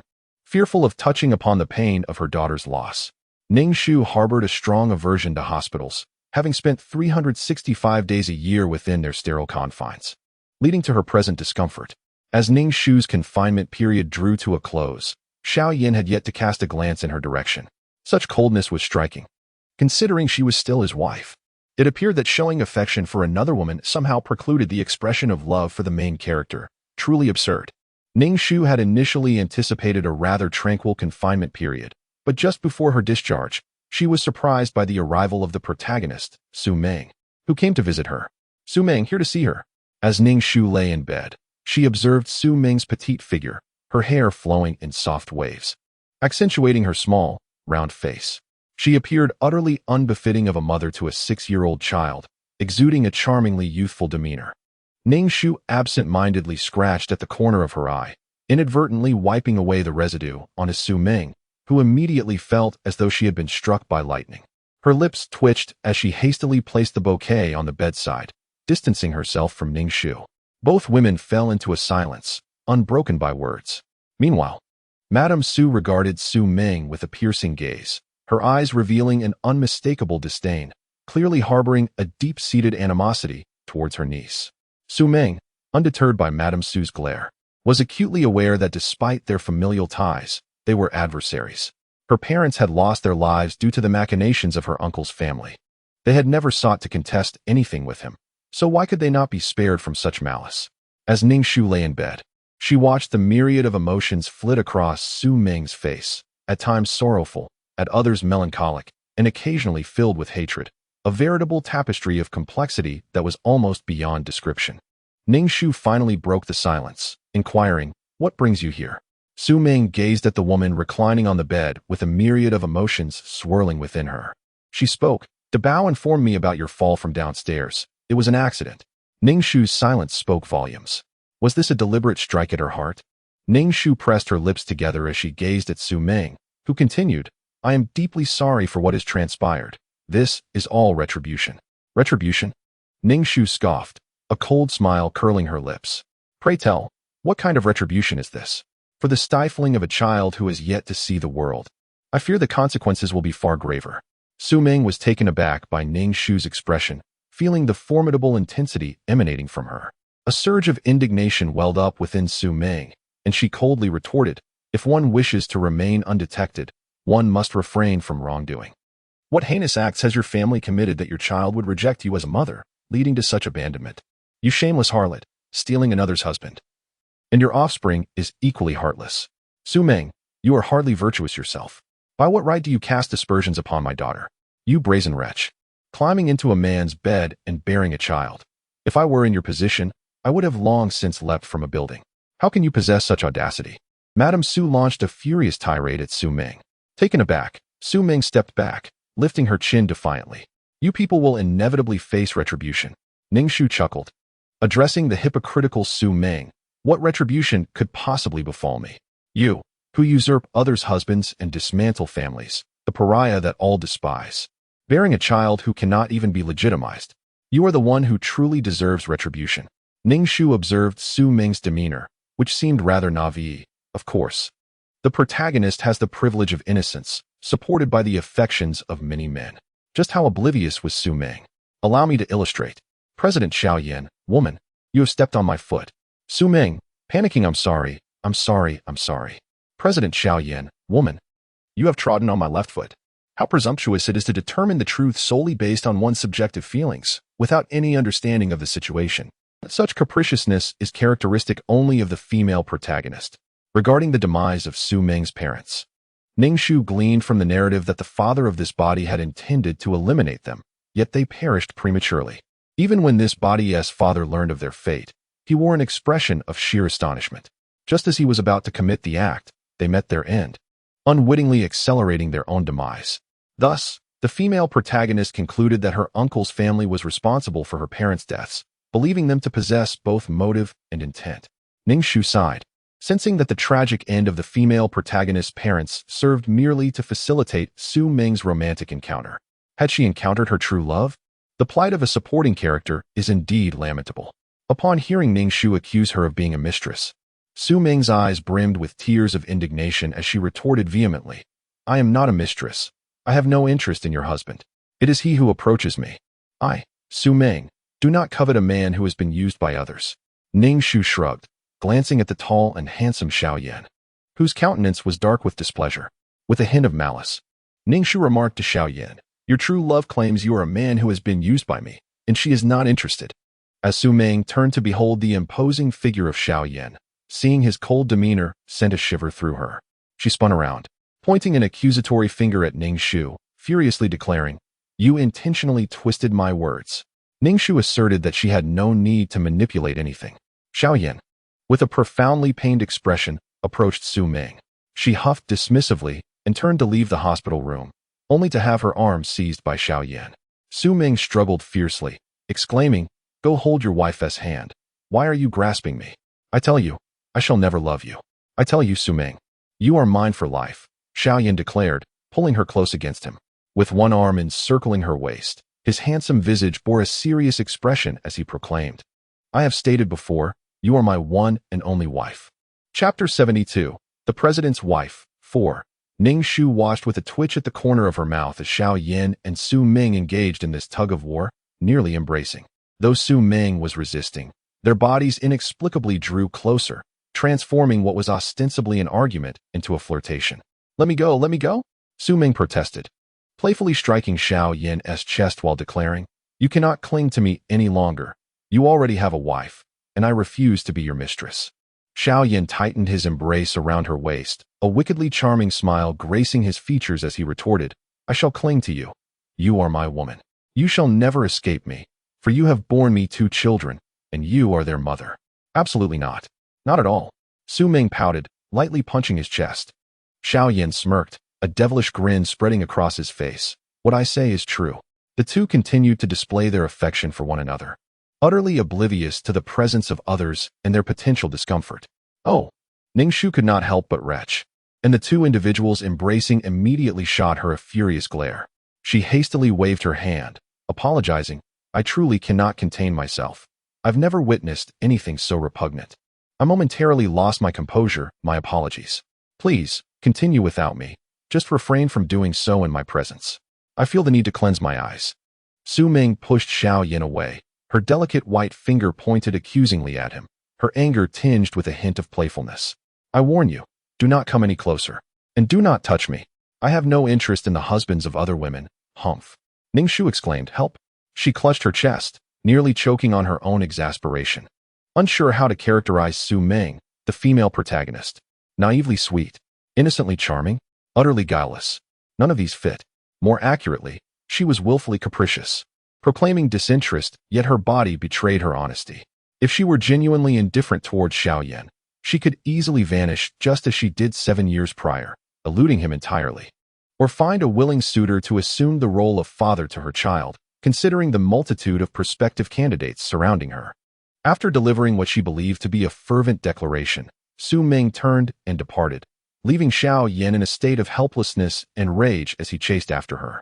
Ning Shu felt as if she were the target of cosmic malice. She would rather resort to violence, akin to her previous life, than confront such a ludicrous pair of protagonists. Instinctively, she reached for her waist, only to find it void of a whip. Could she not simply strike them both down? After all, the original owner's wish was to avoid divorce. Embracing the role of a widow might not be so dreadful. Having a husband like Xiaoyan is no better than being a widow. Ning Shu's heart brimmed with murderous intent. She had truly grown fond of the straightforward and brutal manner in which matters were resolved. Confounded, Ning Shu stared at the fool who was inexplicably shouting at her. She blinked and tilted her head, regarding Xiaoyan with incredulity. What a lunatic. I have done nothing. You adore Su Ming, so go ahead and adore her. Why do you roar at me? Her mind was filled with expletives. Su ran. You would do well to stay in your lane and not provoke Su Ming. For if you do, I shall make your life a living hell, Xiaoyan declared, his face cold and his eyes radiating intense disdain, as if he wished to rid himself of her at once, yet was seemingly restrained by some unseen concern. Ning Shu threw back the covers and approached Xiaoyan. He gazed at her with an icy demeanor and mockingly remarked, Su Ran, you might as well abandon all hope. I shall never love you, you venomous and hypocritical woman. Standing before him, Ning Shu realized just how tall he was, his broad shoulders and narrow waist forming a perfect inverted triangle. Clad in a suit, he exuded an air of exquisite handsomeness, his features meticulously sculpted to perfection. Blessed with both wealth and the prowess to indulge in carnal pleasures repeatedly, he seemed to possess all that was desirable in the world. Yet, Ning Shu could not perceive a shred of responsibility toward family or wife within him. Rather, he treated his spouse as the greatest obstacle to his affections. In the end, they could still live together in blissful ignorance. While the world of the protagonist remains a mystery to us, Ning Shu let out a cold laugh, raising her knee to deliver a forceful blow to Xiao Yan's sensitive area. She could no longer endure his incessant prattling in her presence. Xiao Yan was utterly unprepared for Ning Shu's sudden assault, and the impact elicited a sharp cry of pain from him, twisting his handsome face in anguish. He braced himself against the wall with one hand while clutching his groin with the other, legs crossed and bent over in excruciating discomfort. "Ugh, you," he gasped, his eyes gleaming with shock and pain, clearly taken aback by the unexpected aggression from a woman who typically adored him. How utterly infuriating. Ning Shu let out a cold chuckle, patting Xiao Yan's shoulder as he hunched over in pain. "Does it hurt? Deeply, I presume? Does it feel as though you're shattering?" "The agony I endured when I lost my child was 1,000,000 times worse than this," she remarked, her tone dripping with mockery. "TSK, TSK, TSK. Su ran." Xiao Yan's voice emerged through clenched teeth, chilling and menacing. His eyes burned crimson, radiating a desire to devour Ning Shu whole as he seized her wrist with a fierce grip, almost breaking it in his fury. Ning Shu's expression remained unchanged as she endured the pain in her wrist. With her other hand, she summoned all her strength and delivered a resounding slap to Xiao Yan's face, causing his head to jerk sideways. "Release me," she stated calmly. Xiao Yan was momentarily stunned by the force of her slap, only for an overwhelming surge of rage and humiliation to wash over him. He had never been struck in such a manner throughout his life. Xiao Yan panted heavily through his nostrils, turning to glare at Ning Shu with a fierce intensity, his eyes ablaze with a destructive fury that seemed capable of annihilating all in its path. Yet, in the face of Xiao Yan's menacing gaze, Ning Shu's expression remained unyielding. After all, she had the courage to confront death itself, and such a gaze could hardly intimidate her. "Let go," Ning Shu said calmly. Xiao Yan gripped her hand with such force that it felt as though he might crush her wrist. "Let go." A resounding slap echoed in the air. "Let go." Another sharp slap followed, and she repeated, "I said let go." The sound of slaps filled the space between them. Despite Xiao Yan's masculinity, his skin was remarkably tender and smooth.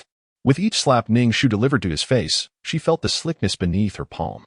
One of her hands was seized by Xiao Yan, leaving her with no choice but to focus her strikes on one side of his face. In no time, that side was swollen and bruised, a stark contrast to the handsome features of the other side.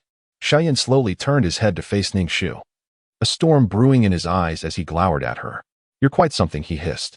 He had intended to intimidate her, but speaking only aggravated the pain from his injuries, causing tears to well up in his eyes. Infuriated, he saw Ning Shu preparing to strike him again. In a moment of desperation, he abandoned his protective stance, seizing her raised hand and gripping both of her wrists tightly, shouting, "You wretched woman." Ning Shu let out a derisive laugh. "Without hands, I still have my feet." Swiftly, she lifted her foot and delivered a powerful kick to Xiao Yan's groin. Ning Shu's kick caused Xiao Yan such excruciating pain that his eyes nearly bulged from their sockets. He collapsed onto the ground, clutching his groin, emitting anguished cries as veins throbbed on his forehead, drenched in cold sweat. Ning Shu flexed her wrist, which bore the bruises from Xiao Yan's grip. She regarded the writhing Xiao Yan with indifference, deeming him a pitiful waste. In her previous life, she had longed to deliver a crippling blow to Hellion Ing, but had never succeeded. Yet, comparing him to Xiao Yan, a man who truly epitomized weakness, she felt a sense of derision. "Rana, are you all right?" Madame Su, witnessing the scene unfold, instinctively feared that her daughter had been driven to madness by the provocations of the despicable duo, Su Ran and Xiao Yan. Ning Shu shook her head. "Mother, I am fine." She then approached the bedside and pressed the button to summon the doctor. "Nurse, we have a patient in dire need. Please hurry," Ning Shu stated calmly. In unbearable agony, Xiao Yan glared at Ning Shu, his eyes bloodshot with a seething hatred that seemed ready to consume her, his expression grotesquely comical against his pig-like visage. "Is that not sufficient?" Ning Shu arched an eyebrow at him, raising her foot. I could deliver another kick. Su ran. You will regret this. Regret provoking me. Xiaoyan gasped, his words fragmented as he struggled to inhale through the pain. He leaned against the wall, attempting to rise while awkwardly crossing his legs, intent on making his exit. In such a private setting, Xiaoyan would never be seen in a hospital. Otherwise, the headlines would surely proclaim the downfall of the Xiao Group's president, a humiliation he could not bear. With each step, Xiaoyan's body trembled in pain, drenched in sweat, his facial muscles quivering, only to aggravate the swollen wound on his face, intensifying the agony. Su ran. As Xiaoyan exited the ward, he turned to Ning Shu, uttering the name Su ran as if it were forced through clenched teeth, imbued with an eerie chill. Ning Shu clicked her tongue, observing his state. At this rate, one might think you've fallen for me. Xiaoyan erupted into a violent cough, retorting, You are shameless. Ning Shu shrugged nonchalantly. Who in this world is more shameless than you? You, Xiaoyan, are the most shameless of all. The nurse and doctor, summoned by Ning Shu, arrived with a stretcher. Upon seeing Xiaoyan, who resembled a pig with his legs awkwardly positioned at the doorway, they disregarded his struggles and objections, forcibly placing him onto the stretcher, declaring it necessary to transport him to the operating room. Ning Shu maliciously mused, wondering if they might excise that particular part of him. If Xiaoyan were unable to engage in intimate relations, she questioned whether Su Ming would still hold interest. A sense of regret swelled within her. If only she could cultivate unparalleled martial arts in this world. Her strength could easily incapacitate Xiaoyan with a single kick or a swift slap that would surely induce a concussion. Since arriving in this realm, Ning Shu had attempted to practice the extraordinary martial arts from her past life. Once she felt somewhat comfortable, yet her efforts were in vain.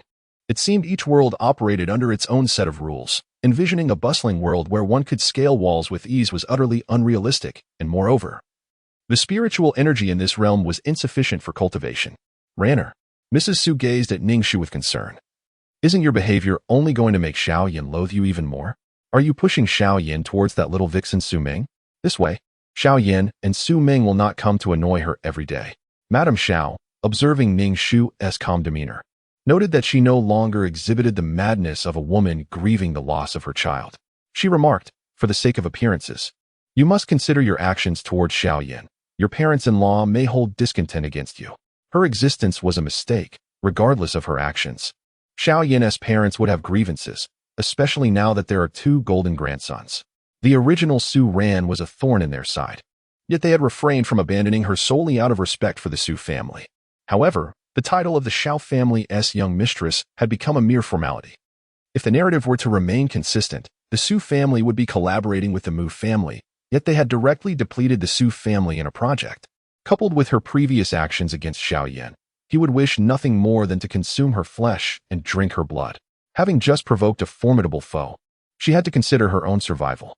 To eliminate Xiaoyan entirely? TSK, such a thought was too violent. Ning Shu viewed herself as a gentle soul. How could she allow Xiaoyan to die so easily? Moreover, murder is a crime. This is not an age where lives are regarded as trivial. The original owner of this body would not wish to be a murderer, would she?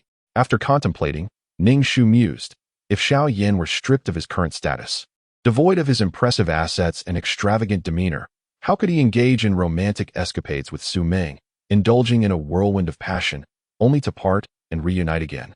It must be understood that all romance is built upon the foundation of wealth. Ordinary individuals, in the struggle for survival, are constantly preoccupied with earning a living, leaving little room for the luxury of romance. Stripped of his former glory, Xiaoyan now finds himself in a state of destitution, struggling to make ends meet. Will Su Ming still choose to be with him? Perhaps, for true love endures. Thus, a resolution takes form, to safeguard the Su family from being consumed by the Xiao family, and if feasible, to orchestrate the downfall of the Xiao family. Chapter 74. The President's Wife. 6. As Ning Shu confidently sauntered into the living room, she had yet to lay eyes on anyone before the jubilant laughter from the hall reached her ears. The hearty voices of adults mingled harmoniously with the innocent, melodious giggles of children. A swift glance revealed an expansive and opulent living room, adorned with an array of toys scattered across the floor. Xiaoyan's parents were seated on the sofa, engaging with the 2 children in play. Ning Shu scrutinized the 2 little treasures. The elder, Su Daba, exuded an air of maturity beyond his years. Incredibly adorable, his fair, tender skin and eyes resembling purple grapes sparkled with life. His slightly curly hair framed a visage dressed in suspenders and a small shirt accented with a bright red bow tie, presenting a comically serious demeanor that could melt any heart. The younger one, Su Xiaobao, was busy dressing her doll, her hair mirroring Su Ming's soft, gentle curls. With an exceedingly sweet countenance and dressed in a fluffy skirt, she embodied the essence of a cherished little princess. The two children were undeniably enchanting. However, had it not been for Su Daba's earlier antics, Ning Shu would have genuinely marveled at the extraordinary beauty of the two. As she stepped further into the room, the lively atmosphere abruptly froze, as if a chill had swept through. All eyes turned toward Ning Shu, particularly those of Su Daba, who tilted his head, observing her with a glimmer of mischief and cunning in his gaze, causing an involuntary shiver to run down Ning Shu's spine. Such a gaze is hardly characteristic of a child. Su Daba is indeed a perilous presence, endowed with intelligence yet devoid of a moral compass. He acts solely according to his whims. For instance, upon discovering that the original host, Su Ran, was pregnant, Su Daba immediately recognized that the child in her womb posed a threat to his father and mother's relationship, as well as to the position of the siblings. Consequently, he callously pushed her from the building. How malicious, exhibiting a blend of childlike innocence and cruelty. Ning Shu's perception of Su Ming has deteriorated further. Having brought a child into the world, one ought to educate the young and instill a proper worldview.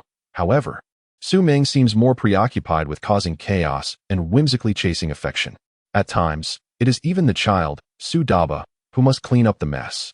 With his earnings ensuring a comfortable life for Su Ming, he is essentially a precocious child, yet he derives joy from the notion of protecting his mother and sister, epitomizing a grotesque mother-son dynamic.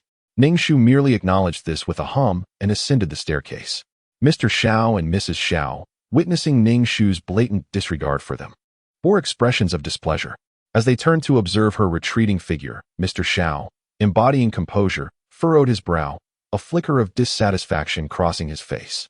Mrs. Xiao, had it not been for the children present, would have berated Ning Shu for occupying the restroom without fulfilling its purpose. What does it mean to refuse divorce? Mrs. Xiao harbored no particular fondness for Su Ming either. Yet, for the sake of the children, she reluctantly accepted her. However, Su Ran, lacking in perceptiveness, should not have taken the initiative to seek divorce. The eyes of Su Daba sparkled with mischief, and a bright smile immediately spread across his face as he leaped into the embrace of old Master Xiao, saying, "Grandfather, please do not be angry. Daba wishes for nothing more than your happiness. Mother says that anger is detrimental to one's health." Indeed, little Bao shared the same sentiment, laying aside her doll to address old Master Xiao with innocent charm. Instantly, a smile illuminated old Master Xiao's face as he affectionately ruffled Su Daba's hair, assuring, "Good, good. Grandfather is not angry at all. I detest being angry." "Humph, you may concern yourselves with whether grandfather is angry, but grandmother is quite upset," Lady Xiao remarked, though her countenance radiated genuine warmth and kindness. Su Xiaobao promptly reached out with her tiny hand to caress Lady Xiao's face, her expression earnest as she declared, "Grandmother, do not be angry. Anger makes one grow old. Little Bao wishes for you to remain forever beautiful and youthful." Lady Xiao felt her heart melt. These were truly heavenly gifts bestowed upon the Xiao family. Meanwhile, Ning Shu felt utterly exasperated by the situation, nearly intoxicated with disbelief. She had tucked away jewelry and precious stock documents into her bag, preparing to visit the bank to secure a safe deposit box for these items intended for those of ungrateful hearts. It was not merely the original owner's disapproval that stifled her, but even Ning Shu, as an outsider, found herself incensed by the audacity of such shameless individuals, truly a marvel among the most outrageous. As Ning Shu descended the stairs with her burdens, the joyous atmosphere that Su Daba and Su Xiaobao had so carefully cultivated was abruptly frozen by her presence. In that moment, Ning Shu felt as though she had become the unwelcome harbinger of silence. As Ning Shu spoke, her gaze lingered on Su Dabao's. With an innocent tilt of his head, Su Dabao's met her eyes and asked, "Auntie, why are you looking at me? I am not a sea cucumber." Ning Shu, with a serious expression, replied, "You should not call me auntie. You ought to refer to me as Ma. In ancient times, your mother was but a concubine, and I am your true mother." Su Dabao's expression darkened instantly, his eyes narrowing with malice as he subtly mimicked a throat-cutting gesture towards Ning Shu, sending a chill down her spine. Unfazed, Ning Shu noted, "After all, you are merely a child. Such provocations only serve to stoke the flames. Remember to call Mita Ma henceforth. As for your mother, you may refer to her as Xiao Ma." While Su Debeos managed to restrain himself, Su Xiaobao suddenly burst into tears, exclaiming, "My mother is not Xiao Ma. No, you wicked woman." Upon witnessing the child's distress, the elders of the Xiao family hurriedly attempted to console the sobbing little one. Su ran. "Why are you saying such things to a child? What kind of words are those?" Mrs. Xiao shot Ning Shu a resentful glare. "Oh, sweetheart, do not cry. It pains your grandmother's heart." Ning Shu scoffed, pondering the injustice of it all. She merely spoke a truth, yet such fragility in feelings was bewildering. Why was it acceptable for Su Ming to act in such a manner while she was chastised for voicing her opinion? Chapter 75. The President's Wife. 7. Disinterested in the poignant scene of familial affection, Ning Shu instructed the household staff, "Do remember to procure some sea cucumbers for me." As Ning Shu spoke, the 4 family members, particularly Su Debeo, fixed her with a particularly sinister gaze. While coaxing his younger sister, Su Xiaobao wept uncontrollably, peeking at Ning Shu through his fingers. The moment their eyes met, he would burst into tears as if terrified by her presence, his cries pitifully heart-wrenching. "With a child crying like this, what do you mean by abalone, Su Ran? Have you truly never tasted abalone in your life?" Mrs. Xiao, soothing Su Xiaobao with endearments, cast an angry glare at Ning Shu. Ning Shu mused that indeed, Su Ran had never experienced the delicacy of abalone. It seemed her very existence was a mistake. Everything she did was perceived as wrong. Turning on her heel, she decided to leave. Why should she seek approval from the Xiao family? Especially when even a small child treated her with disdain. It was astonishing that the naive Su Ming could give birth to a child brimming with cunning. Perhaps it was simply the nature of the Xiao family's lineage. Ning Shu's demeanor had thoroughly exasperated the Xiao couple. How could a daughter-in-law exhibit such arrogance towards her elders? This was not the virtuous wife they had envisioned. Such a woman could hardly be deemed worthy of leading the Xiao family in the future. Unperturbed by their judgments, Ning Shu first visited the bank to open a safe deposit box, locking away all her belongings. Indeed, the aura of the protagonist is self-evident. When supporting characters encounter the lead, their intelligence seems to plummet below the norm. Su Ran's father was a refined middle-aged man, exuding a calm demeanor that bespoke his maturity and elegance as a businessman. Upon seeing Ning Shu, he scrutinized her from head to toe before remarking, "You should not be running around so soon after your discharge." Ning Shu smiled faintly and replied, "Father, I am perfectly fine." However, upon noticing the smile on her face, Su Bo furrowed his brow, reproaching, "How can you still smile when you have failed to protect your own child, falling victim to a 6-year-old? Do you not feel ashamed? Are you still my daughter, Su Bo?" Ning Shu silently rolled her eyes, thinking, "Aren't you destined to be at the mercy of Xiaoyan as well?" The Su family had been thoroughly stripped bare, leaving nothing behind, all plundered by Xiaoyan. "Father, I was wrong. What else could I have done? Those 2 children have completely subdued the Xiao family, and now I have no place to stand there." Ning Shu lamented pitifully. "What a disgraceful predicament."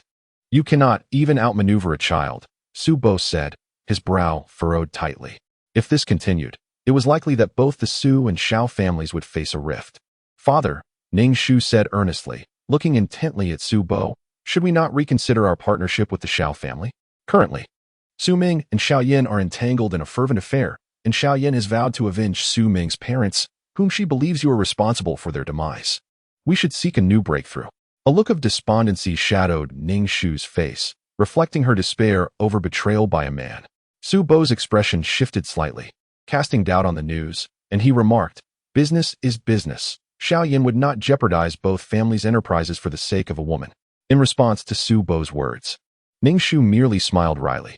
For Su Ming, Xiaoyan would go to any lengths. After all, how else could he express his love for Su Ming and fulfill the hope of their 2 children for the family to be united and for their parents to cherish one another?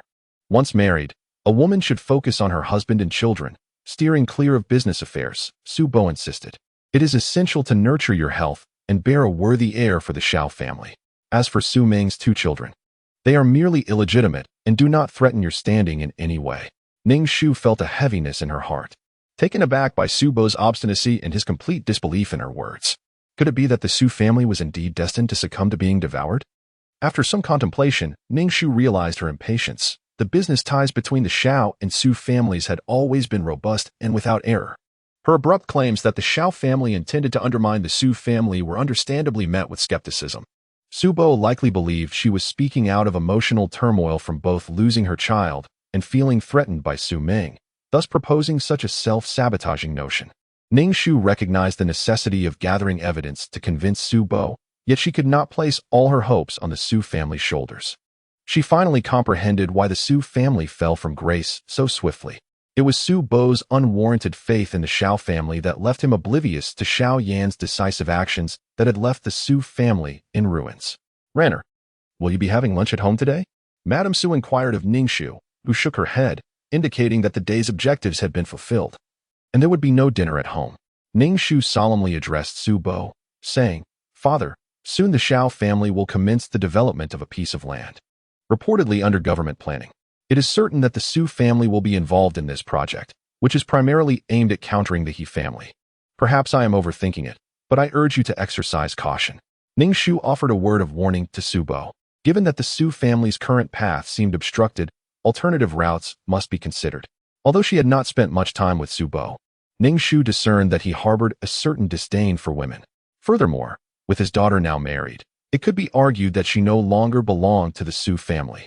At that moment, Su Lan, who was attending university, called out to Ning Shu as sister, her gaze drifting towards Ning Shu's abdomen. "Sister, do not be too sorrowful. After all, it is merely a matter of children not understanding," she said. Ning Shu narrowed her eyes at this remark, pondering its implications. "Who informed you that Su Dabao was merely an accident?" Ning Shu scrutinized Su Lan, whose countenance revealed a hint of disagreement. "Cousin Su Ming has already explained it to me. It was indeed an accident involving children. Sister, I understand your sorrow over the loss, but it is unreasonable to place the blame entirely on innocent children." Her words nearly implied, "If you must cast blame, do not implicate a child." Ning Shu's heart let out a long, anguished cry towards the heavens. Realizing yet again that she was confronted with another man kneeling beneath the dazzling halo of a Mary Sue. Under such a radiant aura, men frequently bowed down, often becoming mere cannon fodder. A wave of sorrow surged within her, as her own brother chose not to believe in her, instead siding with Su Ming, the original owner. Su Ming felt a mix of anger and helplessness towards her brother, intensifying her resentment towards Su Ming. However, Ning Shu could only think of one thing. She wished she could give that brat a good slap. Chapter 76. The President's Wife. 8. Ning Shu was taken aback by the absurdity of the original owner's brother. Was this truly the trajectory of the plot, where a good soul emerges from the enemy's ranks, a supposed ally for Su Ming? As she observed Su Lan, a young man radiating a clean and fresh charm, she noted he lacked the cool, dominant flair of the male lead, Xiao Yan. How curious that this would be the future head of the Su family, destined to inherit everything. What a disappointing sight. Su Lan, apologize to your sister, urged Mrs. Su, noticing her daughter's displeasure. She is your sister. How can you take everything Su Ming says at face value? Although Mrs. Su cherished her son dearly, she also viewed her daughter as a part of herself. Now, due to a quarrel instigated by Su Ming, her disdain for Su Ming only deepened. Su Lan furrowed his brow, defiantly stating, "This matter is my sister's fault. Everyone is grieving the loss of the child, but blaming it on others is simply unjust." Ning Shu rolled her eyes, a cold, mocking laugh echoing in her heart. She approached Su Lan, whose height surpassed her own, yet as she tilted her head to gaze at Su Lan, a shiver ran through Su Lan's heart. The indifference in Ning Shu's eyes was unsettling, causing a flicker of anxiety within Su Lan. Furrowing her brow, Ning Shu confronted Su Lan. "Were you present at the scene? Do you comprehend how the events unfolded?" Before Su Lan could respond, Ning Shu swiftly delivered a sharp slap, causing Su Lan's head to turn askew. Su Lan shot a look of resentment at Ning Shu. The force of Ning Shu's strike left the onlookers momentarily stunned, and Su Bo's expression darkened significantly. His daughter had struck his son, and given that she was now married, it was particularly egregious for someone from another household to meddle in his family affairs, especially to the extent of resorting to violence. Su Bo let out a cold snort, yet Ning Shu remained unfazed. People are inclined to save themselves first before seeking divine intervention. Her impression of Su Bo, the patriarch, was far from favorable. This mission could not commence with the Su family, a rigid head of the household, a man subservient to the protagonist's halo, deserved his downfall. Conversely, Su Ran and Madame Su, both women, possessed the capacity to resist the effects of the protagonist's radiance to some degree. However, in Su Lan's eyes, her sister and mother were unequivocally villains. Madame Su stared at Ning Shu in bewilderment, exclaiming, "What are you doing? You are only bringing pain to your kin and joy to your enemies." Ning Shu offered a faint smile, disregarding Su Lan's resentful glare, and raised her hand once more to deliver another resounding slap. "You are an adult now. If you lack even a modicum of discernment, without the Su family, you are but a worthless being, relying solely on the support of the Su family. He lives a life untouched by the mundane world, akin to a privileged young master. Once Xiao Yan has plundered the Su family, this so-called nobleman will find himself reduced to nothing, akin to eating dirt. Individuals like Su Lan, who are incapable of even grasping the fundamentals of survival, appear as though they are merely pawns, crushed under the weight of others. Ning Shu holds the utmost disdain for such mindless beings, easily manipulated by women. It is likely that before Xiao Yan even takes action, Su Lan will willingly offer the Su family as a means to resolve the grievances of the previous generation and to compensate for the injustices endured by the female protagonist. The allure of the Mary Su archetype is indeed formidable. What gives you the right to strike me? Su Ran, a person of your ilk, deserves to be unloved, cold, selfish, and with a heart so barren, yet filled with malice." One side of Su Ran's face had swollen significantly. Ning Shu mused, what kind of wretched individual could have been born from such a lineage? With a smile, Ning Shu raised her hand and delivered a resounding slap to Su Lan, suddenly discovering a peculiar delight in this act of contrasting his two cheeks. "My strike serves to communicate that I do not require anyone's affection, least of all yours. And it is a response to your slander against me." Ning Shu blew on her hand, contemplating the absurdity of the situation. "Do not forget, Su Ming is your cousin. Seeing you in this state, one might think you harbor feelings for her. What nonsense are you spouting?" Su Lan shouted at Ning Shu, his face flushed with indignation. "Who are you yelling at?" Ning Shu raised her hand once more and delivered another slap to the visibly agitated Su Lan. Su Bo stood up, exclaiming loudly, "Enough? What kind of chaos are you trying to create?" Su Bo's gaze lingered between Ning Shu and Su Lan, ultimately resting upon Ning Shu. As a wife, one ought to dutifully serve one's in-laws and husband. Yet, with such ease to throw tantrums, the etiquette instilled since childhood seems to have been devoured by a dog. "Father." Ning Shu found herself reluctant to even utter the word father now, for he was never truly her father. Her philosophy was simple: kindness begets kindness. There exists no love without reason, nor hatred without cause. Apart from Madame Su, Ning Shu held little regard for the Su father and son. "Before I depart, I must utter a single statement." Ning Shu pointed at Su Lan, whose face was swollen on one side, her expression dripping with disdain. "The heir of the Su family bears such a demeanor. It would be better for him to be swallowed by the Xiao family. In truth, he resembles Su Ming more than any kinship with me. She holds no affection for me as her sister, and as for you two elders, TSK, TSK, TSK. Su Ran, you venomous woman, have you lost your wits?" Listening to Ning Shu's words, Su Lan retorted, "You claim not to consider me as a brother, yet your current words imply otherwise." "I do not regard you as a brother," Ning Shu replied coolly, "for in your heart, only Su Ming is your sister. Thus, I would never acknowledge you as my brother." Ning Shu raised her hand, causing Su Lan to flinch, thinking she would strike him again, and he retreated 2 steps. "Demeanor. Look at you," inscribed with the 4 characters spare tire male lead. "From now on, refrain from making a fuss before me. Otherwise, each time I encounter you, I shall strike you." Ning Shu remarked coolly, for there is no reasoning with such dim-witted individuals. Otherwise, their vast repertoire of foolish experiences will surely defeat you. However, one might wonder why these men submissively allowed Ning Shu to strike them. This is because after each encounter, Ning Shu would retreat to his safe position. If a man were devoid of shame, he could easily pursue her throughout the room, yet it is evident that Su Lan is not such a person. He is incapable of such actions. Furthermore, Su Lan's reflexes are not particularly sharp when struck by Ning Shu. He merely gazes at her with a look of shock and resentment. This only serves to deepen Ning Shu's disdain for him. Upon leaving the Su residence, Ning Shu looked up at the sky. She realized that her current task could not be approached through the Su family. She needed to seek alternative avenues, for there were other potential allies beyond the Su family. Moreover, Ning Shu harbored a desire to see the Su family suffer a setback. She is human. not an emotionless automaton. She possesses her own joys and sorrows, and even during her missions, she has her preferences. The original intent was to preserve the Su family from being consumed by the Shao family, and to dismantle the Shao family in the process, thereby preventing them from swallowing the Su family whole. Initially, she thought of forming an alliance with the Su family, but it was clear that they looked down upon her as merely a married woman. There was little of value to discuss with the Su family, and Ning Shu surmised that she would likely have no further dealings with them. Ning Shu resolved to sell the shares of the Su family's dowry and the shares offered by the Shao family to their daughter-in-law, converting them into tangible currency to facilitate her grand scheme of dismantling the Shao family. In Chapter 77, titled The President's Wife, Ning Shu decided to offload both the ancient shares from the Shao and Su families, for the money she could hold in her hands was the only reality. Meanwhile, the president, who bore a swollen face from Ning Shu's blows, approached Su Ming, his visage resembling that of a pig, eliciting a scream of distress from her as she failed to recognize Xiaoyan.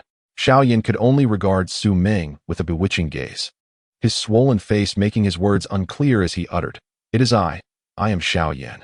Su Ming paused for a moment, her anxiety evident as she inquired, "What has happened to you?"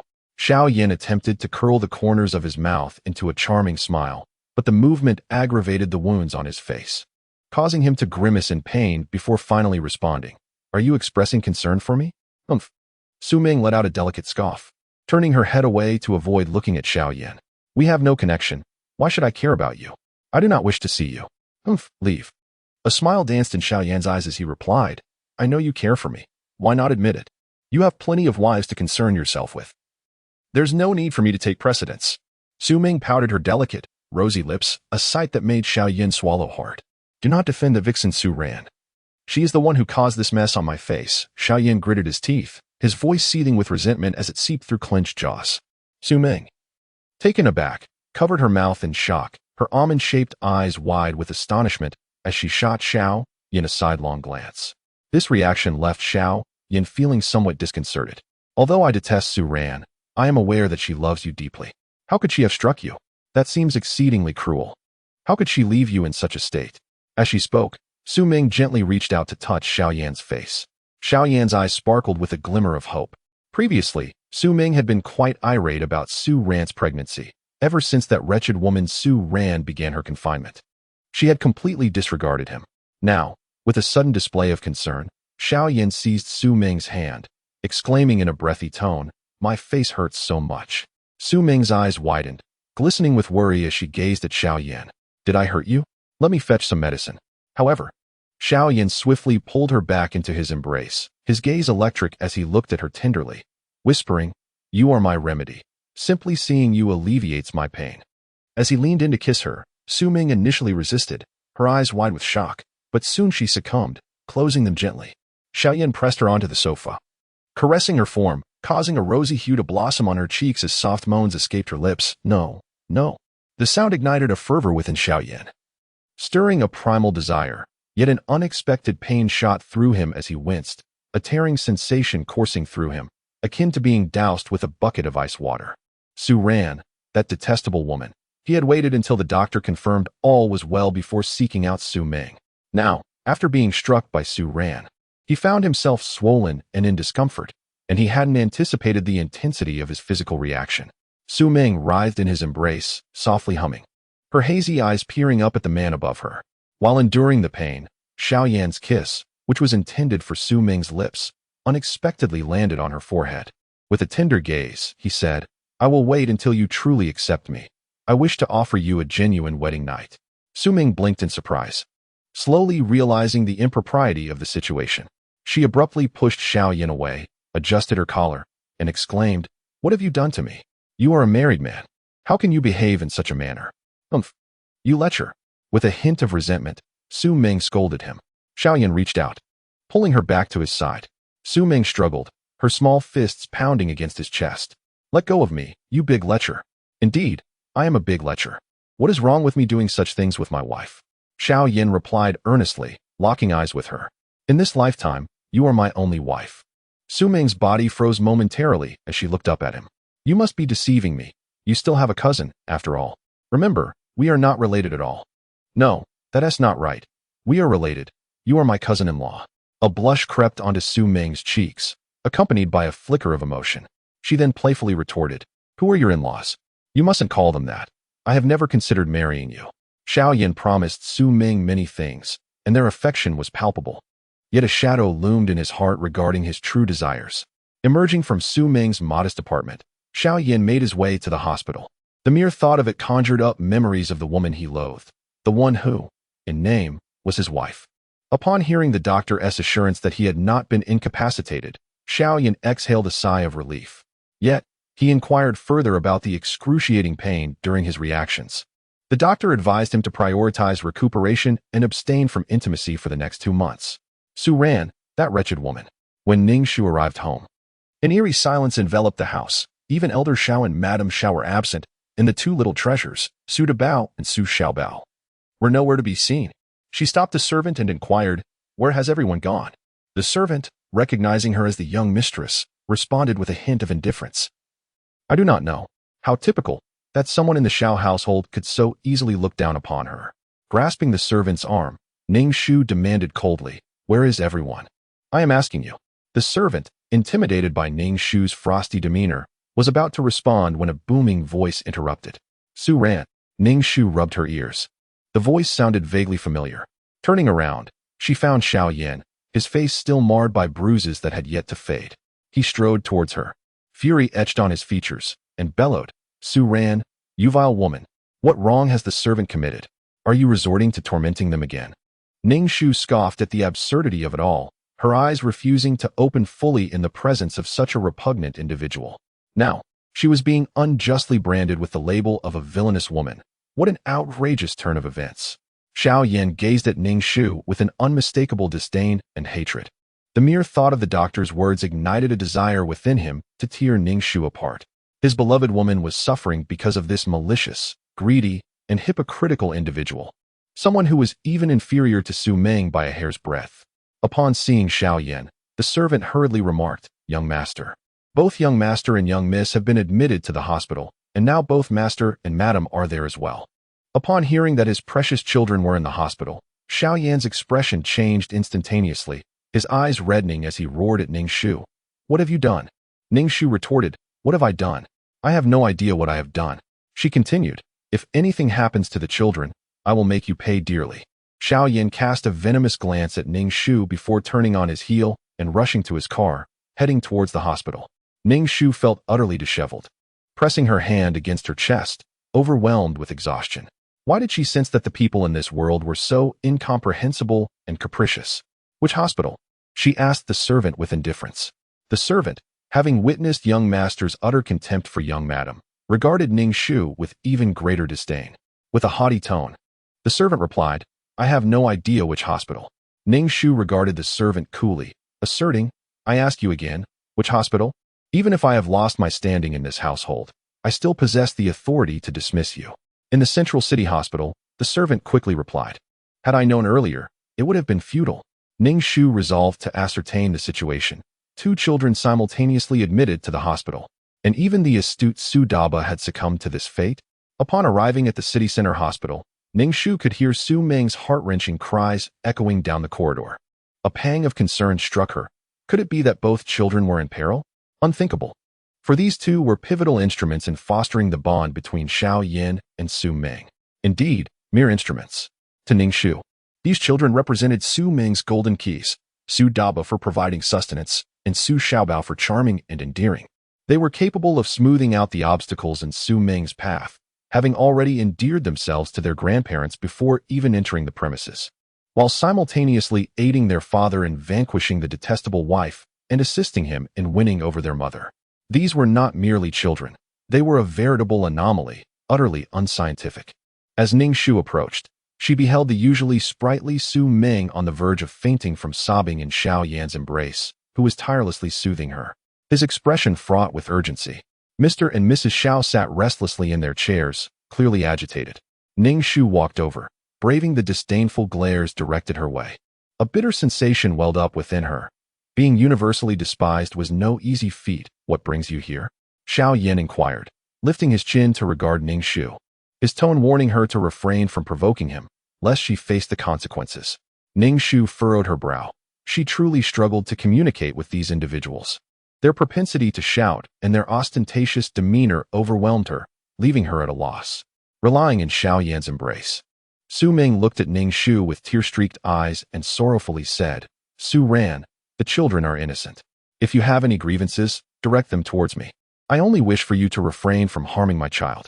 Ning Shu replied coolly, "Could you possibly extricate yourself from another's husband's arms? Do you not find it revolting to utter such words while leaning upon someone else's spouse?" She continued, "What have I done to your child? If she has committed any wrongdoing that warrants such accusations, I would accept the blame without hesitation. Yet, in this moment, I am utterly bewildered, as these individuals unjustly cast blame upon me." Su Ming widened her eyes, her large, innocent orbs shimmering with clarity. With agitation, she withdrew from Xiao Yan's embrace, her face awash with tears, exclaiming, "Do not come near me. I only wish for my child to be safe." Xiao Yan gazed at Su Ming with deep sympathy, striving to hold her close, assuring her, "Everything will be all right. Our child will be safe." Su Ming struggled within Xiao Yan's grasp, crying out, "Do not touch me. If I approach you, my child will be harmed. I cannot bear for anything to happen to my child. Xiao Yan, I implore you, spare us both." Ning Shu interjected, "Help." She supported herself against the wall, clutching her chest, feeling utterly distressed. The protagonist was truly willful, shouting in the hospital, typically indifferent towards the two children. She would leave them at the Xiao residence, where they required no concern from Su Ming. Yet, the now mother of two, Su Ming, still lived as though she were a youthful maiden, behaving in such a manner now. Ning Shu felt as though she might bleed from indignation. "Enough, cease this farce."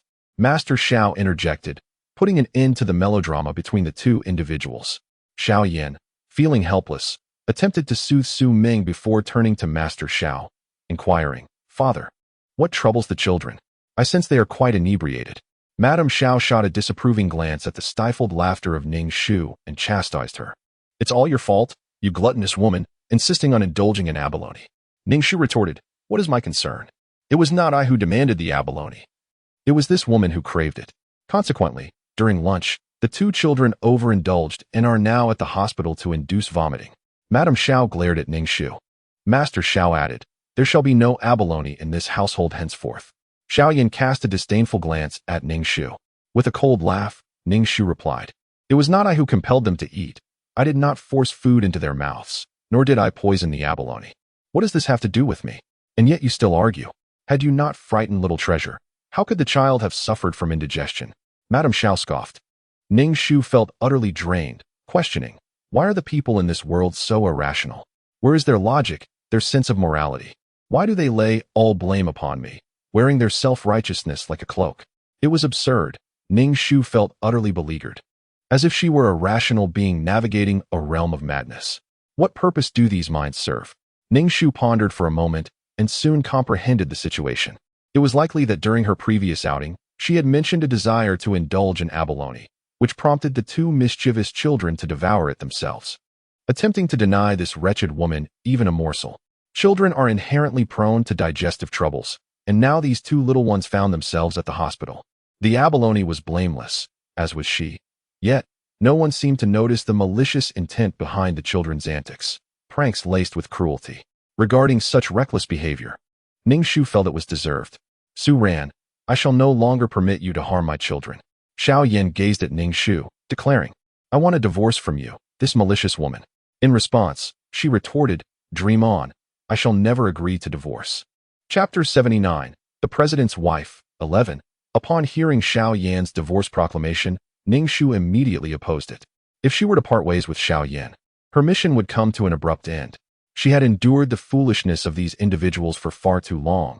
She could not abandon her task, especially not in a manner that severed her marital ties with Xiao Yan in this world. Observing Xiao Yan's arrogant demeanor, Ning Shu asserted with fierce determination, "If you utter such words again, I shall strike you." Her declaration left those present in stunned silence, while Xiao Yan's face flushed with a deep hue of anger. "Su Ran, you vile woman, I will never love you. You shall not bind me with this marriage," he roared at Ning Shu. "In this life, and the next. I could never love you, you wicked woman." Ning Shu felt as though she might be deafened by Xiao Yan's voice. She rubbed her ears and whispered, "Lower your voice. You're so loud that you might disturb the doctor inside who's inducing vomiting. If you're not careful, The tube could accidentally puncture the stomachs of your precious little ones. Xiao Yan found himself stifled by Ning Shu's words, a sense of heaviness swelling in his chest, while the expressions on the faces of the two children mirrored that of constipation. You, Mrs. Xiao, he stammered, pointing at Ning Shu. How dare you threaten me? Elder Xiao cast a disapproving glance at Ning Shu, evidently perceiving her words as an affront to the dignity of a man, to his son's honor. Ning Shu coolly regarded Su Ming and said, I still have a grave, whereas you shall be left to rot in the wilderness, without even a burial site. You. Su Ming, vexed, stamped her foot. I only advised you out of consideration for our shared identity as women. Do not be so ungrateful. Can you at least refrain from coveting someone else's husband? Ning Shu felt as though she might bow before Su Ming, bewildered by such logic and warped values. Standing beside another woman's husband, she dared to advise her to leave, devoid of affection. Ning Shu felt a sense of strength within herself. Yet she was still repulsed by these individuals. Let us not dwell on this, Su Ran. I will prepare the documents. You merely need to sign them. Xiaoyan asserted with an air of authority, as if perched high above. At that moment, the two children who had been induced to vomit were wheeled out. Lying on the hospital beds, their breaths faint, faces pale, and their gazes dimmed. All present abandoned the topic of divorce, gathering around the beds of the ailing children. Su Ming gazed at the two precious eggs, weeping inconsolably as if the world were ending. Ning Shu cast a fleeting glance before discreetly withdrawing. She found herself devoid of time to squander on such foolishness. Her mind was consumed by a singular thought. She yearned to escape this world, even if it meant sacrificing a few points. The desire to no longer inhabit this realm had become overwhelming. It was a world entirely centered around the protagonist, where what they deemed right was indisputable and what they deemed wrong was utterly unacceptable. In such a capricious and unreasonable environment, even the most sane individual would be driven to madness. Currently, Ning Shu was seated in a CAF, waiting for someone. She lifted her wrist to glance at her watch, exclaiming internally at the half hour that had slipped by. Did this person possess no sense of time? The awaited individual finally arrived, scanning the CAF before making their way toward Ning Shu. Apologies for my tardiness. There were some matters at the company, the man across from her offered. Ning Shu internally scoffed. Would he have made the protagonist wait so long? But alas, without the fate of a leading lady, she refrained from being overly dramatic. The man seated opposite her was but a secondary character, exuding an air of elegance and sophistication, suffused with an innate gentleness and grace. Yet, all Ning Shu could perceive was the glaring inscription above his forehead, gentle male supporting character. In this day and age, one needed to possess some flaw to qualify as a leading man. After all, the excessively melodramatic Xiao Yan had risen to prominence, while Li Xiaowen was relegated to the role of a mere supporting character. Elegance, gentleness, and chivalry, these are the qualities that define a true gentleman. Why then did fate choose to favor the flawed Xiao Yan? Why do both the male lead and the male supporting character seem so infatuated with the female lead? Is it true that men are drawn to naive and oblivious women, who leave a trail of chaos for others to tidy up? How amusing could that possibly be? Li Xiaowen gazed at Ning Shu, his voice imbued with a gentle fluidity, clear and melodious. Ning Shu couldn't help but think that he must be aware of her identity as the rival of the female lead. She certainly did not believe that Li Xiaowen was ignorant of her existence. Why pretend? We are merely comrades in a revolutionary endeavor, both yearning for what we cannot attain. Straying further down the path of cannon fodder. Clearing her throat, Ning Shu candidly stated, I am Xiao Yan's wife. I am Ning. Su Ran. Li Xiaowen nodded, casting a glance at his wristwatch. What brings you here? He inquired. I suppose I should take my leave. Wait, handsome. Are you leaving so soon? Am I to have waited here for half an hour for nothing? At the very least, allow me to express my thoughts, Ning Shu replied, her tone slightly impertinent. Li Xiaowen's brows furrowed slightly. If that is the case, please proceed. Noticing his growing impatience, Ning Shu surmised that Su Ming had likely spoken ill of her in his presence, claiming her to be malicious and hypocritical, words she had long since memorized. I have come to propose a collaboration, she stated directly. I am aware of your affection for Su Ming, yet she has borne 2 children for Xiao Yan. With 2 such exceptional men vying for her attention, I suspect Su Ming is experiencing a dilemma of choice. Li Xiaowen regarded Ning Shu with a half-smile. And how? Pray tell, do you envision this collaboration? Wow, that was rather quick to agree, wasn't he it? Ning Shu observed the smile on Li Xiaowen's face. a smile that lacked sincerity. What did it signify? Initially, she intended to leave, but upon reflection, she realized there were individuals even more repugnant than Li Xiaowun. Thus, she restrained herself and engaged with him, stating, if the Xiao family were to cease to exist, do you believe Su Ming would choose Xiaoyan? Li Xiaowun's gaze flickered momentarily before he shook his head and replied, Miss Su, we cannot possibly collaborate. I would never do anything to cause Meng Meng distress. Ning Shu felt a pang in her heart, nearly retching with frustration. She had forgotten that the male supporting character was also a man ensnared beneath the halo of the female protagonist, utterly intoxicated by her charm and devoted till death. As Li Xiaowun beheld the woman before him, her expression transformed into a vivid tapestry of emotions, complex and indescribable. Chapter 80. The President's Wife. 12. Ning Shu contemplated how foolish she must be to seek collaboration with the male supporting character. As if stupidity were contagious and she had caught it. Li Xiaowun had become akin to the female protagonist's benevolent brother, perpetually inciting jealousy in the male lead. Li Xiaowun studied the woman opposite him, her countenance shifting like the wind, a spectacle of emotions that left him wondering what thoughts lay beneath. What is it that you wish to convey? My apologies, but I must take my leave. Li Xiaowun's expression darkened with a hint of vexation. Ning Shu surmised that he preferred not to encounter her, the malevolent woman. Could she not simply eliminate those individuals and deem her task complete? Ding! Suddenly, a familiar electrical sound resonated in Ning Shu's mind. It had been so long since she had heard the system's voice. The player's thoughts are unfounded and do not align with the laws of this world. Thus, the player should abandon this notion. The original owner's sacrificed soul aims for a dramatic turnaround in life, not to awaken in a women's prison. The system's voice is mechanical and cold, yet for reasons unknown. Ning Shu feels as though she is being ridiculed by it. Upon seeing the woman opposite him again, Li Xiaowun perceives her contorted face and concludes that she must be unwell. He shakes his head, stands up, and prepares to leave, silently reflecting that Xiaoyan's wife is indeed a lunatic. Only when Li Xiaowun has risen does Ning Shu react, reaching out to grasp his arm and pulling him back down into his seat. With a cold tone, she states, what do you mean by this? You haven't even spoken, yet you insist on leaving. Enough is enough. It would be better to let me explain before you go. Ning Shu looks directly at Li Xiaowun and declares, I want to collaborate with you to bring down the Xiao family. I demand half of the spoils, and I wish to act swiftly.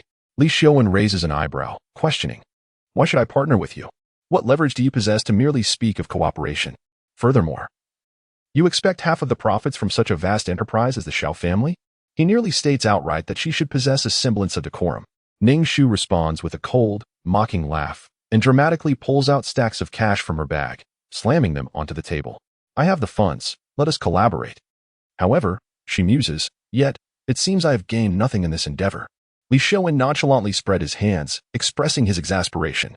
After putting in so much effort to bring down the Xiao family, he was now expected to share the spoils. Ning Shu nearly spat her coffee across the table at the sight of that handsome face, her irritation palpable as she retorted, do not be so ungrateful.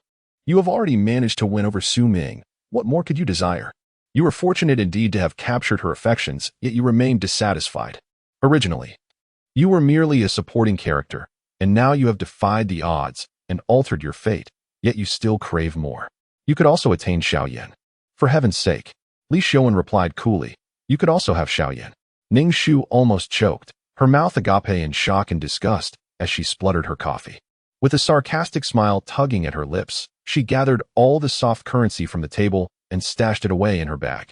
Observing her actions, Li Xiaowun inquired with surprise, aren't we supposed to be discussing how to dismantle the Xiao family? Are you really planning to leave like this? Handsome, I shall take my leave, Ning Shu stated with an impassive expression.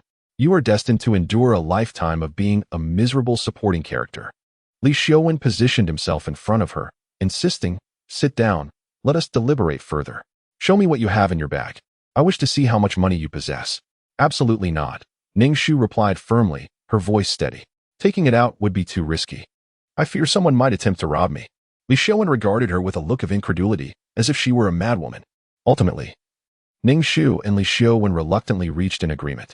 The term reluctantly is warranted, for the male counterpart, this wretched creature, had the audacity to propose reducing her interests to a mere 10%, offering her a paltry sum as if dismissing her. Such a proposition was utterly intolerable to Ning Shu. If one could embrace a beloved, even if it meant squandering one's entire fortune, it would be deemed a triumph. A friendly reminder: when engaging in dubious dealings through a shell company, one must diligently maintain a facade of innocence and purity in the presence of Su Ming. With a gentle pat on Li Xiaowen's shoulder, Ning Shu departed. Ning Shu felt a profound sense of liberation, while Xiaoyan was enveloped in deep sorrow. Witnessing his children languishing in a fragile state upon their bed, the sight of Su Ming's swollen, tear-stained eyes compelled Xiaoyan to take action. He believed that failing to do so would render him unworthy of being called a man. He found the current state of the Su family exceedingly irksome. Considering the wealth amassed from the Xiao family, only to have birthed a woman as venomous as Su ran. In the end, Xiaoyan proceeded with the cooperative venture as scripted, yet this time, Su Bo harbored a shadow of doubt, withholding a portion of the Su family's wealth. Unwilling to fully trust that the Xiao family would engage in such treachery, when Madame Su called to inform Ning Shu of the developments, she remained silent, uttering not a single word. If the Su family held such unwavering faith in the Xiao family and Xiaoyan, then let them taste the bitterness of their misplaced trust. Ning Shu had no desire to expend her efforts safeguarding the Su family only to have her dim-witted brother present her before Su Ming. That would indeed be a most distressing scenario. Ning Shu urged Li Xiaowen to act swiftly, for Xiaoyan had already set his plans in motion. At the height of Xiaoyan's triumph, while the Su family basked in their perceived glory, it was time to deliver a decisive blow. In their ailing state, Su Daba and Su Xiaobao cleverly exploited their sickness to act charmingly and playfully, fervently attempting to foster a romantic connection between Su Ming and Xiaoyan. The hospital room resonated with the delightful sounds of the two children, accompanied by the whimsical pink bubbles of love. The elderly couple observed this scene with joyful smiles, creating an atmosphere reminiscent of a harmonious, loving family. Each time Xiaoyan gazed at Su Ming with fervent eyes, she would deliberately grasp his hand while reaching for something, causing her cheeks to flush with embarrassment.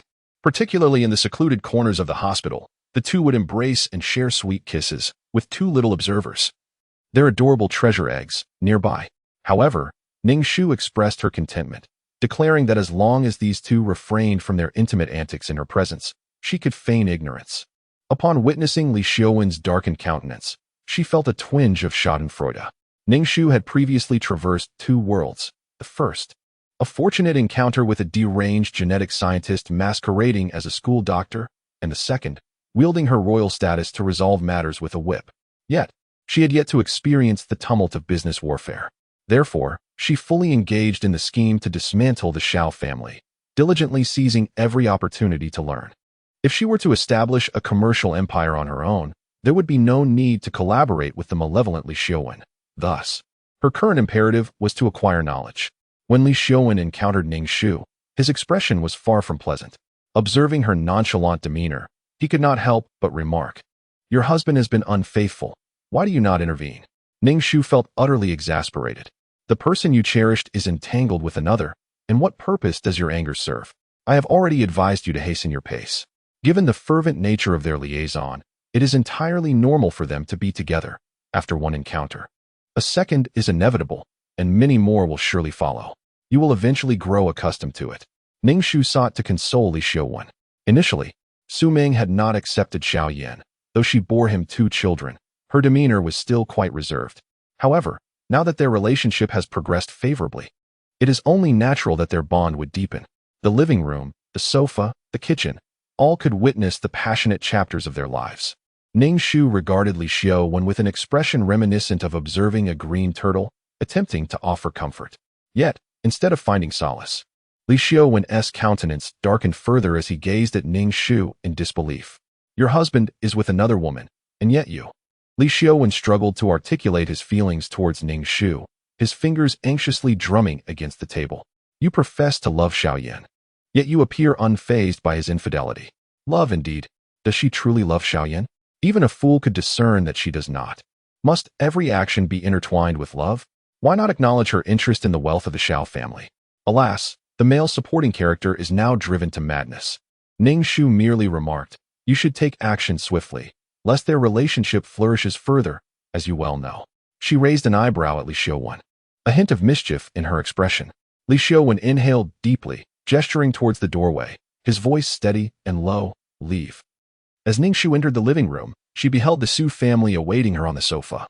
Upon seeing Ning Shu, a forced smile appeared on Madame Su's face as she inquired, "Ranner, how have you been lately?" Ning Shu returned the smile and responded, "Quite well." The unexpected visit led her to deduce that it was regarding the matter of collaboration. She would rather place her trust in Xiao Yin than in her own daughter. The purpose of this visit seemed futile. Coughing lightly, Su Bo interjected, "Ranner, were you aware of this matter beforehand?" His gaze was laden with complexity, and he subsequently expressed, "The Su family has indeed suffered a grievous blow. Our resources have dwindled to less than a tenth of what they once were." Ning Shu merely responded with a nonchalant "oh," betraying no emotion. The current situation was markedly better than that depicted in the narrative. The Su family had been left in ruins, with Su Bo having fled with Su Lan, abandoning the original protagonist and Madame Su, two vulnerable women who fell into disgrace. To think that her character, once painted as a wicked foil, had been reduced to such a plight was a bitter irony. Yet, the mischievous Su Debao still sought to humiliate her at the nightclub. It was rather absurd. Could you perhaps speak with Xiao Yin and request a loan from the Xiao family to provide the Su family with some liquidity? Su Bo suggested. Ning Shu rolled her eyes in exasperation. It was clear that this was a trap. Expecting them to lend money when Xiao Yin would surely not be so foolish as to do so. This was merely a maneuver to present her before the Xiao family to gauge their stance. Did you not say that women should refrain from engaging in business matters? Ning Shu firmly declined. Ning Shu perceived the original owner as rather naive. She believed that as long as the Su family was preserved, the tragic fate outlined in the narrative could be avoided. With the support of her maternal family, she thought her circumstances would not be so dire, failing to consider that Su Bo had entirely disregarded the mother-daughter duo. Upon hearing Su Rant's refusal, Su Bo's countenance darkened instantly as he remarked, "You were born into the Su family, which has bestowed upon you wealth and privilege. Now, when asked to contribute a little, you shirk responsibility. You must understand, without the Su family, life within the Xiao family will be equally arduous." Madame Su glanced at her husband and then at Ning Shu, ultimately exhaling a sigh, choosing silence. Su Lan turned to Su Bo and said, "Father, I told you not to plead with her. Su Ran is a woman whose heart is solely occupied by herself, selfish and malevolent." Ning Shu lifted her gaze to meet Su Lan's, her expression devoid of emotion as she retorted, "You should either be silent or prepare to be silenced by me. What are you shouting about? If you have the courage, go confront your beloved Xiao Yin instead, acting like a cowardly woman. Now that the Su family is in financial straits, perhaps you should consider selling yourself, subjected to a man's whims." Su Lan's face flushed crimson in an instant, his fists clenched, eyes blazing with fury as he bellowed, "Su Ran, dare to insult me and see what happens." Listening to Su Lan's accusations, Ning Shu could not help but reflect on how men, basking under the halo of a Mary Sue, are often so self-righteous and willful. They stand atop a moral high ground, condemning others while never reflecting upon their own actions. Su Lan frequently claims that she harbors no affection for him as a brother. Yet, what of Su Lan himself? His bias towards Su Ming is so pronounced that it borders on favoritism, treating his sister as if she were a foe. How amusing. Chapter 82 The President's Wife 14. The multitude of absurdities in this world filled Ning Shu with an overwhelming urge to obliterate it. Hearing Su Lan's brazen accusations left her at a loss for words. Truly, it is a distorted world, and Ning Shu felt she could no longer bear it. Those who have never tasted the bitterness of life, untouched by the realities of society, live with such audacity. "Father, I just said." "Silence. If you don't reside here, refrain from speaking, or I shall render you mute." Ning Shu interjected sharply, interrupting Su Lan's words. Su Lan looked at her with resentment and trepidation, but Ning Shu paid no heed to the disdain in Su Lan's gaze. To Ning Shu, Su Lan was not a man. He lacked the responsibility that a true man should possess, resembling nothing more than a character like Xiao Yin. In a short while, two neat rows of servants lined up from the entrance to the living room, creating quite the spectacle. First, old Master Xiao made his entrance, followed by Xiao Yan, who cradled Su Xiaobao, with Su Ming leading Su Dababao by the hand. As they stepped onto the carpet, the family of six proceeded slowly into the room. Old Master Xiao exuded an air of authority, while Madame Xiao radiated the grace of a noble woman. Xiao Yan, holding the charming little princess dressed in a voluminous gown, presented a breathtaking sight, perfectly complemented by her sweet, angelic demeanor. Merely witnessing this scene felt like beholding the finest treasures of the world. Ning Shu twitched her lips. how ostentatious they were. Her gaze shifted to Su Ming, whose complexion was a delicate blend of pallor and rosy hues, as if enveloped in a radiant glow, exuding an allure that suggested she was well nurtured by Xiaoyan. Upon seeing Ning Shu in the living room, Xiaoyan's handsome face instantly contorted with a myriad of negative emotions: contempt, disgust, and revulsion. Such a countenance. When Su Ming laid her eyes on Ning Shu, a fleeting discomfort crossed her face, yet she quickly fortified her conviction. She and Xiaoyan were truly in love, and he did not harbor feelings for Su Ran.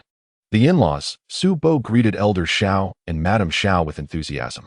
Elder Xiao merely lifted his eyelids to glance at Su Bo, speaking in a nonchalant manner. I apologize for the inadequate hospitality. The child has just been discharged from the hospital and requires care.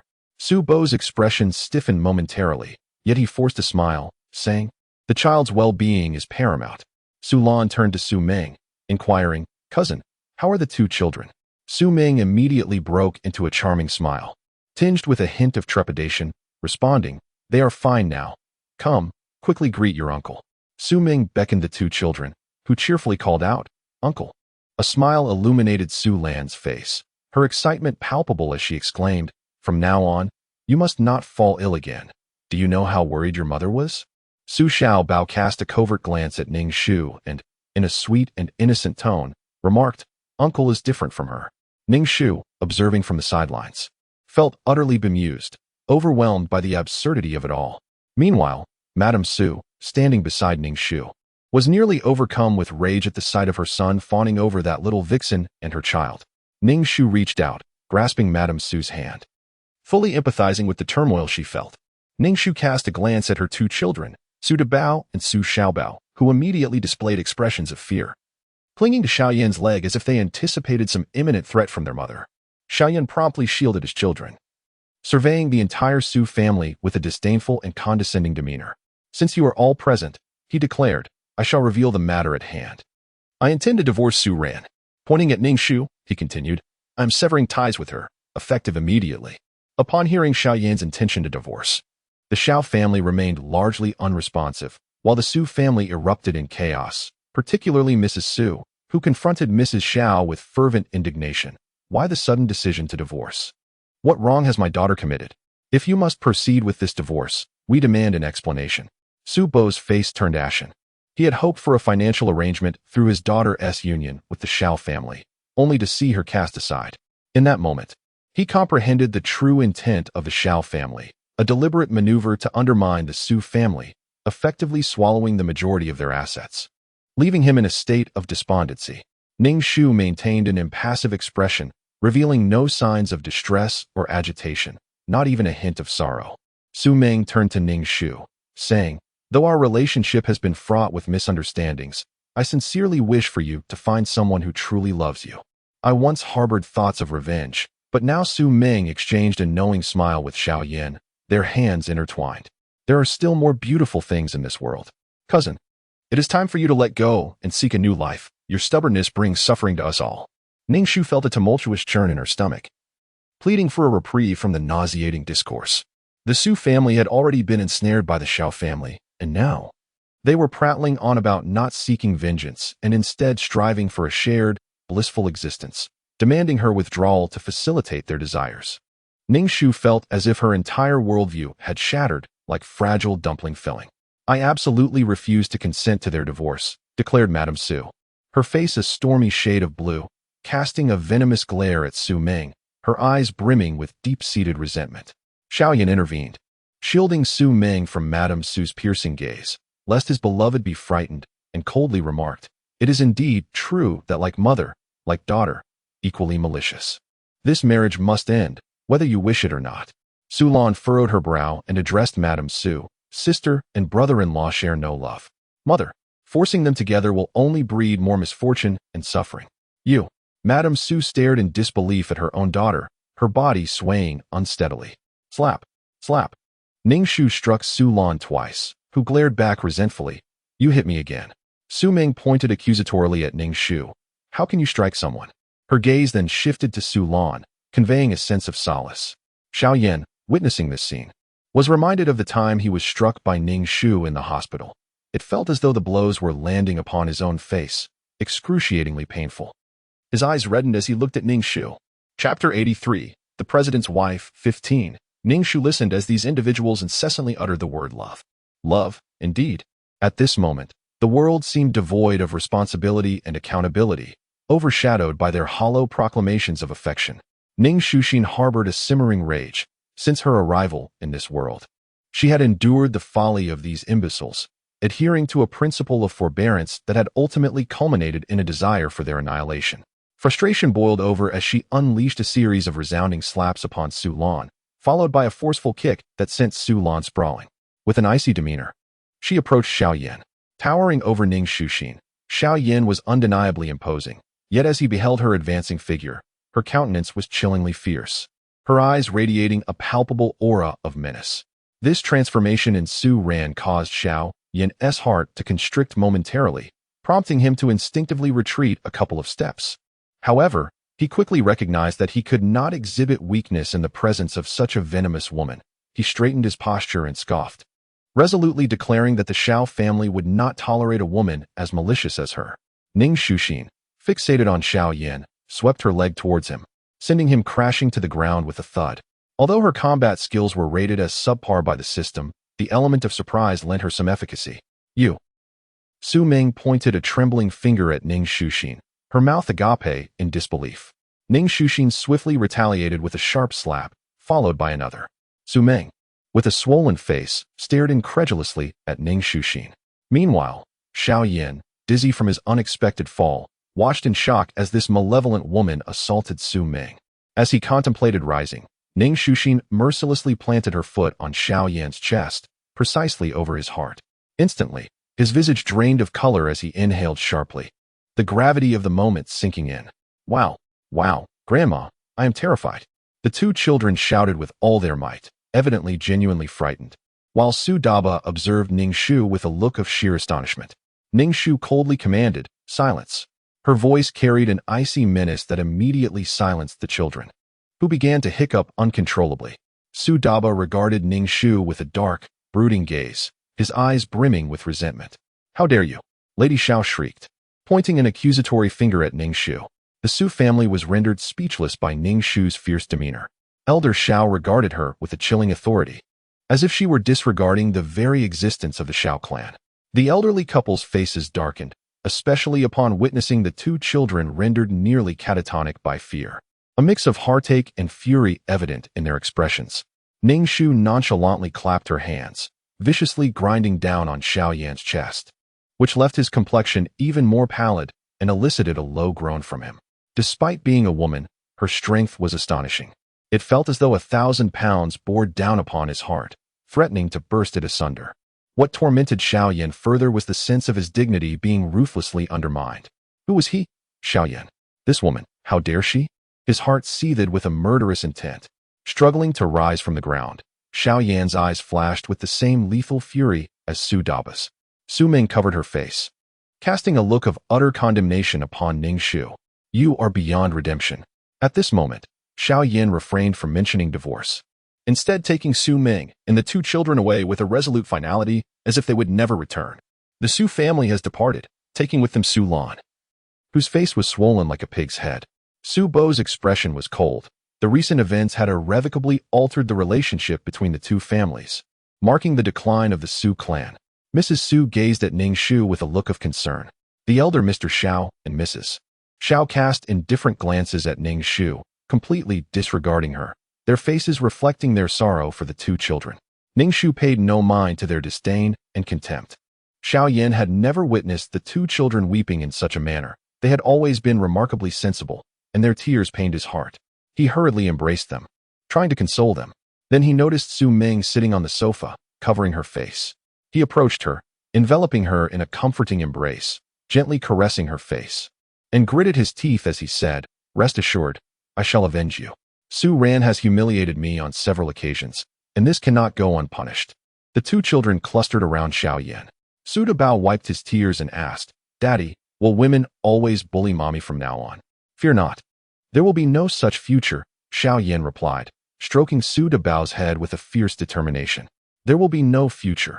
I will make that malicious woman, Su Ran, vanish. That ungrateful woman, If she does not wish to divorce, she might as well perish. The corners of Su Dabao's mouth curled into a slight smile, and Su Xiaobao, still in tears, clutched Xiao Yan's arm and shook it incessantly, exclaiming, "Daddy, you are truly wonderful." Su Ming's face bore a look of unease, her almond-shaped eyes glistening with concern. "That doesn't seem right. Mother, you are simply too kind. Such a wicked woman deserves punishment." Su Dabao stated with an air of maturity beyond his years. Yes, brother is absolutely correct." Su Xiaobao nodded adorably, her expression innocent and charming. A smile finally broke out on Su Ming's face, but as she inadvertently tugged at her facial injury, a sharp pain elicited a soft groan, instantly alarming the other three, who hurriedly offered their comfort. Su Ming felt an overwhelming sense of happiness in her heart, despite the presence of Su Ran. She firmly believed that her love with Xiao Yin could attain fulfillment and bliss. Meanwhile, Ning Shu remained oblivious to the fact that Li Xiaowen had already begun to take action, seemingly having ensnared the target. This trap was not directly aimed at Xiao Yan, but rather at the personnel within his company. Suddenly, a chill ran down Ning Shu's spine, accompanied by a racing heartbeat, an instinctive warning reminiscent of the dangers she faced in her previous life during battles. Squinting her eyes, she surmised that she must have provoked Xiao Yan, who might truly intend to transform her into a deceased wife, living blissfully alongside Su Ming. With this premonition in mind, Ning Shu chose to remain within the Xiao residence, refraining from stepping outside. Each day, she listened to Madame Zhao's scathing remarks, which, no matter how harsh, flowed in one ear and out the other. However, the moment Madame Zhao encountered Ning Shu's icy gaze, she faltered. Both Old Master Xiao and Madame Zhao supported Xiao Yan's departure from the family.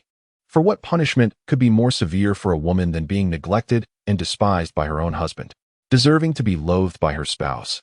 Fated to be a discarded wife, Madame Zhao thought bitterly as she watched Ning Shu ascend the stairs. Chapter 84. The President's Wife. 16. Ning Shu distinctly sensed a shift in the atmosphere within the Xiao household, regardless of her actions. She felt an unsettling gaze scrutinizing her every move. Moreover, it was a malicious intrusion that sent chills down Ning Shu's spine, instilling a sense of imminent danger. She could swear, using this body's very essence, that it was undoubtedly the work of that scoundrel Xiao Yan. Ning Shu attempted to locate the source of that malevolent gaze but was met with futility. Therefore, she could only tread with utmost caution. However, what brought her solace was the realization that the downfall of the Xiao family was within reach. Daily encounters with Madame Zhao's scornful jibes were nothing more than the final howls of a dying dog. When she derided Ning Shu as a hen that would never lay eggs, it only left Ning Shu bemused, for a precious egg had already been shattered by them. Madame Zhao deliberately rubbed salt into Ning Shu's wounds. Each time such words were uttered, this body manifested a deep-seated hatred and sorrow. It was fortunate that it was Ning Shu facing Madame Zhao now. Had it been the original owner, she would have long succumbed to madness from the provocations. It seemed that the current Madame Zhao despised her even more than the narrative suggested, likely due to her own transgressions surpassing those of the original owner. The elderly Mr. Zhao turned a blind eye to it all, evidently acquiescing to the situation. Ning Shu was indifferent to the attitudes of the elderly couple. Her concern lay with the malevolent presence lurking within the confines of this house. That night, as Ning Shu drifted into slumber, her heart began to race violently, beating irregularly, leaving her drenched in sweat. Upon opening her eyes, she beheld an object glowing faintly above her, reflecting a chilling light under the moon's embrace. Acting instinctively, Ning Shu rolled away, only to be met with the dull thud of a blade striking the bed. In a startling and brutal manner, someone approached her wielding a knife, leaving Ning Shu momentarily stunned. She had contemplated countless methods this individual might employ against her, yet she had not anticipated such a direct approach. In the darkness, the assailant faltered and turned to flee. Without a moment's hesitation, Ning Shu swiftly delivered a kick, followed by the sound of a body collapsing to the ground. She quickly illuminated the room and glanced at the figure sprawled on the floor, a woman, armed with a large cleaver, typically used for chopping bones. If that blade had struck her neck, it would have severed her head from her body instantaneously. The sudden burst of light was disorienting. The woman on the ground instinctively raised her hand to shield her eyes, yet before she could fully comprehend the situation, Ning Shu seized the knife from her grasp. With the weapon now in her possession, Ning Shu unleashed a flurry of kicks upon the fallen woman, who cried out in agony, shattering the midnight silence. Dragging the woman by her collar, Ning Shu pulled her into the living room. In a matter of moments, a crowd gathered in the living space, including the elder Xiao and Madame Xiao, both alarmed by the commotion. Madame Xiao, with disapproval, addressed Ning Shu. "What on earth are you doing at this hour?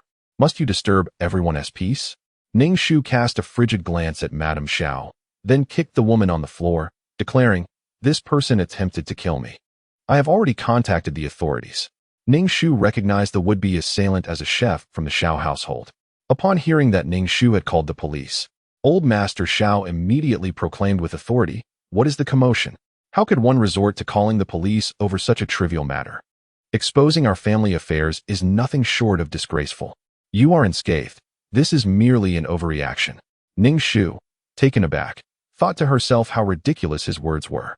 Had she not acted swiftly, she would have met her demise today.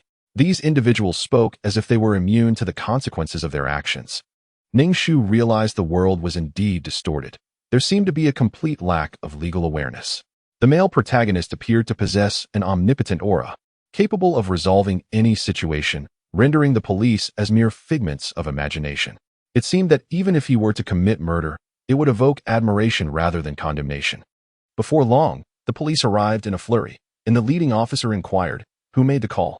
Before Ning Shu could respond, Old Master Xiao surveyed the room full of officers, expressing his displeasure, disturbing the peace at this late hour. His demeanor exuded an air of superiority, as if he held a position of great significance. Ning Shu felt utterly exasperated. After all, the Xiao family, no matter how formidable, were ultimately just merchants. In the presence of national institutions, his lofty attitude was truly disheartening. It became evident to her how Xiao Yan's abrasive character had originated. It was indeed a legacy passed down through generations. The captain found himself momentarily speechless. As representatives of the state could not afford to display excessive humility towards others. Moreover, being roused from slumber at such an hour only added to the captain's displeasure. Ning Shu interjected, "I am the one who reported the incident. This individual on the ground attempted to murder me, and this is the weapon used." As Ning Shu spoke, she extended the large knife towards the captain. A look of fear and uncertainty crossed her face as she addressed him. "I do not understand why she sought to take my life." The captain, unfazed by the assailant's near demise while the victim appeared lively, commanded his team, "Detain her immediately." In the eyes of the elderly Xiao, this cook, despite her actions, was still a member of the Xiao family. And such a demeanor displayed a blatant disregard for their status. Ignoring the elder's concerns, the captain turned to Ning Shu and instructed, "You should accompany us to make a statement." Ning Shu complied willingly, heading to the police station to provide her account, subtly hinting to the officers that a mere cook would not possess such audacity without some underlying circumstances. After a myriad of trivial matters were addressed, she finally emerged from the station at dawn. Casting a glance back at the police station, she reflected on the notion that fish cannot escape the depths, and the nation's formidable capabilities are seldom revealed to the public. In the grand scheme, the Xiao family held little significance. It was perplexing how the members of the Xiao family harbored an unfounded sense of superiority, oblivious to the origins of such arrogance. Was it merely because Xiao Yan was the protagonist of this world? Even the two children wore sweet smiles on their faces. Chapter 85. The President's Wife, 17. When Xiao Yan and the two children entered the Xiao residence and beheld Ning Shu, their expressions simultaneously froze, revealing disbelief. As an adult, Xiao Yan quickly masked his disappointment, but the children pouted, on the verge of tears, especially Su Xiaobao, who burst into a wail. The cries were filled with frustration as Su Xiaobao wept, wiping her tears while casting an exasperated and disappointed glance at Ning Shu. Ning Shu raised an eyebrow, wondering if her survival was a source of disillusionment for the girl. The moment the two precious children arrived, the expressions of Elder Xiao and Madame Xiao transformed into smiles, repeatedly exclaiming how they had missed them dearly, lamenting how their hearts ached with longing. The children's presence instantly dispelled the somber atmosphere enveloping the Xiao family. As Su Xiaobao pouted and acted adorably, she directed a resentful gaze towards Ning Shu. When Ning Shu's eyes met those of Xiao Yan, he felt as though he had been doused with a bucket of ice water, freezing him in place. The sensation of being seen through was unnerving, as if she could read his innermost thoughts, stirring a wave of anger and guilt within him. "You wicked woman, what trouble have you stirred up this time?" Xiao Yan was the first to unleash his fury at Ning Shu. She coolly regarded him, taking a step forward, which compelled him to instinctively retreat. Realizing he was afraid of this deceitful and malicious woman only fueled his indignation. You. At that moment, a figure clad in a police uniform entered. It was the captain of the police squad from the previous night. As he stepped into the Shao residence, not a single member of the family acknowledged him. Ning Shu turned to the captain and inquired, "Captain, has that woman confessed?" The captain met her gaze and replied, "Yes, she confessed. She claimed that her murderous intent towards you stemmed from hatred." Ning Shu scoffed inwardly. What enmity could she possibly harbor against a mere female chef? A glance at Xiao Yin revealed him lounging on the sofa, his demeanor exuding smugness as he regarded the police officer with palpable disdain. The captain spoke to Ning Shu, stating that according to her confession, it was due to your constant insults, your claims that her cooking was subpar, your incessant nitpicking, and even your physical abuse that left her harboring resentment. Ning Shu remained silent. Xiao Yin scoffed. Su ran. You are a woman so malicious that you torment your servants. Ning Shu turned to Xiao Yin, her heart brimming with murderous intent, wishing to end her life, while also framing her with vile accusations. It remained unclear what benefits Xiao Yin had bestowed upon the chef. The captain offered no further commentary, exchanging a few words with Ning Shu before departing. Ning Shu regarded the smug Xiao Yin with a cold smile. Disappointed that Ning Shu had not perished, Xiao Yin felt a surge of disdain, choosing to avert her gaze from Ning Shu entirely as she left with the two children. Although Old Master Xiao and Madame Xiao yearned to be with the children at all times, they were acutely aware of Ning Shu's treacherous nature, leading them to conclude that the children were unsafe within the Xiao household.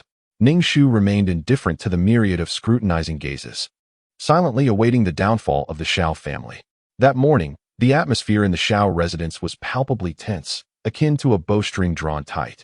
While Ning Shu leisurely enjoyed her breakfast, Old Master Xiao sat on the sofa, gripping his cane tightly, his expression grave and intimidating. Madame Xiao shot Ning Shu a resentful glare upon noticing her nonchalance towards mealtime. Old Master Xiao forcefully struck his cane against the floor. Since the previous night, there had been a significant sell-off of stocks. He had hoped to regain control by morning, yet the situation had deteriorated to a halt in trading. Su Meng, lacking understanding of business matters, turned to Ning Shu and lamented, "Su Ran, what time is it now? How can you still leisurely dine? Aren't you the least bit anxious?" Ning Shu glanced indifferently at Su Meng and retorted, "Oh, your face has healed. Spare me your incessant prattling." Instantly intimidated, Su Meng covered her face with her hands, her wide, tearful eyes fixed on Ning Shu, brimming with accusation. Witnessing his mother being oppressed, Su Daba boldly stepped in front of Su Meng, fiercely declaring, "You shall not bully my mother, you wicked woman." What had she done to deserve such a label? She hadn't even begun her cruelty. Su Meng crouched down to embrace Su Daba, reassuring him, "Mommy is fine. With you protecting me, no one in this world can harm me." "Yes, I will always protect you, Mommy," Su Daba affirmed, his expression resolute.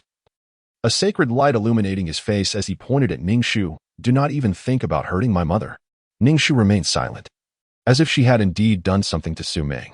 The Xiao family's company had collapsed, their stocks plummeting, leading numerous shareholders to gather at the company's entrance in unrest, some even resorting to throwing excrement at the premises. The once dominant empire had fallen, a development that surprised Ning Shu not in the least. It was not merely Li Shouwen who sought to undermine the Xiao family. Other rivals were also carving their share from the Xiao family's downfall. This was indeed a multifaceted outcome that had effectively brought the Xiao family to its knees. Truly, a bloodless battlefield, ever-changing. Elder Xiao appeared to have aged a decade overnight, ultimately having no choice but to announce the bankruptcy of the Xiao family. Since the family went bankrupt, the house now belongs to the bank, and the Xiao family can no longer reside here. This revelation nearly caused Mr. Xiao to choke on his own blood. After a lifetime of navigating through the world, he found himself facing such an outcome. The unfolding events were bewildering and elusive. And Ning Shu truly realized that the male supporting character was not inferior to the male lead, perhaps even superior. With such composure, he orchestrated the downfall of the Xiao family and yet sought to become the female lead savior. At the moment when the Xiao family was on the brink of collapse, the captain arrived with a team of police officers and apprehended Xiao Yan. He struggled fiercely, shouting, "On what grounds are you arresting me?" Xiao Yan stiffened, casting a resentful glance at Ning Shu, and roared, "You wicked woman, I will not let you off easily." Ning Shu suddenly felt that engaging with such a person was merely inviting trouble upon herself. Ignoring Xiao Yan's outcry, she addressed the captain, saying, "Captain, you see, he is still threatening me."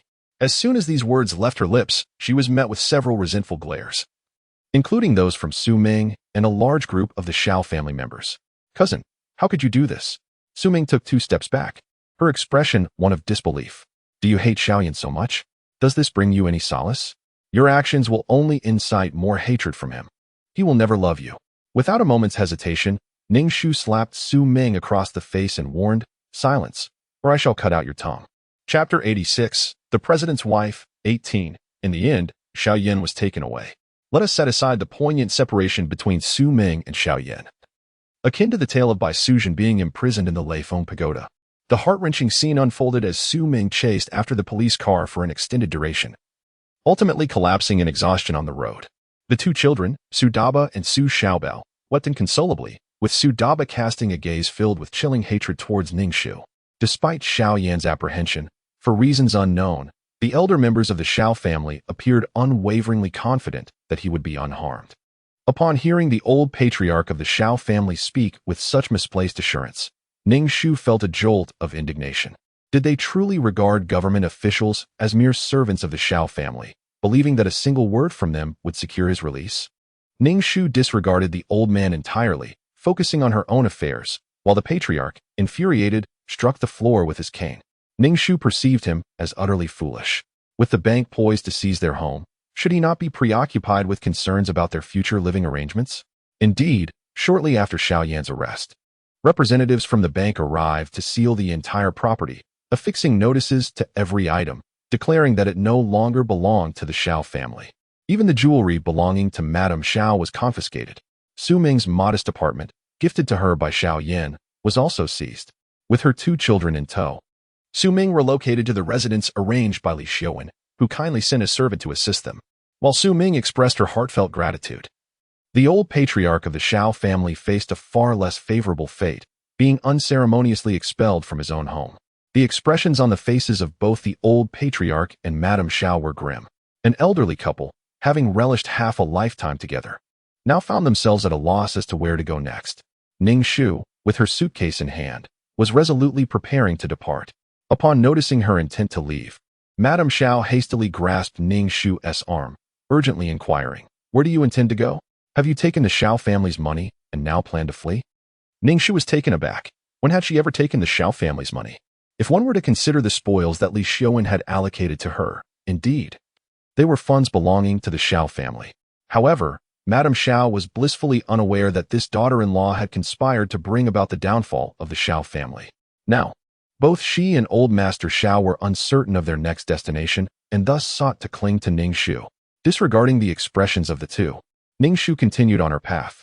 Arriving at a residential complex, she unveiled a newly purchased apartment, a precaution against situations like the present. Upon entering the modest dwelling, Madame Xiao's face twisted with disdain. The space was so small that the total area of all the rooms combined barely equaled that of a villa's kitchen. Old Master Xiao's displeasure was evident as he turned to Ning Shu, demanding, "Is this the kind of accommodation you provide for us?" With an air of indifference, Ning Shu replied, "If you do not wish to stay, you are free to leave. This apartment is quite ample, exceeding 100 square meters." Left with no immediate alternative, Madame Xiao and Old Master Xiao begrudgingly settled in. When mealtime arrived, they sat at the dining table, their eyes fixed on Ning Shu. With a dismissive scoff, she remarked, "If you wish to eat, you must serve yourselves. There are no servants to attend to you here." With that, she took her handbag and stepped outside. Madame Xiao trembled with rage, unleashing a torrent of invective within the confines of their residence. Eventually, impelled by hunger, the elder Mr. Xiao implored his wife to prepare a meal. Accustomed to being attended to, Madame Xiao's culinary attempt yielded a dish so unpalatable that Mr. Xiao suffered a day-long ordeal of gastric distress. Meanwhile, Ning Shu met with Li Xiaowen, whose countenance radiated triumphant satisfaction, for nothing could compare to the joy of having a beautiful woman in his embrace. Li Xiaowen initially desired to have Xiao Yan eliminated within the prison walls, but Ning Shu demurred, deeming such an end too lenient. "Are you daft?" she inquired of Li Xiaowen. If Xiao Yan were to perish in prison, Su Ming would forever hold him in her thoughts. Now, as they are immersed in the throes of ardent affection, A sudden separation would only enshrine this as the most cherished moment in her memory. Understanding dawned upon Li Xiaowen's face as he tapped his fingers upon the table. Indeed, he conceded, now is the opportune moment to conquer Xiao Yan's heart. Shall we wager to see whether you can make Xiao Yan fall in love with you before Su Ming falls for me? Ning Shu retorted, get lost. Why is everyone in this world so nauseating? Ning Shu secured what was rightfully hers, now possessing more wealth than the combined fortunes of the Xiao and Su families, particularly as the Xiao family was currently bereft of funds. Xiao Yan's sentence was handed down, 2.5 years for commissioning an assault and intentional infliction of harm. Despite Xiao Yan's protestations of innocence and his declaration to appeal, his pleas were ignored. The evidence was irrefutable, rendering his guilt incontrovertible. Upon receiving this news, the Xiao couple compelled Ning Shu to extricate Xiao Yan from his predicament, yet Ning Shu paid them no heed. She had entirely ceased dining at home, while Old Master Xiao and Madame Xiao found themselves devoid of funds and were left to fend for themselves, with chores such as cooking and laundry falling upon the once illustrious Madame Xiao. Witnessing Ning Shu's comfortable existence, Madame Xiao was consumed by jealousy, longing for the days when she was attended by servants. Attempting to assert her authority, Madame Xiao was promptly dismissed by Ning Shu, leaving the couple deflated and destitute. Old Master Xiao sought to reconnect with his former network to secure Xiao Yan's release and perhaps acquire some capital to make a resurgence. However, the individuals he once relied on now refused to even answer his calls, infuriating him to the point of high blood pressure. These treacherous individuals seemed to forget their previous subservience, now adopting an arrogant demeanor. Xiao Yan had been incarcerated for nearly a week, and even Su Ming found her patience wearing thin. She had expected Old Master Xiao to facilitate Xiao Yan's release, but as time passed with no sign of his return, her heart ached at the thought of his suffering. Overwhelmed by concern, she brought her 2 children to seek out Ning Shu. Upon seeing Ning Shu, Su Ming fell to her knees, her eyes reflecting profound anguish as she implored, Su Ran, I know you despise me, but your animosity is directed at me alone, not at Xiao Yan. With just a word from you, he could be freed. Can you truly bear to let him languish in prison? Ning Shu gazed at Su Ming with incredulity. Xiao Yan has committed a crime, a serious offense. How can it be that a mere word from her would suffice for his release? Is the law truly so frivolous? Mother, please rise. I will find a way to rescue father. You need not plead with this venomous woman. Su Daba attempted to pull Su Ming to her feet, yet Su Ming resolutely remained kneeling before Ning Shu. Su Daba's eyes were filled with a sinister and malevolent glare directed at Ning Shu. Chapter 87. The President's Wife, 19. Ning Shu observed Su Ming, who knelt before her, her face a portrait of sorrow and helplessness, seemingly engulfed in torment. Her gaze rife with struggle. Su Ran, I know you harbor hatred towards me, but this matter has nothing to do with Xiao Yan. I implore you, save Xiao Yan. If you agree to rescue him, I shall never again appear before him. Su Ming's visage was suffused with the essence of self-sacrifice for love, relinquishing all that she cherished, willingly enduring her own suffering. Ning Shu found herself at a loss for words, utterly speechless. Tears streamed down Su Ming's face as she continued. As long as you promise to spare Xiao Yan, I vow to sever my ties with him. With a thud, the elderly Mr. Xiao also knelt before Ning Shu, his facial muscles twitching as if he had suffered an immense indignity. I beseech you to extricate Xiao Yan. From this point forward, you shall be the matriarch of the Xiao family, and Xiao Yan will not divorce you. Upon hearing this, Su Ming sank to the ground in a daze, her expression one of profound anguish. But what advantage is there in being the matriarch of the Xiao family now? The Xiao family is devoid of wealth, and Xiao Yan is a criminal. Even the elderly couple from the Xiao family finds themselves devoid of a place to go. What allure does the matriarch of the Xiao family possess that the old master still feels so self-assured? Does he truly believe that others hold his son in high regard? Ning Shu remained silent, opting instead to call Li Xiaowen. In a short while, Li Xiaowen arrived, swiftly helping Su Ming to her feet upon noticing her kneeling on the ground. He inquired with concern, Are you all right? With tears streaming down her face. Su Ming shook her head and sorrowfully replied, I am fine. I am merely too worried about Xiao Yan. As she spoke these words, Ning Shu keenly observed a spasm of emotion on Li Xiaowen's face, which quickly transitioned back to a tender and caring demeanor. Is it truly wise to mention Xiao Yan in Li Xiaowen's presence? Is it prudent for Su Ming to provoke such feelings in him? It is fortunate that Li Xiaowen managed to restrain himself. Ning Shu addressed Li Xiaowen, stating, Please secure your dog. She should not be allowed to run amok in such a frenzied state. Li Xiaowen said nothing further, leading the weeping Su Ming and the sullen Su De Bao away. Meanwhile, the old master of the Xiao family, who had already reached an advanced age, found his legs numb from kneeling for so long. Observing that Ning Shu disregarded him entirely, his face contorted in humiliation. It is already a profound disgrace for a father-in-law to kneel before his daughter-in-law, for someone who has commanded respect and authority throughout his life. The old master felt an unparalleled sense of degradation. Thus, although he remained on his knees, his gaze towards Ning Shu was filled with utter disdain and animosity. Ning Shu felt a wave of exasperation wash over her. Given the old master's attitude, it was unlikely that anyone with a semblance of normalcy would rescue Xiao Yan. When seeking assistance, one ought to adopt a more appropriate demeanor. However, Ning Shu was determined to extricate Xiao Yan. Serving merely 2 years in prison was an excessively lenient punishment for him. What if Xiao Yan, during his confinement, unleashed a wave of charisma, rallying numerous followers, and emerged as the leader of an underworld faction? It is crucial to remember that Xiao Yan is the male protagonist of this world, blessed with extraordinary fortune. Seizing the opportunity while he possesses nothing, Ning Shu aimed to ensure he would never rise again. She invested a considerable sum and leveraged numerous connections to secure Xiao Yan's release. Upon seeing Xiao Yan, clad in prison garb and sporting a shaved head, Ning Shu noted a significant decline in his appearance, underscoring the importance of hairstyle. Nevertheless, Xiao Yan's gaze remained defiant, imbued with an air of superiority that Ning Shu could not fathom. Upon encountering her, his first words were a sharp rebuke. "Su Ran, you wicked woman. Even if you rescue me, I shall never love you." Ning Shu remained silent. Xiao Yan cast a cold glance in her direction before entering the vehicle. Setting aside the overwhelming joy of the Xiao family upon his return, Madame Xiao relayed Ning Shu's reprehensible actions to him, further chilling his demeanor toward her, especially upon hearing that she had commanded his father to kneel. His eyes, filled with a murderous intent, bore into Ning Shu. In response to Xiao Yan's expression, Ning Shu let out a cold laugh, as if to suggest that he believed every woman in the world adored him and should endure his whims. Xiao Yan was enveloped in a pall of melancholy, akin to a dragon trapped in shallow waters, feeling frustrated and unfulfilled. He confined himself at home, refusing to eat, despite the earnest entreaties of old Master Xiao and Madame Xiao proving futile. Observing the untouched meal at the door, Ning Shu decided that if he chose not to eat, then it would be discarded, and she promptly disposed of it in the trash. Madame Xiao glared at Ning Shu's actions, seething with indignation yet restrained from voicing her discontent. The Xiao family now depended on Ning Shu for sustenance, and should they provoke her ire, their access to funds might be severed, leaving them to languish in hunger. On one occasion, after enduring a day of starvation, Madame Xiao was compelled to beseech Ning Shu for money to procure a meal, which ultimately allowed both her and the elderly Mr. Xiao to eat.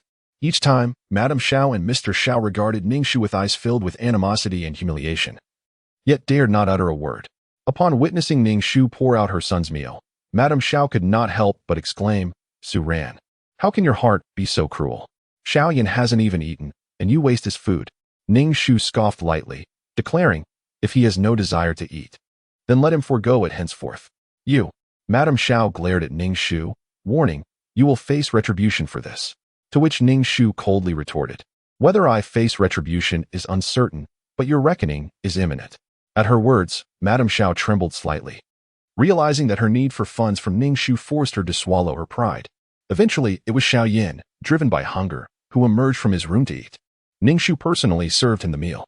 He gazed down at her with disdain, sneering, "Su Ran, no matter how much you seek to ingratiate yourself, my opinion of you will remain unchanged."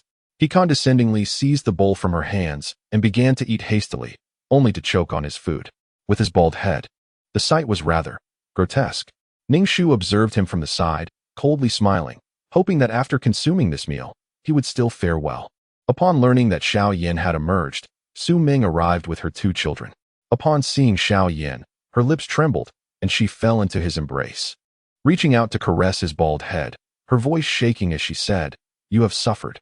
Ning Shu nearly erupted in laughter. The scene was undeniably comical. Li Xiaowen stood at a distance, observing the 2 entwined figures with a countenance that was exceedingly complex, shifting through various hues that Ning Shu found difficult to articulate. The 2 children began to weep in Xiao Yan's arms, and he consoled one after the other, With deep affection, Xiaoyan spoke to Su Ming. I will regain my strength and provide you and the children with a foundation.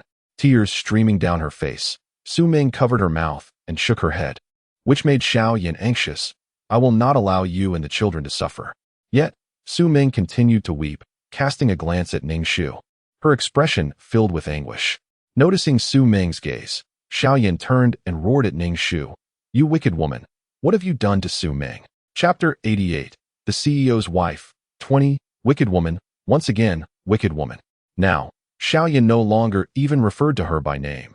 Every utterance was wicked woman. Holding Su Ming tightly, he glared at Ning Shu, declaring, if you dare to harm Su Ming, I will not let you go. Su Ming shook her head at Xiaoyan, insisting, this has nothing to do with you. It is my decision to leave you. As long as you are free now. That is enough, Xiaoyan. You should forget about me. You are my woman, and I will not permit you to escape from my side. Xiaoyan fiercely embraced Su Ming, his eyes glinting with malice. Su ran, abandon all hope. How dare you use me to threaten Su Ming? Your heart is truly wicked. Ning Shu was unaware of what she had uttered to Su Ming. It had always been Su Ming speaking to herself, claiming that she would save Xiaoyan and depart.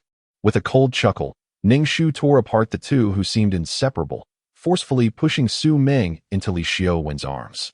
She then turned and delivered a resounding slap to Xiaoyan's face, followed by another, and yet another. With a dismissive pat of her hands, Ning Shu declared, Xiaoyan, recognize the reality of your situation. If you continue to label me a venomous woman, I will ensure your demise is both tragic and excruciating. Xiaoyan, stunned by the relentless slaps, felt the fury that had been building since the downfall of the Xiao family, compounded by the imprisonment and now the threat against his beloved. The simmering rage incinerated his heart. With a roar, he reached out to strike Ning Shu, but she seized his wrist, executing a deft shoulder throw that sent him crashing to the ground. Xiaoyan felt as though his spine might shatter, and before he could fully comprehend the situation, he felt the rigid sole of a shoe pressing against his face. Ning Shu wore a wicked grin as she ground her foot into his visage. Those surrounding them stared in stunned silence, but the first to react was Su Dabao, who rushed over, kicking and shouting, Release my father, you vile woman. Ning Shu forcefully pushed Su Dabao aside, causing him to fall to the ground and wail inconsolably. Su Ming rushed to embrace Su Dabao, exclaiming, Su Ran, what wrong has the child done for you to treat him this way? Children should embody the innocence of their age. Now leave my home at once. Ning Shu pointed towards the entrance, insisting, get out quickly and spare me your repugnant presence. Seeing his son in such a state, the elder Xiao was rendered speechless with rage, yet he dared not utter a word, for Ning Shu now held dominion over their lives. Even purchasing a mere scallion necessitated her financial approval. Xiaoyan confined himself to his room, only emerging when hunger became unbearable, only to retreat again after dining. Lost in his own thoughts, the elder Xiao harbored hopes for his son's success and approached Ning Shu for a loan, urging Xiaoyan to venture into business. He repeatedly proclaimed the age-old adage of a husband's wealth bringing honor to his wife, insisting that the couple should unite in purpose. Ning Shu merely rolled her eyes, dismissing the elder Zhao's pleas, infuriating him to the point of physical distress, his blood pressure soaring. Despite his humble entreaties, she remained unyielding. Meanwhile, the situation at the Xiao household remained dire. Su Ming was heartbroken, feeling as if the sky were collapsing around her, engulfed in despair. Li Xiaowen initially offered gentle words of comfort, but eventually, he could bear it no longer and managed to lull Su Ming to sleep. She felt as though her world was crumbling, and this tender man, during her most sorrowful moments, had acted in such a manner towards her.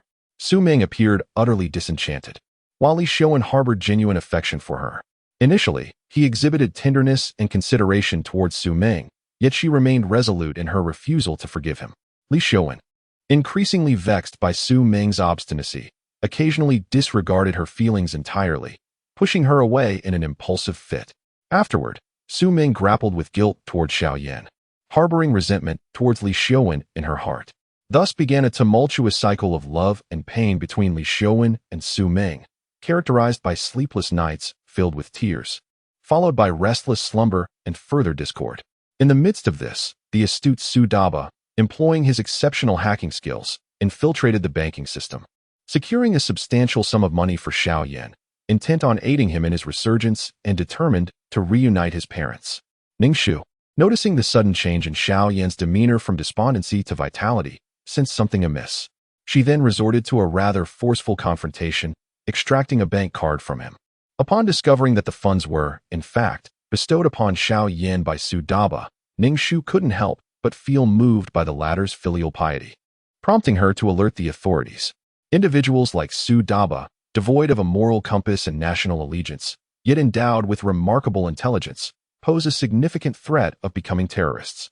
While it would be preferable for the state to harness such capabilities, the potential dangers of a person like Su Daba are substantial. The sheer volume of money involved likely triggered an immediate response from law enforcement. Despite Su Daba's brilliance, he was merely a 6-year-old child, swiftly apprehended by heavily armed police. It was then that Ning Shu learned of the staggering some several hundred million, manipulated by Su Daba through the banking system's vulnerabilities. Captured, Su Daba was promptly sent to a juvenile detention center. Upon learning this distressing news, Su Ming felt overwhelmed with despair. Initially, she rushed to seek help from Xiao Yan. But when she finally laid eyes on him, she was so taken aback that she momentarily forgot her tears. As she heard him affectionately call her name, Su Ming's expression morphed into one of utter devastation. Xiao Yan had significantly gained weight, his figure resembling a swollen balloon, rendering his once handsome visage unrecognizable. Each step he took caused the floor to tremble slightly beneath him. As she watched him approach, reminiscent of a mountain of flesh, Su Ming's complexion turned pale with disbelief. His pig-like face, paired with his tender gaze, would have once made her heart race, but now it evoked a feeling of nausea, further draining the color from her face and leaving her on the brink of collapse. Without uttering a word, Su Ming turned to leave, disregarding any thoughts of asking Xiao Yan to rescue her son.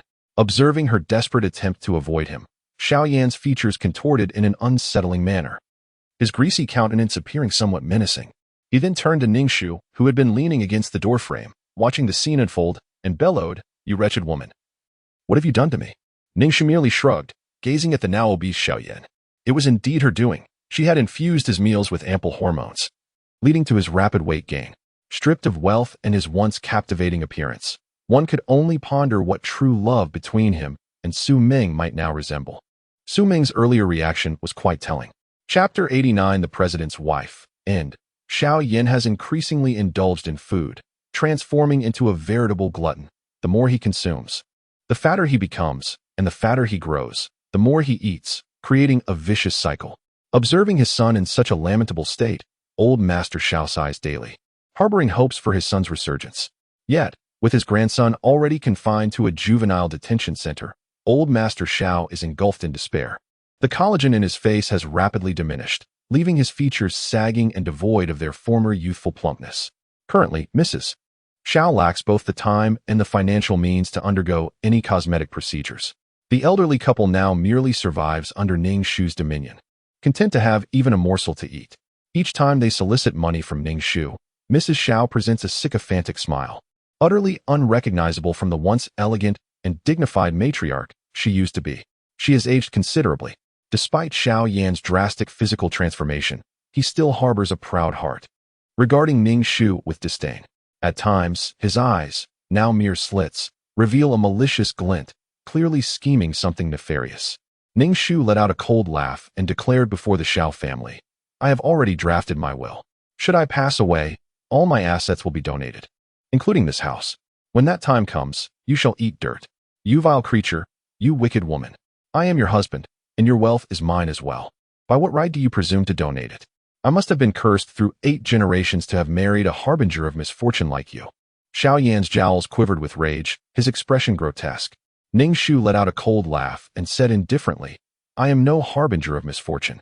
If we must assign blame, it should rest with Su Ming. The downfall of the Xiao family occurred after your association with her. Do not forget that I have been married to you for nearly 6 years, and yet such calamities have unfolded. It would be best for you to engage in your love-hate relationship with Su Ming." At this moment, Ning Shu had lost interest in humiliating Xiao Yan or trampling upon his dignity. Instead, she was preoccupied with her own indulgences. Xiao Yan's face contorted in struggle, his flesh quivering, until he finally roared at Ning Shu, "You wretched woman, I refuse to believe your words."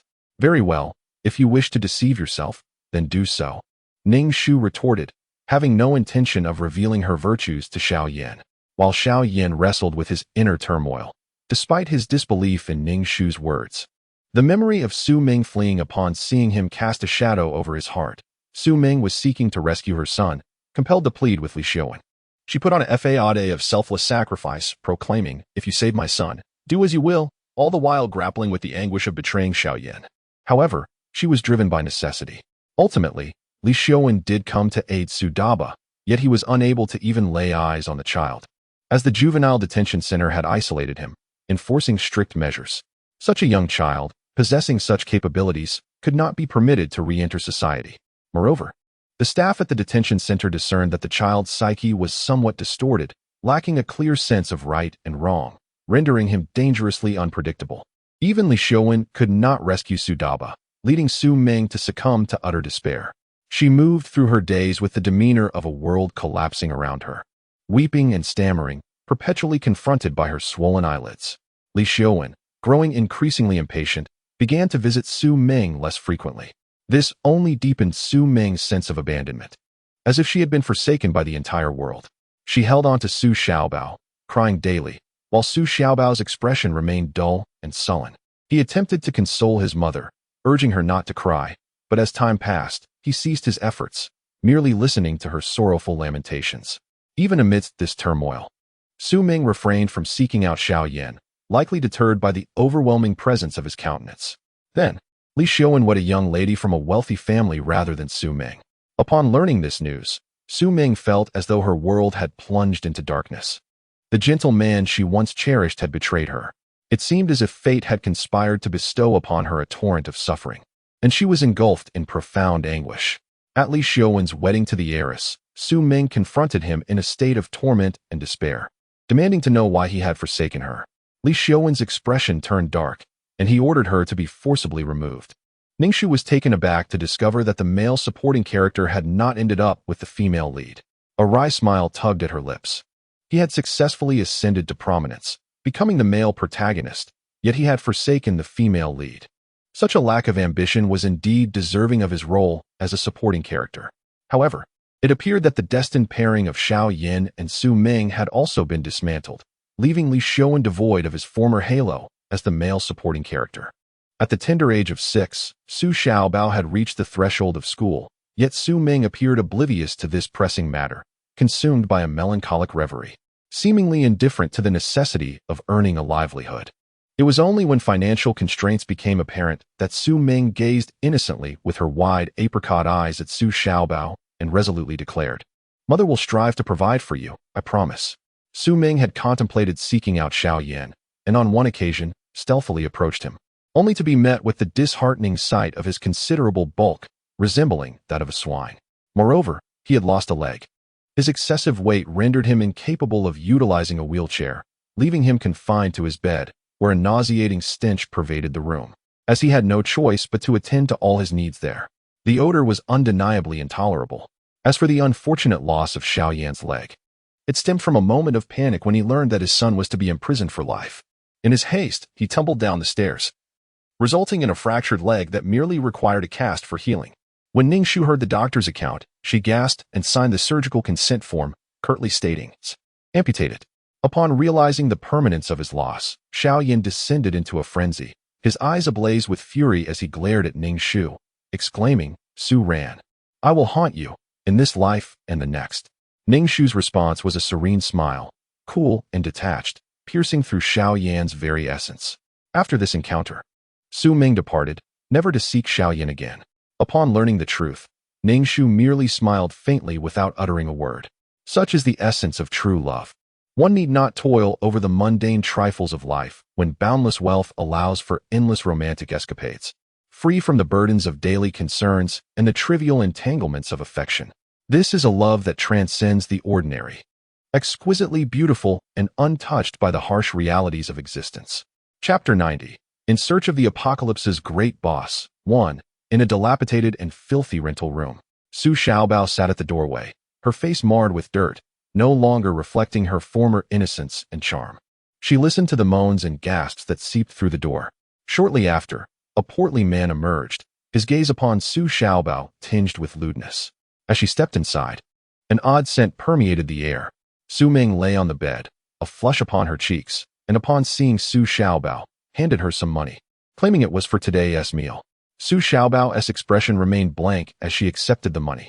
Ning Shu was taken aback to discover that Su Ming had indeed taken the path of Su Ran's fate within the narrative, resorting to selling herself for survival. It was not entirely unexpected. Both Su Ming and Su Ran were daughters of affluent families, lacking practical life skills. Su Ming's fortune lay in being the protagonist, destined to be sheltered by powerful men, who would ensure she was spared from the harshness of life. Su Ming's character was crafted as innocent and delicate, untouched by the grime of the world. Yet now, in her struggle for survival, she was forced to make sacrifices. Ning Shu had yet to intervene, and already, she found herself in such a predicament, demonstrating a remarkable capacity for self-dramatization. Madame Su brought Su Lan to Ning Shu to apologize.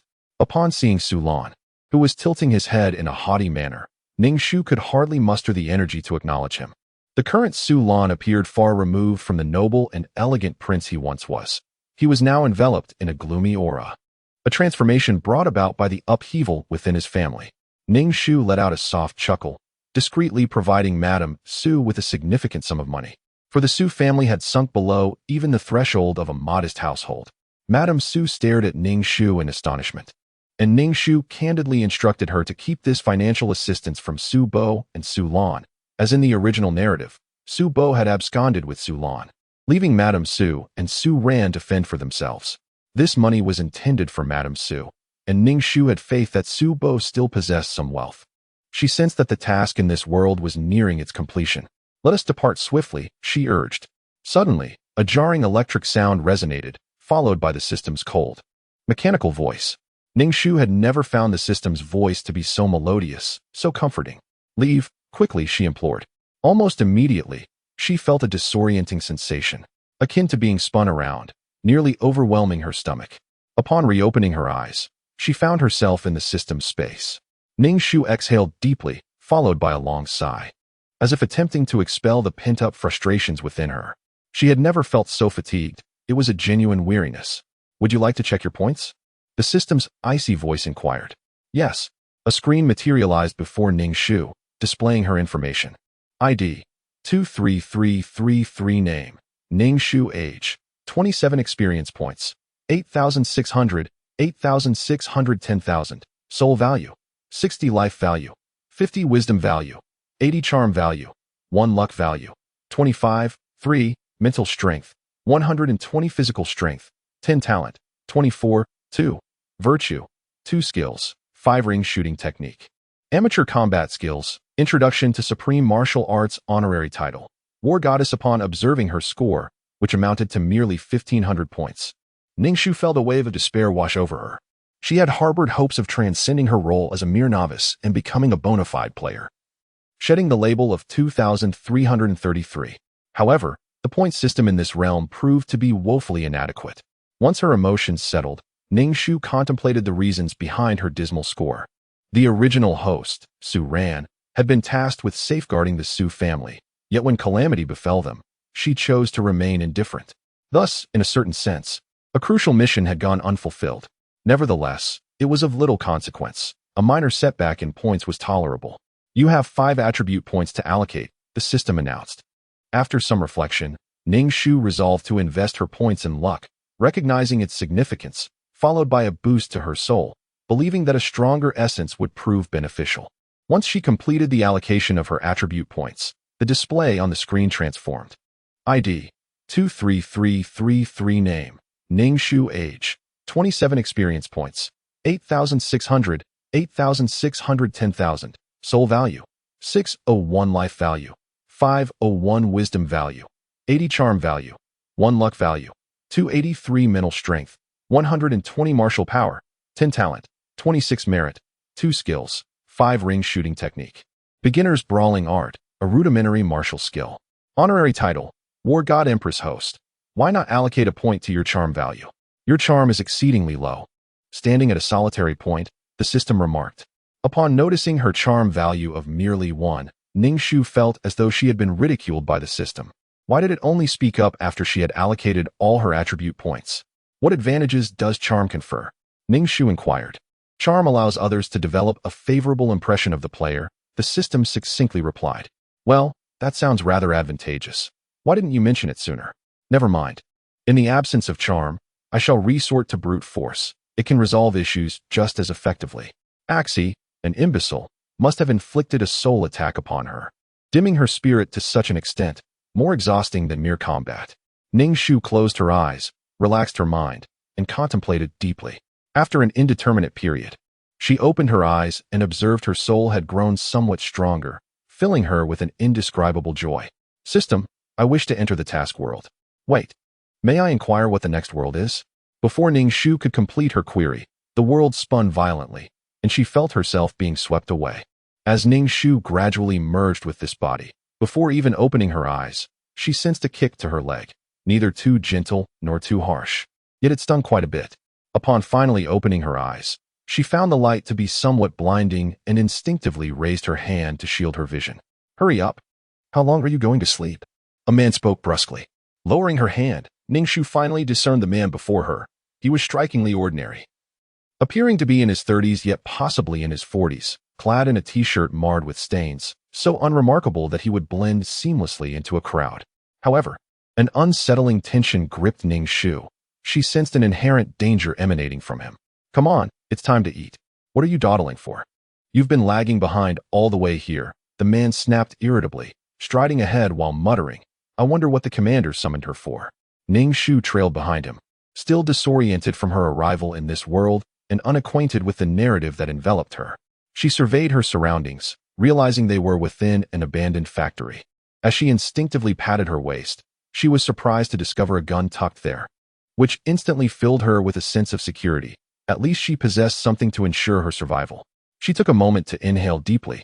Though she could not tell if it was merely her imagination, she felt an unsettling odor permeating the air. Each breath seemed to scrape against her lungs like sand, igniting a sharp, burning sensation. Gazing into the distance, the sky appeared perpetually shrouded in a gray haze.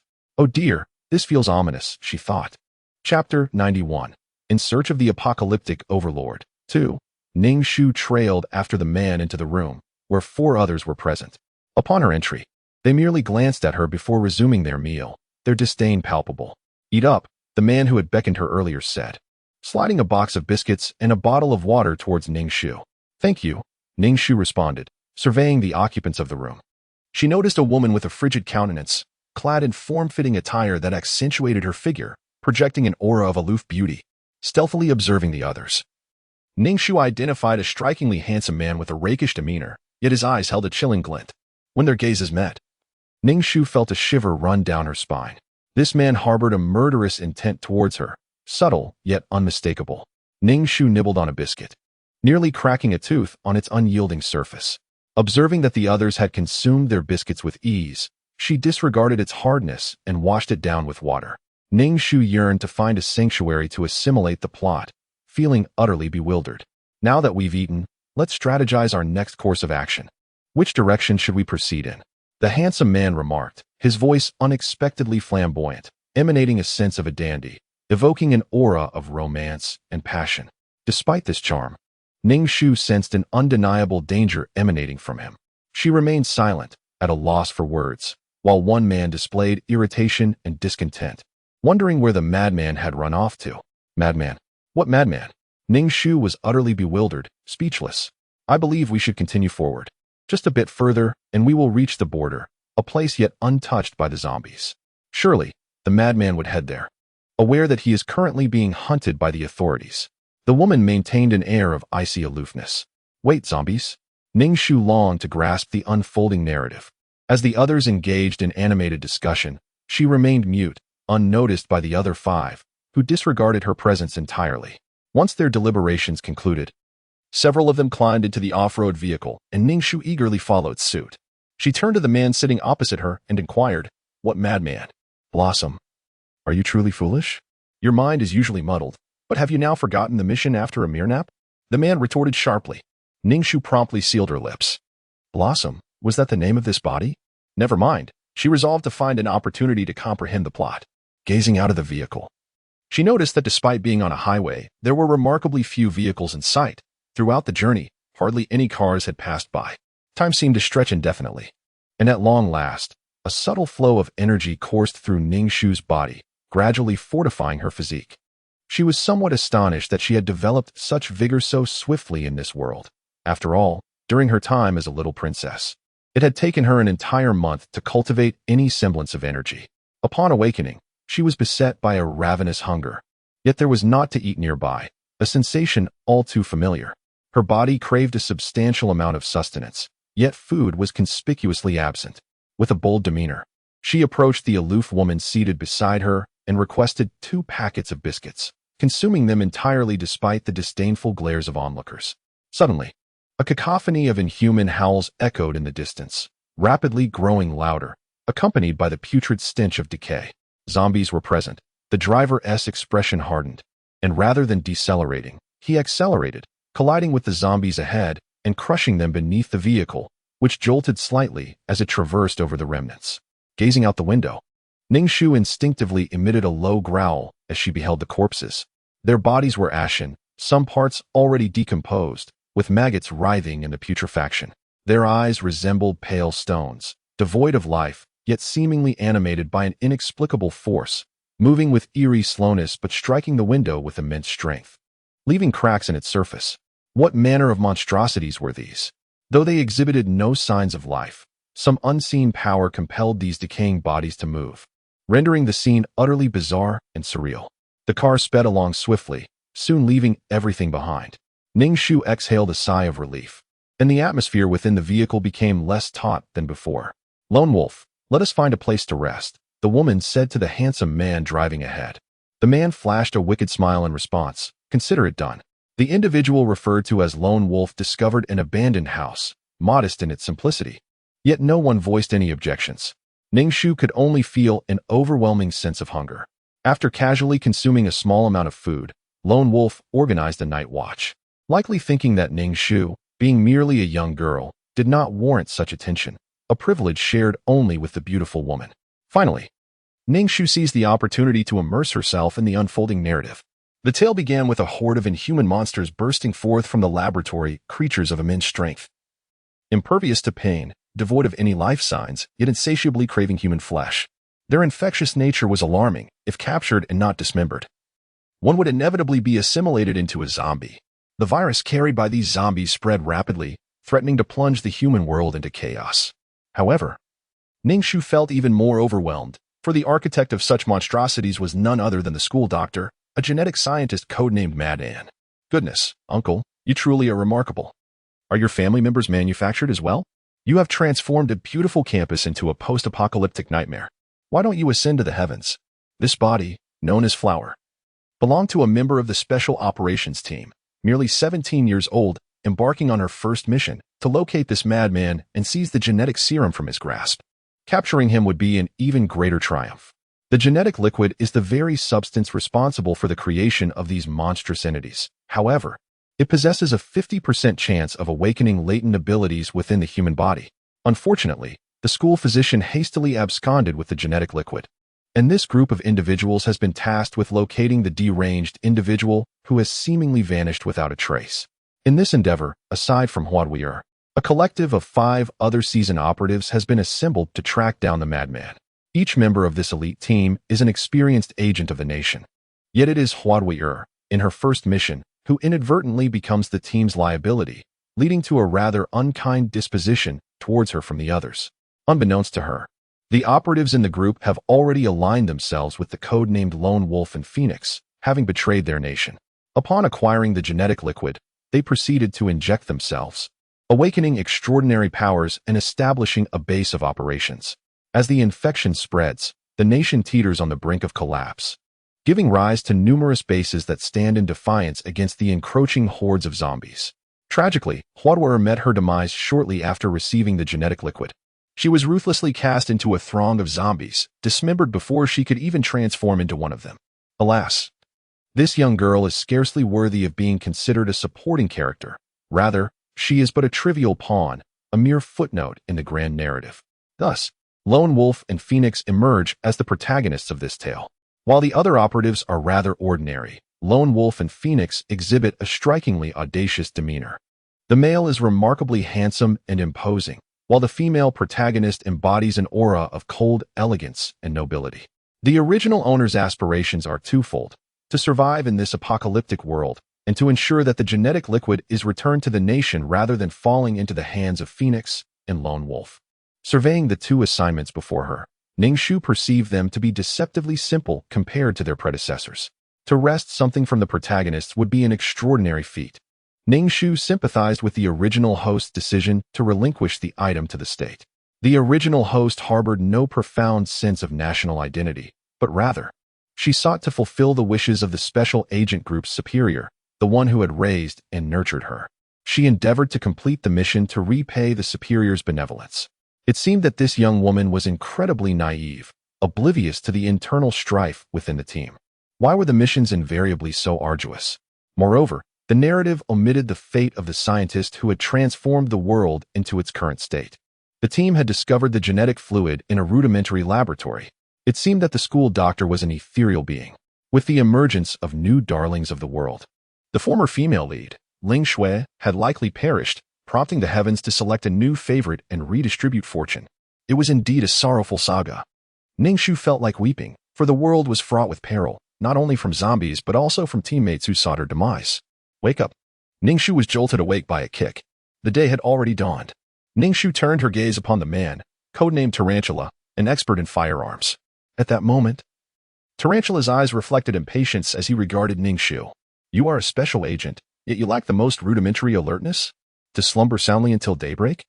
Someone like you deserves to be devoured by zombies. Ning Shu remained silent, her expression as bewildered as usual, following the spider leader into the ranks. Today's meal consisted once again of compressed biscuits, and despite her indifference to the taste, she consumed every morsel, for her hunger was insatiable.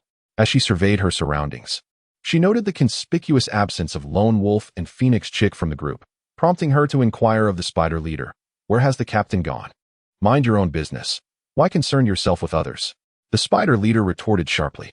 The others in the group also displayed a distinct lack of interest in Ning Shu. In her heart, Ning Shu pondered whether she should abandon the group and venture alone in search of the gene fluid.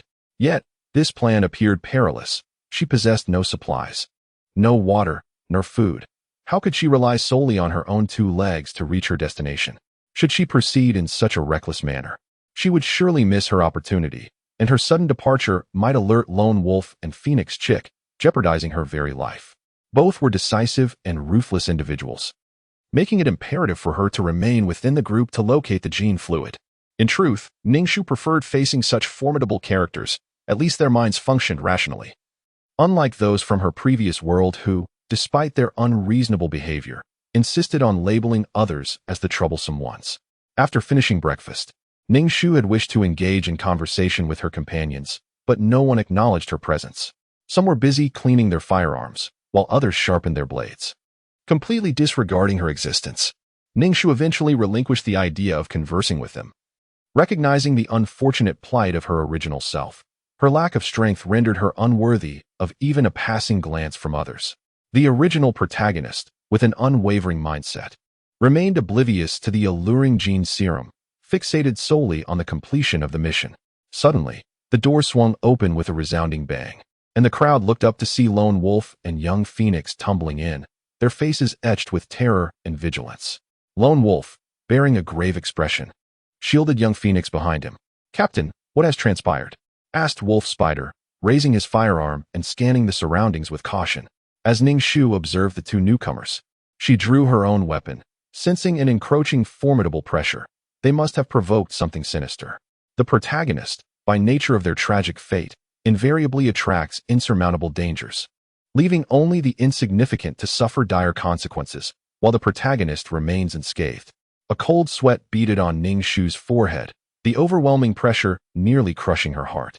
The expressions of everyone in the room were grave. Even the typically aloof and elegant young Phoenix appeared ashen. Ning Shu took a step back, discreetly retreating to the rear of the group. Lone Wolf cast a disdainful glance her way, but Ning Shu remained unfazed. It was his provocation that had brought this peril upon them, yet he had the audacity to scorn others. Just as the tension heightened among the group, a shadow abruptly appeared in the doorway, moving with such swiftness that it left them momentarily stunned. Ning Shu fired the first shot, only to strike at a mere afterimage. Stunned, she found herself face to face with a ghastly visage, a pale, gray-white face unmistakably belonging to a zombie. However, this creature was unlike the others. It was not decayed, but rather exhibited a level of agility surpassing that of its kind. This was a mutated, evolved zombie. Ning Shu, without a moment's hesitation, turned and fled. She knew she could not contend with this creature. The zombies were preoccupied with others, allowing her to narrowly escape. In an instant, darts, hidden weapons, and bullets were launched towards the zombies. Yet to the dismay of the crowd, each projectile was effortlessly evaded by the undead. Ning Shu's jaw nearly dropped to the ground. The apocalypse had only just commenced, and such formidable beings had suddenly emerged. These entities were nothing short of devastating weapons, and at this moment, humanity possessed no means of resistance. The lone wolf and the phoenix chicks truly had a knack for stirring trouble. Chapter 93. Seeking the apocalypse's great boss. 4. The guttural roars of the zombies grew closer, their numbers seemingly substantial. Before them loomed a massive foe yet to be dealt with, and now they found themselves encircled by the undead. Ning Shu observed as her companions employed every conceivable tactic. Yet the bullets were ineffective against this zombie, its speed astonishingly swift. She felt the creature's gaze fixed upon her, a raw, primal hunger evident in its eyes. Goodness! Did this zombie desire to consume her? The horde around them swelled, the stench of decay overwhelming to the point of nausea. Ning Shu fired a shot at a zombie attempting to seize her, then turned her attention to the one entangled with the lone wolf. Suspecting that this particular zombie had taken offense to their group, had the lone wolf and the phoenix chicks provoked it? Suddenly, Ning Shu felt a chill run down her spine as a sinister aura approached from behind. Instinctively, she evaded the threat, rolling to the ground and narrowly escaping the zombie's attack. She called out to the phoenix chick, "Did you take something?" The phoenix chick quickly shook her head, denying any possession of items.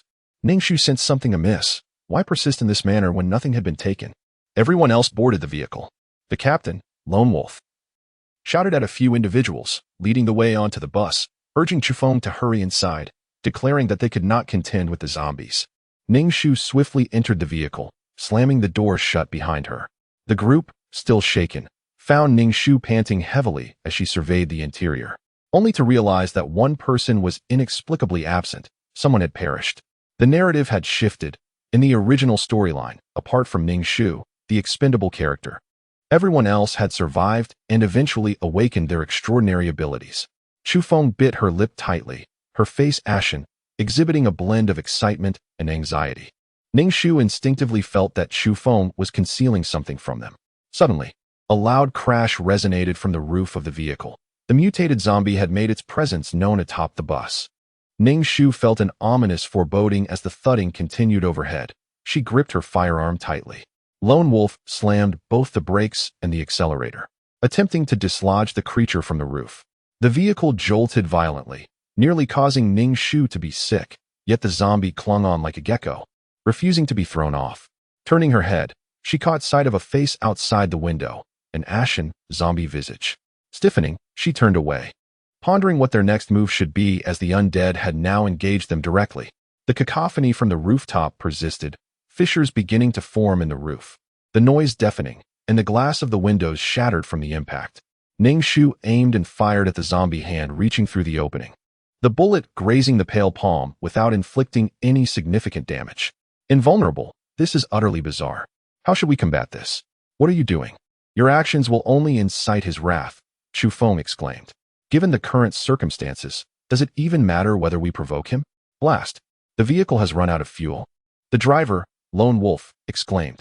Indeed, in no time, the car came to a halt. Suddenly, the zombie leaped down from the roof of the car, making a beeline for Chufeng's chest. Ning Shu, a zombie, too? What the? Chufeng's face turned pale as she faced the onslaught of the undead. Seemingly bereft of the ability to resist, her expression frozen in shock. Chufeng, evade!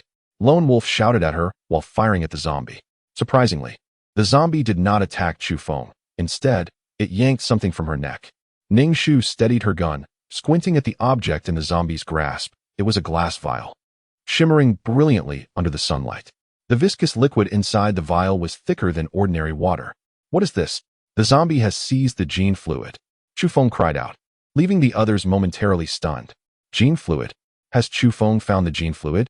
Ning Shu's expression turned somewhat peculiar. What could the zombie possibly want with the gene fluid? This twist was not part of the narrative. Sensing that it had acquired what it sought, the zombie ceased its engagement with Ning Shu's group, intent on making its escape. Quickly stop it. We must obtain that gene fluid, Lone Wolf urged the others. Ning Shu rolled her eyes. It was clear they stood no chance, so why fight? Nonetheless, she was quick to act, firing at the zombie, though it proved futile. Shouldn't they be grateful the zombie had no intention of killing them? The zombies seemed to have been provoked, letting out a fierce roar as they glared at the 5 individuals, before lunging towards Ning Shu with a menacing expression. Ning Shu pondered whether it was her perceived weakness that drew the zombies' attention, observing the others merely offering token resistance. It became apparent they had no intention of assisting her, leaving Ning Shu to fend for herself. A decayed hand reached towards her neck, an overwhelming stench of rot assaulting her senses, nearly inducing nausea. As she fired a shot at the zombie's head, it deftly evaded her aim. With the claws of the approaching creature drawing ever closer, her pupils dilated in fear. Just as she braced for the inevitable, the zombie's head suddenly exploded, splattering her face with its grayish matter. Ning Shu was not alone in her shock. The others around her were equally astonished. The zombie's resilience was indeed formidable, and its sudden demise left them momentarily stunned. Wiping her face, Ning Shu's eyes landed on a vehicle parked not far away, where a figure stood. Clad in a long black trench coat that billowed dramatically in the wind, the man held a gun, its dark muzzle ominously aimed at Ning Shu. Rather than succumbing to fear from the zombie, she found herself paralyzed by the threat of the weapon. Wait, we're all human here, Ning Shu exclaimed, waving her hands in a frantic plea.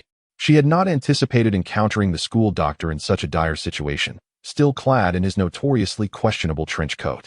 Having traversed multiple worlds, seeing the school doctor once more evoked a profound sense of nostalgia, as if time itself had warped around her. I extend my gratitude for your assistance, the lone wolf expressed first. The school doctor glanced at him impassively, the dark muzzle of the gun still aimed at Ning Shu, causing her skin to prickle with unease. Retrieve the gene fluid from the floor, the school doctor instructed Ning Shu. Would it be possible to move the firearm first? I am rather apprehensive, Ning Shu appealed to him. With a derisive snort, the school doctor beckoned her. Hurry along. Ning Shu disengaged the zombie's grasp and, clutching the gene fluid, advanced toward the school doctor. As the nascent phoenix attempted to approach Ning Shu, the lone wolf restrained her, her gaze fixed with fervent longing upon the gene fluid in Ning Shu's possession. Ning Shu ambled toward the school doctor, who furrowed his brow in displeasure. Do not approach so closely. Your person is quite malodorous. Ning Shu was taken aback. His fastidious and squeamish nature remained unchanged. Chapter 94. In Pursuit of the Apocalyptic Overlord 5. Ning Shu's desire to express elation at seeing an acquaintance was extinguished by the school doctor's disdainful remark. It appeared he did not recognize her. Ning Shu scrutinized him, noting his unchanged appearance, still possessing an erect and alluring figure, exuding an aura of sadistic asceticism, particularly when the light glinted off his gold-rimmed spectacles, creating a truly fiendish effect. Now, with a detached expression, he aimed a firearm at her, filling Ning Shu with trepidation. This was the individual who had eliminated even the female lead and instigated the apocalypse. Ning Shu could only implore, "Spare me, I beseech thee." The lone wolf and the fledgling phoenix clenched their fists, yet dared not act impulsively. As the fledgling phoenix gazed at Ning Shu, her eyes brimmed with resentment, seemingly blaming Ning Shu for discarding the genetic serum and delivering it into the hands of others. The 3 parties stood in confrontation, and Ning Shu felt as if a horde of dogs were clamoring within her. The current predicament positioned her as a target for both factions, should the need arise. She would be the first to be eliminated. A gust of wind swept by, lifting the hem of the school doctor's coat, which fluttered gracefully, revealing his long legs. The breeze caressed Ning Shu's face, and she caught a whiff of a delicate fragrance, likely emanating from the school doctor himself. Ning Shu thought, this is the apocalypse. Why does the doctor still have the leisure to wear perfume? Does he not feel a shred of guilt for his actions, nor any sense of wrongdoing? Friends, let us lower our weapons and converse amicably. This standoff is merely a waste of time, and we risk attracting zombies, the lone wolf suggested. Suddenly, Ning Shu realized something crucial. It appeared that neither the lone wolf nor the agents recognized the school doctor. Wasn't he a wanted criminal? Did a fugitive not have a single photograph in circulation? Surely, this individual held more value than that genetic serum.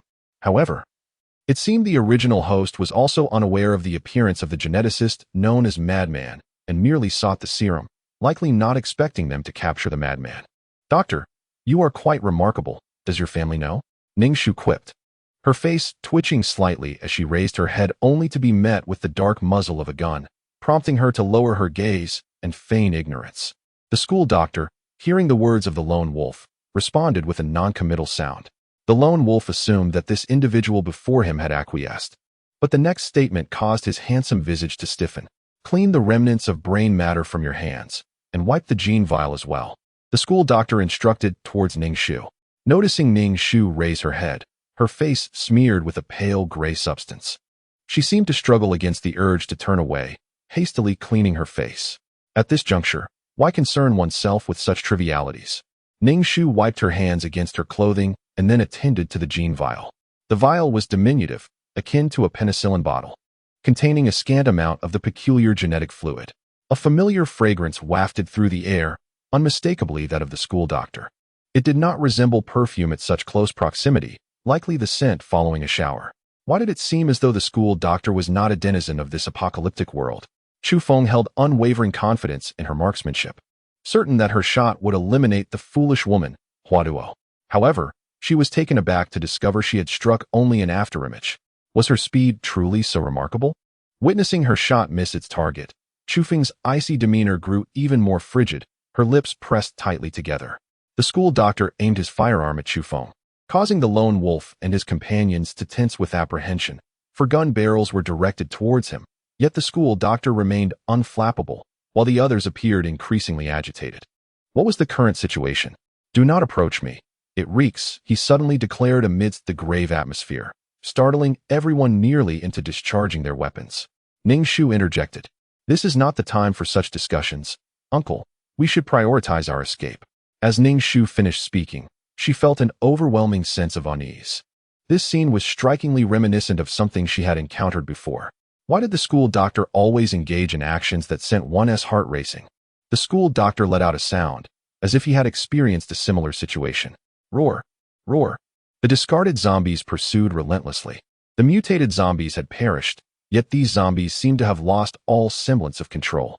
Sensing the presence of the living, they howled even louder, their aggression intensifying. Well, the most pressing matter now is to confront the zombies. We must unite our strength against them. The lone wolf elongated his handsome face, revealing his extreme displeasure.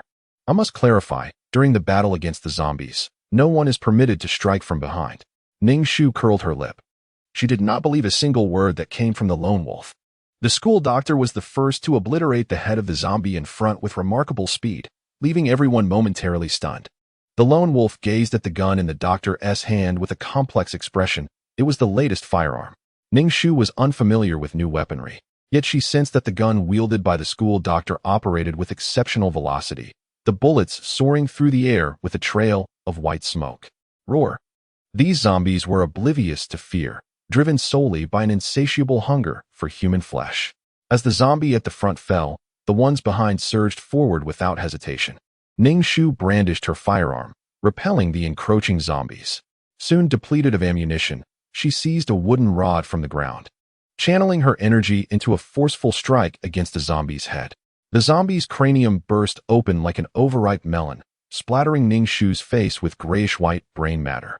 The school doctor beside Ning Shu retreated a few paces, his lips pursed tightly. Noticing the distance, Ning Shu hastened to catch up, trusting the doctor more than the mercenary group, especially after the attempt on her life. The school doctor drew a pistol from his waist and tossed it to Ning Shu, tersely ordering her away, disgusted by her appearance. Ning Shu fumbled to catch the gun, firing a shot into a zombie's head, causing it to explode. There are too many zombies. We must evacuate, shrieked. A portion of the zombies were occupied with tearing at the mutated zombie's corpse, but more would soon arrive. Evacuate. How? The vehicle is out of fuel, bellowed, firing at a zombie. All eyes turned to the school doctor, who, seemingly oblivious, brushed dust from his clothing.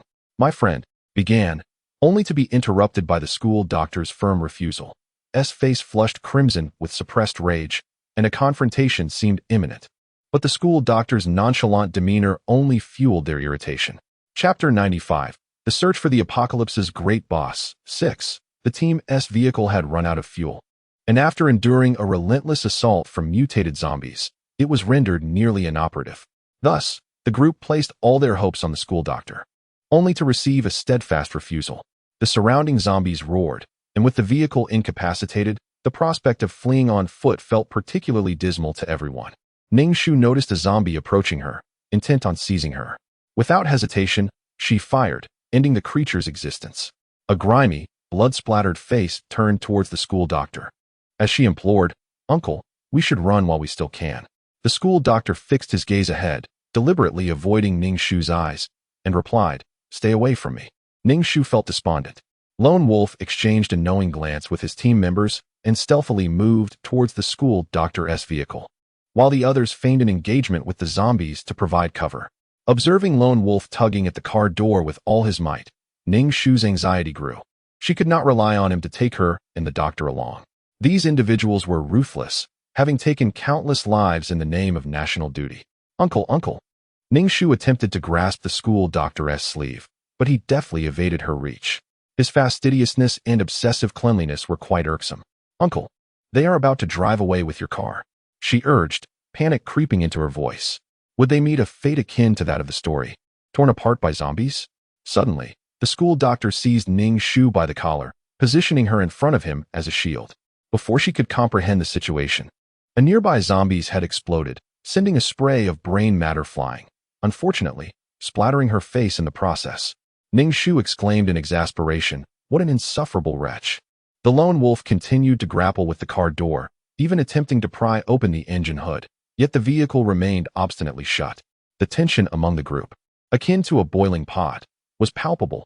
Even the zombies were momentarily disregarded as they rushed to assist, employing every trick in the book. Akin to the agents of a secret bureau, they wrestled with the car, yet it remained as impenetrable as a tortoise's shell. The school doctor produced the car key, and the sound of unlocking resonated. The Lone Wolf, seizing the moment of opportunity, intended to fling open the door, slip inside, and start the engine effortlessly. However, a sudden chill enveloped him as a cold object pressed against his head. Unwilling to discover the nature of the firearm, he raised his hands. His handsome face contorted in a grimace. "This is a misunderstanding," he managed to croak. The school doctor snorted derisively and stepped into the vehicle, while Ning Shu shamelessly settled into the passenger seat. Encased within the confines of the car, a sense of security washed over her unexpectedly. The Lone Wolf's entourage, witnessing the emergence of this unexpected man, appeared increasingly anxious, their faces betraying their desperation as they pounded on the windows, their mouths moving yet their words unheard. The soundproofing was remarkably effective.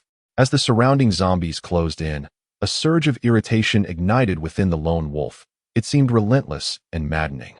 Chu Feng banged on the window beside the school doctor, her striking face marred by urgency and a hint of pleading.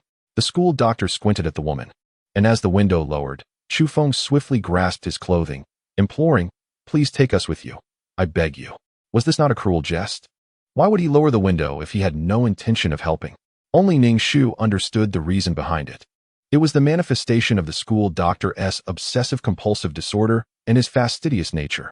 In comparison, Ning Shu realized that the school doctor was rather lenient with her, merely allowing a zombie to splatter her face with brain matter. Brain matter was hardly terrifying. She observed the school doctor, whose profile appeared distinctly indifferent. His black coat devoid of even a speck of dust, and his legs, as he sat in the wheelchair, seemed exceptionally long, exuding an aura of asceticism. Thus, it was evident that individuals such as scientists and doctors were prone to eccentricity. The school doctor embodied both roles perfectly. She wondered why he did not drive. Ning Shu gazed outside at the Lone Wolves, who were simultaneously dispatching zombies and frantically banging on the car windows. The sensation was exhilarating. She picked up a piece of paper to wipe the brain matter from her face, reflecting on who had caused this predicament yet still harbored disdain for her. "I, like them, am also an agent of the National Special Operations Group," she stated earnestly. The school doctor raised an eyebrow, scrutinizing her. "You an agent?" Ning Shu felt an overwhelming wave of contempt and mockery emanating from his four words. Not everyone could endure the peculiarities of someone like him, who had traversed two worlds and, in doing so, altered the course of humanity, becoming a harbinger of destruction, while she remained merely a waste. Ning Shu twitched her mouth slightly, silently continuing to wipe the brain matter from her face. It was only when the individuals outside were nearing exhaustion that the school doctor finally rolled down the window, dispatching a zombie, after which an eager fledgling rushed over, this time without clutching the school doctor's coat. The young phoenix gasped for breath, her fragrant sweat cascading down her neck, flowing onto her pristine chest and into the deep valley below. Ning Shu pondered. Why could she not comprehend which aspect the school doctor referred to? If you have any requests, please voice them. The young phoenix furrowed her brow, stating, "We have run out of bullets. Please save us." The school doctor, with an indifferent expression, inquired, "Anything is possible?" His sharp gaze swept across the young phoenix's face, causing her complexion to pale. She glanced at the lone wolf, whose expression was grim, and he subtly nodded in affirmation. Taking a deep breath, the young phoenix replied, "Yes, please save us." "Very well," the school doctor nodded, then continued. "By the way, my vehicle is filled with explosives. If I die, I can detonate the car before my demise. Also, the windows are bulletproof. Once you enter, there is no escape." "Oh, for heaven's sake." The lone wolf and his companion stiffened, hastily getting into the car. Suddenly, the school doctor drew a firearm from his waist and shot a man sitting in the back of the vehicle point-blank in the forehead, leaving the man with a look of shock before he perished. "What are you doing?" Both the young phoenix and the lone wolf aimed their guns at the school doctor, while the spider wolf pointed his weapon at Ning Shu, creating a standoff. Ning Shu protested, "I did not kill anyone. Why am I being targeted?" Chapter 96. Searching for the End Times Boss. 7. Ning Shu could not fathom why the doctor suddenly resorted to violence. If he had no intention of saving them, why had he allowed them to enter the vehicle? It was utterly perplexing. Chu Feng displayed a look of skepticism as she began to examine her deceased companion. Ultimately, she discovered claw marks on his arm, with the flesh already showing signs of bruising. She pushed the body out. The school medic uttered another remark. Gritting her teeth, Chu Feng opened the car door and forcefully kicked the body out, then slammed the door shut. The unfortunate soul was immediately torn apart by zombies, creating a truly gruesome scene. The expressions on everyone's faces were a tapestry of complex emotions. Ning Shu turned to the school medic and inquired, "How did you know he was injured by a zombie?" The medic cast a disdainful glance at Ning Shu, retorting, "Did you not detect the scent of blood?" To her surprise, she had not. Indeed, he was an expert in anatomy, acutely sensitive to the scent of blood. What grudge could this man possibly harbor against her? The school medic scrutinized Ning Shu, asking, "Have you been infected?" "No, I haven't been infected." Ning Shu hastily waved her hands, asserting that her exceptional martial arts prowess ensured her vitality. "What evidence do you have to prove you are not infected?" The spider-like grin on his otherwise unremarkable face took on a sinister hue. Ning Shu scoffed. "What evidence do you possess to suggest that I am infected?" "Enough, spider," Chu Feng interjected, then turned to the school medic, saying, "Thank you for saving us." "No need for thanks," he replied, adjusting his gold-rimmed glasses, their lenses gleaming. Ning Shu felt an inexplicable sense of suspicion toward the school medic. Could it be that he had taken a liking to the female protagonist? The medic pressed the accelerator, shaking off the pursuing zombies, but soon after, he came to a halt, seemingly unwilling to proceed any further. The lone wolf elongated his handsome face and asked in a deep voice, "Why have we stopped? Why this desolate locale?" Snarled the lone wolf, his animosity palpable towards the stranger who had inexplicably materialized. Ever since their encounter, the lone wolf's formerly unassailable dominance had begun to erode, even jeopardizing his position as team leader. The venerable school physician, oblivious to the simmering resentment, brushed the dust from his garments, seemingly deaf to the lone wolf's impertinence. "Hey, are you even listening? I'm addressing you," the lone wolf barked, his hand instinctively reaching for his sidearm, tempted to silence the irritating presence. Ning Shu, equally exasperated by the school physician's infuriating demeanor, echoed the sentiment, "Uncle, why have we halted our progress?" The olfactory senses of the undead are limited to a radius of approximately 2 kilometers, the school physician finally deigned to explain. Ning Shu, on the verge of supplication, inquired, "How did you ascertain this information?" "Through experimentation. I possess an insatiable curiosity for the unknown," the school physician retorted, his gaze fixed upon Ning Shu. "I have encountered imbeciles akin to yourself in the past." Ning Shu offered a strained chuckle, opting to remain silent. The lone wolf, his frustration mounting, raked his fingers through his hair, exclaiming, "Even if that were the case, are we simply to remain stationary, awaiting the inevitable pursuit of the undead. Only to flee another 2 kilometers in a Sisyphean endeavor? The school physician, his gaze glacial, fixed the lone wolf with a chilling stare, the glint of his gold-rimmed spectacles adding to the menace. Cease your preening. Should you soil the interior of this vehicle with your detritus, I shall terminate your existence. The lone wolf's hand froze mid-gesture. He desperately wanted to ignore the man, but seeing the firearm at the man's waist, he reluctantly lowered his hand. Upon witnessing the formidable presence of this man, both Chu Feng and the wolf spider hesitated to speak. Chu Feng grasped the hand of the lone wolf, urging him to endure. The lone wolf, however, felt a surge of indignation. Losing face before his woman was a blow to his masculine pride. The lone wolf was the first to exit the vehicle, intent on checking whether the supplies inside remained intact. Ning Shu wished to assist by disembarking as well, but was halted by the school doctor, who instructed her to remain seated, asserting that her presence outside would only cause chaos. Ning Shu complied, choosing to stay in the car with the school doctor. Moreover, given that the lone wolf and his companions harbored malicious intent towards her, it was indeed safer to remain with the school doctor. She turned her gaze to find the school doctor's attention fixated on Chu Feng, his eyes sharp and penetrating. Being an agent, Chu Feng possessed a keen awareness, easily sensing the scrutiny directed her way, causing her muscles to tense in response. The intensity of the man's gaze was indeed piercing, overwhelming in its assertiveness. Ning Shu inquired, "Uncle, do you have feelings for Chu Feng?" "Feelings?" The school doctor smiled faintly, his demeanor softening substantially, yet Ning Shu perceived an unsettling undertone. "A bit of interest," he replied, his long fingers tapping the steering wheel. Ning Shu felt an inexplicable urge to mourn for Chu Feng. The school doctor had previously expressed a singular obsession for another female protagonist, only to be captured and turned into an experimental subject, claiming he aimed to enhance human genetics and activate advanced human genes, ultimately leading to chaos in the world. What could this interest imply? Was it genuine affection, or merely a predilection for dissection? The school doctor, resting his chin on his hand, gazed lazily at Ning Shu and inquired, "Have we met somewhere before? Why do you call me uncle?"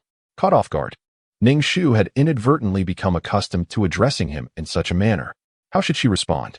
Should she confess to their past collusion? Just as she was about to speak, a sudden electric buzz surged through her mind, followed by a cold, mechanical voice declaring, "Players must not reveal their identities.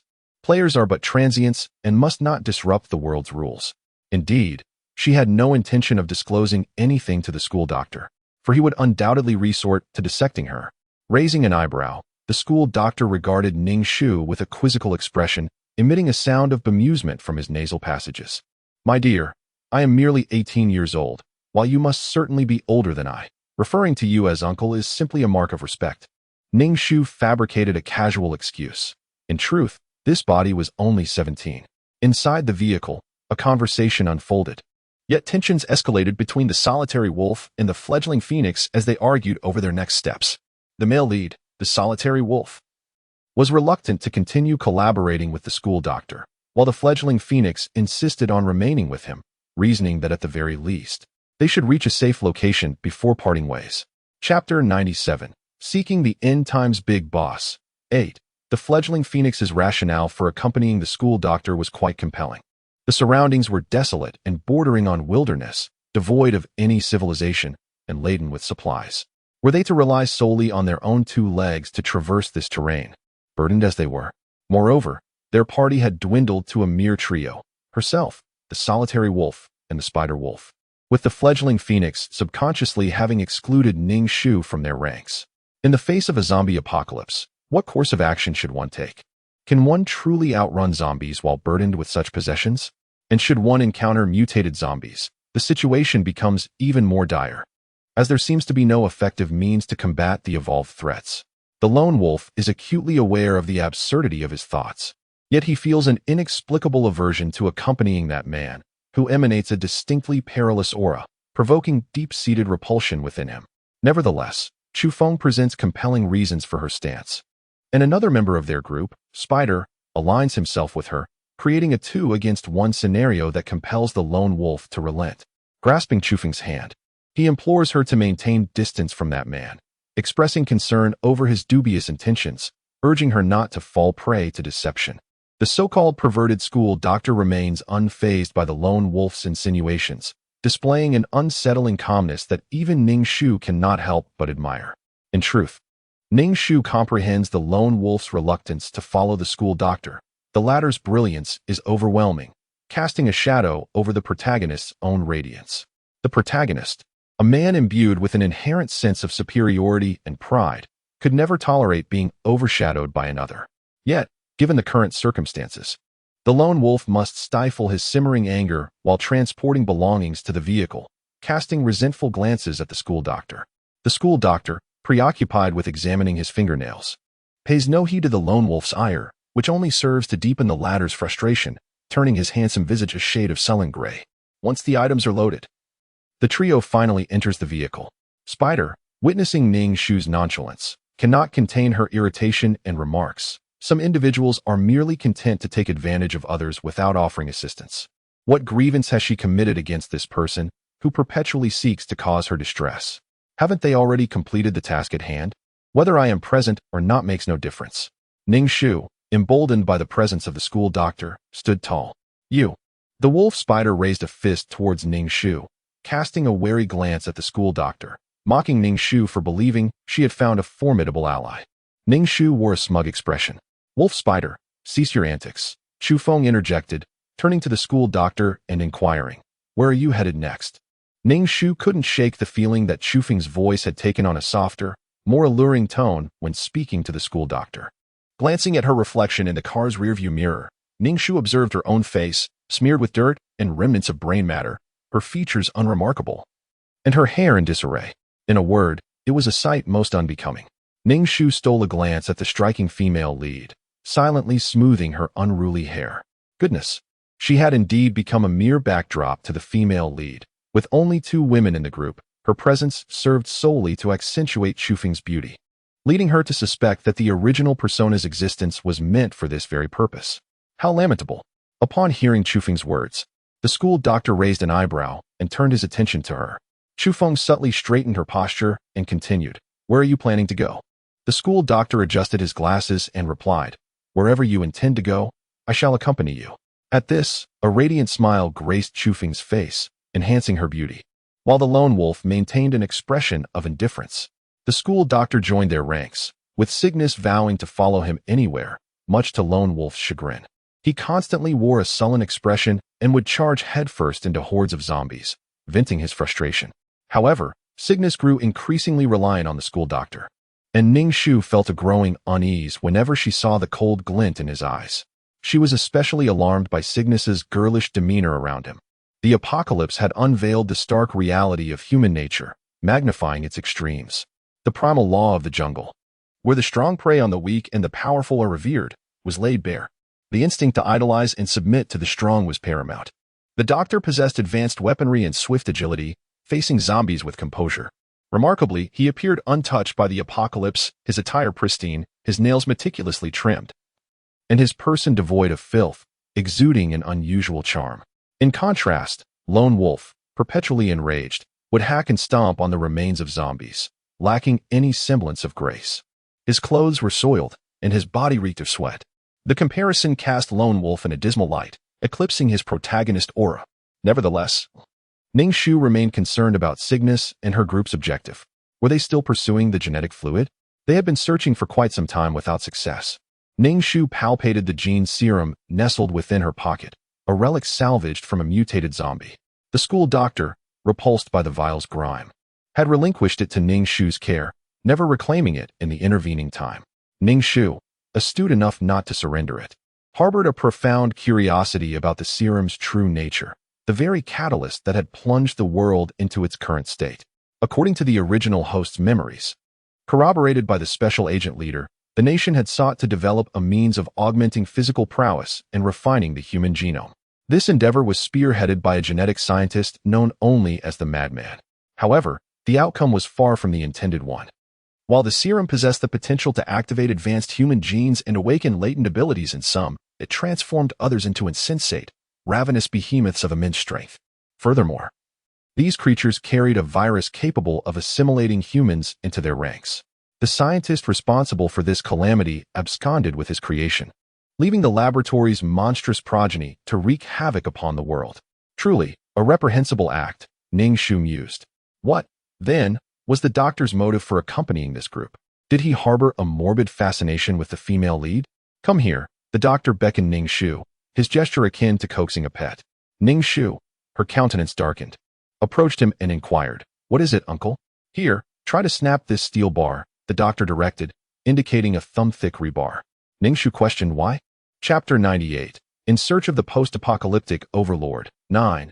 Ning Shu was perplexed by the doctor's request to bend steel rebar. What was the meaning behind this?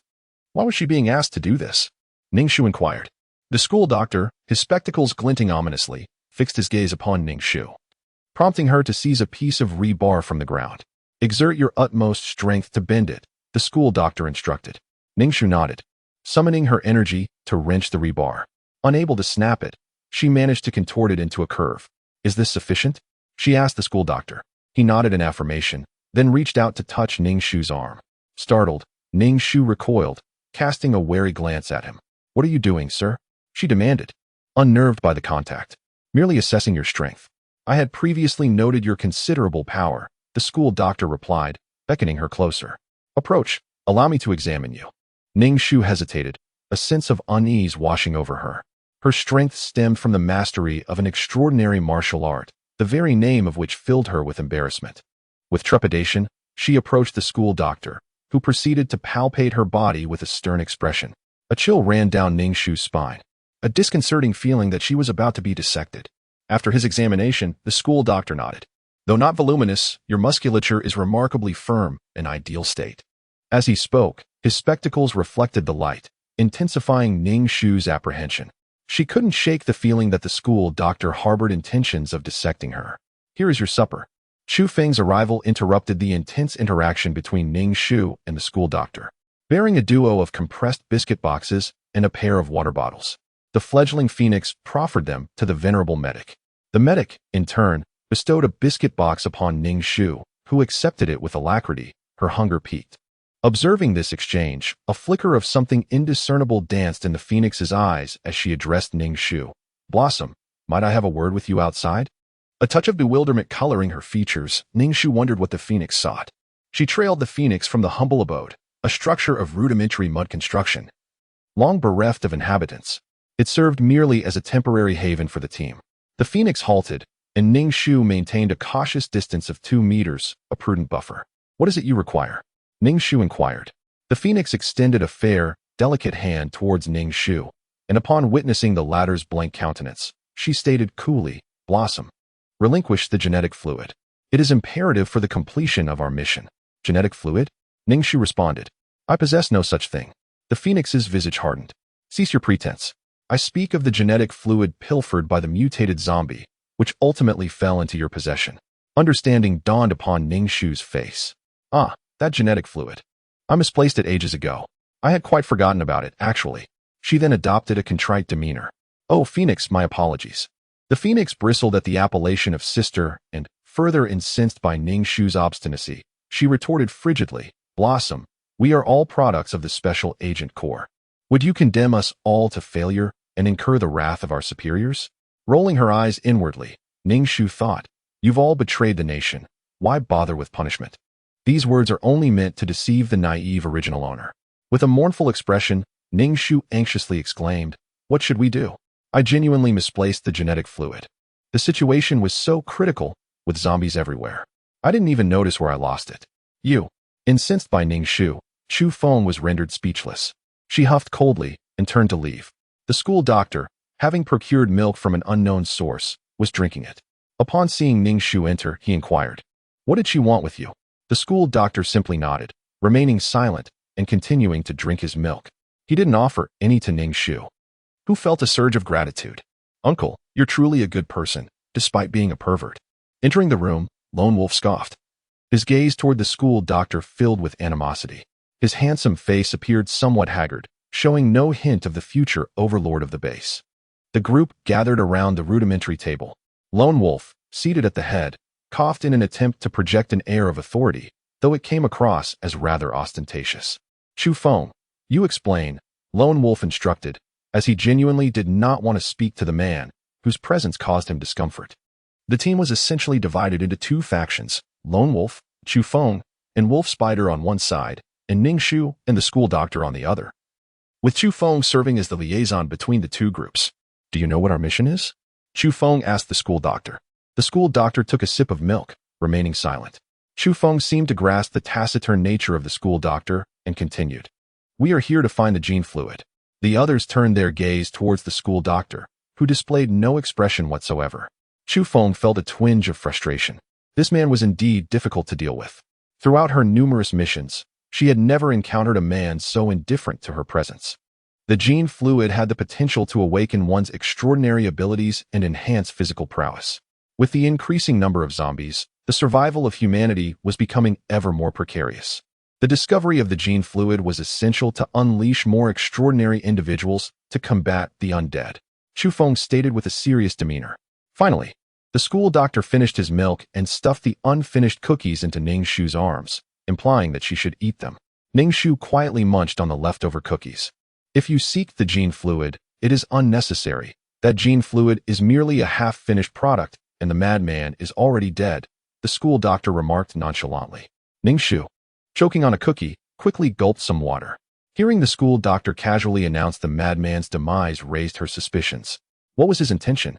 To feign death and mislead them into believing the madman was still alive? The lone wolf furrowed his brow and coldly interrogated the school doctor. "How do you know this? How do you know the madman is dead? Who are you?" "You are the most enigmatic member of this team, even lacking a name." Even Chu Feng's face displayed skepticism as she inquired. "How do you know the madman is dead?" "I was the one who killed him," the school doctor responded coolly, a look of regret crossing his face, for he had destroyed the gene fluid. As Ning Shu found herself choked once more, she pounded her chest in frustration. Chapter 99. The Search for the Final Apocalypse Boss. 10.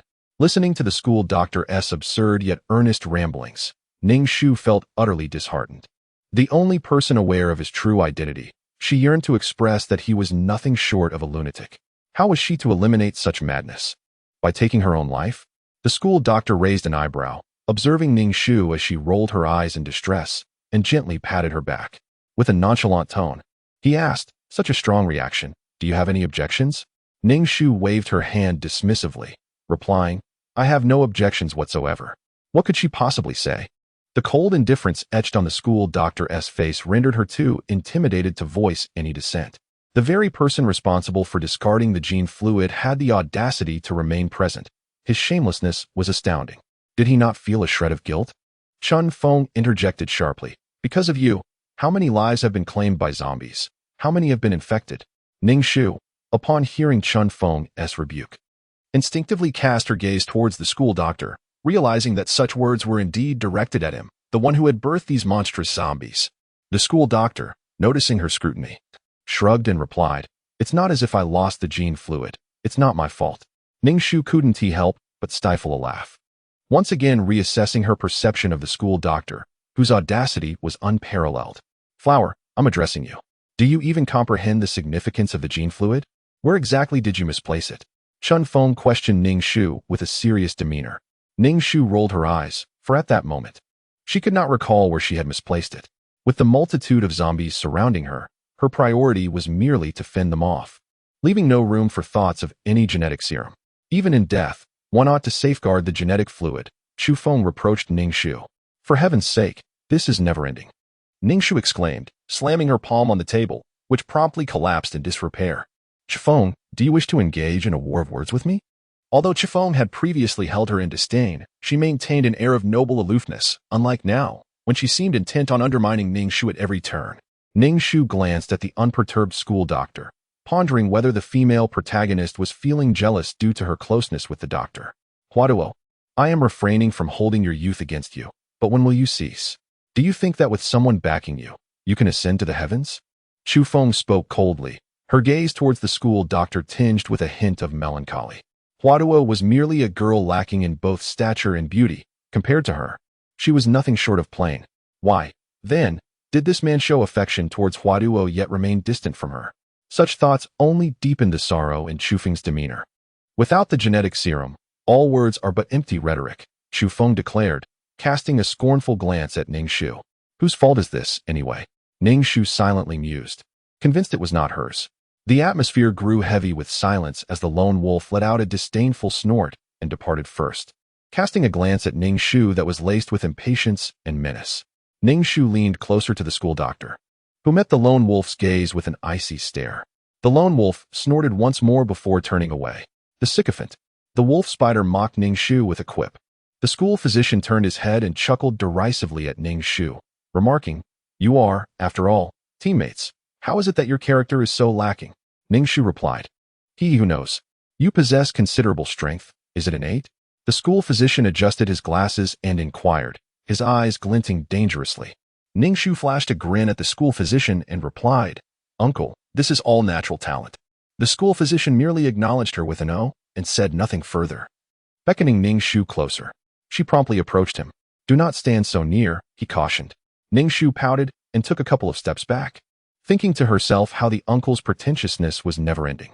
"The gene solution resides within you. Have you considered activating your abilities?" The school physician proposed.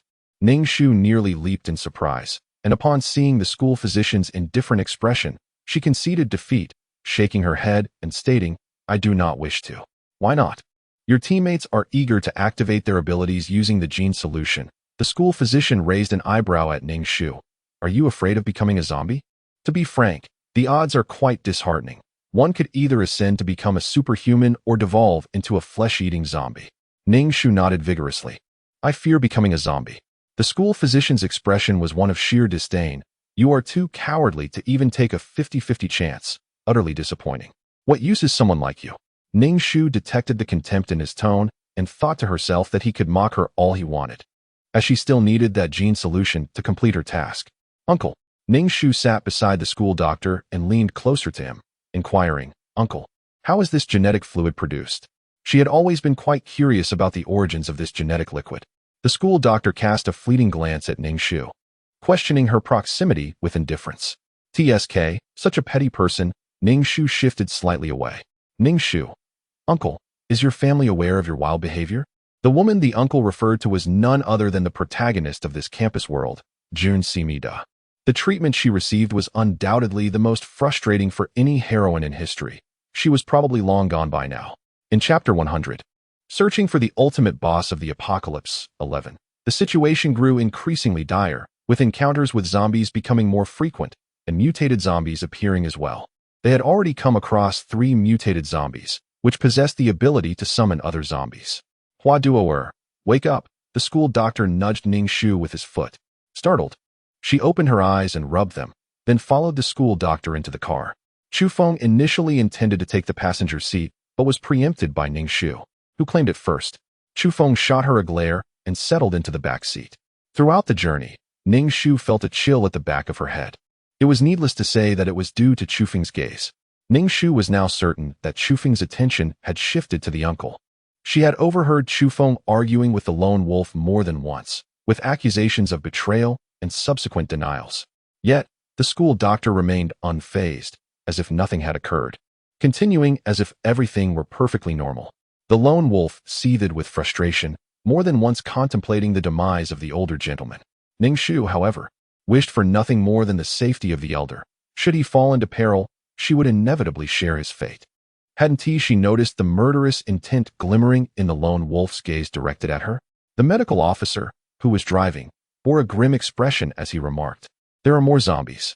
The atmosphere within the vehicle instantly turned tense. "Damn it, when will this end?" Spider cursed under her breath, recalling the countless zombies they had encountered along the way. A palpable sense of desolation settled among them, as if they were the last vestiges of humanity left in the world. How had the zombies managed to survive with no signs of life around? Supplies were dwindling. Ammunition was exhausted, and Ning Shu had resorted to slaying zombies with an axe and bludgeoning their skulls with a stick. The only member of the group armed with a firearm was the medical officer, yet he showed no inclination to share. At best, he would occasionally assist Ning Shu when it appeared she might be bitten, but towards the others, he displayed an indifferent demeanor. No sooner had the medical officer announced the arrival of zombies than their eerie howls echoed nearby, with zombies lunging to encircle the vehicle. The medical officer's face remained impassive as he pressed the accelerator, barreling headlong into the zombies obstructing their path, crushing them mercilessly beneath the wheels. Ning Shu felt as though she might be sick from the jarring motion. A thunderous bang resonated from the roof of the car, causing the entire vehicle to shudder violently. The expressions of the group darkened. They had encountered mutated zombies once more. Why were there so many of these aberrations? Ning Shu glanced at the medical officer, whose stoic demeanor betrayed no emotion, though the tightness of his lips hinted at his dissatisfaction. Ning Shu addressed the uncle, the school doctor, saying, "Uncle, shall we disembark and eliminate the mutated zombies?" Huaduo interjected, "Do not speak foolishly without a brain. There are countless zombies outside. If we go out, we will be surrounded. Not to mention the mutated ones. Are you intending to lead us all to our demise?" Chu Feng, with a stern expression, added to the conversation. Both Gulong and Langzhu cast disapproving glances at Ning Shu. Furrowing her brow, Ning Shu replied, "Currently, the mutated zombies are above us. What if we damage the vehicle? Without it, we would be torn apart by the zombies in an instant. Do you truly think I wish to step out and confront them?" Bang, bang. The mutated zombies relentlessly pounded on the roof of the vehicle. Thankfully, the uncle's car was sturdy enough to withstand the onslaught for the time being. The uncle floored the accelerator, shaking off the sluggish lower-level zombies, before halting the vehicle and instructing those inside, "Get out and take care of that zombie." Reluctantly, everyone disembarked, unleashing a barrage of fire upon the zombie on the roof. Yet their efforts proved futile against the creature. Expressions of helplessness adorned their faces as the disparity in strength became painfully evident. Ning Shu steadied her weapon and aimed at the zombie, but it effortlessly evaded her shots. Damn it! How did this mutated zombie come to be? The school doctor squinted, aiming at the creature but refraining from firing, likely due to its swift movements. Gulong discarded his empty firearm, opting instead for a concealed weapon, yet it was of little consequence as the zombie closed in on him, threatening to extract his heart. "Gulong!" Chu Feng gasped in alarm. "Hurry, shoot!"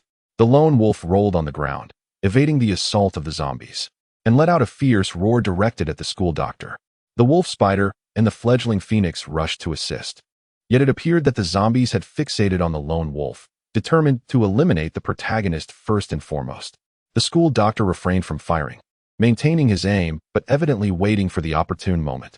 As the zombies lunged at the lone wolf once more, he faltered, failing to evade their strike.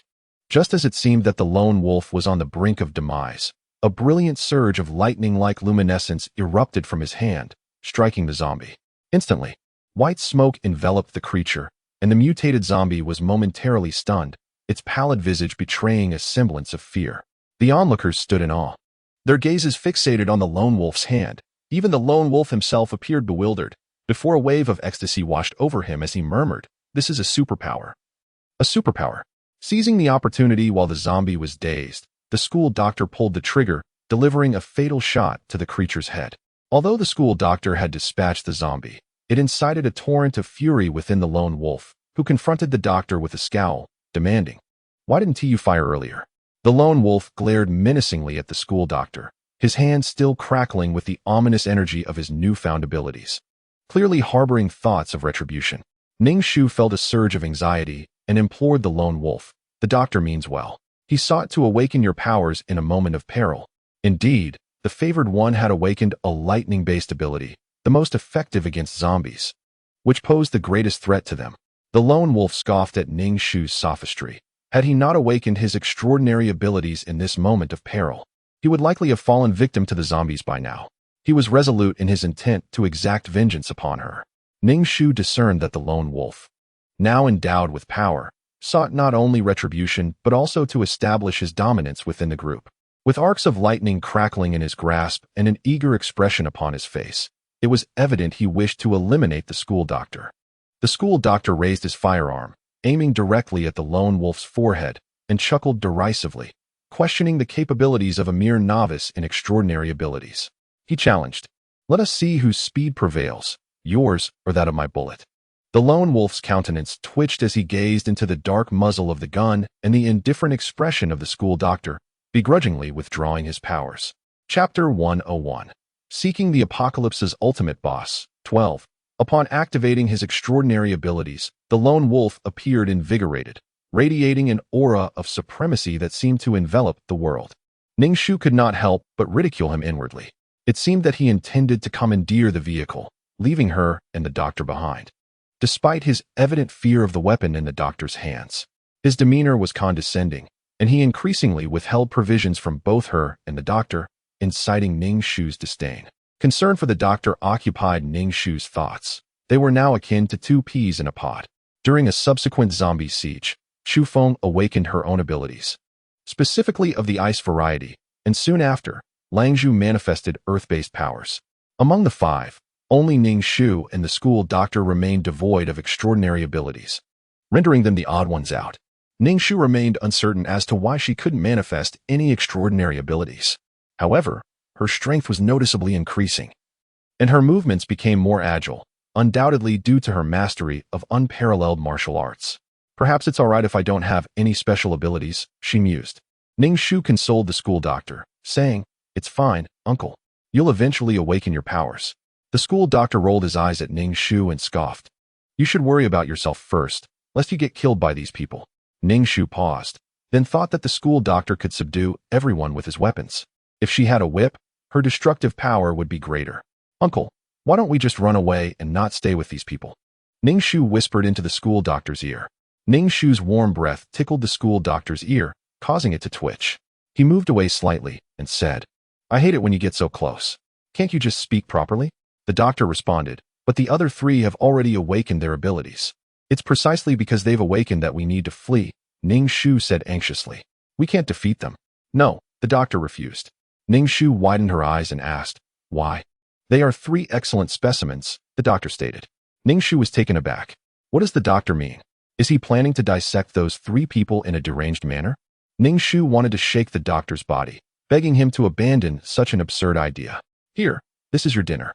Shu Feng tossed a box of cookies and a bottle of water onto the ground before the school doctor and Ning Shu. Both the water bottle and the cookie bag were covered in dust, yet fortunately, they remained unopened. Otherwise, how could one consume them?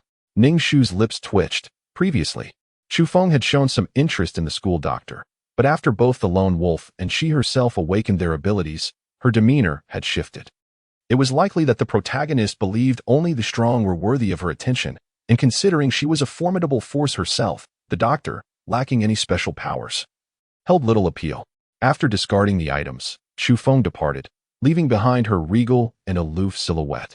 The doctor adjusted his glasses, arching an eyebrow as he observed Shu Feng's retreating figure. Ning Shu picked up the cookies and bottled water from the ground, brushing off the dust before addressing the doctor. "Stop staring. She no longer finds you appealing." The harsh reality of the apocalypse was undeniable. The school doctor remained silent, resting his chin on his hand while gazing at Ning Shu with a languid expression, casually remarking, "I cannot comprehend what you are saying." Ning Shu scoffed softly, feigning innocence. She simply could not believe the doctor was unaware of Shu Feng's prior interest in him. Ning Shu tore open the cookie package and twisted the cap off the water bottle, handing it to the doctor while saying, "Here, uncle, have some first. But save me a bit." The doctor accepted the bottle, took a sip, and nibbled on a cookie before passing the water back to Ning Shu. She unabashedly drank from the bottle he had just used and munched on the cookies. Observing Ning Shu relish the food, the school doctor chuckled softly. "Are you really that pleased to be eating what I left behind?" Ning Shu coughed, thumping her chest in response, feeling slightly choked. No one of sound mind enjoys consuming leftovers. However, the fastidious nature and obsessive cleanliness of the middle-aged gentleman are truly exasperating. If she had partaken first, he would have abstained entirely. Nevertheless, as the maiden phoenix provided them with meager rations, she did not express disdain, content merely to satiate her hunger. Once more, she was subjected to the scornful gaze of the school physician, much to Ning Shu's chagrin. The following morning, the maiden phoenix promptly informed the school physician and Ning Shu of their impending departure. The school physician once again assumed the role of chauffeur. The lone wolf and his cohort were already ensconced within the vehicle, their countenances drawn and their dispositions markedly unpleasant. One of the reasons the lone wolf had refrained from assaulting the school physician was their inability to operate the vehicle, as they were unable to ignite its engine.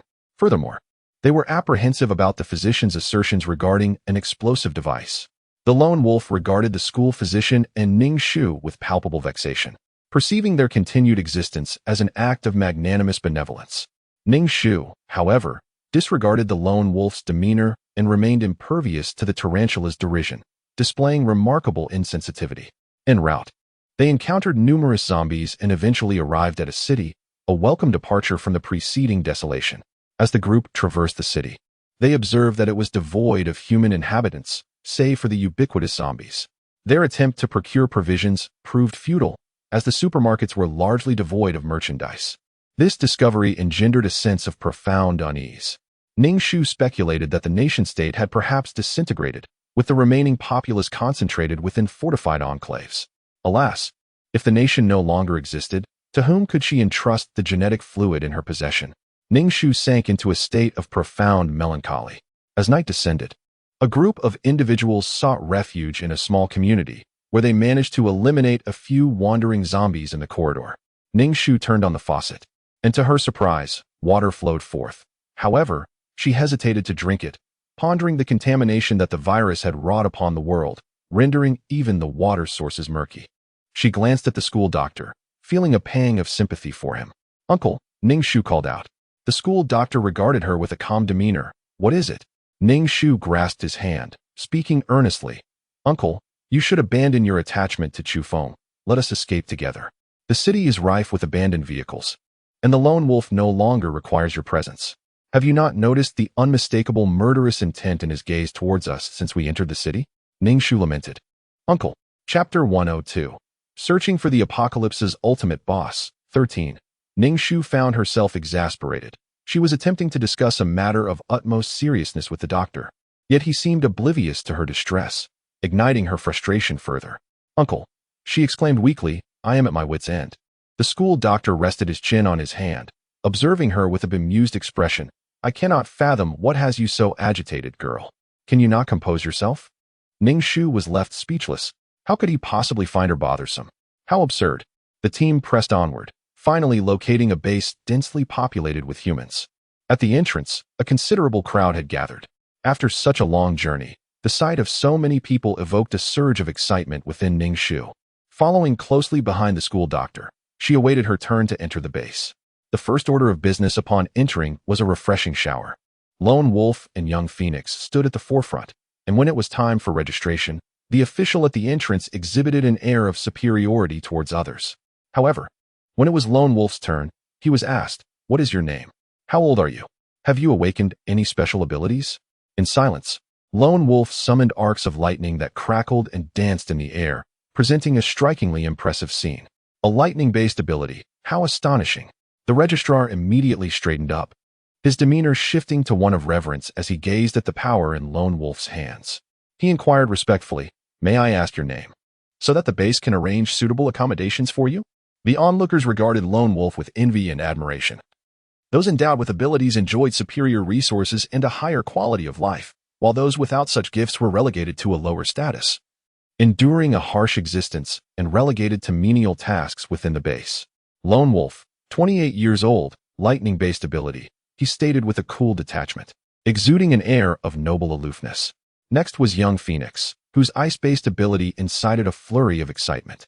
She received her room key, followed by Wolf Spider, who also acquired his key. Turning to Ning Shu, he made a cutting gesture across his throat. Ning Shu cast a sidelong glance at Wolf Spider, perplexed as to what had provoked such animosity from him. When it was the turn of the school doctor, Ning Shu had always been curious about his name. The registrar looked at the school doctor and inquired, "What is your name, and what abilities do you possess?" "Madman," replied the school doctor. Ning Shu stifled a cough, striking her chest in disbelief at his bluntness in revealing his code name. The registrar, clearly unfamiliar with such a title, cast a cold glance at the doctor and remarked, "I meant your actual name. Is your name truly Madman?" "Yes," the school doctor affirmed with a serious demeanor. "What abilities do you possess?" The school doctor shook his head, indicating he had none. "No abilities means you are of the lower class," the registrar stated coldly.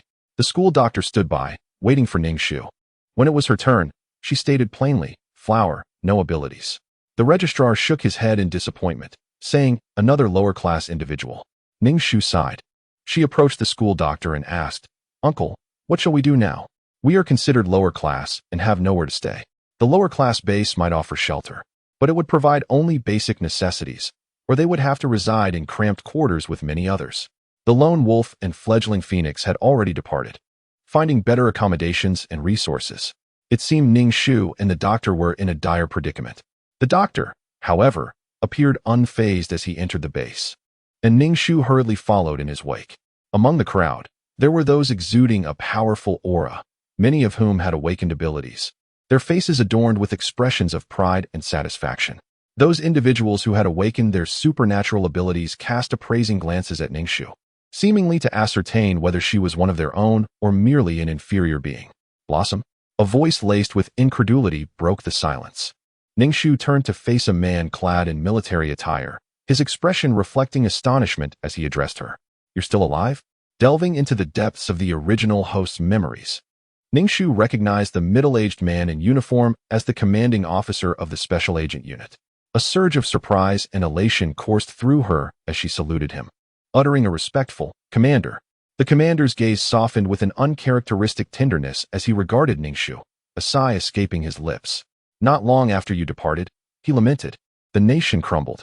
Words eluded Ning Shu as she grappled with the weight of his revelation. After a moment of contemplation, she extended the vial of genetic fluid towards him, explaining, I acquired this genetic fluid. Lone Wolf and the others are unaware of its existence. The commander shook his head, his voice tinged with resignation. Keep the genetic fluid for yourself.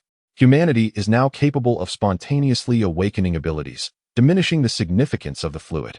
If you haven't awakened an ability, utilize it to do so. His countenance bore the mark of sorrow as he added, the apocalypse is merciless. You must safeguard yourself. Ning Shu's heart swelled with emotion upon hearing his words. This was the man who had rescued the original host from the orphanage, nurturing her and imparting his knowledge. In the depths of her heart, he was undoubtedly the most significant figure in her life. Commander, Ning Shu declared earnestly, presenting the genetic fluid, allow me to offer you this. This marks Blossom's inaugural mission, and she is determined to fulfill the task assigned by her commander. With unwavering resolve, she entrusted the genetic fluid to his care. The officer said nothing further, stowing away the genetic fluid, and inquired, do you currently have a place to stay? Ning Shu shook her head and replied, not yet. I am uncertain about where to reside. Allow me to arrange accommodation for you, the officer offered. Just as Ning Shu was about to nod in agreement, they heard the voice of the school doctor, Hua Duor. Both Ning Shu and the officer turned to face the school doctor, who approached them in a long black trench coat, his long strides rendering everything else a blur. Only his advancing figure remained distinct. Before long, the school doctor stood before Ning Shu.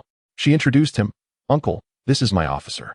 The school doctor regarded Ning Shu's smile with a detached expression, extending his hand to shake the officer's, saying, hello. The officer scrutinized the school doctor's face, his brow furrowed in puzzlement. You seem somewhat familiar. The school doctor remained noncommittal, raising the keys in his hand, and proclaimed, I have found a place to stay. Ning Shu observed as the school doctor ventured out for a brief exploration, successfully locating a residence.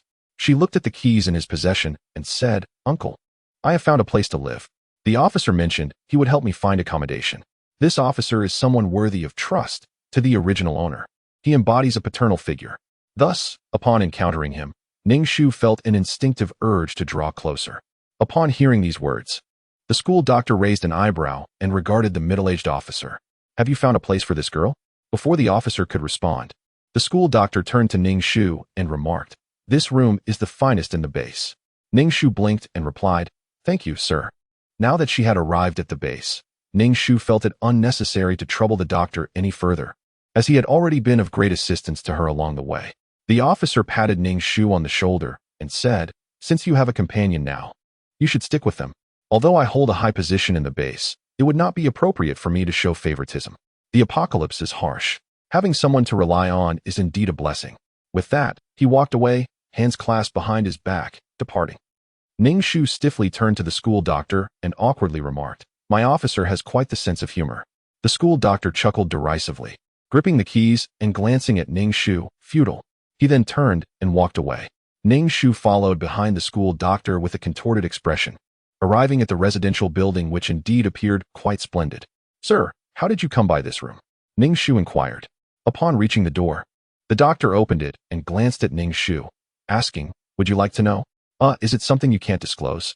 Ning Shu's mind immediately conjured scenes of violence and smuggling, a commonplace occurrence in the apocalypse, where the strong dictated the truth. While Ning Shu and the doctor continued their conversation, a door nearby opened, and a person emerged. They exchanged surprised glances, both taken aback. Chufeng scrutinized Ning Shu and the school doctor, inquiring, "What brings you here?" Ning Shu shrugged, uncertain of how she ended up in this situation. Observing Chufeng's expression, akin to one who had swallowed a fly, she pondered why they could not be present in this place. Chufeng's demeanor suggested that their presence was a tarnish upon her. The school doctor cast a dispassionate glance at Chufeng, then grasped Ning Shu's arm, guiding her into the room. With a resounding bang, he shut the door, leaving Chufeng outside, simmering with anger and resentment. Chufeng, a mere individual devoid of abilities, had previously been ignored by the man, and even after awakening her powers, he still paid her no heed. In essence, Chufeng felt that her allure was thwarted by the school doctor, leading to a burgeoning animosity towards him. In her heart, resentment boiled. "Why do you disdain me? What gives you the right to look down upon me?" Ning Shu surveyed the room. Before the apocalypse, such a space would have been deemed ordinary, measuring perhaps 70 to 80 square meters. Yet, given the current circumstances, this room could be considered quite splendid, verging on a luxury abode. After all, the base was limited in size, yet it housed a multitude of people. Having a private room was a rare privilege indeed. Ning Shu's curiosity about the origins of this room deepened.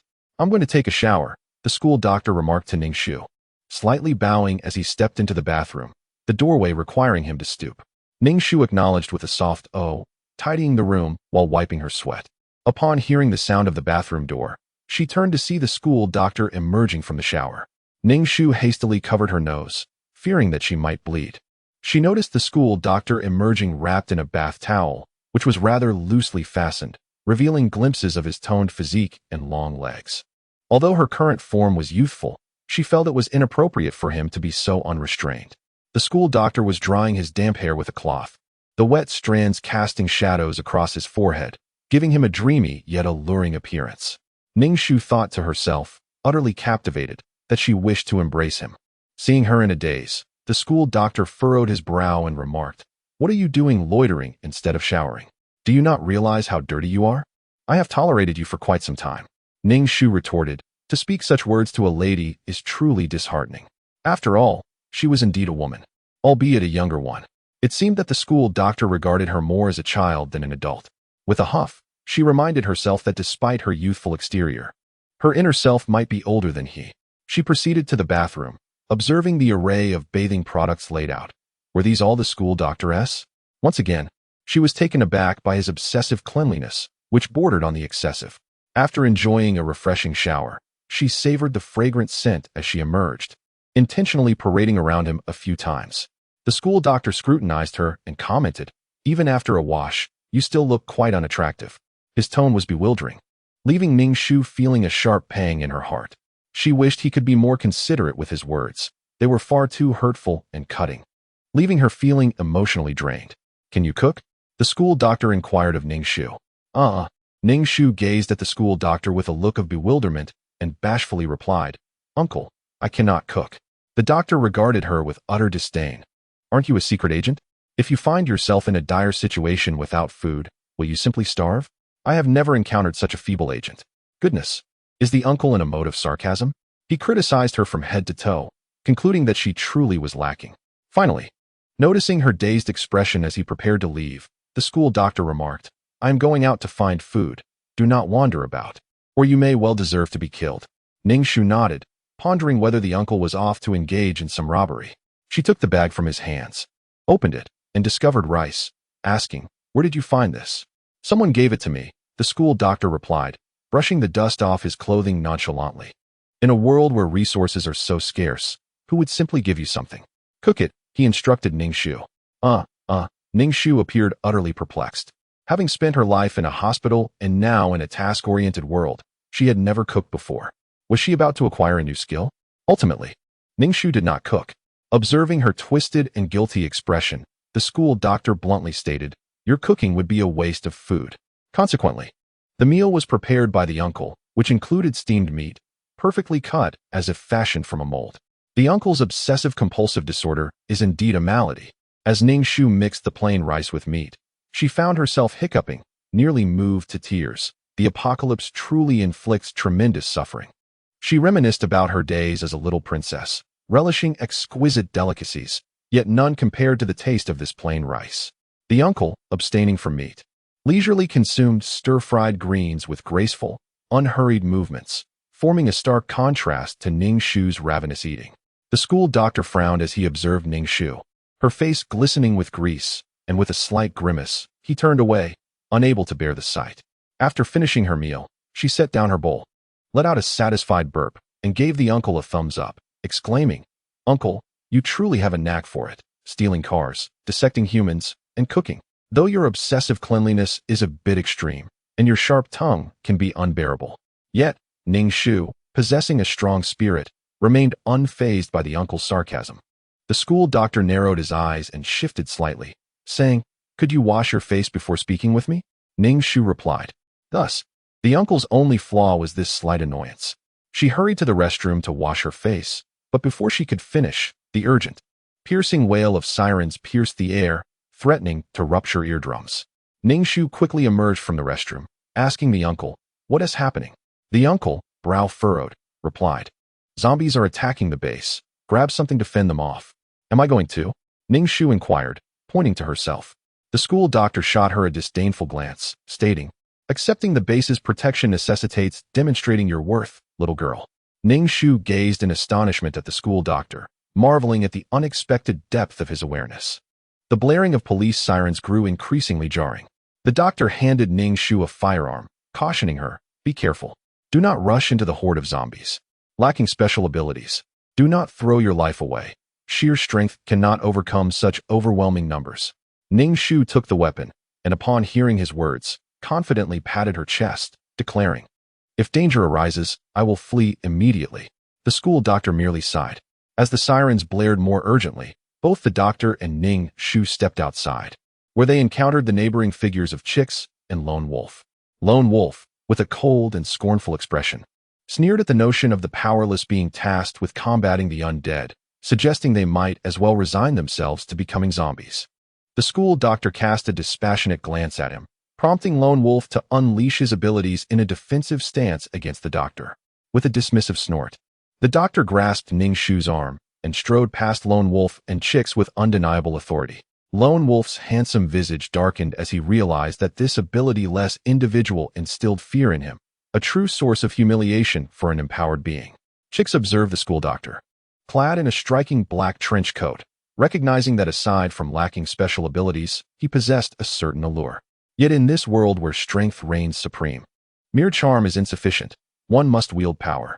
Chicks felt a surge of indignation as she noted the school doctor's indifference towards her while he treated Huaduo with kindness, questioning how Huaduo could possibly compare to her. Fueled by her competitive spirit, Chicks tasted defeat in the presence of the school doctor, yet her thoughts lingered on him, igniting a desire to conquer his affections and redeem her pride. Ultimately, the school doctor occupied a significant place in Chick's heart.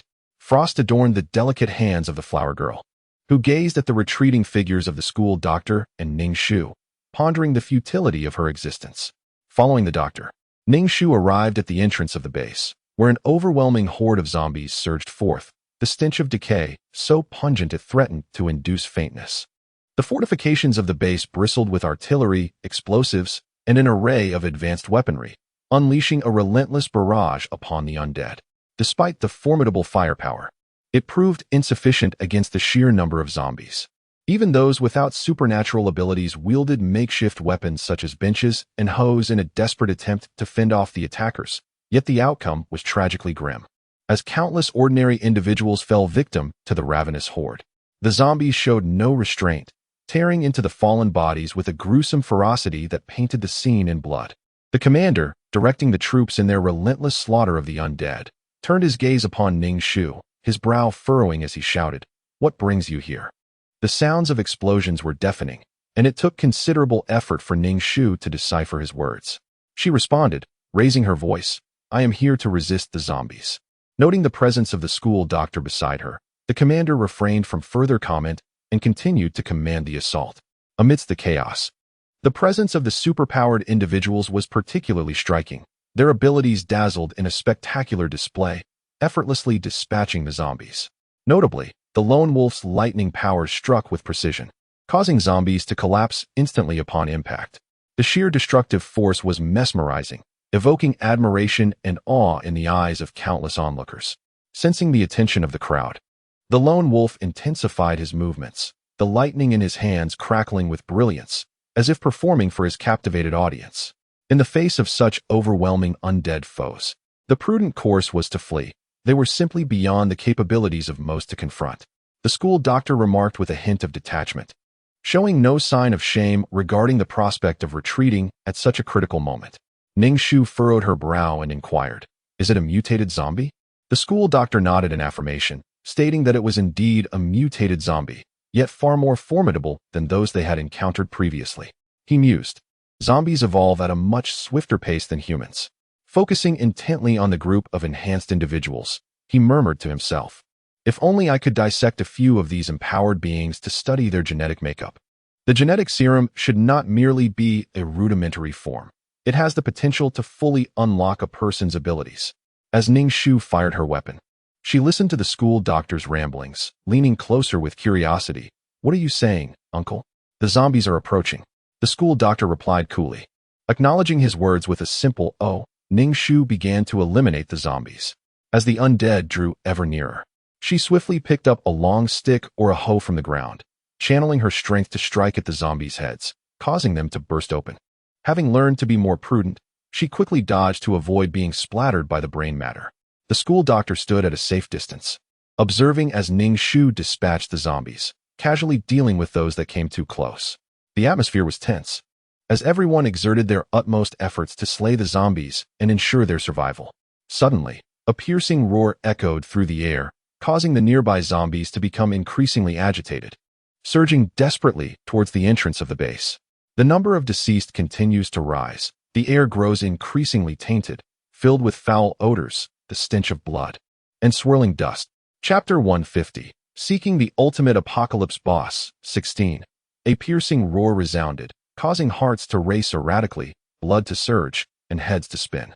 The zombies, upon hearing this roar, erupted into chaos as if invigorated by an unseen force, restless and brimming with energy. "Flower, hurry inside," the commander called out to Ning Shu. With a swift strike, Ning Shu dispatched the zombie before her and dashed into the base, taking her place beside the school doctor. The zombies clawed at the walls and doors of the base, desperately trying to gain entry. Witnessing the tide of zombies, a shiver ran down Ning Shu's spine. "They're here," the school doctor murmured. Ning Shu turned her head to see a dark spot rapidly enlarging before her eyes, swiftly approaching and ultimately hovering above the base.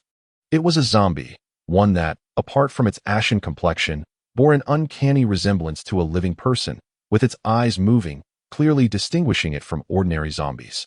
It evidently possessed sight. Ning Shu's jaw nearly dropped as she stiffly turned her neck to gaze at the doctor, stammering, "Uncle. Uncle, it can fly." This completely defied Newton's law of gravity. The mutated zombies encountered previously had merely exhibited enhanced jumping abilities and speed, but this one, suspended in midair, was a direct challenge to human understanding. The doctor squinted at the levitating zombie and pondered aloud. Could it be that becoming a zombie facilitates evolution? The remarkably human-like zombie incited pandemonium within the base. Its celestial flight evoked both trepidation and helplessness, as its power was truly formidable. A wave of despair washed over everyone, amplifying their disquietude. "The hell with this, I'll take you on," an ability user exclaimed, unleashing a golden surge of energy towards the zombie, which remained motionless. Ning Shu was taken aback, wondering if the zombie was not as powerful as it seemed and would be struck.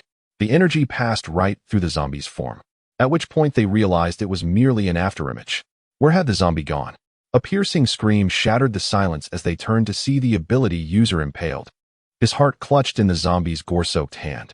The zombie, with an expression of utter ruthlessness, tossed the body into the ravenous horde below, which immediately descended upon it. The mutated zombie hovered in the air, devouring the heart piece by piece. Ning Shu craned her neck, swallowing hard, repulsed by the gruesome spectacle. It felt as though the zombie was consuming their own hearts. The ill-fated recklessness of their comrades served as a stark warning, and they were frozen in place, unwilling to meet the same fate. Despite the multitude present, silence reigned, making the shrill alarm all the more jarring. The mutated zombie devoured the heart in its grasp, extending its tongue to taste the blood at the corner of its mouth, its gaze fixated on a group of superpowered individuals, regarding them with an unsettling predatory stare. Ning Shu pondered whether the mutated zombies held a particular preference for the energy-rich abilities of the superhumans. "Uncle, what should we do now?" she inquired, moving closer to the school doctor. "What is the point of just standing still?" The school doctor fixated on the zombie. "What else can we do?" "We must run," Ning Shu replied. "While that may be true, I hardly dare to move at all. What if I make a single motion and the zombie rips out my heart?" Especially concerning were the superhumans. They were the primary targets of the mutated zombies, subjected to the cold, calculating gaze of the creature, as if it were assessing the flavor of its potential meal, which was undeniably pressuring. "There's no choice left. We must all attack together," declared the lone wolf, his expression grim. As soon as he finished speaking, the superhumans unleashed their powers upon the mutated zombie. But the creature moved with astonishing speed, evading their assaults. Ning Shu thought to herself, "Zombies are truly monstrous. How can we possibly combat such an invincible entity?" Yet, the true culprit remained beside her, the school doctor. However, she did not dare to blame him, feeling utterly exasperated. The zombie was encircled by the superhumans, and inevitably, one of their abilities struck it. The zombie howled, its eyes glowing red as it glared at its assailants. Despite the multitude of attackers, the lone wolf and his companions found themselves in a precarious situation, struggling against the overwhelming odds. The commander directed the troops to eliminate the ordinary zombies, while simultaneously monitoring the precarious situation of the supernatural beings. Anyone with discerning eyes could perceive that the circumstances for the abilities users were dire. Those endowed with special powers were invaluable. The death of even one would send tremors through the entire base. Although some individuals could now awaken their powers, the number of true abilities users remained exceedingly rare, making them a coveted resource among various bases. The commander was visibly anxious, beads of sweat forming on his forehead, his facial muscles twitching with tension. Ning Shu observed helplessly, for such a high-stakes battle was beyond her intervention. After a moment of contemplation, she grasped her axe and ventured into the fray, channeling her energy. Her speed was commendable, and her strength formidable enough to contend with the mutated zombies. Though the abilities users possessed unique powers, their speed and strength might not surpass hers. Hadn't she witnessed that the true might of the mutated zombies lay in their velocity and physical prowess? "What are you doing?" the school doctor inquired, seizing Ning Shu's arm, his brows raised in astonishment. Anticipating that admitting her intent to slay zombies would invite his disdain, she replied, "I have an urgent need." "Stay put," the school doctor cautioned. "Running into the fray could result in you being accidentally harmed by the powers unleashed by the abilities users. Do not overestimate your capabilities." He spoke coolly, then drew his firearm, squinting as he aimed at a zombie. Ning Shu mused, "If you can hit that zombie, I shall kneel before you." To her astonishment, she witnessed a remarkable sight. It seemed as though the zombie had lunged directly into the path of the bullet, and it was struck. Stunned, Ning Shu fell to her knees, exclaiming, "What on earth? This is incredible." The zombie, struck by the bullet, momentarily froze, only to have its chest muscles convulse, forcing the projectile out of its body. Ning Shu's head collided with the ground, exclaiming in disbelief at the sheer absurdity of the situation. However, as the zombie expelled the bullet, the ability users simultaneously unleashed their most formidable power, which struck the zombie with such force that it crashed heavily onto the ground, causing the earth to tremble slightly and raising a significant cloud of dust. The zombie's attire was in tatters, with the areas affected by the ability revealing gaping wounds down to the bone. Standing there, its gaze swept over the ability users, ultimately lingering on the school doctor, as if the human who had inflicted damage upon it had made a lasting impression. Chapter 106. Seeking the end of the world's ultimate boss, 17. Despite being hit by the ability user's power, the mutated zombie appeared largely unscathed, evoking a sense of helplessness and frustration among the onlookers. The school doctor, under the intense scrutiny of the mutated zombie, remained remarkably composed, his expression devoid of emotion, leading Ning Shu to question whether his facial nerves had succumbed to some form of paralysis, as he exhibited no signs of feeling. Yet, when he mocked her, his disdainful expression was vividly animated. The mutated zombie roared at the school doctor twice, and everyone braced themselves, anticipating the next victim to be the doctor himself. To their surprise, the mutated zombie abruptly turned and soared into the sky, soon becoming a mere speck on the horizon. Ning Shu noted it fled. A collective sigh of relief escaped everyone's lips, their faces reflecting the profound relief of having narrowly escaped disaster. Chu Feng gazed at the school doctor with a complex expression, observing him as he gently helped the kneeling Huaduo to her feet. For reasons she could not comprehend, her heart was ablaze with jealousy. Feeling an intense resentment that this seemingly unremarkable Huaduo had such unwavering support from a man. Beside her stood the lone wolf, who, noticing the myriad of emotions playing across Chu Feng's face, sorrow, resentment, jealousy, and affection, coldly remarked, "He is merely an inferior being lacking any supernatural abilities, possessing only a modicum of marksmanship. Have you truly elevated him to the status of a hero, Chu Feng? What do you truly think?" Chu Feng, sensing the lone wolf's incredulity, clarified, "He is but an unawakened individual. Survival in this apocalypse is nearly impossible for him. Yet, I can't shake the feeling that this man harbors a certain danger, which is why I pay him particular attention." The lone wolf cast a glance at her and replied icily, "I hope so." With that, he turned and walked away. Frowning, Chu Feng hurried after him, demanding, "What do you mean by that? Are you doubting me? If so, why are we even together? You offer me no semblance of trust." In a fit of frustration, she quickened her pace, leaving the lone wolf with an irate silhouette. Meanwhile, Ning Shu was utterly captivated by the school doctor's extraordinary marksmanship, incessantly inquiring about how he had honed such skills. The school doctor gave her a brief glance and replied, "You can anticipate a person's movements, calculating the direction of their next action, estimating the distance between you and your target, as well as the time it takes for the bullet to reach them. This way, your accuracy will significantly improve."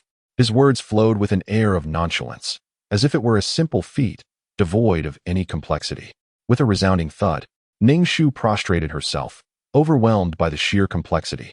How swiftly does one's mind need to operate? She mused, lamenting that a more direct approach, such as with an axe or cudgel, would be far preferable. Does one not experience pain from such frequent genuflection? The school doctor cast a scornful glance at Ning Shu, deeming her spineless. Initially, there was no discomfort, but the uncle's remark made Ning Shu feel as if her knees were on the verge of shattering, causing her considerable pain. Upon returning to their room, the school doctor once again retreated to the shower. How frequently must one cleanse oneself? Ning Shu wondered. She lowered her head and furtively sniffed her collar, feeling increasingly slovenly in the presence of such a meticulous individual. Emerging from the shower, the school doctor casually wrapped a towel around himself. Ning Shu's fingers twitched, yearning to dislodge the towel, deeming it more concealing than revealing. "Go and cleanse yourself," the school doctor instructed, toweling his damp hair. "I feel quite content as I am, without the need for ablutions," Ning Shu replied, aware that in the post-apocalyptic world, even potable water was a luxury, rendering such frequent bathing an extravagance. "There is a slight odor of perspiration, but it is not unbearable." The school doctor paused, his hand ceasing its motion, and regarded Ning Shu with a detached gaze that caused the hairs on her neck to bristle. He crossed his long, elegant legs, the towel offering tantalizing glimpses of what lay beneath. Ning Shu tilted her head, her gaze drawn to the area beneath the towel, arousing a profound sense of vexation. "Blossom, I am addressing you," the school doctor remarked, noticing Ning Shu's vacant expression. "It is lamentable that you are not only intellectually deficient, but also orally impaired. You are beyond redemption." At the entrance stood a commanding officer in military attire. Upon seeing him, Ning Shu was taken aback and inquired, "Officer, do you seek me for something?" The officer replied, "I am not here for you. I am here to find your companion." As he entered the room and scanned the surroundings, he noticed the absence of anyone and turned to Ning Shu, asking, "Where is he?" "He was just here. He must have gone to get dressed," Ning Shu responded, recalling that the school doctor had only been wrapped in a towel moments ago.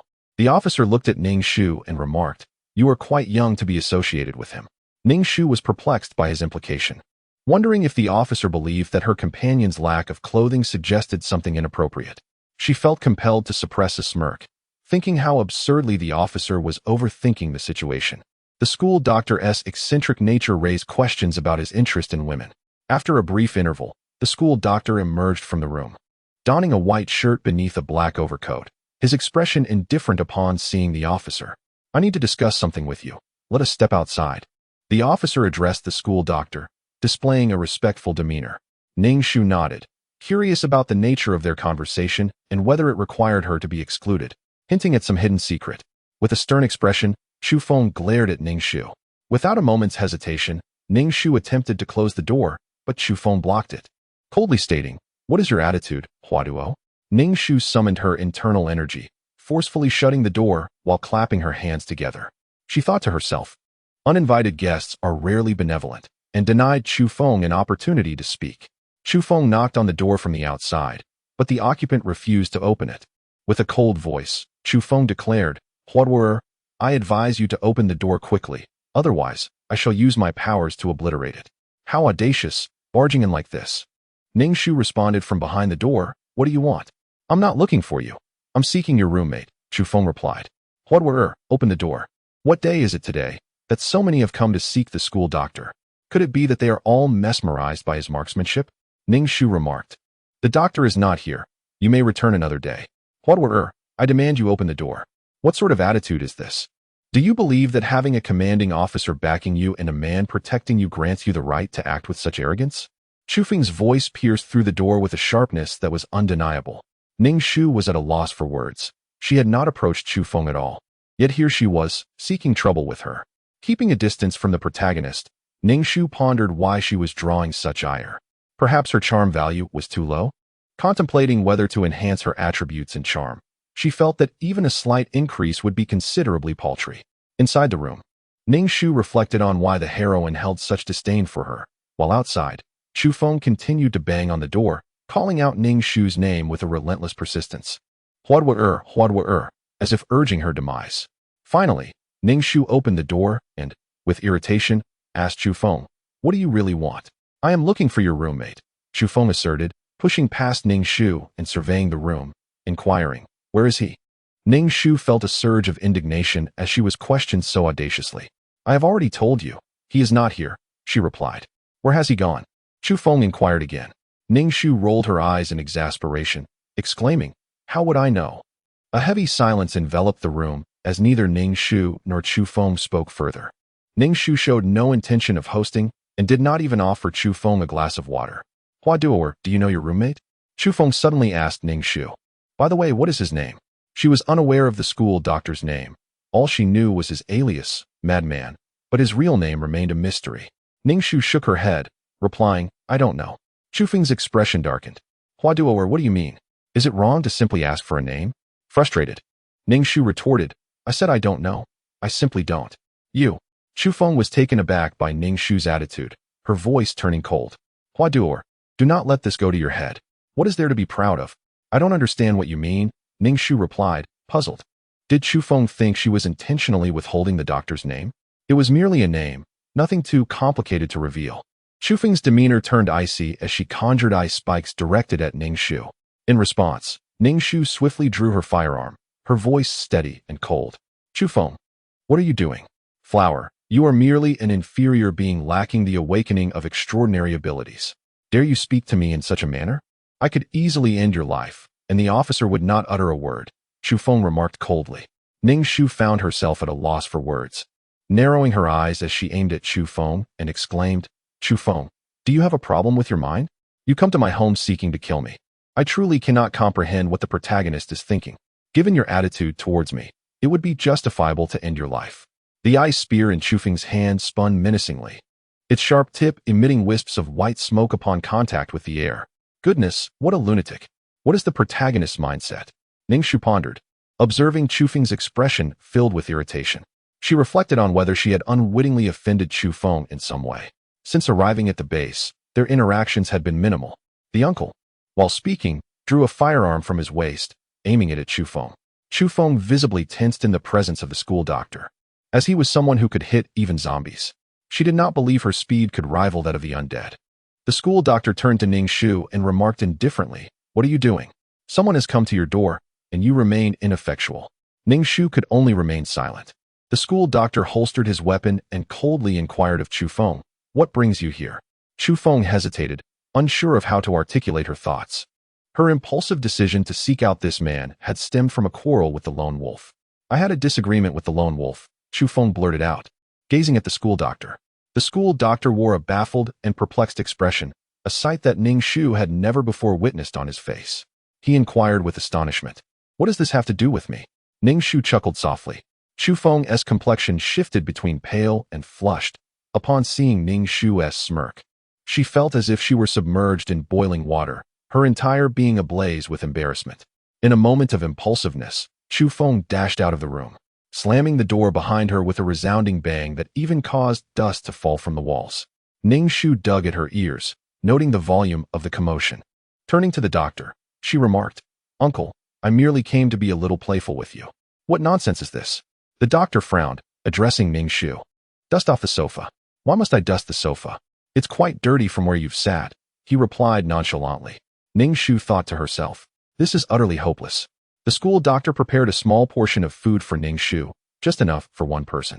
When she asked, "Aren't you going to eat?" he simply stated, "I've already eaten." Ning Shu pouted, feeling slighted that the commander could enjoy a meal without her. "Uncle, there's only one bed. Where am I supposed to sleep?" This was a single apartment, with just a single bed, and Ning Shu was eager to ascertain her sleeping arrangements. The school doctor coolly responded, "Do you wish to share a bed with me?" As he spoke, the light glinted off his gold-rimmed glasses, giving him a particularly sinister and menacing appearance. Ning Shu hurriedly waved her hands, saying, "I can manage sleeping on the sofa." The middle-aged man replied with a grunt, evidently pleased with the proposal. Ning Shu pouted. After all, she was a woman. Shouldn't he, as a man, be the one to sleep on the sofa, demonstrating a bit of chivalry? It seemed he had no regard for her femininity. That night, curled up on the sofa, she cast a resentful glance at the man resting comfortably in bed, incredulous that she was indeed relegated to the sofa. In the dead of night, as she drifted into a deep slumber, a piercing alarm shattered the silence. Startled, she sat up as if jolted from a feverish dream, utterly disoriented. She turned to see the man swiftly rising from the bed and donning his jacket. "The zombies are attacking the base. Hurry up," he commanded, adjusting his shirt collar and fastening the cuffs. Ning Shu exclaimed, "Attacking at this ungodly hour? This is madness."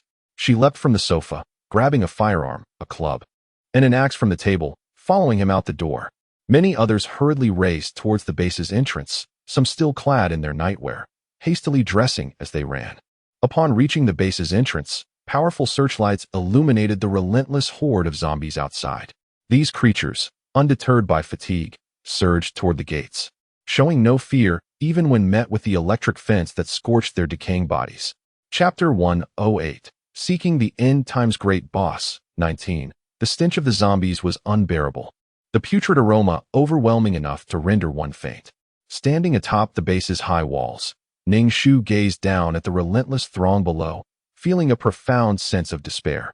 A familiar roar echoed through the air, unmistakably the sound of daytime mutated zombies. It seemed an endless cycle, as if they had declared war on this base. Rockets launched towards the horde, yet an overwhelming tide of zombies surged forth. Nightfall limited human vision, presenting a formidable challenge for ordinary individuals. Even though the superhuman possessed remarkable sight, suspended in midair, the mutated zombie drew the spotlight, its tattered garments replaced with new attire, indistinguishable from that of a normal human. Ning Shu gazed up at this creature, a wave of frustration washing over her. This zombie exhibited intelligence akin to that of a human and commanded a legion of undead minions, making the confrontation exceedingly arduous, almost as if it were cheating. Ning Shu aimed her weapon, dispatching ordinary zombies with precision, while the mutated one required the attention of superhumans. However, even with numerous extraordinary individuals at their disposal, they found themselves at a disadvantage. A momentary lapse in focus could result in their hearts being ripped from their chests, a chilling thought indeed. As Ning Shu continued her relentless assault on the zombies, her attention remained fixed on the mutated one, noting that the older man beside her had yet to engage, merely spectating as if he were an onlooker. No one dared to comment on the relaxed demeanor of the school doctor. Suddenly, a tremendous force struck her from behind, propelling her forward uncontrollably, and, to her dismay, toward the very direction of the mutated zombie. Ning Shu's mind raced with a flurry of expletives, sensing that the plot was indeed inescapable. Was she truly destined to meet her end at the hands of the Phoenix Chick? To be torn apart by zombies, just as foretold in the original narrative? "Flower, move aside," the school physician bellowed at Ning Shu, drawing his firearm and firing a shot in her direction. The bullet did not strike Ning Shu, but instead hit the zombie lurking behind her. However, in her desperate flight, she was still wounded by the creature, feeling its claws rake painfully against her back. Infuriated, Ning Shu disregarded everything and sprinted towards Chu Feng, firing a shot at her. Chu Feng summoned an ice shield, successfully deflecting Ning Shu's bullet. Enraged, Ning Shu resolved to drag Chu Feng down with her. Channeling her energy to seize Chu Feng by the collar and violently slam her to the ground, again and again. Chu Feng's complexion turned ashen, blood spewing from her mouth. Her eyes reflecting a flicker of fear as she gazed at Ning Shu. Seeing Chu Feng in such distress, the lone wolf rushed to her aid. Ning Shu, driven by fury, thrust the sharpened wooden stick towards Chu Feng's heart. Chu Feng's body twitched, and the stick narrowly missed her heart, piercing into her abdomen instead, eliciting a pained wail from her.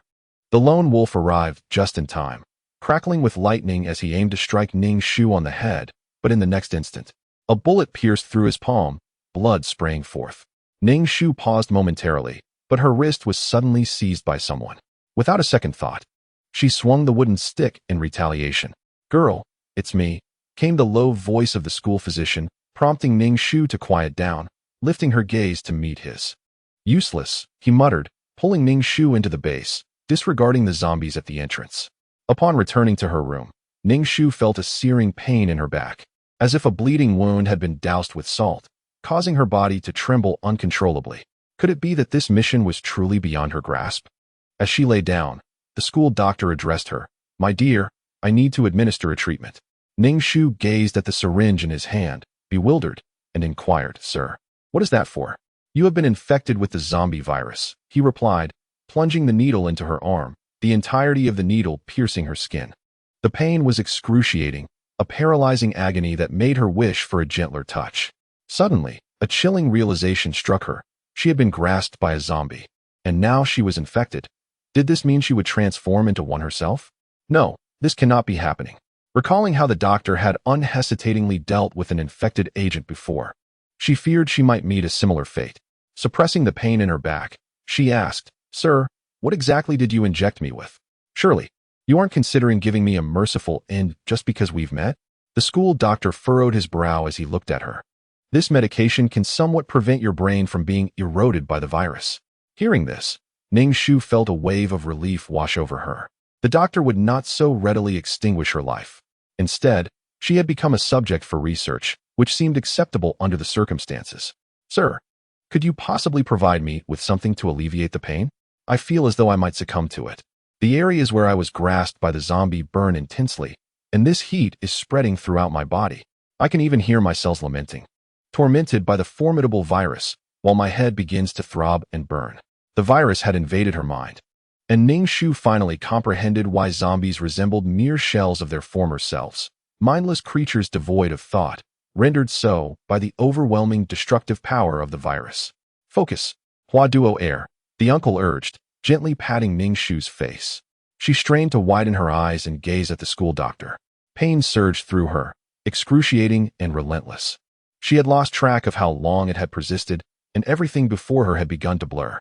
An unprecedentedly tempting aroma wafted into her nostrils, igniting an insatiable hunger within her. She yearned to lunge at the man before her, to pin him down, sink her teeth into his neck, press against his chest, and then extract his pulsating, alluring heart. Ning Shu attempted to vocalize her desires, but discovered that her vocal apparatus had been compromised. Any attempt to speak resulted in a sound akin to air leaking from a punctured balloon. "Damn, life is truly filled with malice," she lamented inwardly. Incredulous that she had become a zombie, she sought to summon the energy she had cultivated within her, only to find it utterly depleted, her body now clumsy and unwieldy. Yet, she was overwhelmed by an insatiable hunger, and the presence of a living person nearby only exacerbated her cravings. Ning Shu extended her hand, yearning to grasp the school doctor. He scrutinized her, questioning her awareness. However, she struggled to discern his words. The virus had ravaged her hearing, and her vision had deteriorated, rendering her akin to someone with severe myopia, unable to distinguish anything beyond 10 meters. Chapter 109. Searching for the ultimate boss of the apocalypse. 20. The school doctor spoke to Ning Shu, but she remained bewildered, unable to comprehend his words. The uncle ceased his attempts to converse with Ning Shu. Instead, the school doctor retrieved a hearing aid from his medical kit and affixed it to Ning Shu's ear. "Can you hear me now?" the school doctor asked, raising his voice. Ning Shu nodded with considerable effort, though her hearing remained somewhat indistinct.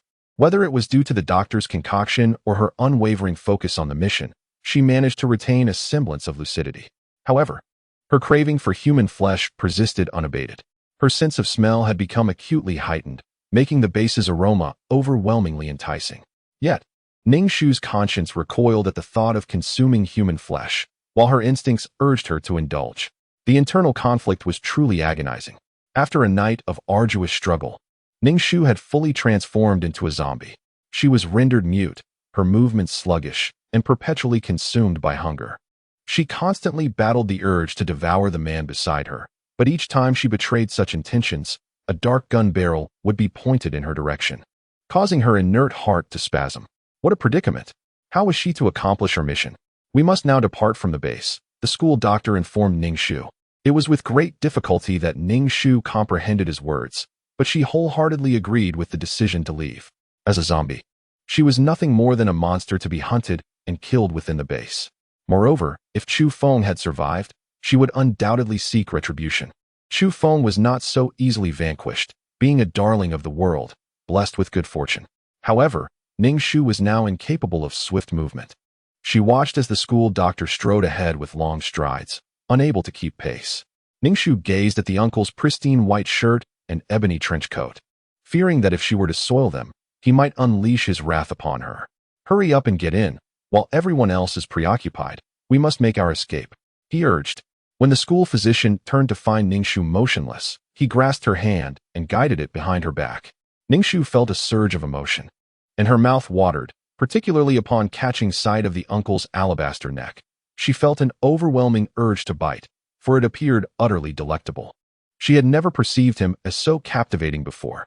Blossom, should you allow your saliva to dribble upon me, be prepared for a stern reckoning, the uncle remarked coldly. Ning Shu felt a deep sense of injustice. As a person with a disability, she was utterly unable to control her drooling. The uncle ushered Ning Shu into the vehicle and drove away from the base, leaving others unaware of their swift departure. The lone wolf, whose hand had been wounded by the uncle and was now bound in bandages, sought trouble but found the place deserted, incensed to the point of wrecking everything within reach. Meanwhile, the school physician had already distanced himself considerably from the base. Ning Shu wished to inquire about their destination, yet words eluded her every time she attempted to speak. The uncle misconstrued her intentions as a threat, leveling his weapon at her head, which left her heart heavy with despair. She merely wished to converse. The school physician brought Ning Shu to a laboratory, situated in a desolate area, its entrance concealed beneath the gnarled roots of an ancient tree. However, the deeper she ventured inside, the more familiar the surroundings felt. Had she indeed visited this place before? Could this laboratory be the uncle's hidden sanctuary? Ning Shu beheld a colossal glass vessel containing the submerged form of a deceased woman, whose exquisite physique was strikingly voluptuous. Upon closer inspection of her visage, Ning Shu was taken aback. Could this truly be Ling Xue? The muscles of her face appeared distorted, indicative of the torment she must have endured prior to her demise. A chill crept into Ning Shu's heart, as she began to suspect that the school doctor had brought her here with ulterior motives, perhaps to dissect a zombie rather than a human cadaver. With her nearsighted gaze, Ning Shu scrutinized the school doctor, who had removed his black trench coat in favor of a white lab coat, complemented by his gleaming, golden-rimmed spectacles. The transformation rendered him even more reminiscent of a deranged scientist. Lie down, he instructed, adjusting the glasses perched on his nose.